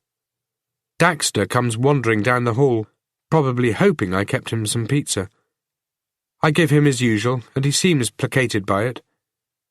I head to bed and set my alarm clock. I slide it to the far end of the bedside table to kill the risk of my reaching out and slapping the snooze button while still in some dreamlike state. I stare at the dark ceiling and the dark walls, and I think about Sidney Alderman and the expression that will be on his face. This strange image comes to me, of where they dig him up, and there is still one more breath inside of him. One breath in which he can tell the police that it was me who did this to him. When I fall asleep, I end up dreaming about my wife, about Emily, and in my dream they are both alive. They talk to me, but what they say makes little sense, because in the dream I seem to be burying my family while they're still alive. Rachel Tyler appears. She's a younger version, one of the Rachel Tylers on display in the hallway of her parents' house. She accuses me of being a murderer, and in this world of dreams, as well as outside of it, that's exactly what I am. When the alarm goes off, it's 2 o'clock in the morning, and it's raining. Daxter is curled up next to me, the first time he has done that in 2 years. I wonder if it means something. My house is cold, and my mind is full of bad ideas. I get dressed and step out into the night. Chapter 42. I throw a shovel into the back of my dad's car and park outside my house. I look up and down the street searching for a tail light, then drive off in the direction of the cemetery, taking random lefts and rights to make sure no one is following. Nobody is. I need to get Alderman out of the ground before the others go digging for his wife. They're going to see the turned-over earth. They're going to know something has happened, but they're not going to know what. They may suspect, but they can't know. They'll see Alderman's blood on the coffin lid, so I'm going to have to do something about that too.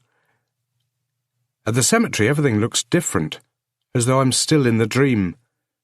The night is about as dark and wet as it can get in this city. There is an occasional sliver of pale light that breaks through and reflects off the windshield. It is completely still out here, and cold. I suspect if I tried digging deep into the ground to remove Sidney Alderman, it'd be like digging through quicksand. I park out on the street, 2 blocks away, and walk back to the cemetery. Naked branches that look like skeletal remains reach out overhead and lock fingers above me as I enter the grounds. I slow down and stay hidden in the shadows of several oak trees along the sides of the road in case there are any police around. There doesn't seem to be anybody, but I go further onto the grounds before going back for the shovel, knowing I could only offer bad answers to questions about why I was carrying one. Satisfied I'm alone, at least in the cemetery, I start to make my way to the church. I stay in the trees, getting close enough finally to see a patrol car parked outside, with a sole officer inside. He's probably got the heater running to stay warm, and got a thermos of coffee as well. It's standard protocol to protect a crime scene this early on.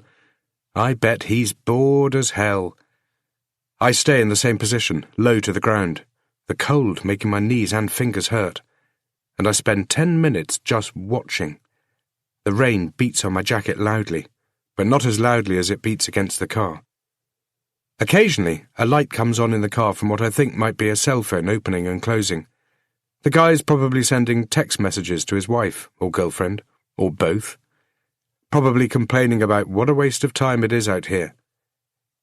I need to return to the car, grab the shovel, and dig Alderman up. But now that I'm this close to the church, suddenly I have another, even stronger need. I have to know what's inside. I need to know if there are answers in there, And anyway, Alderman won't mind waiting another half an hour for the feel of the shovel.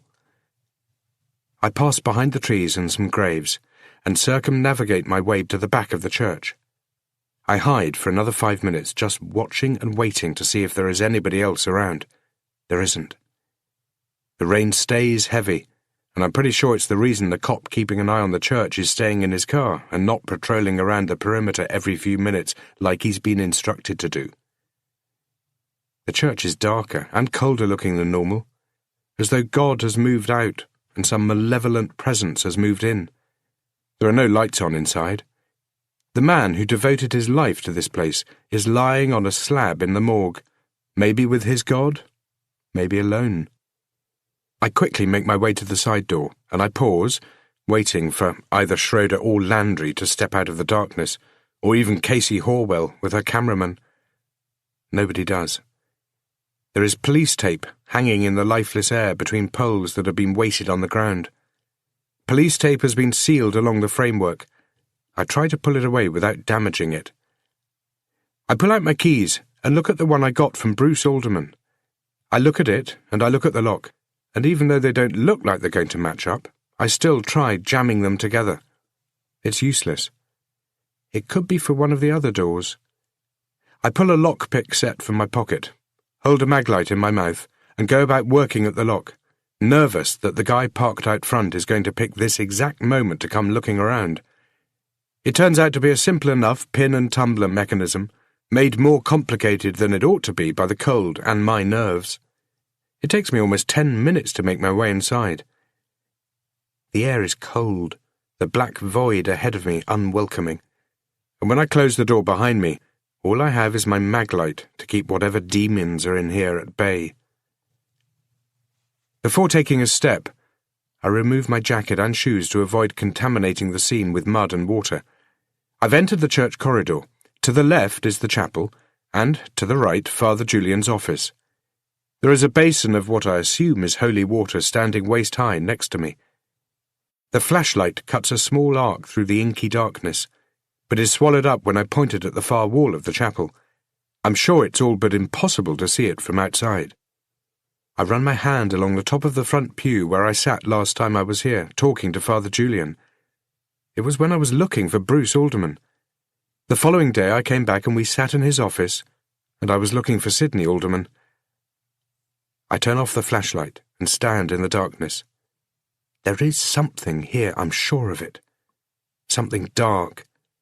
Perhaps the church itself is angry. Bad things have happened here, sins have been confessed, and sins have been committed.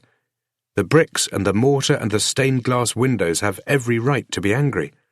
They've absorbed a lot of what's been said and seen over the years, and now that the keeper of secrets has gone, all that sorrow and pain is starting to seep out. I turn the flashlight back on and start looking around the chapel, not searching for anything in particular. The only eyes watching me are those of the icons pinned on or hanging from the walls, created in coloured glass and woven fabrics and tapestries. Jesus feeding the poor, Jesus turning water into wine, Jesus dying for our sins. Did Father Julian die for his sins? For mine? There are a few evidence markers placed variously around the floor. Whatever they indicated has been photographed, picked up, and is now gone. There are no blood splatters, no muddy footprints. The other night, did Father Julian's killer make his way into the church using the same means? Did he come through the front door, allowed entrance by the priest? Through a side door? Did he come at night, or had he been here all day? Did they know each other? I rest my soaked jacket and shoes behind the first pew so I don't leave water everywhere, and head down to Father Julian's office. It's a tangle of books and paper and clutter strewed around the room, not from any type of struggle, but as though he was trying to find something in a hurry. Or perhaps the police were, and this is the aftermath of their search. This is the kind of thing I miss most about being on the force, losing the opportunity to see the crime scene in its original form. There are more evidence markers, yellow plastic discs with black numbers printed on them, fingerprint powder, small plastic bags, plastic vials, cotton swabs. Somebody must be figuring the maid will take care of it all. I roll Father Julian's chair away from his desk and sit down behind it, then splay my hands on the table.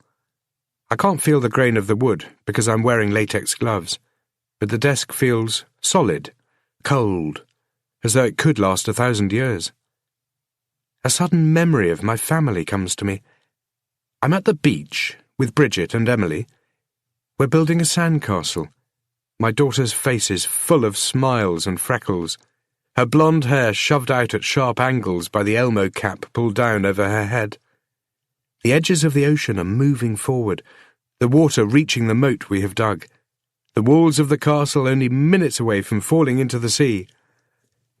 "It's okay, Daddy," my daughter says, and she stops digging, understanding the futile nature of what she is trying to save. "We can always come back next weekend. We got forever more days to build another one." I take my hands away from the desk, and the memory disappears. I don't try chasing it. I open the desk drawers one at a time, but all of them are empty. I pull them out completely and check underneath them. Again, there's nothing there.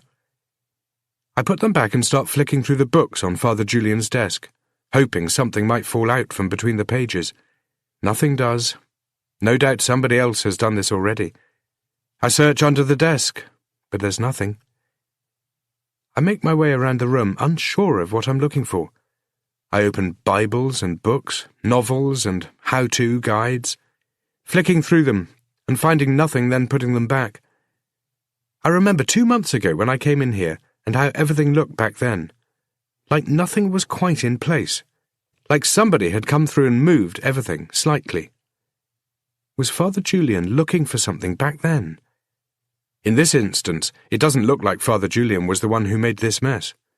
The Father Julian I knew never would have allowed his office to get like this.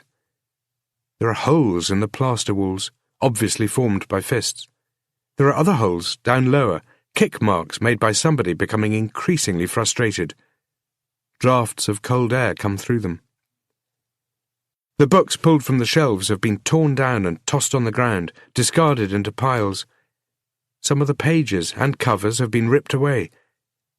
Did whoever did this find what he was looking for? I step out of the office and carry on through to the rectory. The beam on my flashlight is getting weaker, and I have the feeling that if it goes out completely, the demon surrounding me will get a firm hold. Jesus looks down, probably in judgment, maybe wondering what in the hell a guy like me is doing in a place like this. "Well, Jesus, I'm trying to make compensation. I'm trying to repent. That's what you want, right?" I stopped the flashlight on the floor where the dead priest lay while I stood outside 2 nights ago worrying about being caught. I crouch down by the dried blood. I close my eyes and think about the series of photographs that Schroeder and Landry showed me. Father Julian was lying on his back, his head twisted to the side. Closer photos showed gashes in the back of his head from the impact of the hammer. I don't know how many times he was hit, but it was more than once. Perhaps the first blow killed him.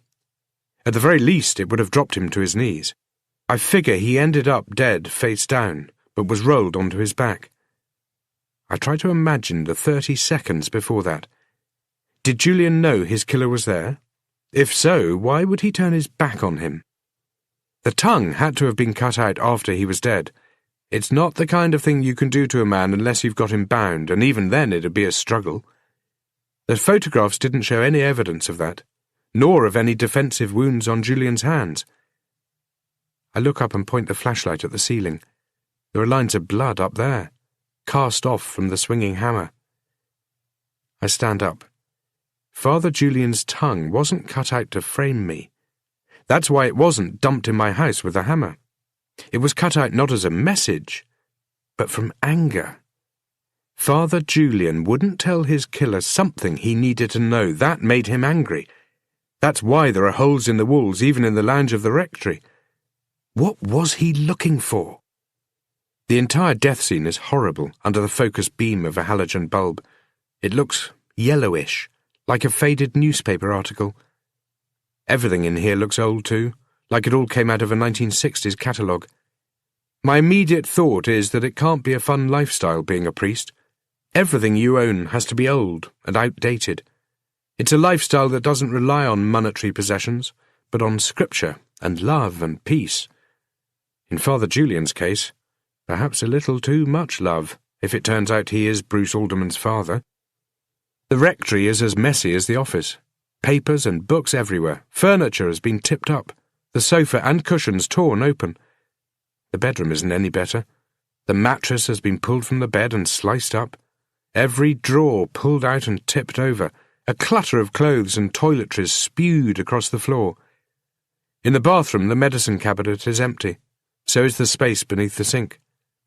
I head back into the bedroom. There are framed photographs on the drawers. Some have been tipped down, some have cracked glass.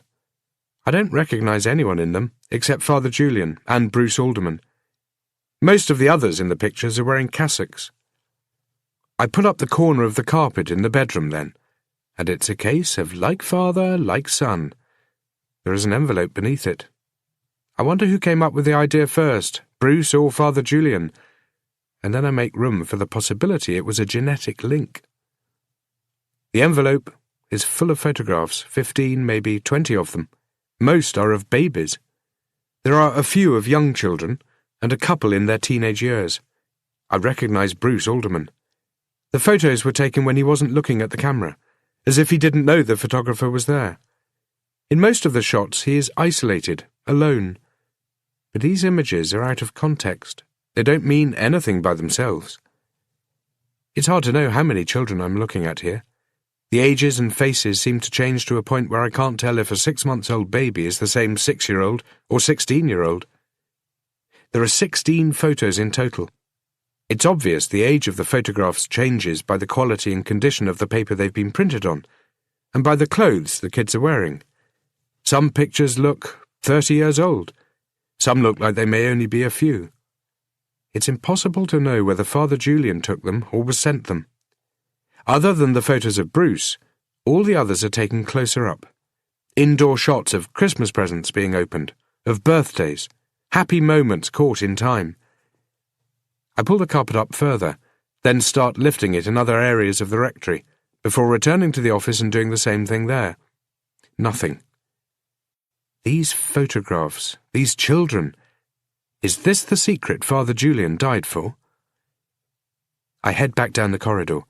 I've been here over an hour, and Alderman is still waiting for me. I pass Father Julian's office. When I was here a month ago, he apologized for the mess. He'd obviously been looking for something. I squeeze my eyes shut and try to focus. Something here is falling into place. I can see the edges of it. Forming. And I think of the key that Bruce Alderman gave me. No numbers, no markings. Did that key belong to Father Julian? Is that what he was looking for? Suddenly the door I used to enter the church opens up, then closes. The muffled sound of a voice drifts down the corridor toward me, followed by high squawking radio chatter. I duck down behind Father Julian's desk and turn off my flashlight. There is more radio chatter. I hear the word backup, and I know the officer parked outside has asked for it, because for some reason he's decided to do his job and walk around the building, and he's found the security tape over the door has been tampered with. I move to the side of the desk so I can see into the corridor. The beam of a flashlight is bouncing from the floor to the walls. It's getting brighter. I pull back just as the officer reaches the office. The light hits the wall behind the desk. It moves over it and then moves on. He takes a step into the room and then takes a step back out of it. He carries on to the next room. I figure I have about 2 minutes to get the hell out of here. I get out from under the desk and move to the door. My feet are silent on the cold floor. I listen to the officer making his way further along the corridor. Then I look around the doorframe. He's further down the corridor toward the rectory. He goes around a corner, and as soon as he's gone, I start back toward the chapel for my clothes. I reach the end of the corridor. A second flashlight, this one moving around the pews, suddenly moves across the room and hits my body. I look away before it can hit my face. "You! Hey, you! Stop!" But I do the opposite. I turn and run toward the exit. Chapter 43. I'm out of shape. I can feel it in the first few strides. My socks slide on the floor, and the chase is almost over before it begins. I can hear the officer behind me, and a moment later the first one I saw appears at the other end of the corridor, running toward me. I pull the door. It opens into the corridor and blocks the path of at least one of my pursuers. Then I grab the basin of holy water and throw it in the opposite direction. It clatters on the ground without hitting anybody, but a moment later there's a sliding sound, and the man behind me yells, "Shit!" as he slips and falls. It forces his partner to slow down. I keep running. I hit the line of trees as the two men burst from the building behind me. I change direction and keep running, not slowing when my feet crash into tree roots or get punctured by pieces of bark and acorns and stones. I can hear them following me, closing the distance. I make a left and a right and keep making them. I can see the beams of their flashlights falling on me, on trees around me, but then they appear less frequently. The rain is pouring down heavily, drowning out all sounds of pursuit. I keep running, altering direction through the trees. Suddenly I'm out of the trees, heading across the cemetery between gravestones and graves. I have no idea where I am, and the best I can hope for is that a cemetery at this time of night, in this kind of weather, is a hard place in which to follow anybody. A car comes toward me from the road, and I duck down behind a gravestone. It passes me by. There is yelling and confusion. I look out and see one of the officers is only a few meters away. He comes toward me, and I duck back down. He passes me and keeps going. He's making quick ground. I crawl toward another grave and then another, staying hidden for a few more seconds. I look back up. The officers are now 20 meters away. I stand up and run deeper into the cemetery. My feet sink slightly into the grass. Another car travels along the road and I have to hide again. The cold air makes it harder for me to breathe, and I start sucking down oxygen in deep lungfuls that burn and make me dizzy. I hide behind a tall grave marker and look back in the direction I've come from. I can see flashlights moving around the trees and graves not far from me. I'm unsure now of what direction to run. I stay low and move further away, putting more grass and graves and meters between me and the flashlights. More patrol cars arrive. I can see their headlights, hear doors banging. I reach another cluster of trees and rest for 30 seconds or so. My feet are aching and probably bleeding, but I don't want to look.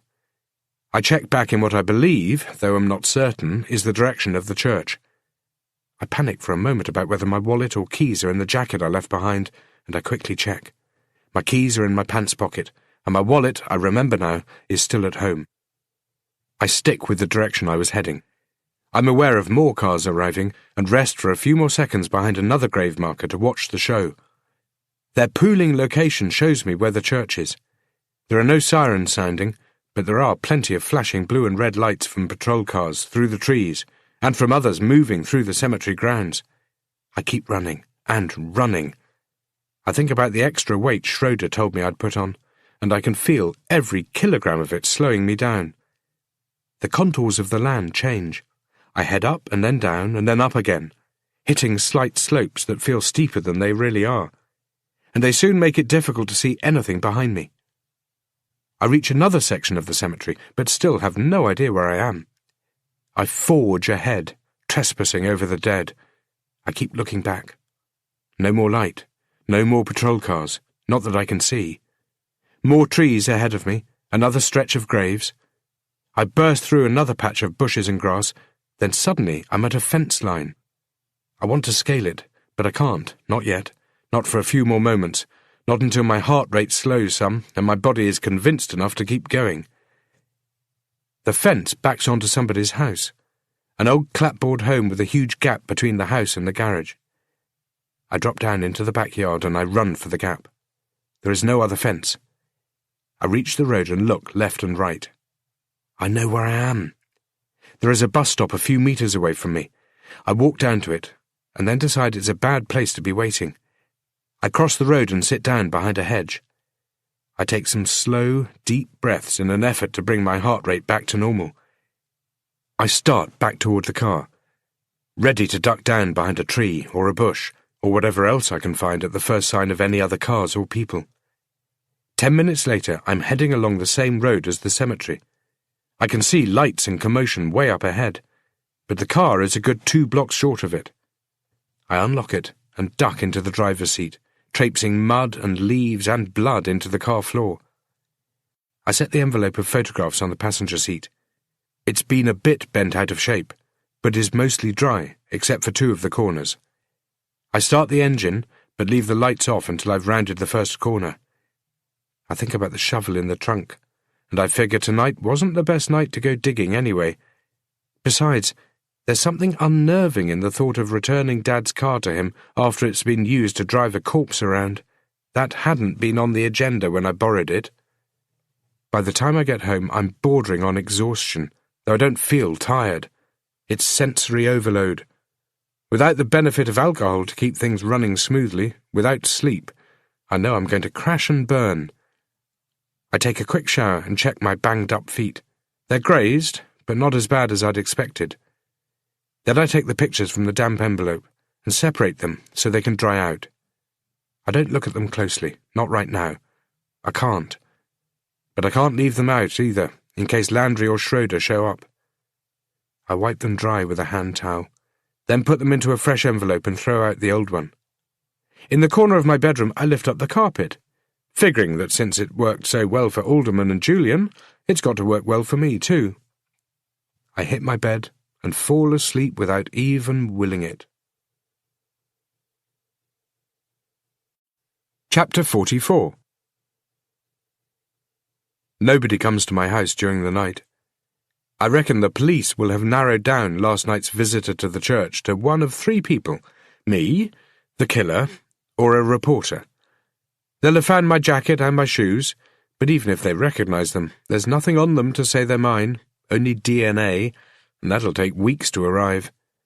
Landry and Schroeder will undoubtedly be thinking of coming to talk to me. They'll be wondering if they can bluff me into admitting I went into the church, though they'll know they can't. I know the game. And anyway, all I have to say is the same person who planted the murder weapon in my garage also planted my clothes to try to complete the frame job. And that's also what I'll be saying in 2 months' time when they get DNA from hair follicles caught in my jacket. Landry will have gone through all of this, hitting it from all sorts of different angles, without coming up with one that will help him cement a case against me. I'm betting that in the end he'll know his argument and he'll know my argument, and he'll know that mine is stronger. Of course, all of this is moot if I can't get back into the cemetery and dig Alderman up before Monday.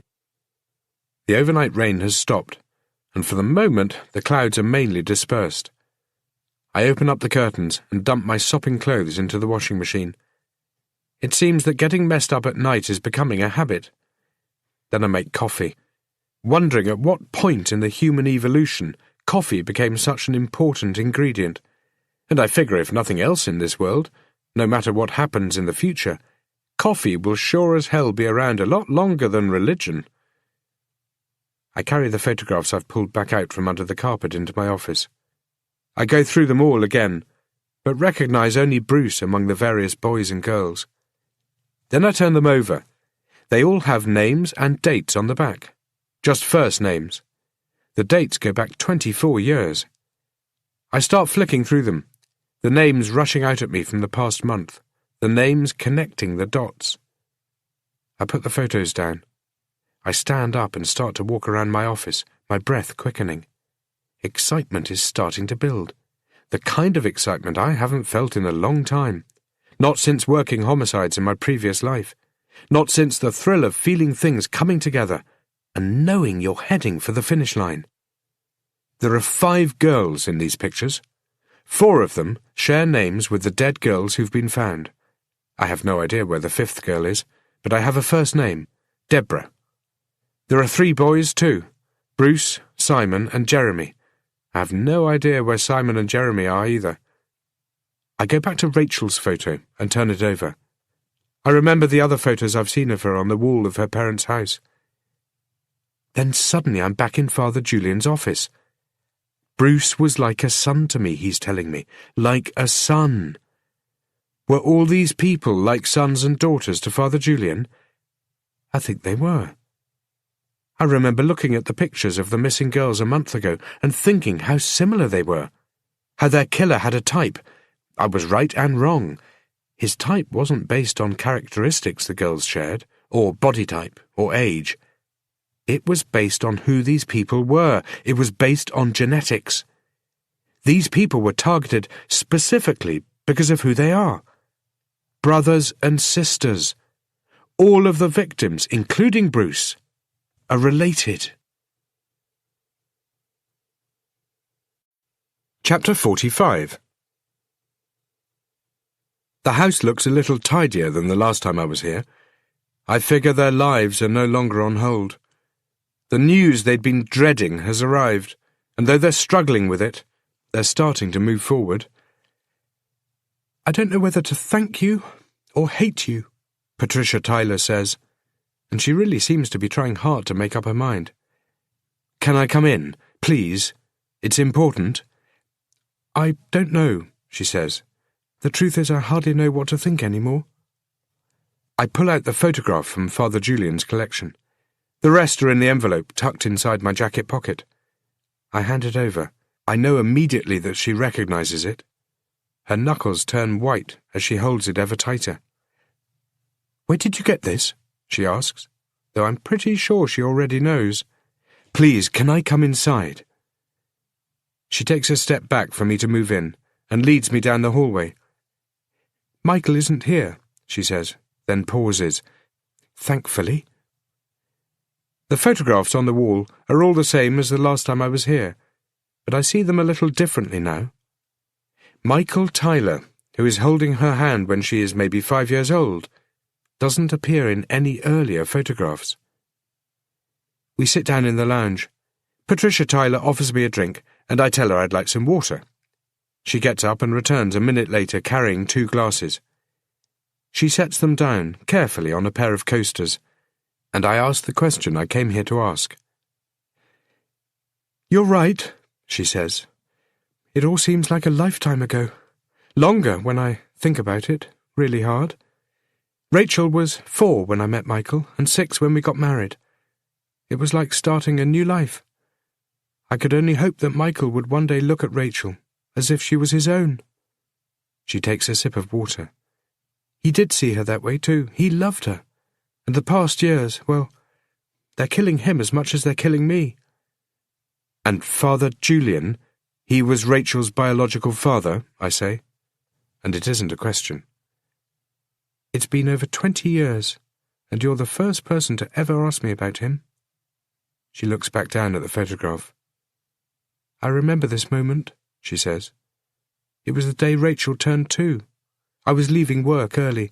My mother would look after Rachel while I was at work. She made a cake, and we had a party, but Rachel didn't understand the occasion. I remember a similar party for my own daughter.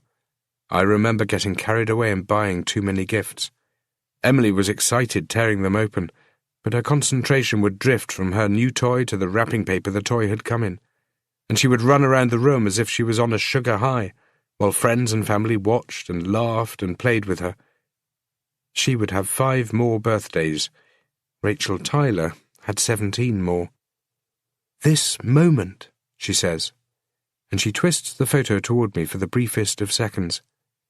Rachel is sitting in the corner of a room, with her head resting on her knees, her arms wrapped around her legs, and her eyes either half open or half closed.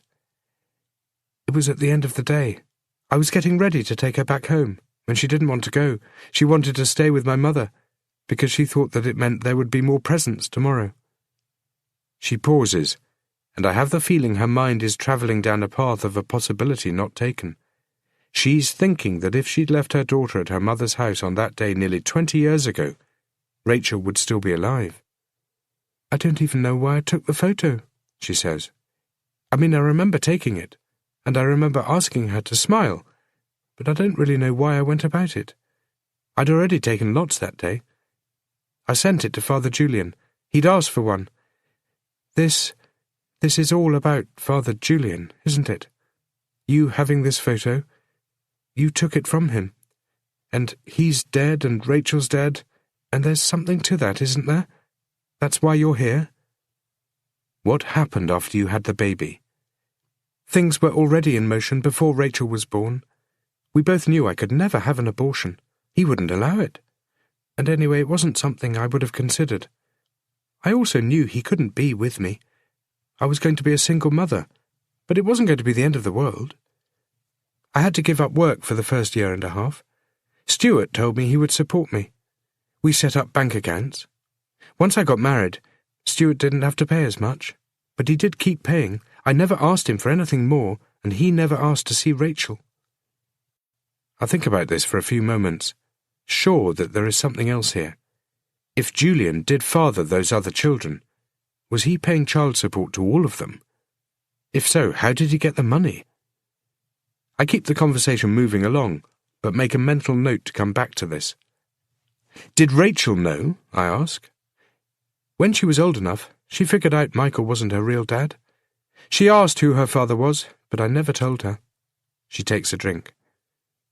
I could really do with something stronger. Can I get you something? Water's fine, I say, and I take a sip to show just how fine it is. I guess water's fine for me too. I know how it sounds, getting pregnant by a priest of all people, but, well, I don't regret it. Things were different back then. Father Julian...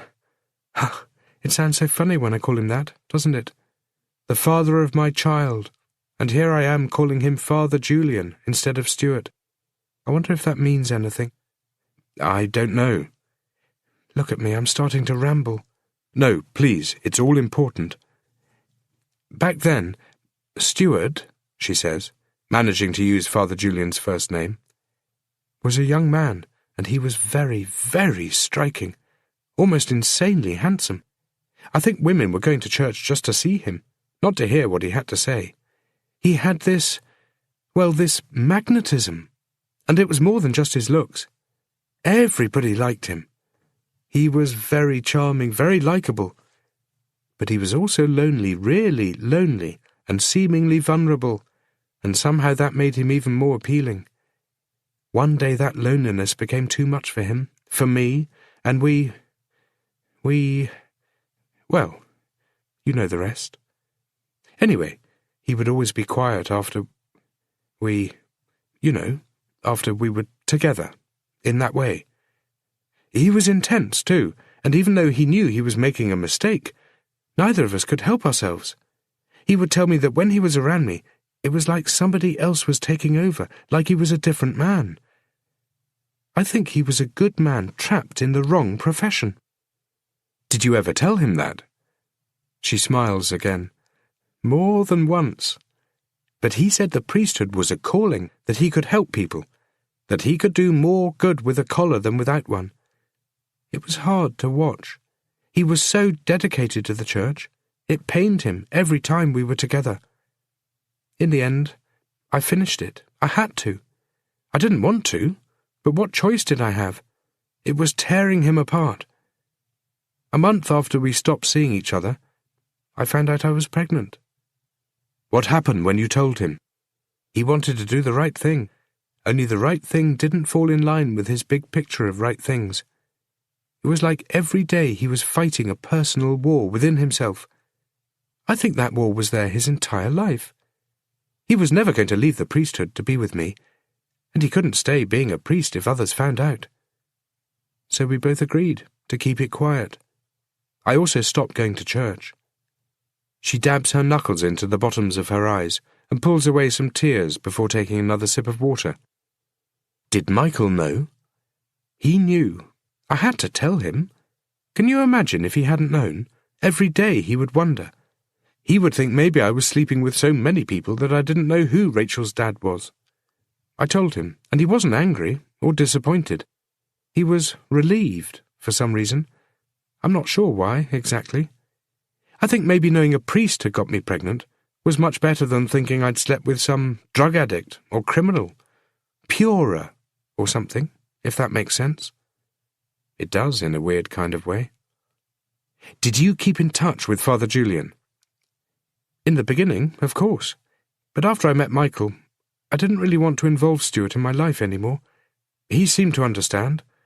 Then the day Rachel turned 16, he stopped the payments, and I didn't ask him why, because I knew. 16 was the cut-off date. I never saw him over those years. If it wasn't for my mother, well... He presided over your mother's funeral? My mother had continued to go to his church. It's what she would have wanted. Your mother didn't know who the father was? I refused to tell her. So, Father Julian, he saw Rachel that day? She takes another sip of water, and when she pulls the glass back, she seems to be studying the edge, looking for some microscopic flaw. He saw her, then a week later she goes missing. That's the connection, isn't it? That's why you're here. If I had told Rachel he was her father, would things be different now? Is that the reason she's dead? Because I took her to my mother's funeral? I know what answer she wants to hear, but I can't offer it to her. Do you know if Father Julian ever had any other children? I ask. It's my fault, she says, and she starts to cry. I clutch my glass of water, unsure whether to sit next to her, whether to put a hand on her shoulder and try to comfort her. None of this is your fault, I say, and it sounds generic, because that's exactly what it is. But please, this is important. Did Father Julian have any other children? She leans back and stares at me. Tears are streaking her makeup. Other children? I never really thought about it. He could have, I suppose, but I doubt it. How did he get the money to send you? I don't know, but Father Julian was a good man. He would have done what it took. I pull the rest of the photographs out of my pocket and hand them over to her. There are names on the back, I say. She looks through them, but doesn't recognize any of them. There is no way these can all be his children, she says. But I think she knows there is a way. I think she can see the resemblances too. These payments he made to you, they were credited directly into your account? Of course, it was the only way. Do you still have any of the statements? I suppose I do, she says. And I'm sure she does. I'm sure Patricia Tyler is the sort never to have thrown away anything from the last 30 years. Would you mind finding me one? Why? Because if I can get his bank account number, then if he did father any other children, I can find their names. Do you think... She pauses, unwilling or unsure how to continue. Do you think all these girls who died, do you really think they're related? I hold her gaze. She stares right at me, and I tell her yes. She pulls her hand to her mouth, as if to hold it closed from whatever she wants to say next. Then you already know who these girls are, she says. They've been identified. Not all of them. What?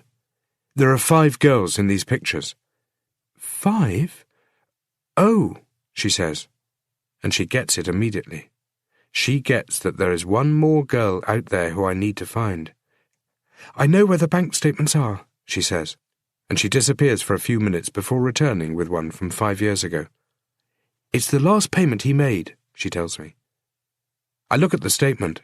It doesn't have Julian's name on it, just his account number, along with the word Rachel.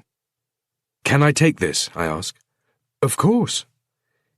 I finish off my water, and she walks me to the door. The police, are they close to finding who killed him? She asks. They're getting there.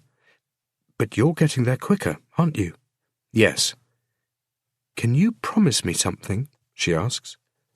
I'll do my best, I say, already knowing what she's going to ask. Promise me you'll find him, before something happens to that other girl. Promise me that when you find him, you'll make him pay for what he has done. For Rachel, for the others, for all of us. Make him pay.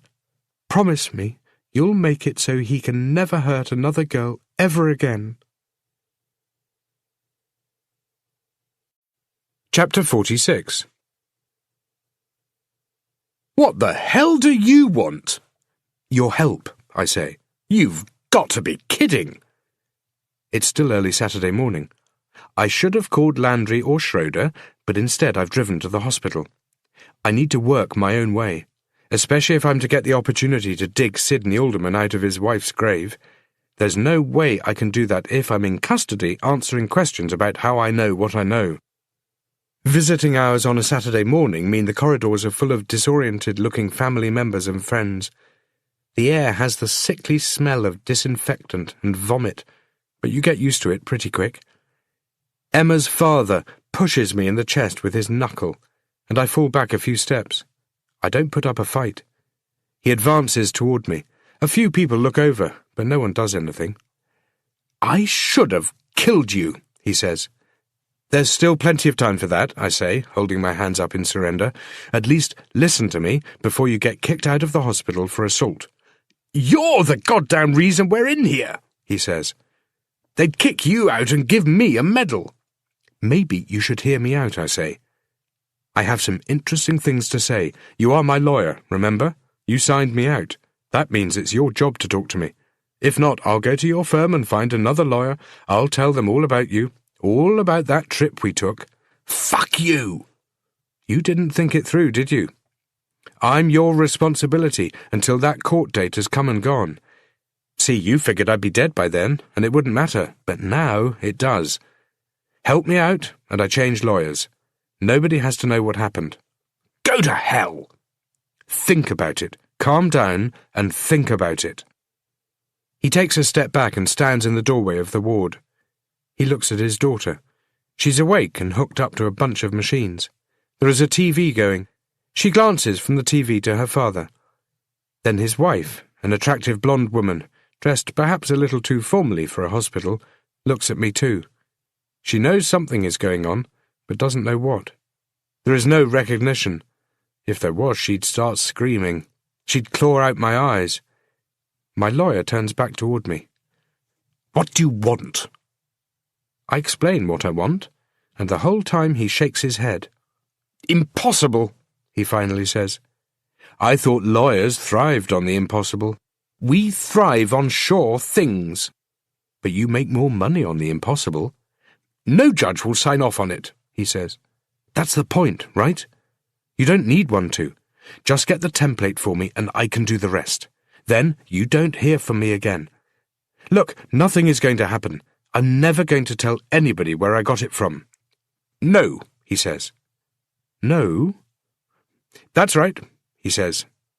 "I go to my boss and explain what I did to you, and he understands. He'll tell me he would have done the same thing. And maybe I go to the papers and tell them about you. Even if they don't believe me, it still puts your name in disrepute. People might sympathize with you, they might even relate. They'll probably wish you'd pulled the trigger. But that'll be on their mind every time they're passing you over in preference for another lawyer."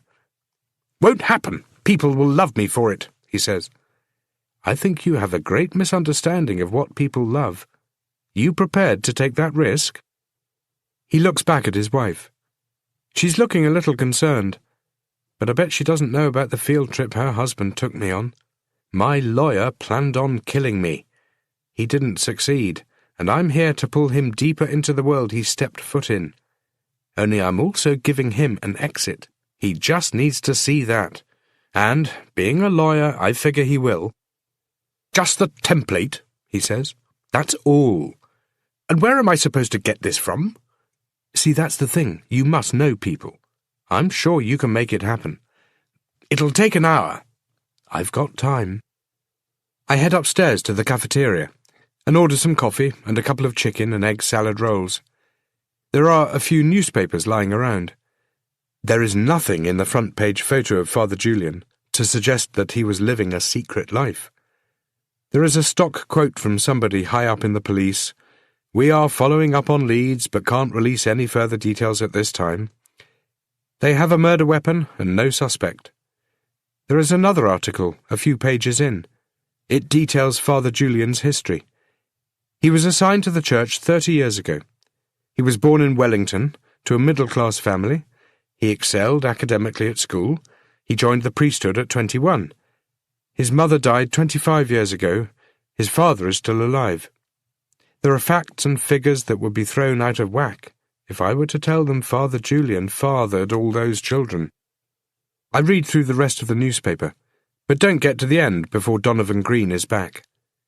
He pulls out the seat opposite me, seems about to sit down, then changes his mind. He doesn't want to sit with a guy like me. He reaches into his jacket pocket and pulls out an envelope. He sets it on the table and keeps 2 fingers on it. "We're done now, right?" he asks. That depends. "On?" On whether that's a Christmas card in there or what I asked for. He slides it across. I open it up and take a look at the court order. I've seen them before and know it's the real thing. "I don't ever want to see you again," he says. For what it's worth, I'm sorry. "Yeah, lawyers hear it all the time, right? Everybody's sorry after the event." I don't answer him. He stares at me for a few more seconds, and I can tell he's thinking about how life would be different for him right now if he'd killed me. "Worse," I say. "What?" "It'd be worse. Trust me, you did the right thing." He nods, seeming to understand, then turns and walks away. I push the newspaper aside, finish my lunch, and head down to the car. Chapter 47. The traffic out near the nursing home increases a little on weekends, but it's not like visiting hours at the hospital. The hospital is a temporary thing. Relatives and friends don't mind making the visit, because they only have to go a few times. Out here, it's permanent. The visits don't fit in as often as they ought to in the schedule of day-to-day life. The nursing home is too depressing, even with its brightly coloured artwork and flowers. There's no covering up the pain and misery here. I sit with my wife and hold her warm hand. She looks out at the rain, but doesn't see it. It's hard to imagine that a person doesn't look forward to certain types of weather. Sun, rain, storms. They don't even register. Things are getting better, I tell her. I've stopped drinking, but it's hard, I'll admit that. It's hard to describe. Without drinking, I feel like a part of me is missing. I feel like I need to have one more just to say goodbye to it, I say. And I picture the one remaining glass in the back of my fridge. One more won't hurt, right? Just to say goodbye. I think of you all the time. I wish things were different. But I want you to know that you're helping me get through this. You're the reason I'm getting my life back on track. I tell her this, but I don't tell her that it's only been a day. Maybe in a week my speech will be different. Maybe I will be able to take that drink to say goodbye and not get pulled into the abyss. Maybe. Back downstairs, Carol Hamilton is behind the desk. "It's good that you're starting to come back," she says. "I miss her." "I know you do. It's an awful situation, and it's worse for you than it is for her. I just wish there was more I could do." "I know. I make the same wish every day." She doesn't answer, and I let the silence fall down around us like a shroud, letting us think our own thoughts on how life could be different. "I hate to ask," I say, snapping her out of it, "but have you got a computer I can quickly borrow, and a photocopier? It will only take me a minute or two, I promise." "That's fine, Theo. Follow me." She leads me into an office that has more photos of family and drawings from children on the walls than anything else. There are so many personal items that it's easy to see the people who work here need to stay grounded to a different kind of reality, one where the bad things that happen in life haven't extended to their own families. I'm about to play around with the computer and photocopier when I spot a manual typewriter. I can't remember the last time I saw one. "One of the nurses," Carol says, "is still very old school." She doesn't explain any further, and she doesn't need to. I wind the court order into the typewriter and type in the priest's name and location of the bank in the provided space. Then I sign it with some unidentifiable scribble. Carol Hamilton watches me the entire time, but doesn't ask what I'm doing. She doesn't point out that I've gone over the 2 minutes I promised her I'd be. When I'm done, I thank her for her time. And she does something different for once. She puts one hand on my shoulder and, with the other, grabs my hand and tells me not to give up hope. I'm not sure whether she means for Bridget or myself. I already have the car started and in gear when she comes out the doors and waves me down. "It doesn't mean anything," she says, "and you need to understand that, but it's still something you should see." "What is it?" "Come with me," she says. And I kill the engine and follow her back inside and upstairs. My wife is still sitting by the window, staring out at the rain. Carol stays in the doorway as I walk into the room.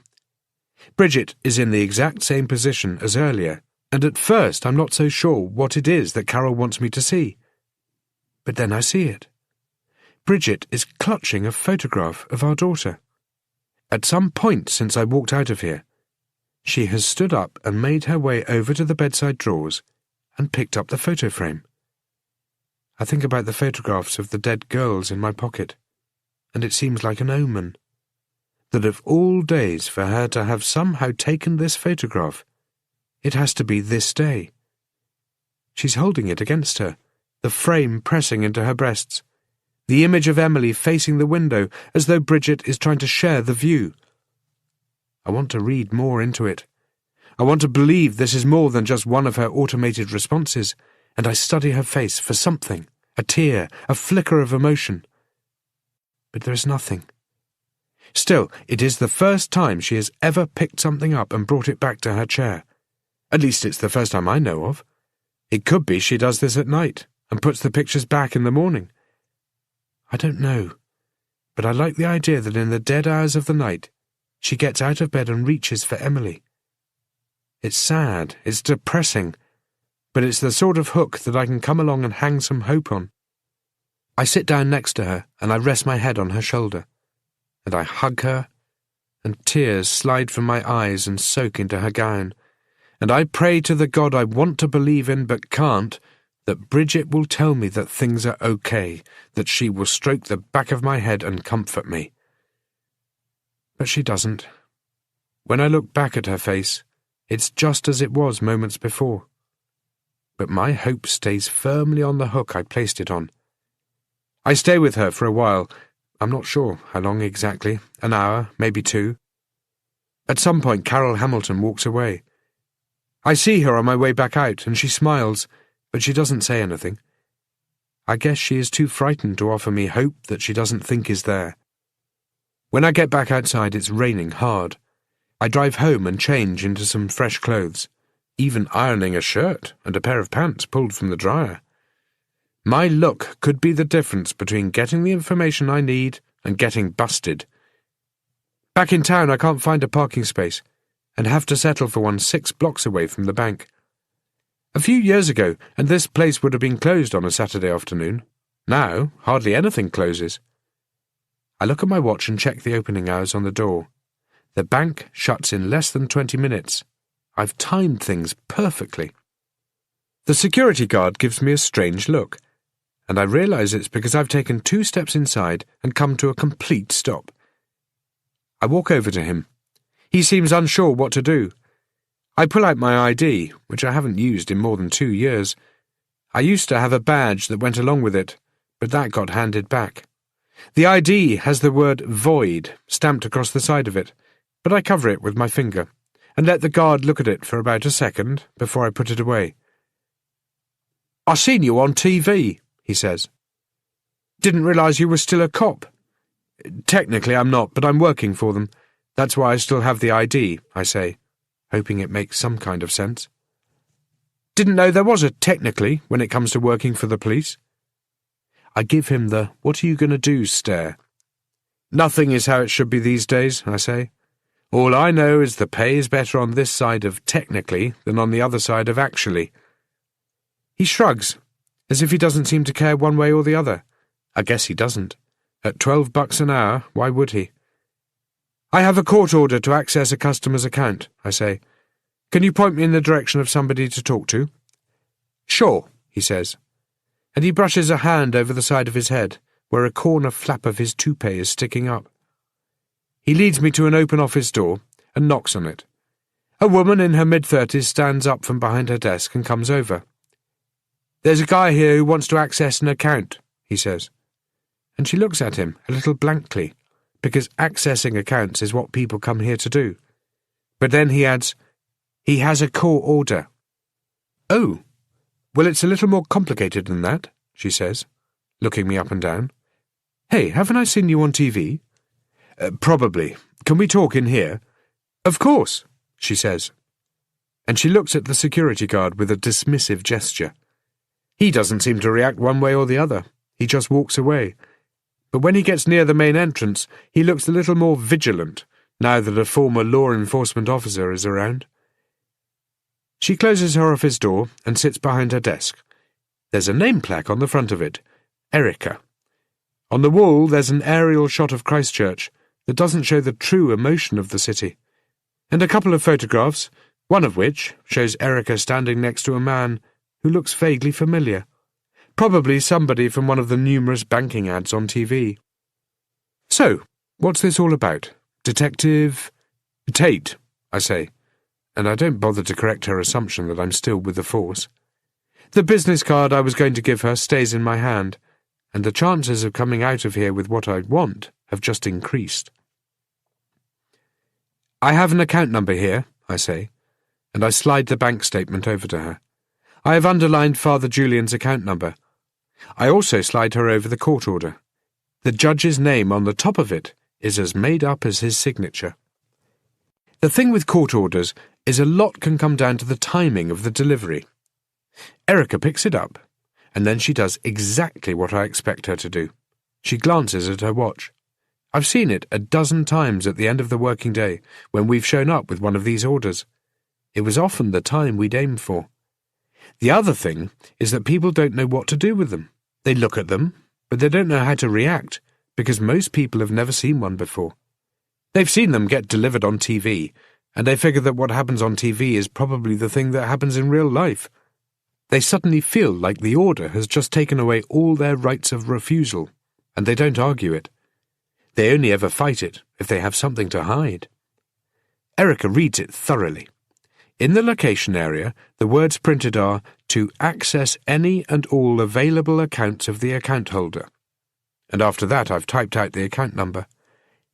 "This is one of your bank account numbers, isn't it?" I ask. "It is." "Is this part of a criminal investigation?"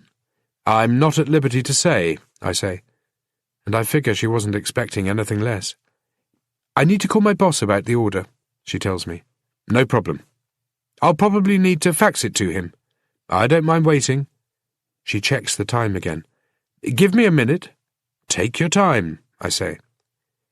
She leaves me in her office, and I'm not sure whether it'll be her or the police who come back in. I keep glancing at my watch, and each time I think I should just get up and go. Cut my losses before Landry or Schroeder arrives.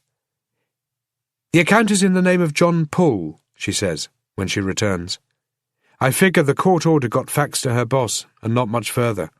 Maybe to their law firm, but it's probably the kind of firm that charges too much to be on retainer on a weekend, so it's sitting in a fax tray somewhere. I've seen it dozens of times. She's not giving me a lot, just a few details. She doesn't see how it can hurt. She sits back down behind her desk. "Like the Pope," she adds. "How long has it been active?" She twists the computer monitor to face her. 24 years. "I need printouts of payments." "Okay," she says. "It'll take a few minutes." "No problem." She taps away at her keyboard, then leans back. I don't hear a printer going anywhere. "Did John Paul have any other accounts set up, or was it just this one?" I ask. "Just this one, but—" She stops, then looks back down at the court order. "What?" "When he set up the account, he also set up a safe deposit box."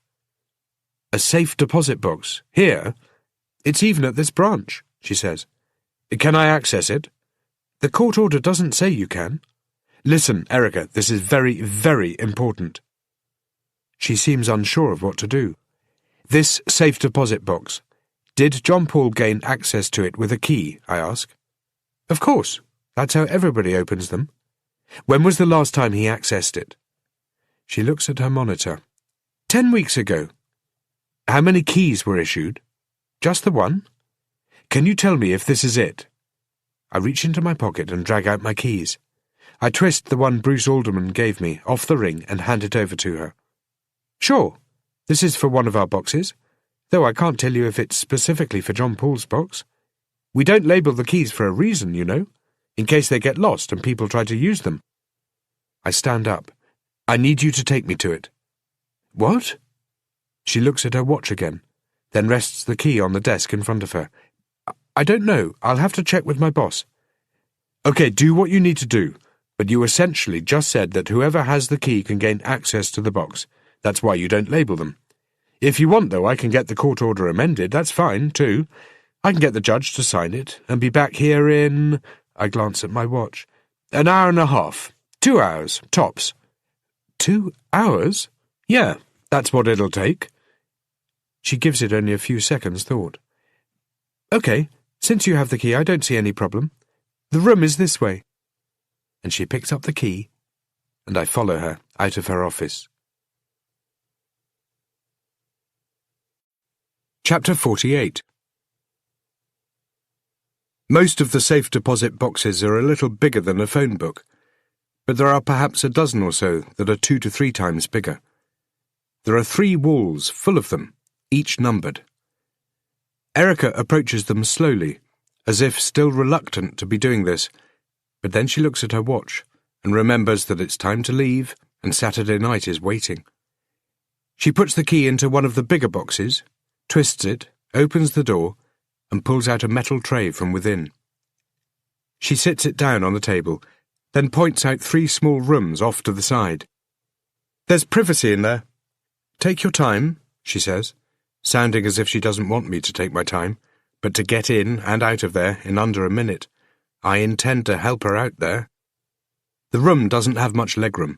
I can reach out and touch both walls at the same time without stretching. I put the tray on the table and open it. Audio tapes are stacked side to side, the small micro-cassettes that take up less room. They are all labelled with numbers. I pull a large plastic evidence bag out of my pocket and start filling it up. There is also an accountant's notebook, and I flick it open to see bunches of names and dates and figures before I throw that into the evidence bag as well. The box is now empty. I leave it on the table, and I step out of the cubicle and find Erica is back. She looks at the evidence bag, but says nothing. I've closed over the seal and signed it, so it all looks more official. She hands me the cardboard box she has filled with the printed bank statements. She walks with me to the front door. The security guard is waiting for me. I always wanted to be a cop, he says. Would have done it too, but I have a banged-up knee that stopped me. It's a story heard from plenty of security guards over the years. It might have been a banged-up knee, or it could have been fear or lack of motivation, or he failed the psych test. The bank is almost empty now. The security cameras in the ceiling have captured my image from a dozen different angles, and I know this is going to come back and really bite me in the ass. But that's for another day. Maybe the same day they dig Sidney Alderman up. And today things are going well. Today my wife hugged a photo of my daughter, and I hit a lead that could take me straight to Rachel's killer. When you get those kinds of leads, you don't slow down for anything. As the guard unlocks the door to let me out, Erica starts to turn away.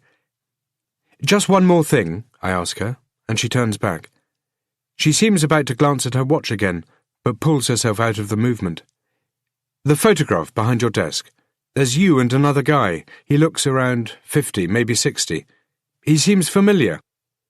He was the bank manager here for many years, she says. You would have seen him around if you ever came in here. Was, I ask, and I'm starting to figure out who it is. Henry died a couple of years ago, she says. Henry Martins. That's right. You knew him? I went swimming with him once. Outside the rain is still thick and heavy, and so is the traffic. I pass a guy scraping chewing gum off the sidewalks and depositing his collections into a plastic bucket. He's wearing a T-shirt that has a picture of the Easter Bunny up on a crucifix. It says, Jesus had a stunt double, and I wonder how Father Julian would have reacted to seeing it. Another guy sniffing glue is leaning up against a bike rack, watching the guy. I guess Saturday brings the crazies out a little earlier. I get past them and run through the rain to my car. Chapter 49. I'm anxious to listen to the tapes, but I have no way of playing them. I dump the contents of the evidence bag on the passenger seat. There are perhaps 40 tapes inside it. I open the accounts book and see it's a log of some kind. The dates seem to match up with dates scrawled across the sides of the microcassettes. I start looking through the bank statements. There are over 250 of them, one for each month. I figure Erica must have had a few printers going to get them all done in the small amount of time she had. The statements are full of random amounts and dates and names. I look in vain for Henry Martin's name, but what seemed like a random connection between Rachel Tyler and Henry Martin's suddenly seems a lot less random.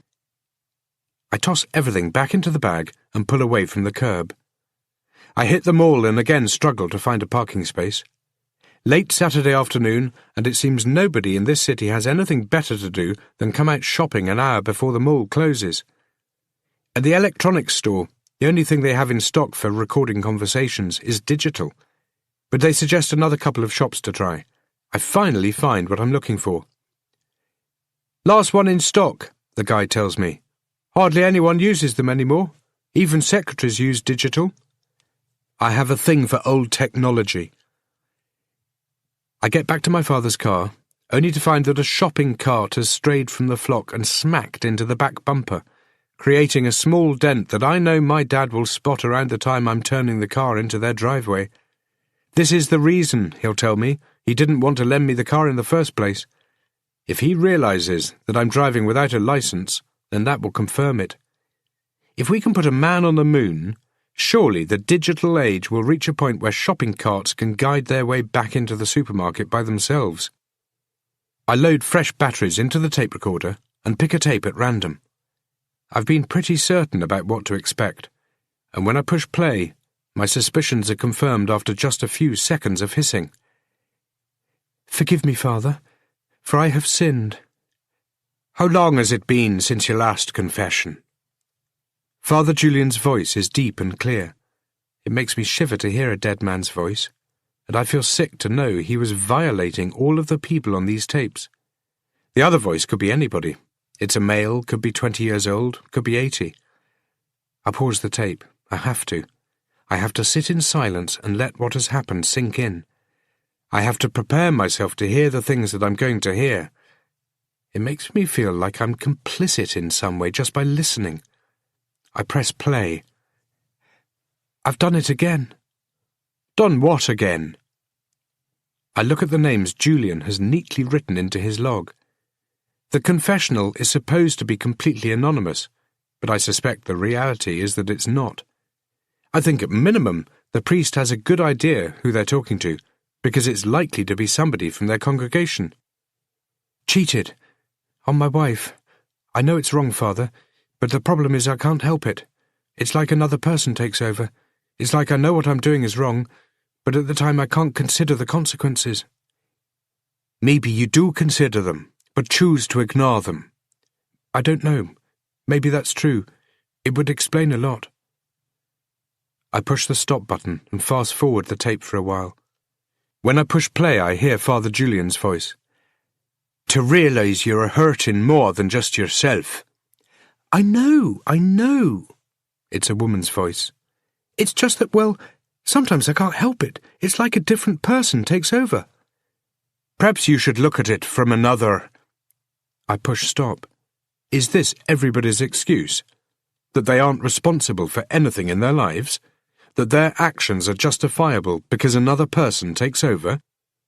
I'm a different person when it happens. I'm no longer me. Quentin James told me as he stood by the grave he had dug, waiting for me to forgive him. Was that my excuse too? Maybe. But I don't think so. I wasn't switching between persona. Alcohol made Quentin James the man he was, and he would live with a foot in each of those worlds, existing as two separate men. I'm different. Quentin James made me into a different kind of man, and there's no going back from that. There is only one Theodore Tate. When I get home, my body is exhausted, but my mind is still racing with excitement. It's a weird combination that makes me want to sleep, but at the same time pace the room. I don't get to do either because walking from the driveway to my house, I'm brought to a stop by Casey Horwell and her cameraman. I don't see a van anywhere and assume they must have been camped out in a dark red sedan parked opposite. Again, Horwell is wearing enough makeup to look like the media whore she is.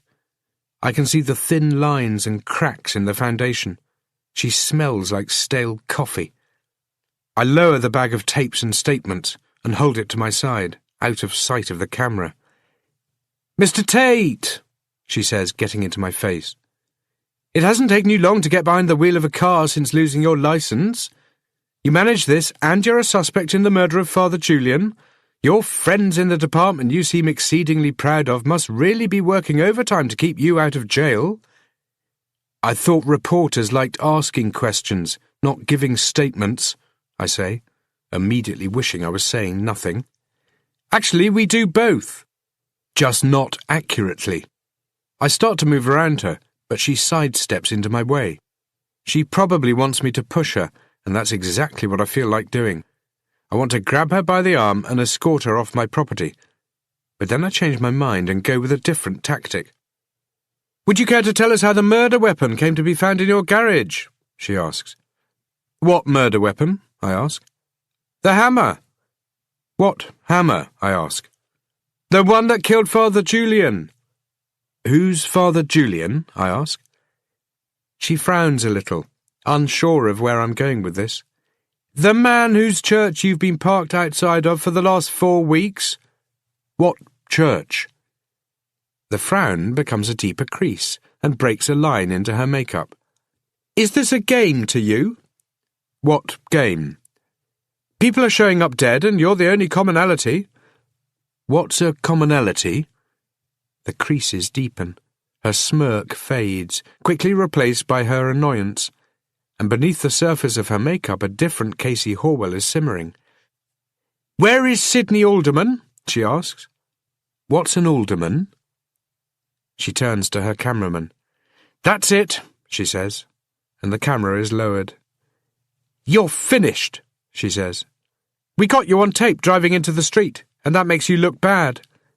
"You think that's the best you can do?" I ask. "Actually, no, you haven't seen the best I can do, but you will. Come on, Phil," she says, turning to her cameraman. "Let's go." "Wait," I say. She turns back toward me. She gives me such a dark look I'm sure she's trying to cut me open with it. "What for?" she asks. "Your source. Who is it?" "Are you that stupid? You think I'm going to tell you?"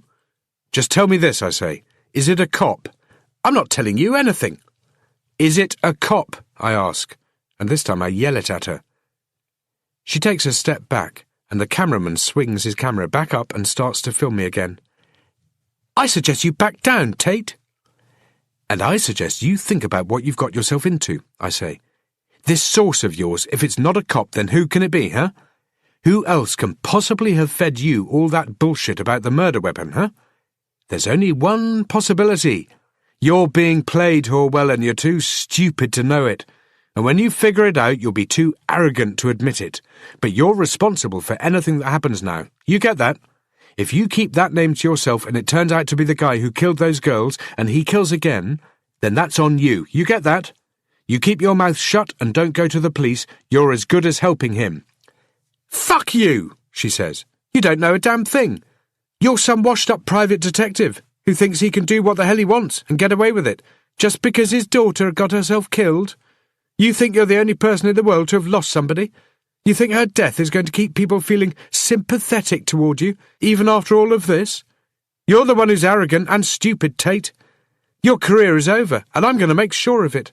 You're a piece of shit murderer who isn't going to keep getting away with it. And you're going to see me every single day of your trial, and I'm going to expose you to the world as the man you really are." I feel like jumping on her and slapping her until she gives up the name of her source. But that's not going to happen, especially with the cameraman standing here probably hoping I do. I just have to trust that the tapes and the statements will tell me what she won't. I move past her and get inside and shut the door on the world. I stand in the hallway, my heart rate up, feeling angry at her and also angry at myself for letting her get to me. I go into my office and sit down, but I can't focus on anything.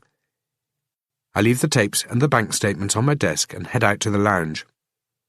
I switch on the CD player and turn the music up and walk around my kitchen, opening up cupboards, looking for something to eat, wanting to do something to calm myself down, to find a distraction.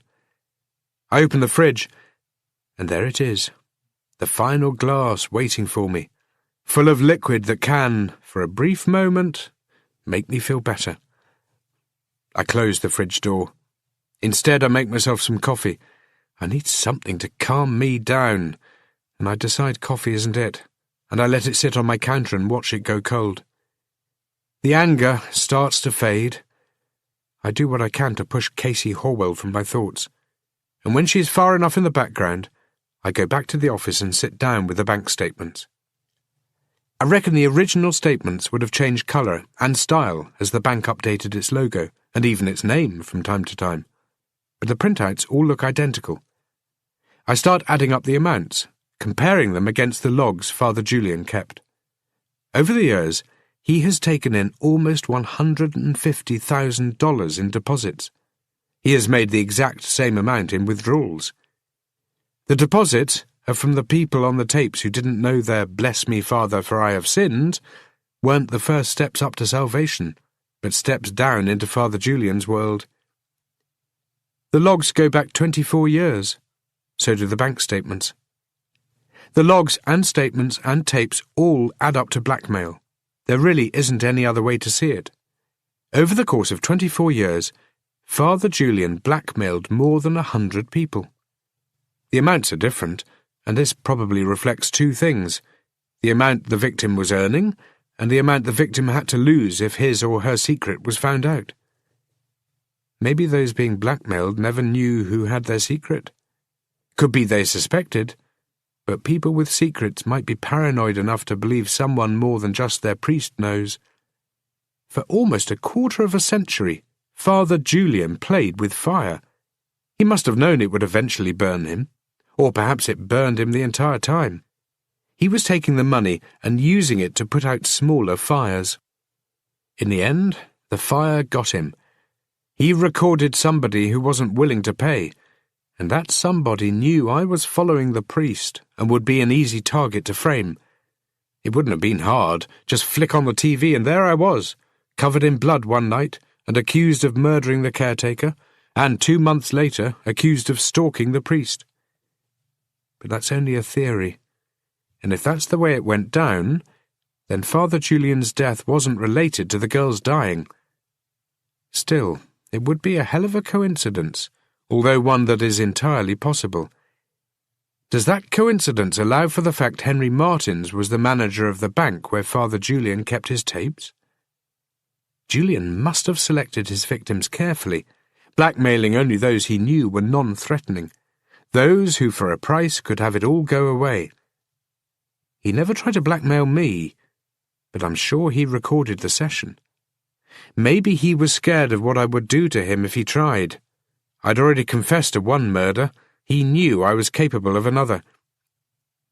The anger kicks in, and suddenly I wish Father Julian was still alive, just so I could do something to him. I don't know what exactly.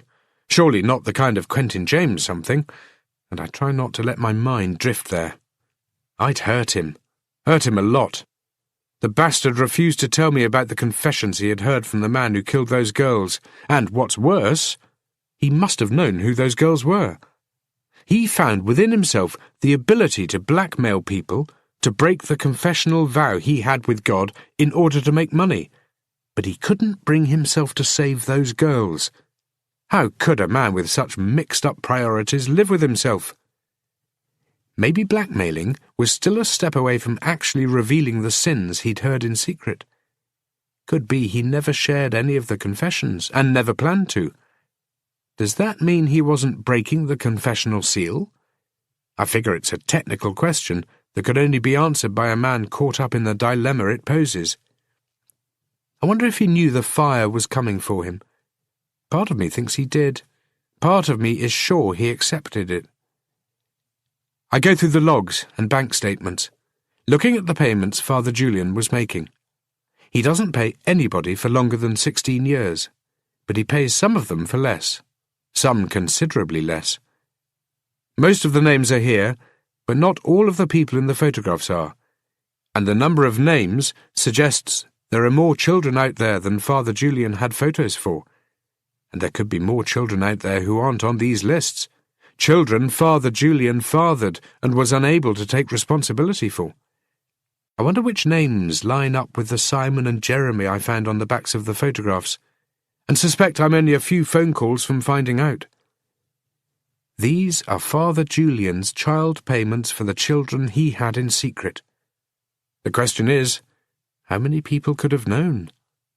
I don't know, but I'm pretty certain Henry Martins did.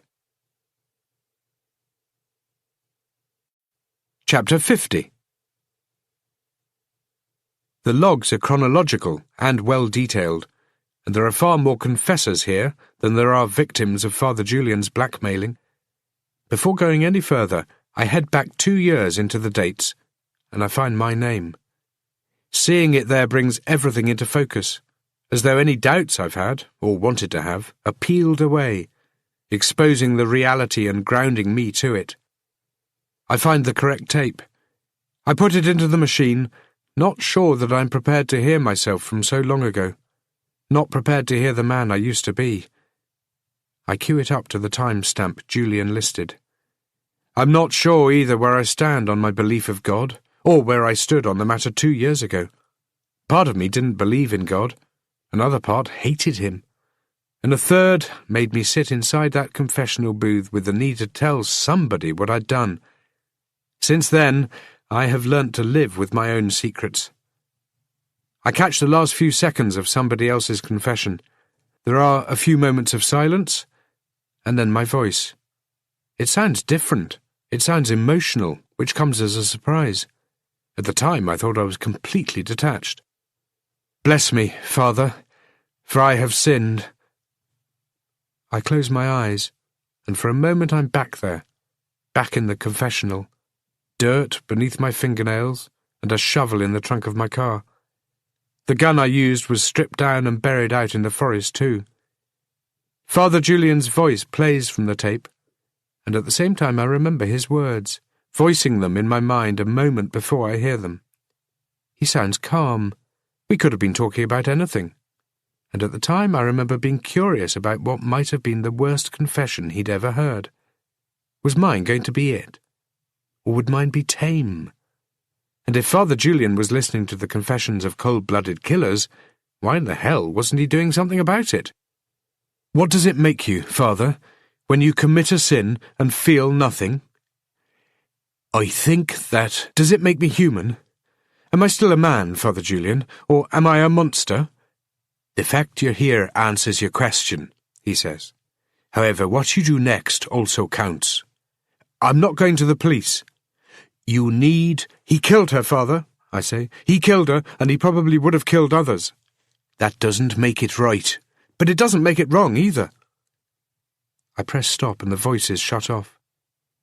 If I could go back in time, would I do the same thing again? I don't know. I think of Patricia Tyler and her request of a promise. Make him pay, she told me. Make it so he can never hurt another girl ever again. I eject the tape and start unspooling the thread, not needing, or more accurately not wanting, to hear the rest of what I had to say. I can learn nothing from it. All it can do is make me hurt. I carry the tape outside and touch a match to it.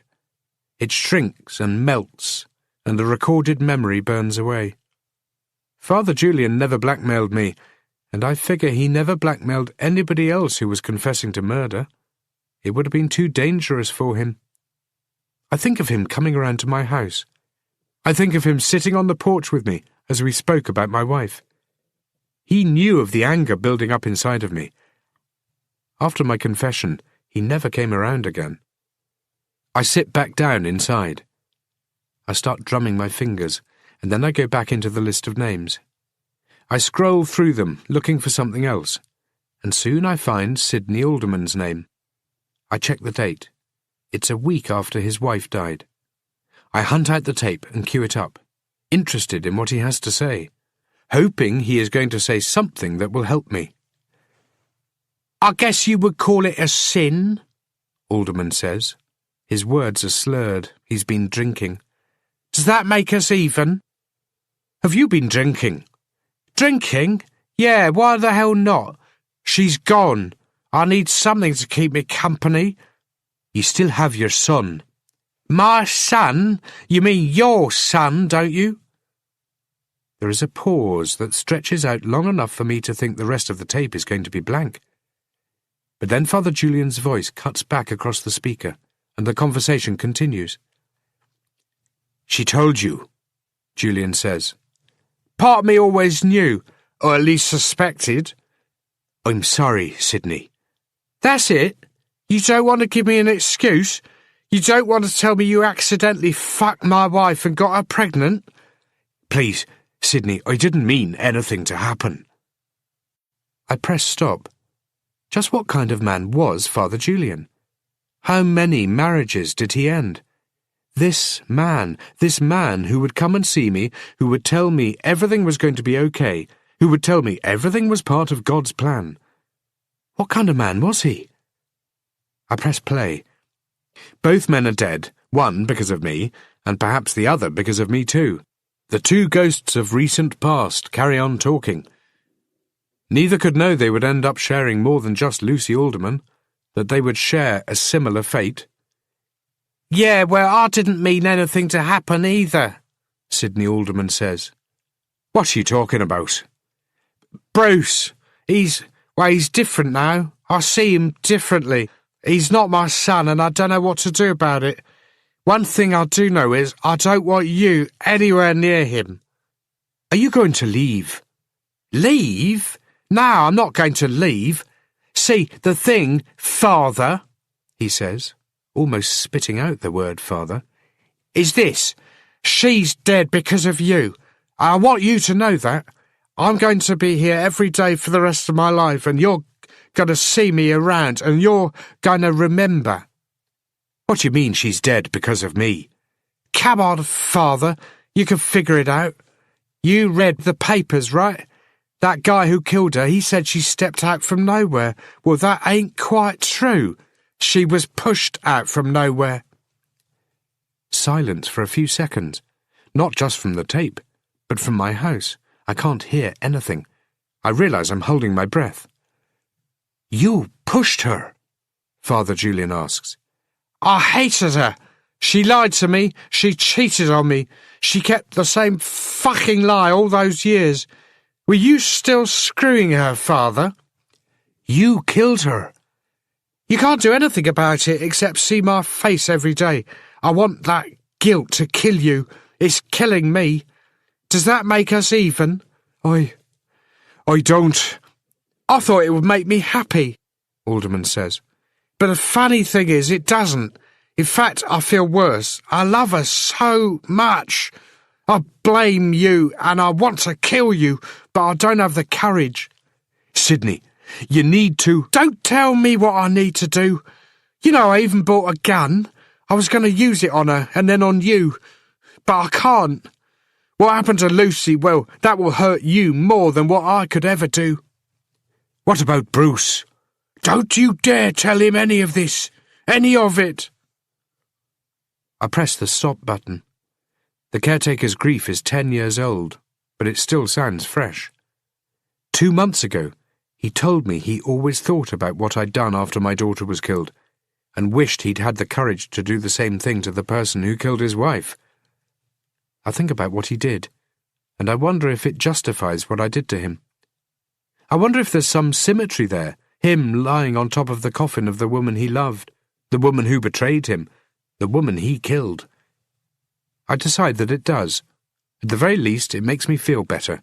It makes me look up from the bottom of the abyss. There is a way out of this. I eject the tape, put it back into the plastic cover, and set it aside. I go through the rest of the log, looking for names that will stick out, knowing there has to be something here, though I can't think what. That's part of the problem. All I've been doing is thinking, and suddenly I'm hitting a wall.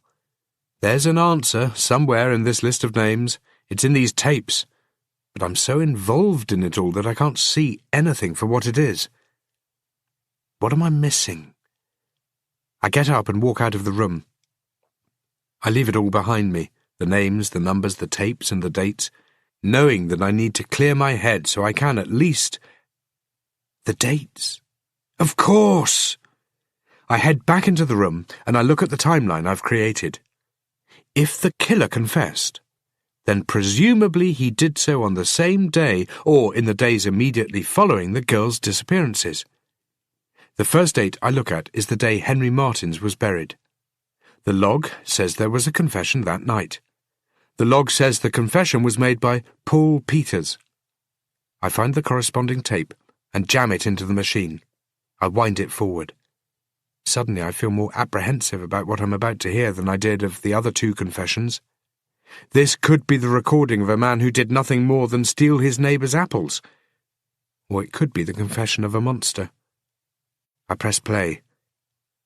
It's the monster. Chapter 51. I know who you are. The voice sounds a little familiar, but I can't place it. Do you have something to confess? You killed her, you know. What are you talking about? Father Julian's voice has a rushed quality, as if he has just entered the confessional after running from the rectory. As if you strangled her yourself. What you do in life has consequences, wouldn't you say, Father? Yes, of course. But what you're talking about doesn't make sense. All our actions have consequences, don't they, Father? For all of us. We need to be aware and responsible for our actions, yes, that's true. Even you, Father? A pause, and I can imagine Father Julian looking confused right here. Do you have something to say? Are there others? Others? Father Julian asks. So now he's looking confused and shaking his head. I don't know what you're talking about. Other children, like me. Are there others like me? We're all children of God, no matter what our actions, Julian says. I'm not talking about God. I don't understand. I'm talking about you, Father Julian. I'm talking about your children. Are there more of us? Oh, my God, Father Julian says, and now he's no longer shaking his head. Instead, he has a hand up to his mouth. All the confusion is slipping away. I imagine this moment was very real for him, as real a moment as any other. Say, do you understand? Your actions have consequences, Father, or should I say, Dad? I don't know who you are. Would you like to know? Of course I would. I'm the man who just killed your daughter, Father. Her name was Rachel Tyler. She died slowly, Dad. She was my sister, and she died slowly. No, Father Julian says, the word coming out in a whisper, and I can hear the pain in his voice. I know that pain. I think I even said the same thing when I picked up the phone to learn Emily was dead, and my wife gone forever. I told her about you. She never knew her dad, but in the moments before she died, I told her. She knew everything she wanted to know, and then more than she could handle. Do you think that knowledge comforted her? You what, Father? You don't know? You don't know what to say? How do you think I felt, finding out who I was? How do you think it felt being abandoned? Please, don't. Don't what? You don't even know what to do you, Father? You feel helpless. Do you suddenly feel as though God has abandoned you? I know all about abandonment. You feel helpless, and that's exactly how Rachel felt in those last moments. Tell me, Father, do you still want to do something good for her? Father Julian doesn't answer. I can hear his breathing. It sounds louder than it ought to be on a tape recorder with such a small speaker. The vocals are tinny, but that breathing is deep, like a wounded whale. You can't kill her, Julian says at last. But it's such a ludicrous thing to say to a man who has already committed the act.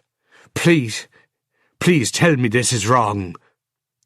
Bury her, the killer says. What? I'm giving you a chance, Dad. You can bury her and you can pray over her. You can visit her as often as you want, something you never did while she was alive." "This is madness," Father Julian says. "What other choice do you have? I have kept her for you to bury. She's here at your church. You cannot go to the police because you cannot afford your parish to know she was your daughter, or that you have others. I have no other children. You have me. All you can do now is bury her and pray, and maybe we'll talk about it next time." "Next time?" But the man doesn't answer. The confessional door opens, then closes. Father Julian cries out for the man to wait. There are footsteps, then nothing. A few seconds later the tape goes quiet, and 10 seconds after that, a new voice comes through the speaker, confessing to an attraction to somebody who isn't his wife. I rewind the tape and listen through it again. The words of Rachel's killer are chilling and form knots in my stomach. Hearing them again is almost enough to take me there, to be inside that confessional booth. I wonder where Rachel's body was left, whether she was placed on a pew or dumped on the doorstep. I picture Father Julian cradling her, part of him wanting to call the police, a greater part not wanting his secrets exposed. He was a coward who could not betray the confessional, a coward who asked Bruce, his son, to bury the girls and to bury the truth. I check the log and find the date the second girl went missing. I start forwarding through the corresponding tape, going through snippets of dialogue until I hear the same voice. I rewind it a bit and find the beginning of the conversation. "You lied to me, Father." "I lied to you? How, my son?" Father Julian asks. "My son, that's very accurate, isn't it?" "Oh my God." I pause the tape and check the timestamp against the log. This time Father Julian has written down Luke Matthews. Last time it was Paul Peters. I check off the rest of the dates and find more names that stick out. John Phillips and Matthew Simons. 4 names that are mixtures of names of the apostles. Father Julian never wrote down his son's real name. Did he not know it? Was it a son he paid child support to, or one he completely abandoned? "I knew there were others, and now Julie is the second." "What have you done?" Father Julian asks. "Did you know her?" "What have you done?" Father Julian repeats. "You probably never saw her, did you?" "No." "Then thank me. You can give her the same burial you gave her sister, my sister." Father Julian starts to cry. His sobs through the tape are the hardest things I've ever had to listen to. I press pause and go into the kitchen. I grab the drink out of the fridge. I need it. I get it up to my mouth and the fluid touches my lips. Then I throw it into the sink. I make some coffee. Suddenly I don't want to go back into my office. I don't want to listen to the rest of the conversation. I just want to burn the tapes and drive to the nearest liquor store and immerse myself in the bourbon that has kept me so numb for the last month. I look into the sink, but none of what I just poured in there is left. Father Julian's sobs have brought tears to my eyes. I close them and the tears break away and run down the sides of my face. I'm almost with him as he listens. I know how he feels hearing for the first time his daughter is dead. I went through it once. He has gone through it twice. Did he go through it more than twice? I think he did. I think he went through it 4 times. Did it get easier or harder? Did it age him? Did it break him? Did it make him deny his God or make his faith stronger? He could not break the confessional vow. Even when there was a pattern and he knew what was happening, he did not break it.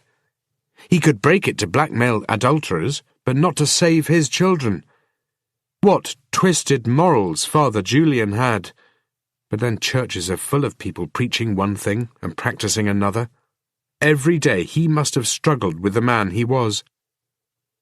Perhaps he didn't want to struggle anymore. He hadn't been to his safe deposit box in the 8 weeks before he died. He knew the key was missing, and maybe he knew Bruce took it. Maybe he even figured out that it had been given to me. I think he knew that in some way this was coming to an end. I think he stood with his back to the man who would kill him, and he waited for it to happen. I don't touch the coffee. I leave it on the counter and walk back to the office. You can pray over them, Father. You can pray at the same time. How did you know she was your sister? Perhaps God can tell you. The confession ends. I find a third one and match the timestamp to John Phillips. Why are you doing this? Father Julian asks, as his son tells him he has met another of his sisters. What did they do to you? It's what they could have done. Why any of this? Why come here and tell me? Because you're the only family I have. I keep listening. The dialogue is similar to the others. Father Julian's sobs are just as loud. A name comes up, Jessica Shanks. She was the third girl to have gone missing, and the oldest. She was the one Father Julian started paying for in the beginning, 5 years before Rachel was born. I stop the tape and find the last confession. They're all dead now, Father. I don't want you coming back here. All of the sisters. You can see them whenever you like. Do you now finally take the time to visit them? I want you to leave. Am I right? What? Father Julian asks. There are no more, are there?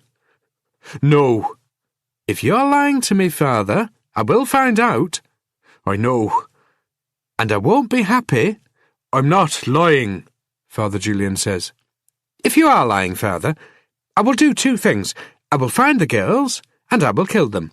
I will make them suffer. Do you want to know what the second thing is? No, Father Julian says. But there is no doubt he's about to find out. I'm going to come back here, Dad, and what I'm going to do is cut out your tongue, so you can never lie to me ever again. Chapter 52. It's about as official as it can get. The dead girls are Father Julian's daughters. Their killer is Father Julian's son. I look down at the photographs of Jeremy and Simon and Bruce. Then I look at the photograph of the 5th girl, Deborah. Could be she is dead already. Dead and buried and never found. Or it could be she is living in another city, in another part of the world, oceans and landscapes away from all of this. Father Julian's logs show who he was recording and blackmailing, but they don't show how many children he had. The bank statements don't show that either. There aren't any aldermans in these statements for a start. There isn't enough information to know how many women Father Julian used his position to take advantage of. There are 7 names on the bank statements. 4 of them belong to the families of the dead girls. Of the 3 left, 2 might be for Simon and Jeremy, and 1 might be for Deborah. Or it could be for different children I don't know about. All I can do is hope the photographs match up with the bank statements. I have 3 first names, Jeremy, Simon, and Deborah, and 3 last names from the bank statements. I grab a phone book and start matching the names up, hoping for a hit. And when the first one comes, I end up speaking to Mrs. Lee Carmel. I identify myself, and she quickly asks what it's about. And there is a hesitancy in her voice that suggests she thinks I'm about to try and sell her something. I tell her I'm trying to track down her son, figuring I have a 2-to-1 chance it's a son rather than a daughter, and I'm correct. What's he done now? She asks. I just need to talk to him. It's important. He's always done something, she says. That's always been the problem with Jeremy. Why don't you speak to his probation officer? They seem to have a closer relationship than we've ever had. She gives me the number, and I hang up and call the probation officer straight away. A guy by the name of Austin Bracken. Bracken doesn't sound thrilled to hear from me.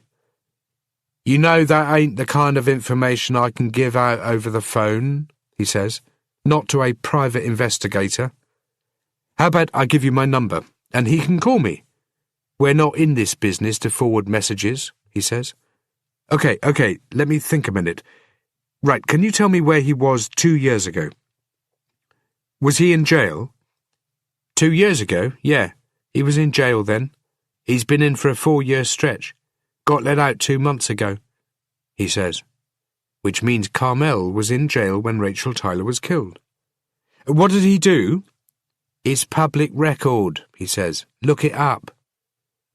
I thank him for his time and cross Jeremy Carmel off my list. It leaves me with 2 first names and 2 last names that could match up either way.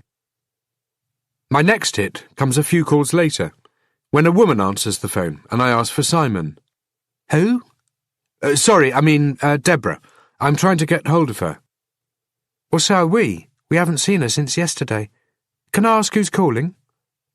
Her words make me tighten my grip on the phone. I tell her who I am and that I'm a private investigator. Investigating what? She asks. Has something happened to Deborah? Is she in trouble? Is that why we haven't heard from her? No, it's nothing like that, I say, hoping my words are true. Then what? I just need to get hold of her. It's important. I don't like the way you sound, she says, and I realise my grip is so tight on the phone, my knuckles have turned white. You make it sound like she's in danger. I decide to go with the truth. She might be. Please, you have to help me out here. I need to... What kind of danger? Tell me. What's happened to my daughter? I ignore her question and push on. It's the only way. Otherwise, I could end up spending 2 hours on the phone with her. Do you know if she was seeing anybody? Is this some kind of joke? Has somebody put you up to this? I'm calling the police. Wait, just a second. Does Deborah know who her real father is? The woman says nothing, and I don't jab her with another question, just ride the silence out, knowing her shock at the question may turn to anger or denial. Who are you? She asks. I've already told you, I answer. What is it you're trying to ask? Tell me. Is her real father Stuart Julian? Again I pause. Where's my daughter? What aren't you telling me? Please, is Father Julian Deborah's real father? How is this important? She asks. It's important because it will help me find Deborah. I'm phoning the police. Good, I want you to, but first tell me. Father Julian was murdered because he was protecting secrets. They were his own secrets. Was he Deborah's father? I realise I'm overloading her with way too much information. At any second, she might shut down. She doesn't answer. Was he? Yes, she says. He was. Did he have any other children? Other children? I guess I've never really thought about it. I suppose it's possible. Just like anything is possible. But I doubt it. Okay, I'm going to look for Deborah.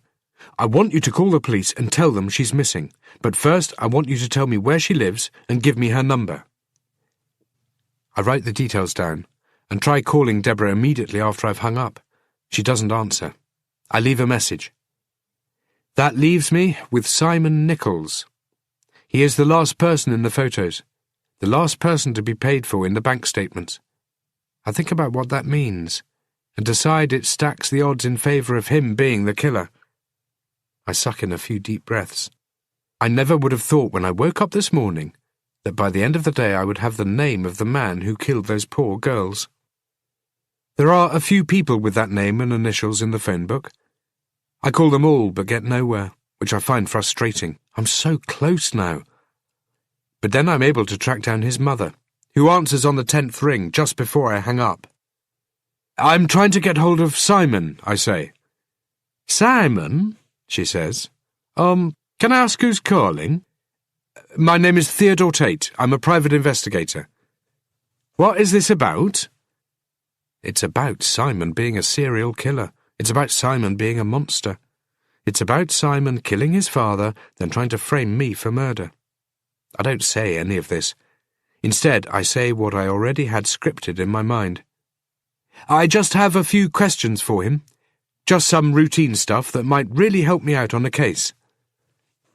She doesn't answer at first. Then there are some soft sounds, and I get the idea she's crying. Before she can say anything, I get another idea. I know what she's about to tell me. You're about a year too late, she says. And suddenly I know that not only is her son dead, that he was murdered. I just know it. And I'm right. It was about a year ago, she says. Then tells me that Simon was stabbed to death in his own home. The police haven't caught the guy, not... She can't finish.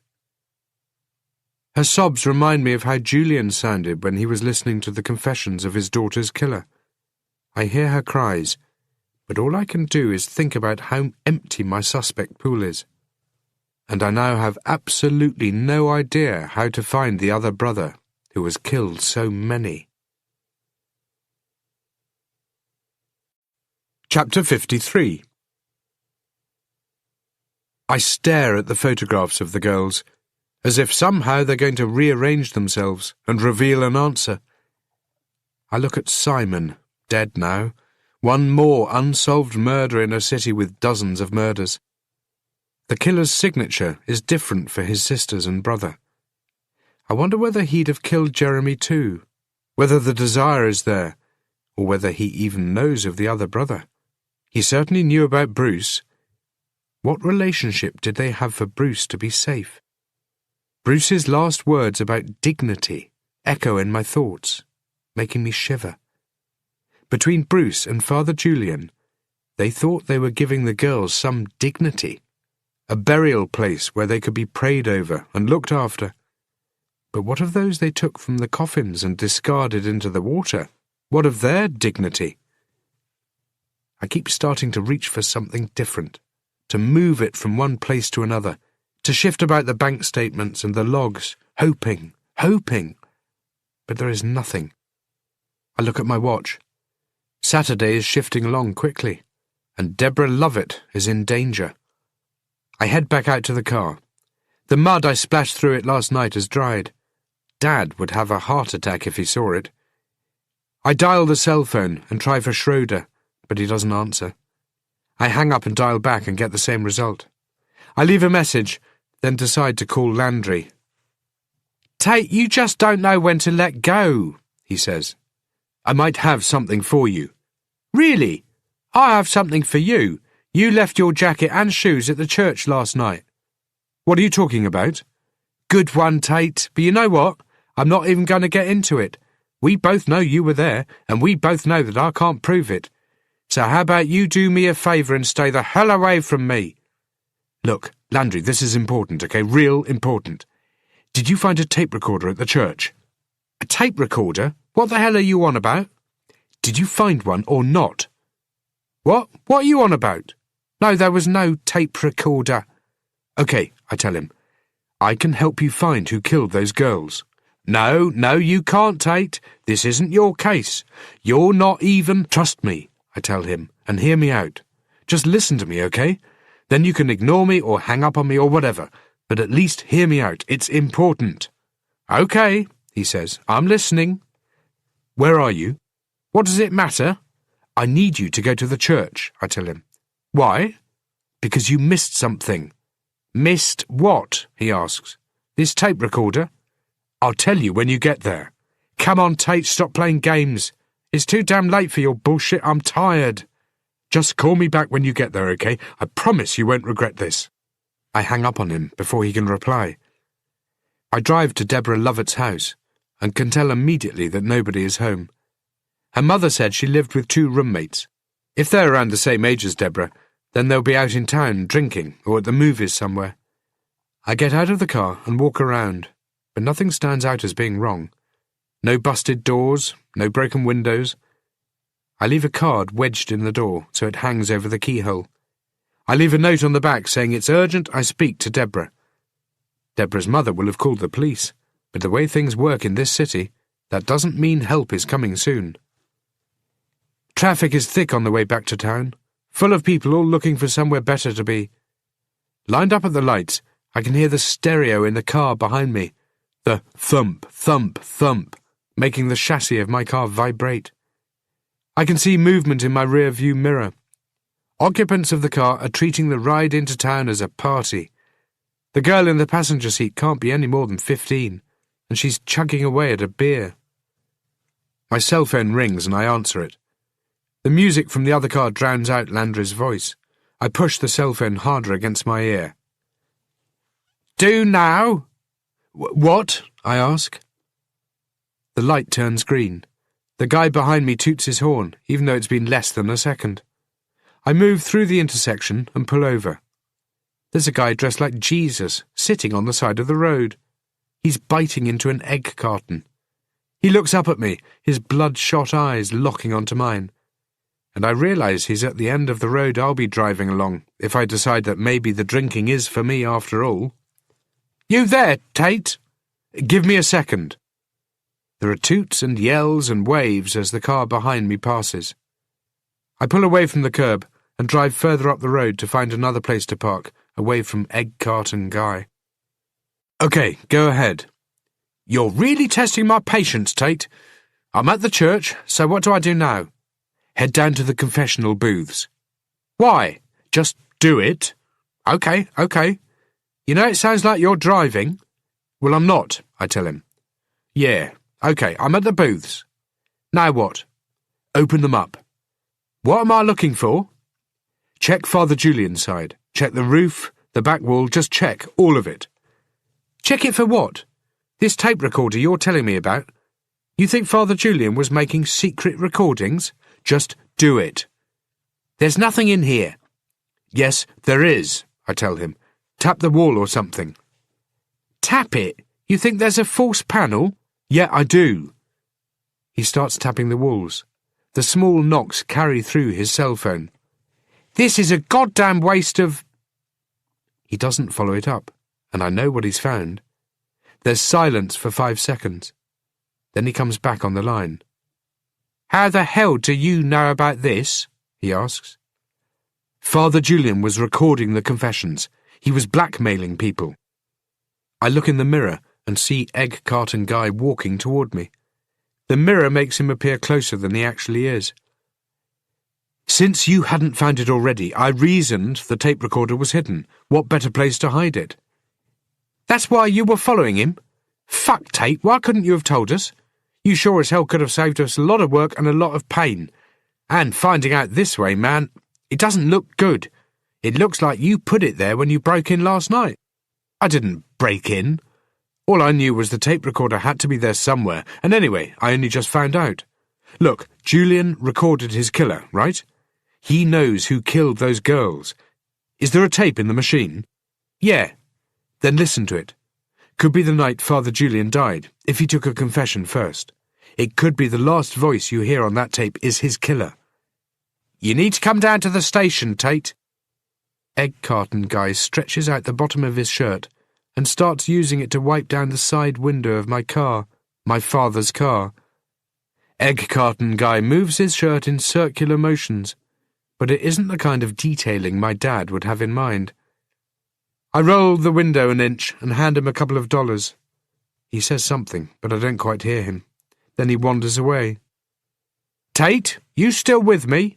Landry asks. Play the tape. I'll play the tape when I'm done with you. Maybe Julian referred to him by name, I say. Maybe he did that because he knew what might be coming up. I'm sending somebody to pick you up. I'm not even home. How could that be? You've lost your license. You out walking? Besides, you've got something more important to take care of, I tell him. Yeah, you got somewhere else for me to go? There's another girl. What is it with you? Everywhere you go, people are showing up dead, or never showing up again. She may not be dead, I tell him, but you need to find her. Tell me. I lay it out for him. Not all of it, but most of it. And not all of it truthfully. I tell him about the photographs of Father Julian's children, telling him Bruce gave them to me, but that I only just figured out the connection. I tell him how 4 of the girls are dead, and there is still 1 out there. I tell him about the key Bruce left for me, and the tapes that I found, along with the log. You have got to be kidding me, he says when I'm done. You know you're in for a world of shit now, right? Going into that bank like that, you should have just called me. There wasn't time, and like I said, I had a key, I say, not mentioning the court order. That will come later.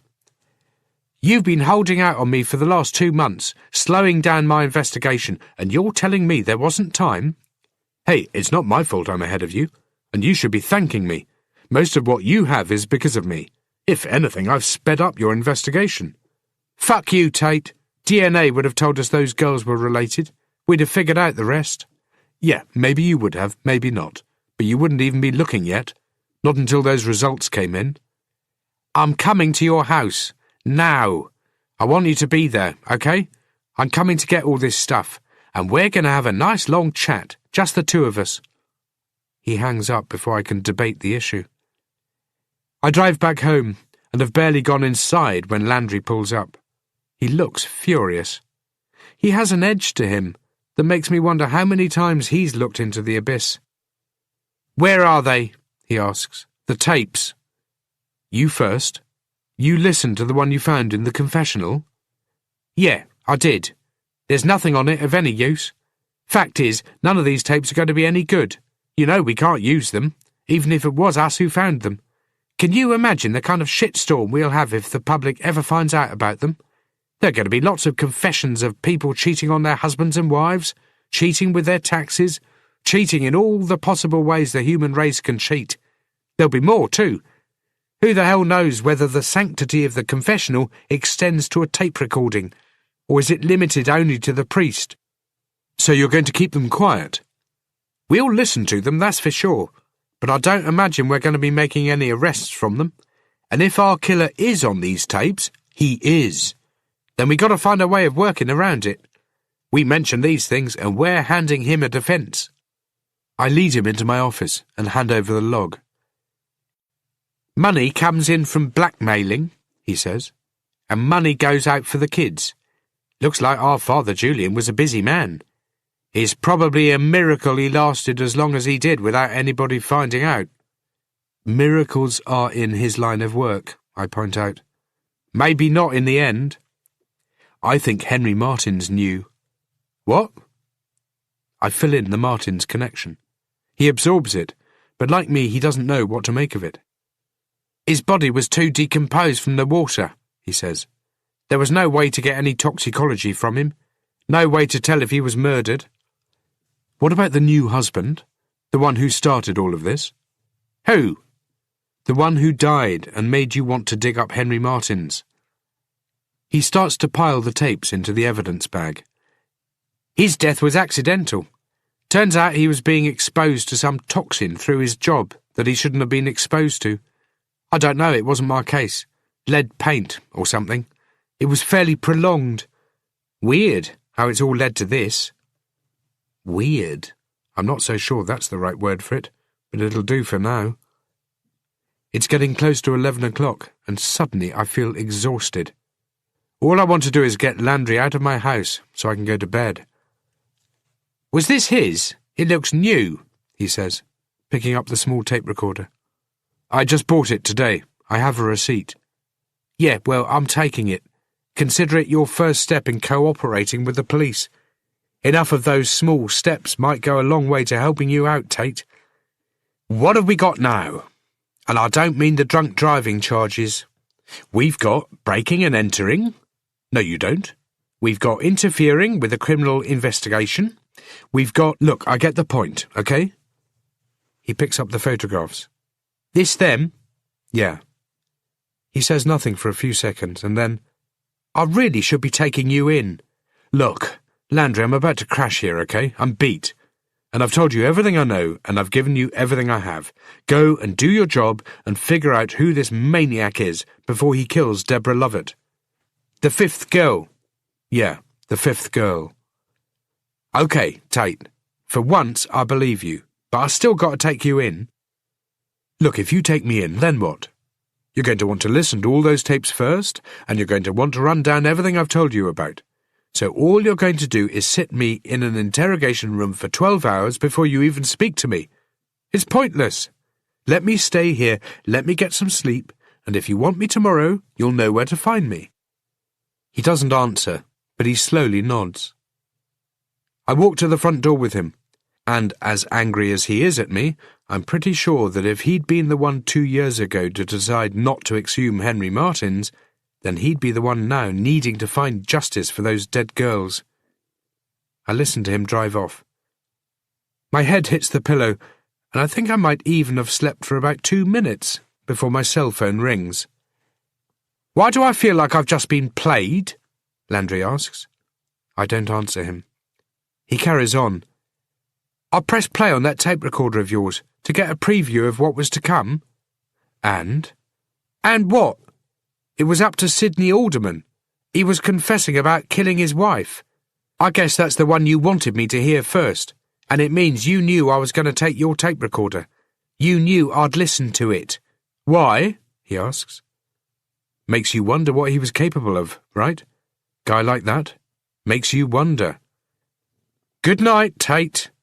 Good night, Landry. I hang up and turn off my cell phone, satisfied that the police no longer have any reason to dig Mrs. Alderman out of the ground. Chapter 54. At first, I'm not sure where I am. I wake up feeling exhausted and confused. And then it comes rushing back to me, not just the last day, but the last 2 years. These moments are the worst. Sometimes I can wake up, and for the first 2 or 3 seconds, everything is okay. I'm going to roll over, and Bridget is going to be there, and Emily is going to be in the lounge watching TV. Then those 2 seconds pass, and the reality kicks in, and it hurts all over again. The pain as intense in those moments as it was 2 years ago. I get out of bed, still feeling groggy. I turn on my cell phone and find a message waiting. It's Landry. I figure if I don't ring him back real soon, he's likely to show up. I carry the phone through to my office and sit down on my desk. For the second time within days, everything I've built up has been taken away. All I have left are the newspaper stories I printed out at the library, along with the new timeline I was making, and some notes. I look at the articles with the pictures of the girls, and all I can think about is their killer's confession. These young women are looking to me to find them justice. There is still hope for them. It's a different kind of hope, but I promise not to abandon them. I phone Landry back. You're holding out on me, Tate. I told you everything I know. But you didn't give me everything you have. What are you talking about? The tapes, he says. We're one short. According to the log Father Julian kept, you're on it. Yeah, well, I was. And that was a confession between me and my priest. Try it and sound as angry as you want, Landry, but you know there's no way in hell I'd let you have that tape. Because of what was on it? The date suggests it was around when Quentin James went missing. The timing suggests a whole lot of things, Tate. What do you want, Landry? You've got to be ringing me for more than just this. When was the last time you saw Casey Horwell? What? I don't know. Why? Come on, when? Yesterday. She blindsided me at my house. She had a bunch of accusations she wanted to share. And that's it? Yeah, that's it. Why? Should I be turning on the news and seeing the story? You know she's bullshit. Most of what She's missing, he says, interrupting me. Missing? Yeah. Nobody has seen her in 12 hours. That doesn't constitute being missing, I say. She's probably just sleeping off a hangover somewhere. Maybe, but you don't sound upset about it. Upset? Why would I be upset? You think something has happened to her? Her producer said that last night Casey contacted her. She said she had a lead she was going to follow up, and it involved you. And her cameraman said you threatened her. Did she come back and see you last night? You were here last night. Did you see her? After I left. I turned my phone off and went to bed, that's it. I never heard from her, and I didn't threaten her. I warned her about her source.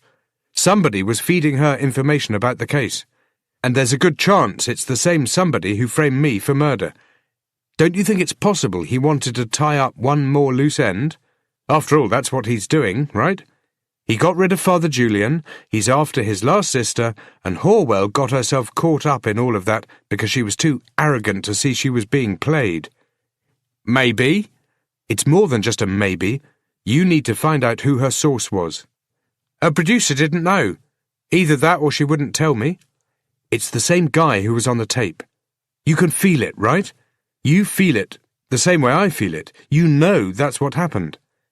Okay, I'll check it out, he says. But here's what I need you to do. You need to stay the hell away from everybody today, okay?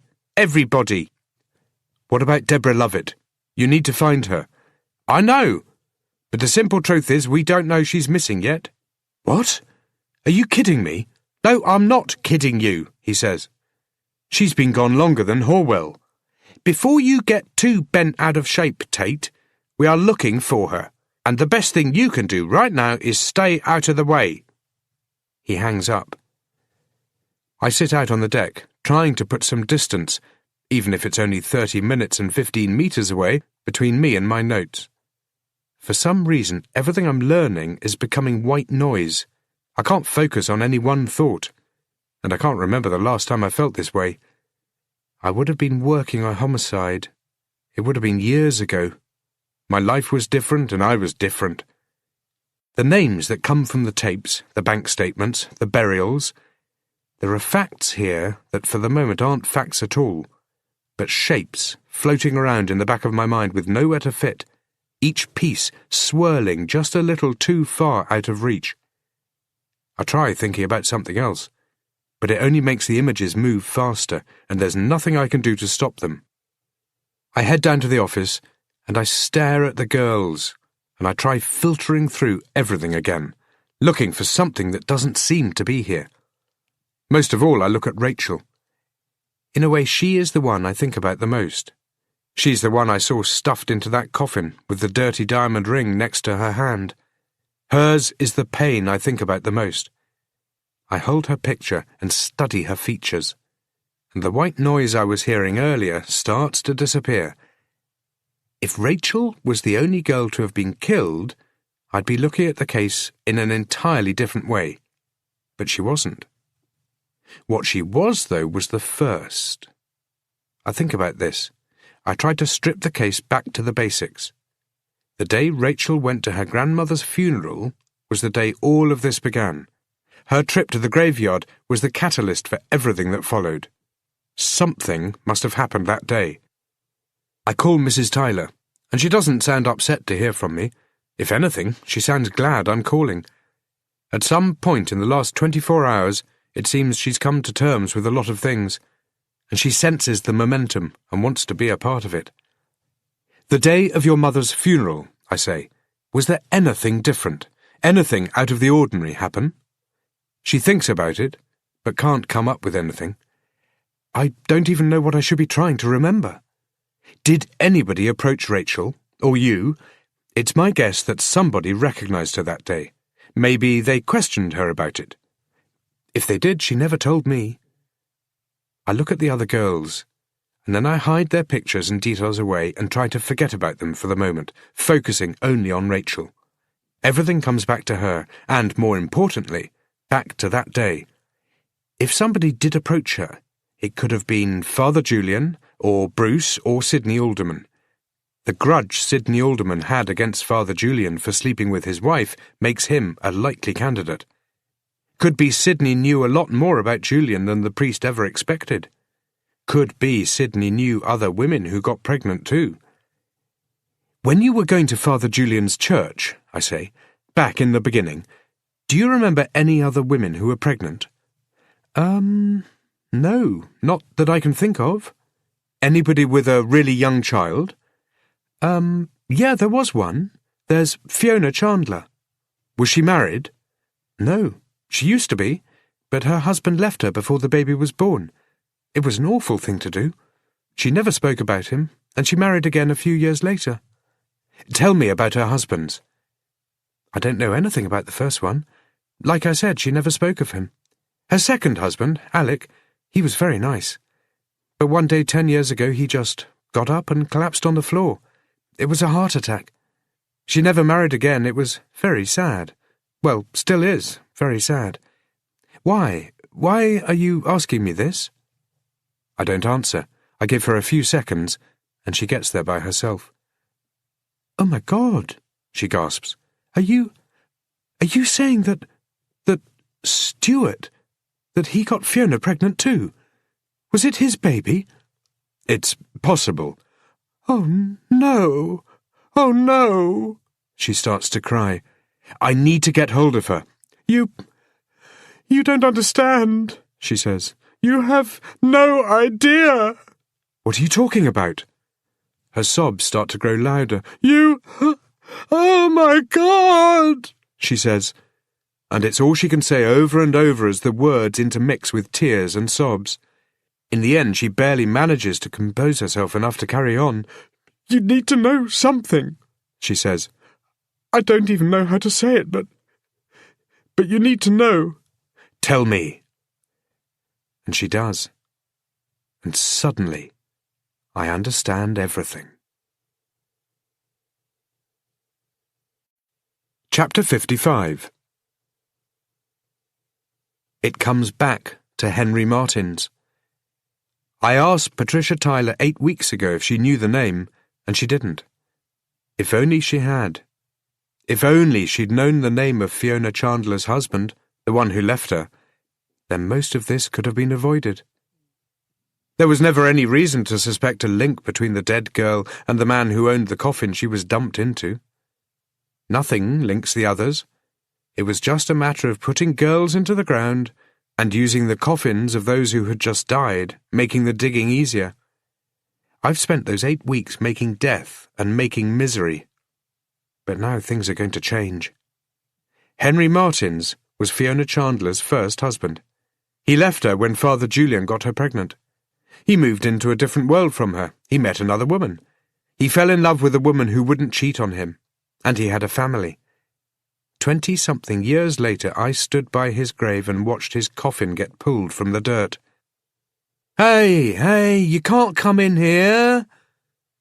The answers have come crashing down on me, and the white noise is back. There are images and words screaming from every corner of my mind, and this is the way it sometimes gets when an investigation is coming to a close, the way it gets when the adrenaline is rushing, and the high that comes is only an arrest away. Only this time my hands are shaking, and I feel like a fool, so the high may not arrive.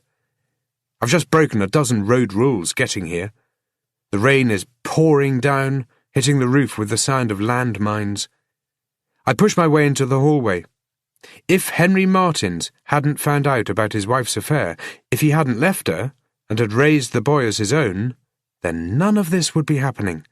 The girls, the priest, the alderman family, even good old Henry himself, they'd probably all still be alive.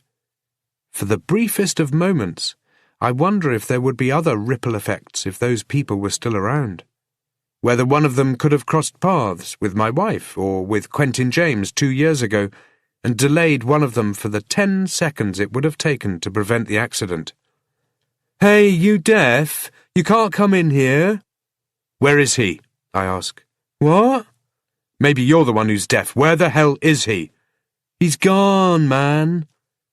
I push Studley against the wall. He's added a couple of piercings to the collection since I last saw him.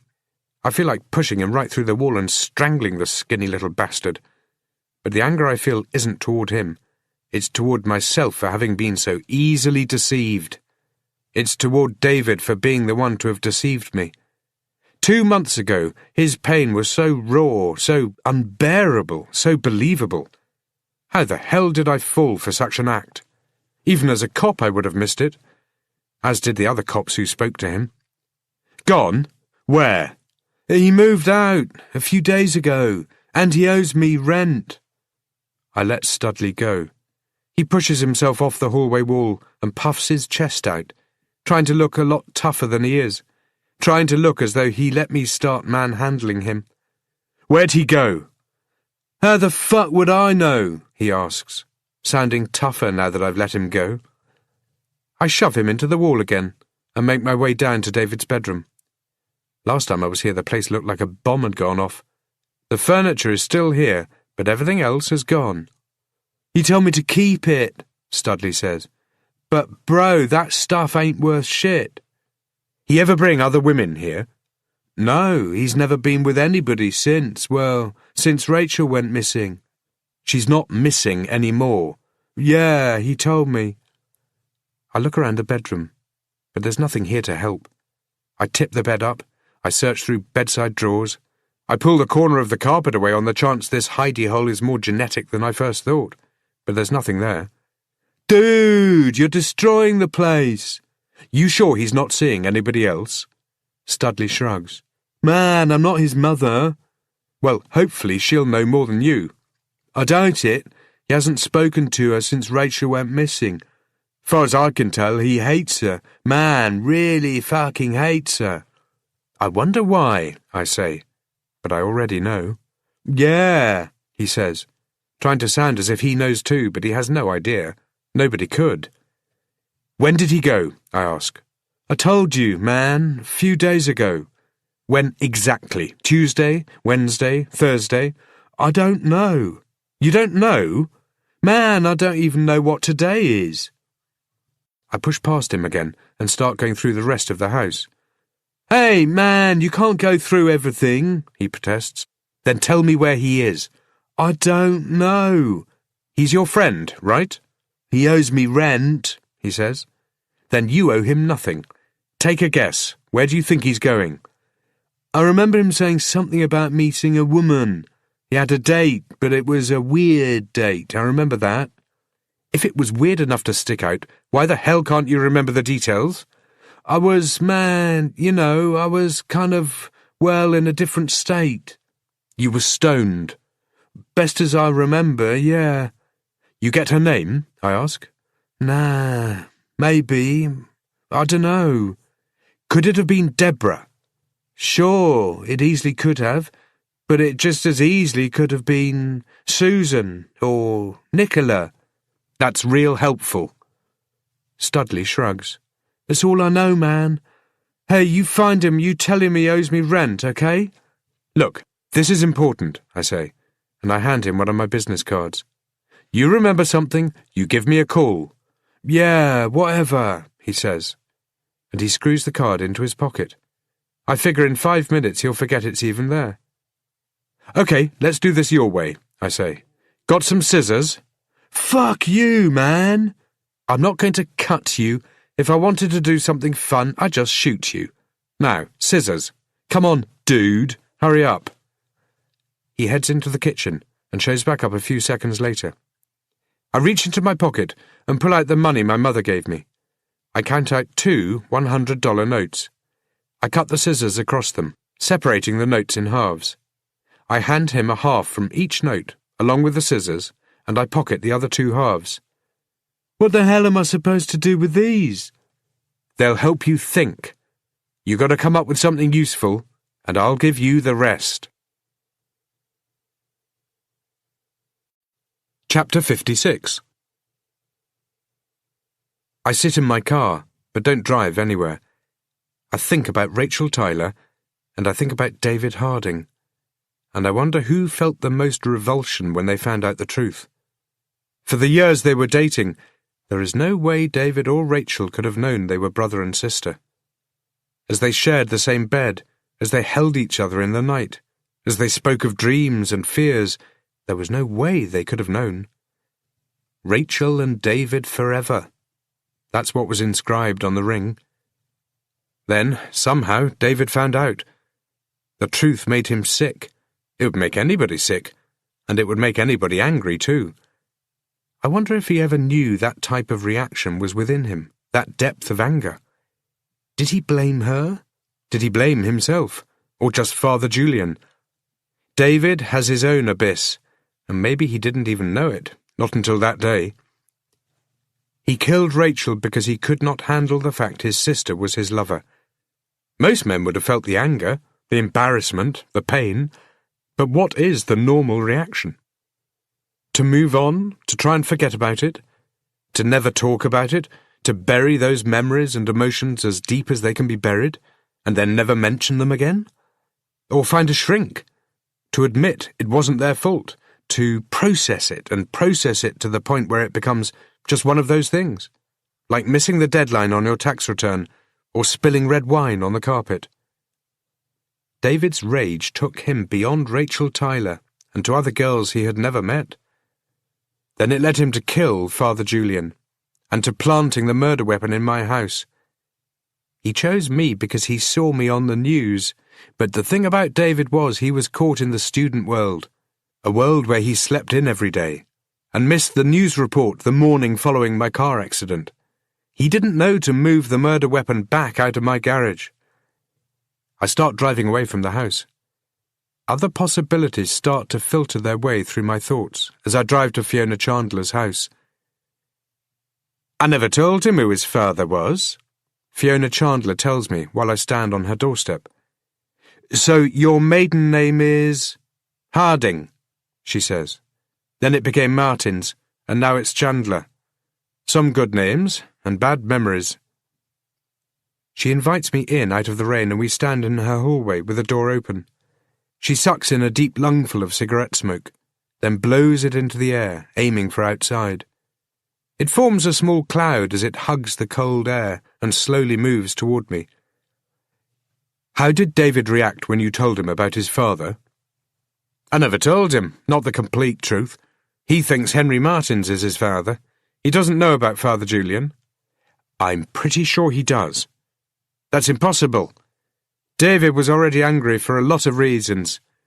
He didn't have the easiest of lives. He was abandoned by two men he never knew. I didn't need to tell him everything, so I only ever told him about Henry. I told him that Henry left me when I was pregnant, but I never told him that Henry wasn't his father. He asked if Henry made child support payments. Henry didn't, and even though Father Julian offered to, I didn't want his money. He had ruined my life, and I never wanted anything to do with him. So, all David knew was he had a dad who wanted nothing to do with him and wouldn't help support him. Why do you keep going to the church if you wanted nothing to do with Father Julian? She shrugs. I know it doesn't make sense. It's just that, well, I kept thinking he'd leave the church behind, to be with me. But he didn't. And you never told Patricia of your affair with Father Julian? It wasn't the sort of thing you went around telling, she says. Perhaps these days, but not back then. Did David find Henry? Talk to him? He wanted to, and that just made him angrier. What do you mean? It happened the same week I told David about him. Just one of those things, I guess. He wanted to visit Henry and talk to him because he thought Henry was his dad. He wanted to confront him, I suppose, but he never got the chance. Henry died that same week. It was an awful coincidence, and I guess David felt abandoned all over again. So, when was the last time you saw him? I went to Patricia's mother's funeral. David came along, of course. David and Rachel met when they were kids through Patricia and me. It was one of those relationships you could see coming up before it ever started. Anyway, it was a few days after that, I think. Rachel disappeared. It was around the same time Henry died. I can't remember exactly the details. I'd called David, but he'd never want to speak to me. After a while he stopped taking the calls. Time just kind of went by after that. To be honest, I don't really know what happened. The shock and the loss, I guess. But that's when families should become closer, right? She stares at me for some kind of confirmation, and I slowly nod. Except he was losing people. He lost Rachel, he lost a dad he thought he was about to meet. Yet these things seem to rip us apart. Believe me, I tried, I really did. But there's only so much you can do. David, well, he had his own life. He was in control of it, and I couldn't change his decision. Can you believe that? I did the best I could, but in the end it wasn't good enough, and his anger toward being abandoned became anger against me, and, well, I should have told him sooner. If I had told him when he was a small boy, maybe he would still think of me as his mother and not some, I don't know, monster, or whore, or incubator, or whatever it is he thinks I am. My cell phone starts ringing. I should take this, I say, and pull the phone out of my pocket. It's important. I take a few steps back from the doorway and flip open the phone.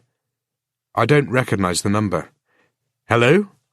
Yeah, man, it's Oliver. Who? Oliver, you were just at my house? Oliver? Oh, Studley, I say. What? Nothing. I got something for you. Yeah, money does the memory wonders, right?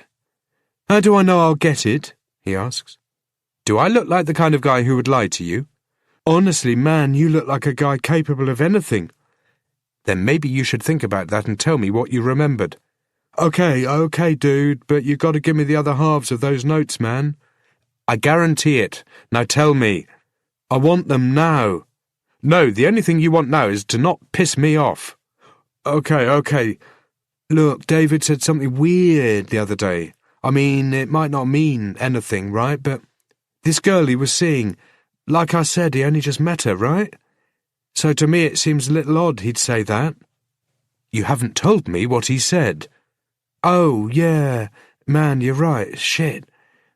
My point is, who takes a person they've just met to a funeral? That's what he said. He said he was taking her to a funeral on Sunday. But that's weird, right? You don't have funerals on Sunday. Anyway, that's where he's going to be tomorrow, though I don't know what funeral. It's Sunday today. It is? Oh, shit, man, that's awesome. Do I still get my money? No, because nobody gets buried on a Sunday. Shit, man, that's why it sounded so weird to me. But that's what he said. Then you're wrong. Unless... I look up at Fiona Harding. I gotta go, I say. The message for both her and Studley. I tuck the cell phone into my pocket and sprint to my car. Chapter 57. Why can't I get hold of Schroeder? I ask. He's busy, Tate, Landry says. He's got his own case he's working on. I was about to call you anyway. Where are you? He did it, I say. David Harding killed Henry Martins first, then Rachel, then the others. What the hell? Are you drinking? He did it, Landry, he absolutely did it. He found Henry Martins and confronted him about leaving, and when he learnt the truth, when he learned from Martins that his real father was Father Julian, he used that university education of his and killed him. But first he got the list of names. Martins knew about Julian's bank accounts. That's how Martins found out Julian was having those affairs. It might even be why he started to suspect his own wife. He knew the list of names and he gave them to David before he died. Where are you? Listen to me, Landry. David Harding. No, you listen to me. Where the hell are you? The city is dark now. The cloud cover is thick, but the occasional flash of sky comes through and shows a quarter moon or a few stars before shrouding back up. Sunday night is kicking in, and Christchurch is getting ready to watch prime-time TV before falling asleep and starting the week all over again. Answer me, Tate. Where the hell are you? I'm out and about. I told you to stay the hell out of the way. Where's Horwell? What? She just phoned her producer a few minutes ago. You're in some deep shit. What? You need to come into the station. I pull the car over and cut the ignition. What the hell is going on, Landry? Horwell made the call. Somehow she got to her cell phone. She says you abducted her and you're going to kill her. She said everything she suspected about you was true and you found out. She said she had proof you killed Quentin James and Sidney Alderman and also Father Julian, and she gave us a location. That's bullshit. Come down to the station, he says. Have you found Deborah Lovett? Stop making things harder for yourself. It's David Harding. He's doing all of this. You're wrong about Harding. I have a good bullshit meter, Tate, and Harding didn't even make a blip on it. That's because the guy's a sociopath, I say. It was an act. Come on, Landry, you need to trust me. I pull back out and start driving fast. I steer around a corner a little too quickly, and my dad's car fishtails. I drop the cell phone while I gain control of the car. What the hell? Landry asks, when I pick the phone back up. Where are you going? When is Father Julian getting buried? I ask him. What? He got buried today. Nobody gets buried on a Sunday. Yeah, well, God or somebody made an exception. It was all part of the service. It was Julian's church, so it made sense somehow to have the funeral today. Look, Tate, you need to calm down and think about what you're doing. You hurt Horwell, and you're... I don't have her, Landry. You're being used. Don't you get that? Used? Explain that to me. Figure it out yourself. Look, I'm on my way to find Deborah Lovett. I know where she is. She's at home, Tate. She spent the weekend with her boyfriend, and she left her cell phone behind. She's home, and we've spoken to her. What? Whatever is going on, Tate, is going on inside your head. Now listen to me. You need to... But I'm not listening to him. Deborah is at home? It doesn't make sense. Some serious shit, he says. What? I said, it doesn't matter. I gotta go, I say. I hang up. A moment later my phone starts ringing. I put it on mute and ignore it. If Deborah Lovett is fine, then who is David meeting today? The cemetery is like a magnetic pull. It's so strong that even if I drove all night in the other direction, somehow I'd end up arriving back here. The entire graveyard is one huge shadow. My headlights fight back the darkness as I drive into it. There are no police cars parked anywhere, and I figure that's all part of David Harding's plan. The night of the funeral of a murder victim, the police normally have the grave under surveillance. It's standard procedure, because killers often like to come back. But not tonight. David Harding has led them all away in a different direction, probably about as far away as he can get them from the cemetery. He's using Casey Horwell and me as bait, and it's working. The sky is overcast, no slivers of moonlight, and as I start to run to the church, the rain begins again, as if to cleanse the night. I think about how that conversation between David and Henry went, and decide it would have started badly and only got worse. I can only assume he was David's first kill. I wonder what he thought, how he felt, and I wonder if in that we are similar. I felt nothing after killing Quentin James. I certainly felt no desire to do it again, even though I have done. I wonder if killing Henry Martins was like scratching an itch for David, or whether it was an experience that created an urge. I reach the church. There is nobody around, no cars, no sign of life. But 8 hours ago things were different. 8 hours ago, all the crime scene tape was pulled away from the chapel and the pews were full of people. Father Julian came back to the church one final time for one final service. Friends and family and his parishioners prayed over him. They sang, they shed tears and told stories, and they put tokens and photos on his coffin. Some would have felt relief. None of them truly knew the man they were burying.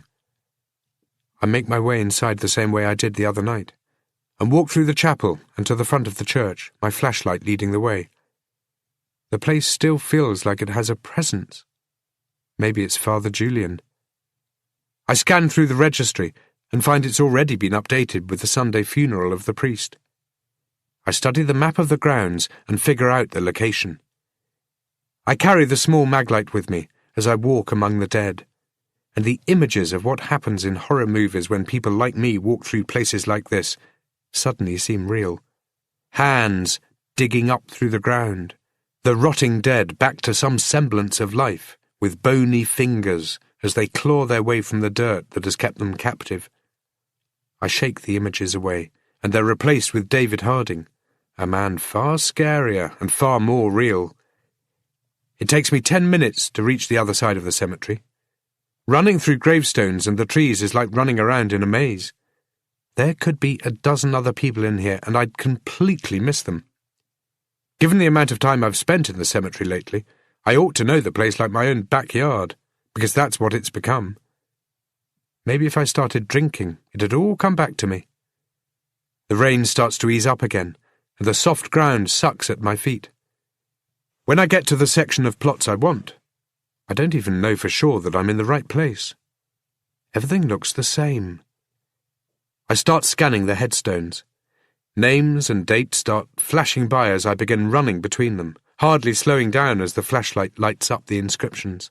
Birthdays, death days, messages from the dead, from the living, beloved by all, by some, by few.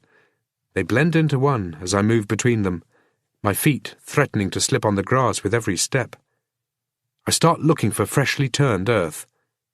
There are thousands of graves out here, but only one of interest. It doesn't take long to understand that I'm lost. Dark trees and dark graves and nothing to help me get my bearings. Even when I start to backtrack my steps, I don't know where they are. The grave I want could be anywhere. The church could be anywhere. Then the world rushes up as my feet drop away, and suddenly I'm falling. 6 feet down to be precise.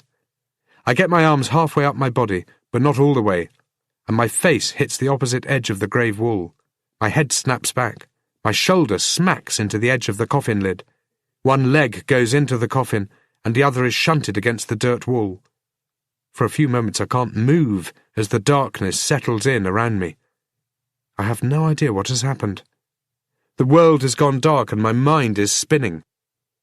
Slowly, this land 6 feet down from the rest of the world shifts into place, and it isn't pretty. I can feel a hand beneath me, pressing into my chest. My face is wedged up against the side of the coffin. I manage to roll onto my side, and suddenly the light appears again as my body shifts off of the flashlight. I pick it up. I'm the only person in the grave. The coffin is open, the pink lining clean except for a sprinkling of dirt, and the entire thing is wet and blurry. The entire coffin is blurry. And when I hold my hand out ahead of me and point the flashlight at it, I see both hand and flashlight are blurry too. I reach up and touch my forehead, and my fingers come away wet with blood. I grab the edge of the coffin to try to pull myself up, but my hand slides across it and I slip back. I kill the flashlight and let the darkness settle over me, and for a moment I have fallen far deeper than the depth of the coffin, and into another world that light or life has never touched. I listen to the night, but can't hear a thing. Not at first. Then I begin to make out a soft murmuring. It disappears, and I begin to convince myself it was only the wind, when it starts again. I turn the flashlight back on for a second to orientate myself. Then I make my way to the end of the coffin and step onto it, balancing myself by pushing my hands into the damp walls of the grave. I think about Sydney Alderman, and then I think about all the policemen and policewomen I've known over the years, and all the cops in movies and TV and books who say they never believe in coincidences. I think of Quentin James, and I think of the man I became. I think all those cops who don't believe in coincidences need to live a little more. I reach up and brace my arms over the ground and kick at the cold wall of dirt as I make my way up. Every day above ground is a good day, so the saying goes, and suddenly I know whoever came up with that got it dead right. I listen for the sound again, but can't hear anything. I point the flashlight at the temporary gravestone and highlight Father Julian's name. There are no other inscriptions. They're being saved for the real gravestone. There's a mound of dirt piled up about a metre away from the coffin. A large tombstone ahead of it must have blocked my view of it before. I stay low to the ground and look around, but all I can see are dark shadows across a landscape of black. I creep a few gravestones along, then squat down. I reach into my pocket for my phone, only to find that it's been busted in the fall. Maybe God is trying to tell me something about cell phones. I drop down to my knees, and I listen as hard as I can. I close my eyes and wait, and after a few seconds the noise returns, just briefly, but it's enough for me to get a fix on the direction. I move a short distance away from the grave. I take the flashlight out of my pocket. There is a dark shape on the ground. I crouch and turn on the flashlight. A girl, perhaps in her late teens or early 20s, is naked, her skin scuffed up with mud. Her hands are bound behind her, her ankles bound too. The same duct tape binding her has also been placed across her mouth. The rain has swept the blood from a cut in her shoulder over her chest. She's shaking. Her face is so pale she looks as though her body has been completely exsanguinated. Her dark eyes are wide with fright as she stares at me. She tries to pull away. All she can see is the flashlight, and I realize she thinks I'm the one who did this to her. I have no idea who she is, what sister she could be. I turn off the light and take off my jacket to put over her. And then the sound of a car comes crashing through the silence. Chapter 58. Don't worry, I'm going to get you out of here, okay? The flashlight is still off, so I can't tell whether she looks as though she believes me or not. But I'm sure her mind will grip tight to the or not bit when I tell her what's going to happen next. I have put my jacket back on. I'm going to leave you tied up, okay? She starts whimpering. I need him to think he's here alone with you. The headlights wash toward me, and I duck down on the other side of the gravestone to where the girl is lying. The car comes to a stop, and I figure David has just dumped Father Julian in the lake. David is following the same routine, even though he didn't start it. Don't let him know, okay? If he lets you speak, don't tell him. You have to be calm. I'm a police officer. I'm going to help you get through this, but you have to trust me. You're going to be okay, I promise. The lights are no longer pointing in my direction, but rather at the grave I fell into. David keeps them on, but shuts off the engine. He steps out of the vehicle and crosses the path of the beams, and I can see he's dressed completely in black. Maybe he's mourning his father. There is another change that has taken place since the last time I saw him, but then I realize it isn't a change at all, that the man I'm looking at is the David Harding he has been for the last 2 years, since he found out the woman he loved was his sister. The man I saw 2 months ago was the imposter, the grieving David Harding who stared at the ring and who looked like his heart had just been torn open. I move out from behind the stone and duck behind another one 5 graves away. He looks out over the graveyard, and I wonder if he's looking for me. He pauses when his eyes come to rest on the girl. There is enough ambient light for him to see her. He shrugs his shoulders back, as if to get rid of a crick in the middle of his back, then walks forward. He isn't holding anything in his hands. When he reaches her, he crouches down. "This isn't your fault," he says. "Really, there's only one person to blame. But if it makes you feel any better, he's taken responsibility for his actions." The girl murmurs. There is enough light to see the absolute fear in her face. Enough light to see it's not the girl from the photographs. It's not Deborah. Her hair is tangled up and sticking to her cheeks. David reaches forward and brushes it aside. "You're probably wondering how I can be doing this," he says. "And sometimes I wonder the same thing. I think about it a lot, you know, ever since Rachel. She was your sister too. I think how things might have been different, but you know what? They're not different, are they? They're exactly as they are." He grabs her arms and starts dragging her toward the grave. She slides easily over the wet ground. I still have no idea who this girl is. She tries pulling away from him, but she's too weak, too cold, and probably in too much shock to be able to fight him. He gets her next to the grave. He lays her alongside the hole and crouches over her. I start circling around the edge of the light toward him. The girl's murmurs grow louder.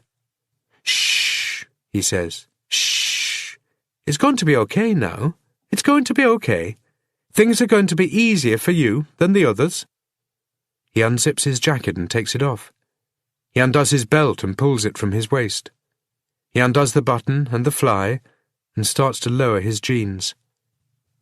He hears my footsteps as I run toward him. He looks over his shoulder, but he can't move because his pants are halfway down his legs. And when I hit him, he's in no position to defend himself. We fly into the grave, and he lands heavily on the coffin with me on top of him, just like it was with Sidney Alderman. There is a loud cracking sound of bone breaking, but if it's mine I can't feel anything. It's not dark down here like it was last time, and I've a better idea of the geography of the place now, so I'm able to right myself before he does.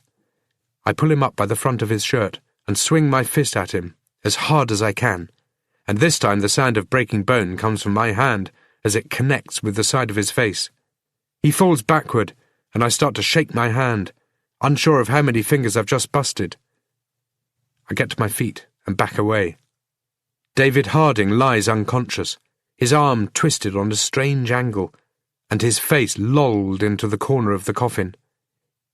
I make my way out of the ground the same way I did last time, only a little slower now and in a lot more pain. The girl is staring at me. There is a small blood spot in her left eye, perhaps from a burst blood vessel. I pull the tape from her mouth, and she sucks in a deep breath. I grab my keys and try using the longest one to cut through the duct tape around her wrists, but it won't make a start. "Where is he?" she asks, her teeth chattering and her eyes darting back and forth like a wired-up junkie's. "It's okay," I say. That's That's what he said. I tried picking at the edge of the tape, but my fingers are too cold on one hand and busted up on the other. What's your name? I ask. Stacy.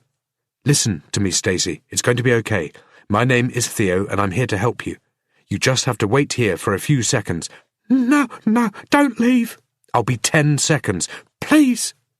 It hurts to ignore her cry, but I do it. I open the door to David's car and pop open the glove box. I find a pocket knife in there, and that makes fast work of the duct tape. She sits up and folds her arms in front of her. Okay, Stacy, here's what I want you to do. We're going to get you to your feet and into the car, I say, taking off my jacket. It's dry and warm in there, I say, as I wrap the jacket around her, and I want you to drive away from here. You know how to drive, right? Where do I go? I want you to drive home, then call the police. Okay. I help her into the car.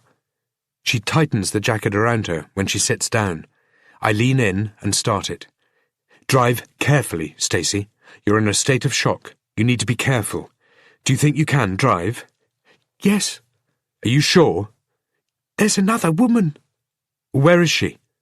He made her make a phone call. He made her lie about where we were. Where is she, Stacy? She starts to cry. I was so scared. I couldn't help her. I wanted to, but I couldn't. I couldn't do anything. Where is she? He put her into the water. He tied something around her legs, and she couldn't swim with all that weight. She just sank. She sank real fast. It was so... She doesn't finish the sentence. Put your seatbelt on, Stacy. Okay, she answers, as if on automatic now. Do you have a cell phone? I can call the police. Not on me. If you don't think you can drive, then wait at the exit from the graveyard. What way is that? Turn around and go back the way he came. You'll see where to go soon enough. Okay. And Stacy? Yes? Take your time. There's no hurry now. I have a promise to keep. Chapter 59. There has to be a shovel around here somewhere, but I can't see it. I don't want to spend long looking for it, and after about a minute, I figure that's long enough. The night is quiet, except for the wind swirling around the trees and the rain slapping on the ground. I shine the flashlight into the grave, and David is lying there in the same position I left him. Hey, David! Wake up! Hey! I pick up handfuls of dirt and start throwing them at his face, hoping they'll bring him around, but they don't. My hand is aching from the punch I threw. I throw more dirt at David. He groans. He looks half asleep as he tries to roll over inside the coffin. Things get a little awkward for him, and he reaches up to his face, and a moment later opens his eyes. Everything must flood back to him, because now he sits up straight. His arm is on a funny angle, and he stares at it with a confused look. He seems to understand what has happened just as the pain hits him. His face tightens up as he tries to cradle his bad arm with his good. What the fuck? He says. Remember me? I ask. He looks up at me, and I point the flashlight at myself so he can get a good look. Hey, look, mister, I don't want any trouble here, David says, as if I'm the one causing trouble, and he just happens to be in the wrong place at the wrong time. Cut the bullshit, David. You're not fooling me twice. I don't even know who you are, he says. And 2 months ago, he might have been able to act his way out of any situation, but right here, right now in this moment, the mask he wears to fit into and be a part of normal society doesn't cover his eyes.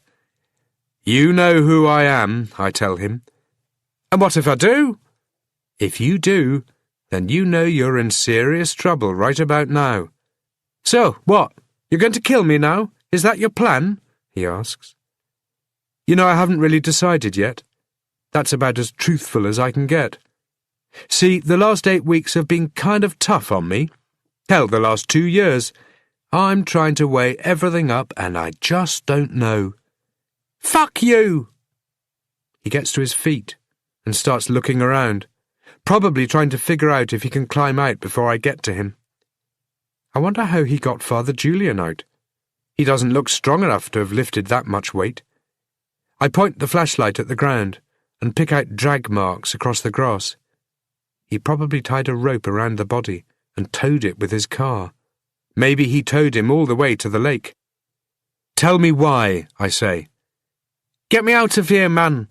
My arm is killing me. Talk to me. No! Come on, tell me why, I say. Was it because you liked fucking your sisters? I ask, trying to shock him.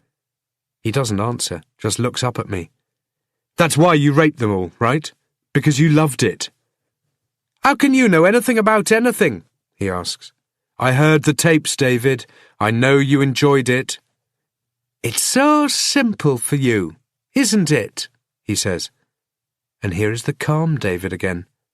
And perhaps the real one lives in both worlds, good and bad, light and dark. A man who balances his life between creating an illusion and playing a monster. It's simple to stand up there and look down on me, judging me, because you're not the one with a head full of disgusting memories. You're not the one who... You're a sick boy who acted out, I say. That's the bit I understand. Rachel didn't deserve what you did to her, not by any means. But I can at least figure out why. What I can't figure out is why the others, why kill them? Why not? He reaches his hand out to the ground above the grave, and I step toward it. He pulls it away without the need for me to crush his fingers. When you were here 2 years ago for Rachel's grandmother's funeral, what happened? Who spoke to her? It wasn't her. To you? Somebody spoke to you? Was it Sidney Alderman? Just some old drunk who smelt like he hadn't showered in about a month. I told him to fuck off. You want to know what he told me? What? He said, "How does it feel fucking your sister, David? Is she juicy?" I pushed him away and he just laughed at me, like he was somehow proud of it. I took a swing at him and knocked him to the ground. He stopped laughing then, but he wasn't finished. He said, "Do you know who your dad is? Do you know who her dad is? Look it up, boy, look it up, and do something about it." I walked away from the guy, but his words, man, they just kept following me. It wasn't because the guy knew who I was, it was something else. I found out the following day who my father was. Henry Martins told you. He starts to laugh. That old bastard was just as bad as the others. He told me all about Father Julian and told me I wasn't the only one. That priest had been sleeping with his parishioners for years. I asked him about Patricia Tyler. He knew, man. He fucking knew her.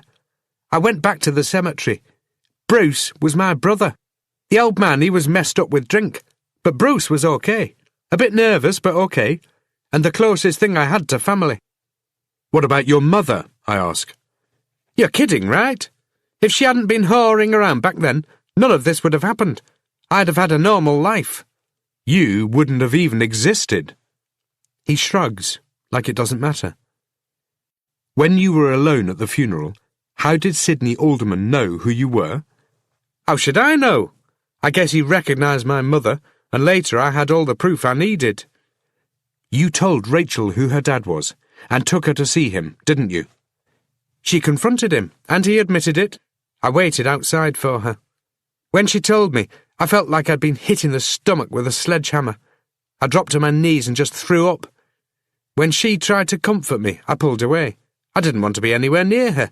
I told her to leave me alone, but she wanted to talk. Thing is, she couldn't when I had my hands crushing her throat.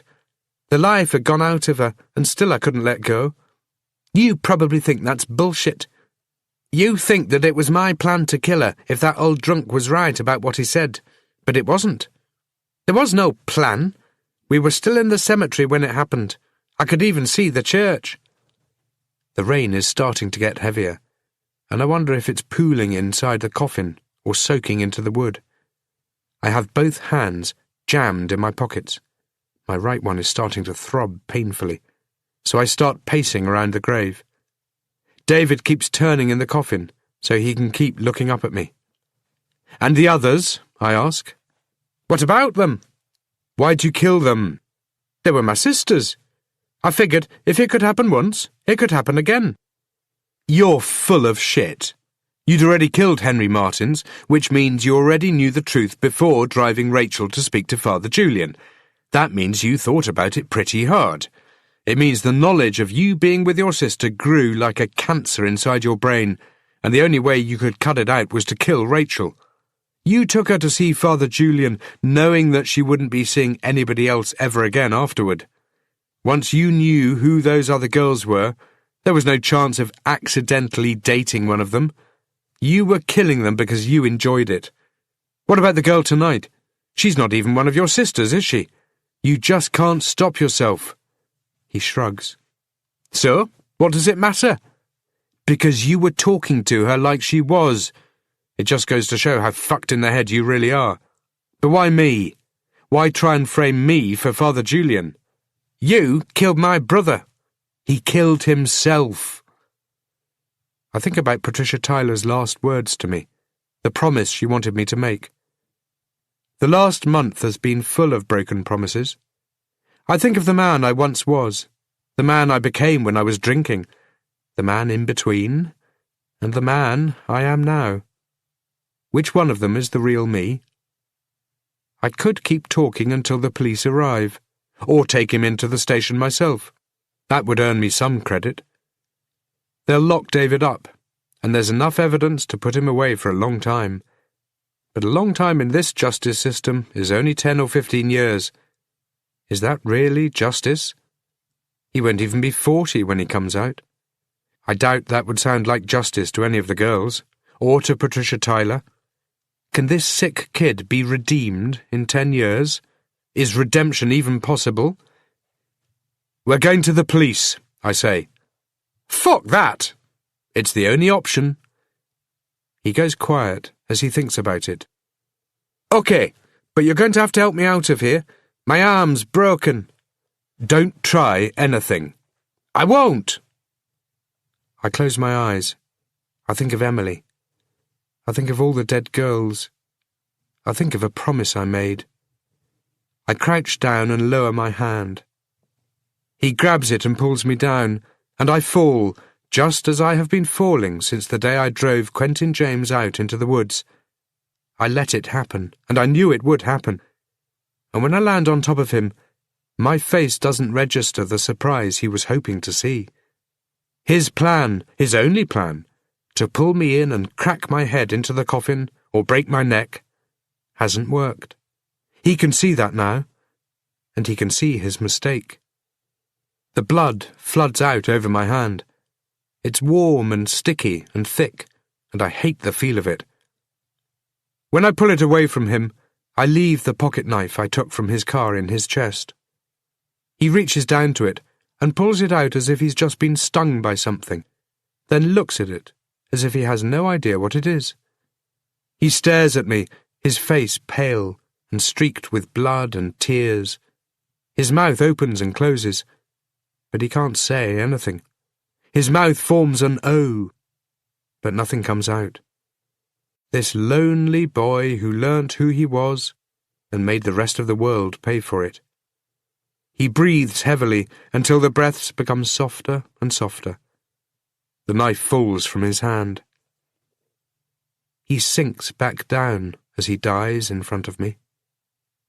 I wipe my hand across the soggy lining of the coffin before pulling myself out. I sit on the ground and lean against the gravestone, and I watch the sky, looking for a break in the clouds, hoping for a break in the rain, wishing more than anything that I could have a drink right about now. I'm not sure how much time passes before the police arrive, but I'm still sitting here when they do. 3 days sober, and more positive than ever that I now know exactly who I am.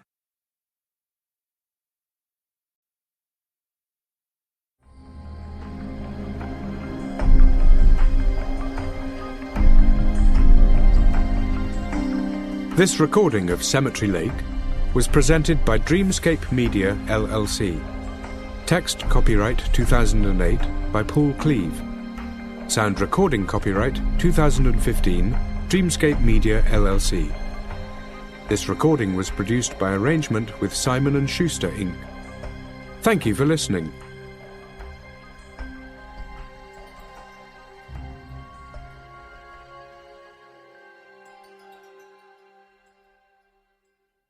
Please check www.dreamscapeab.com for Dreamscape's latest releases.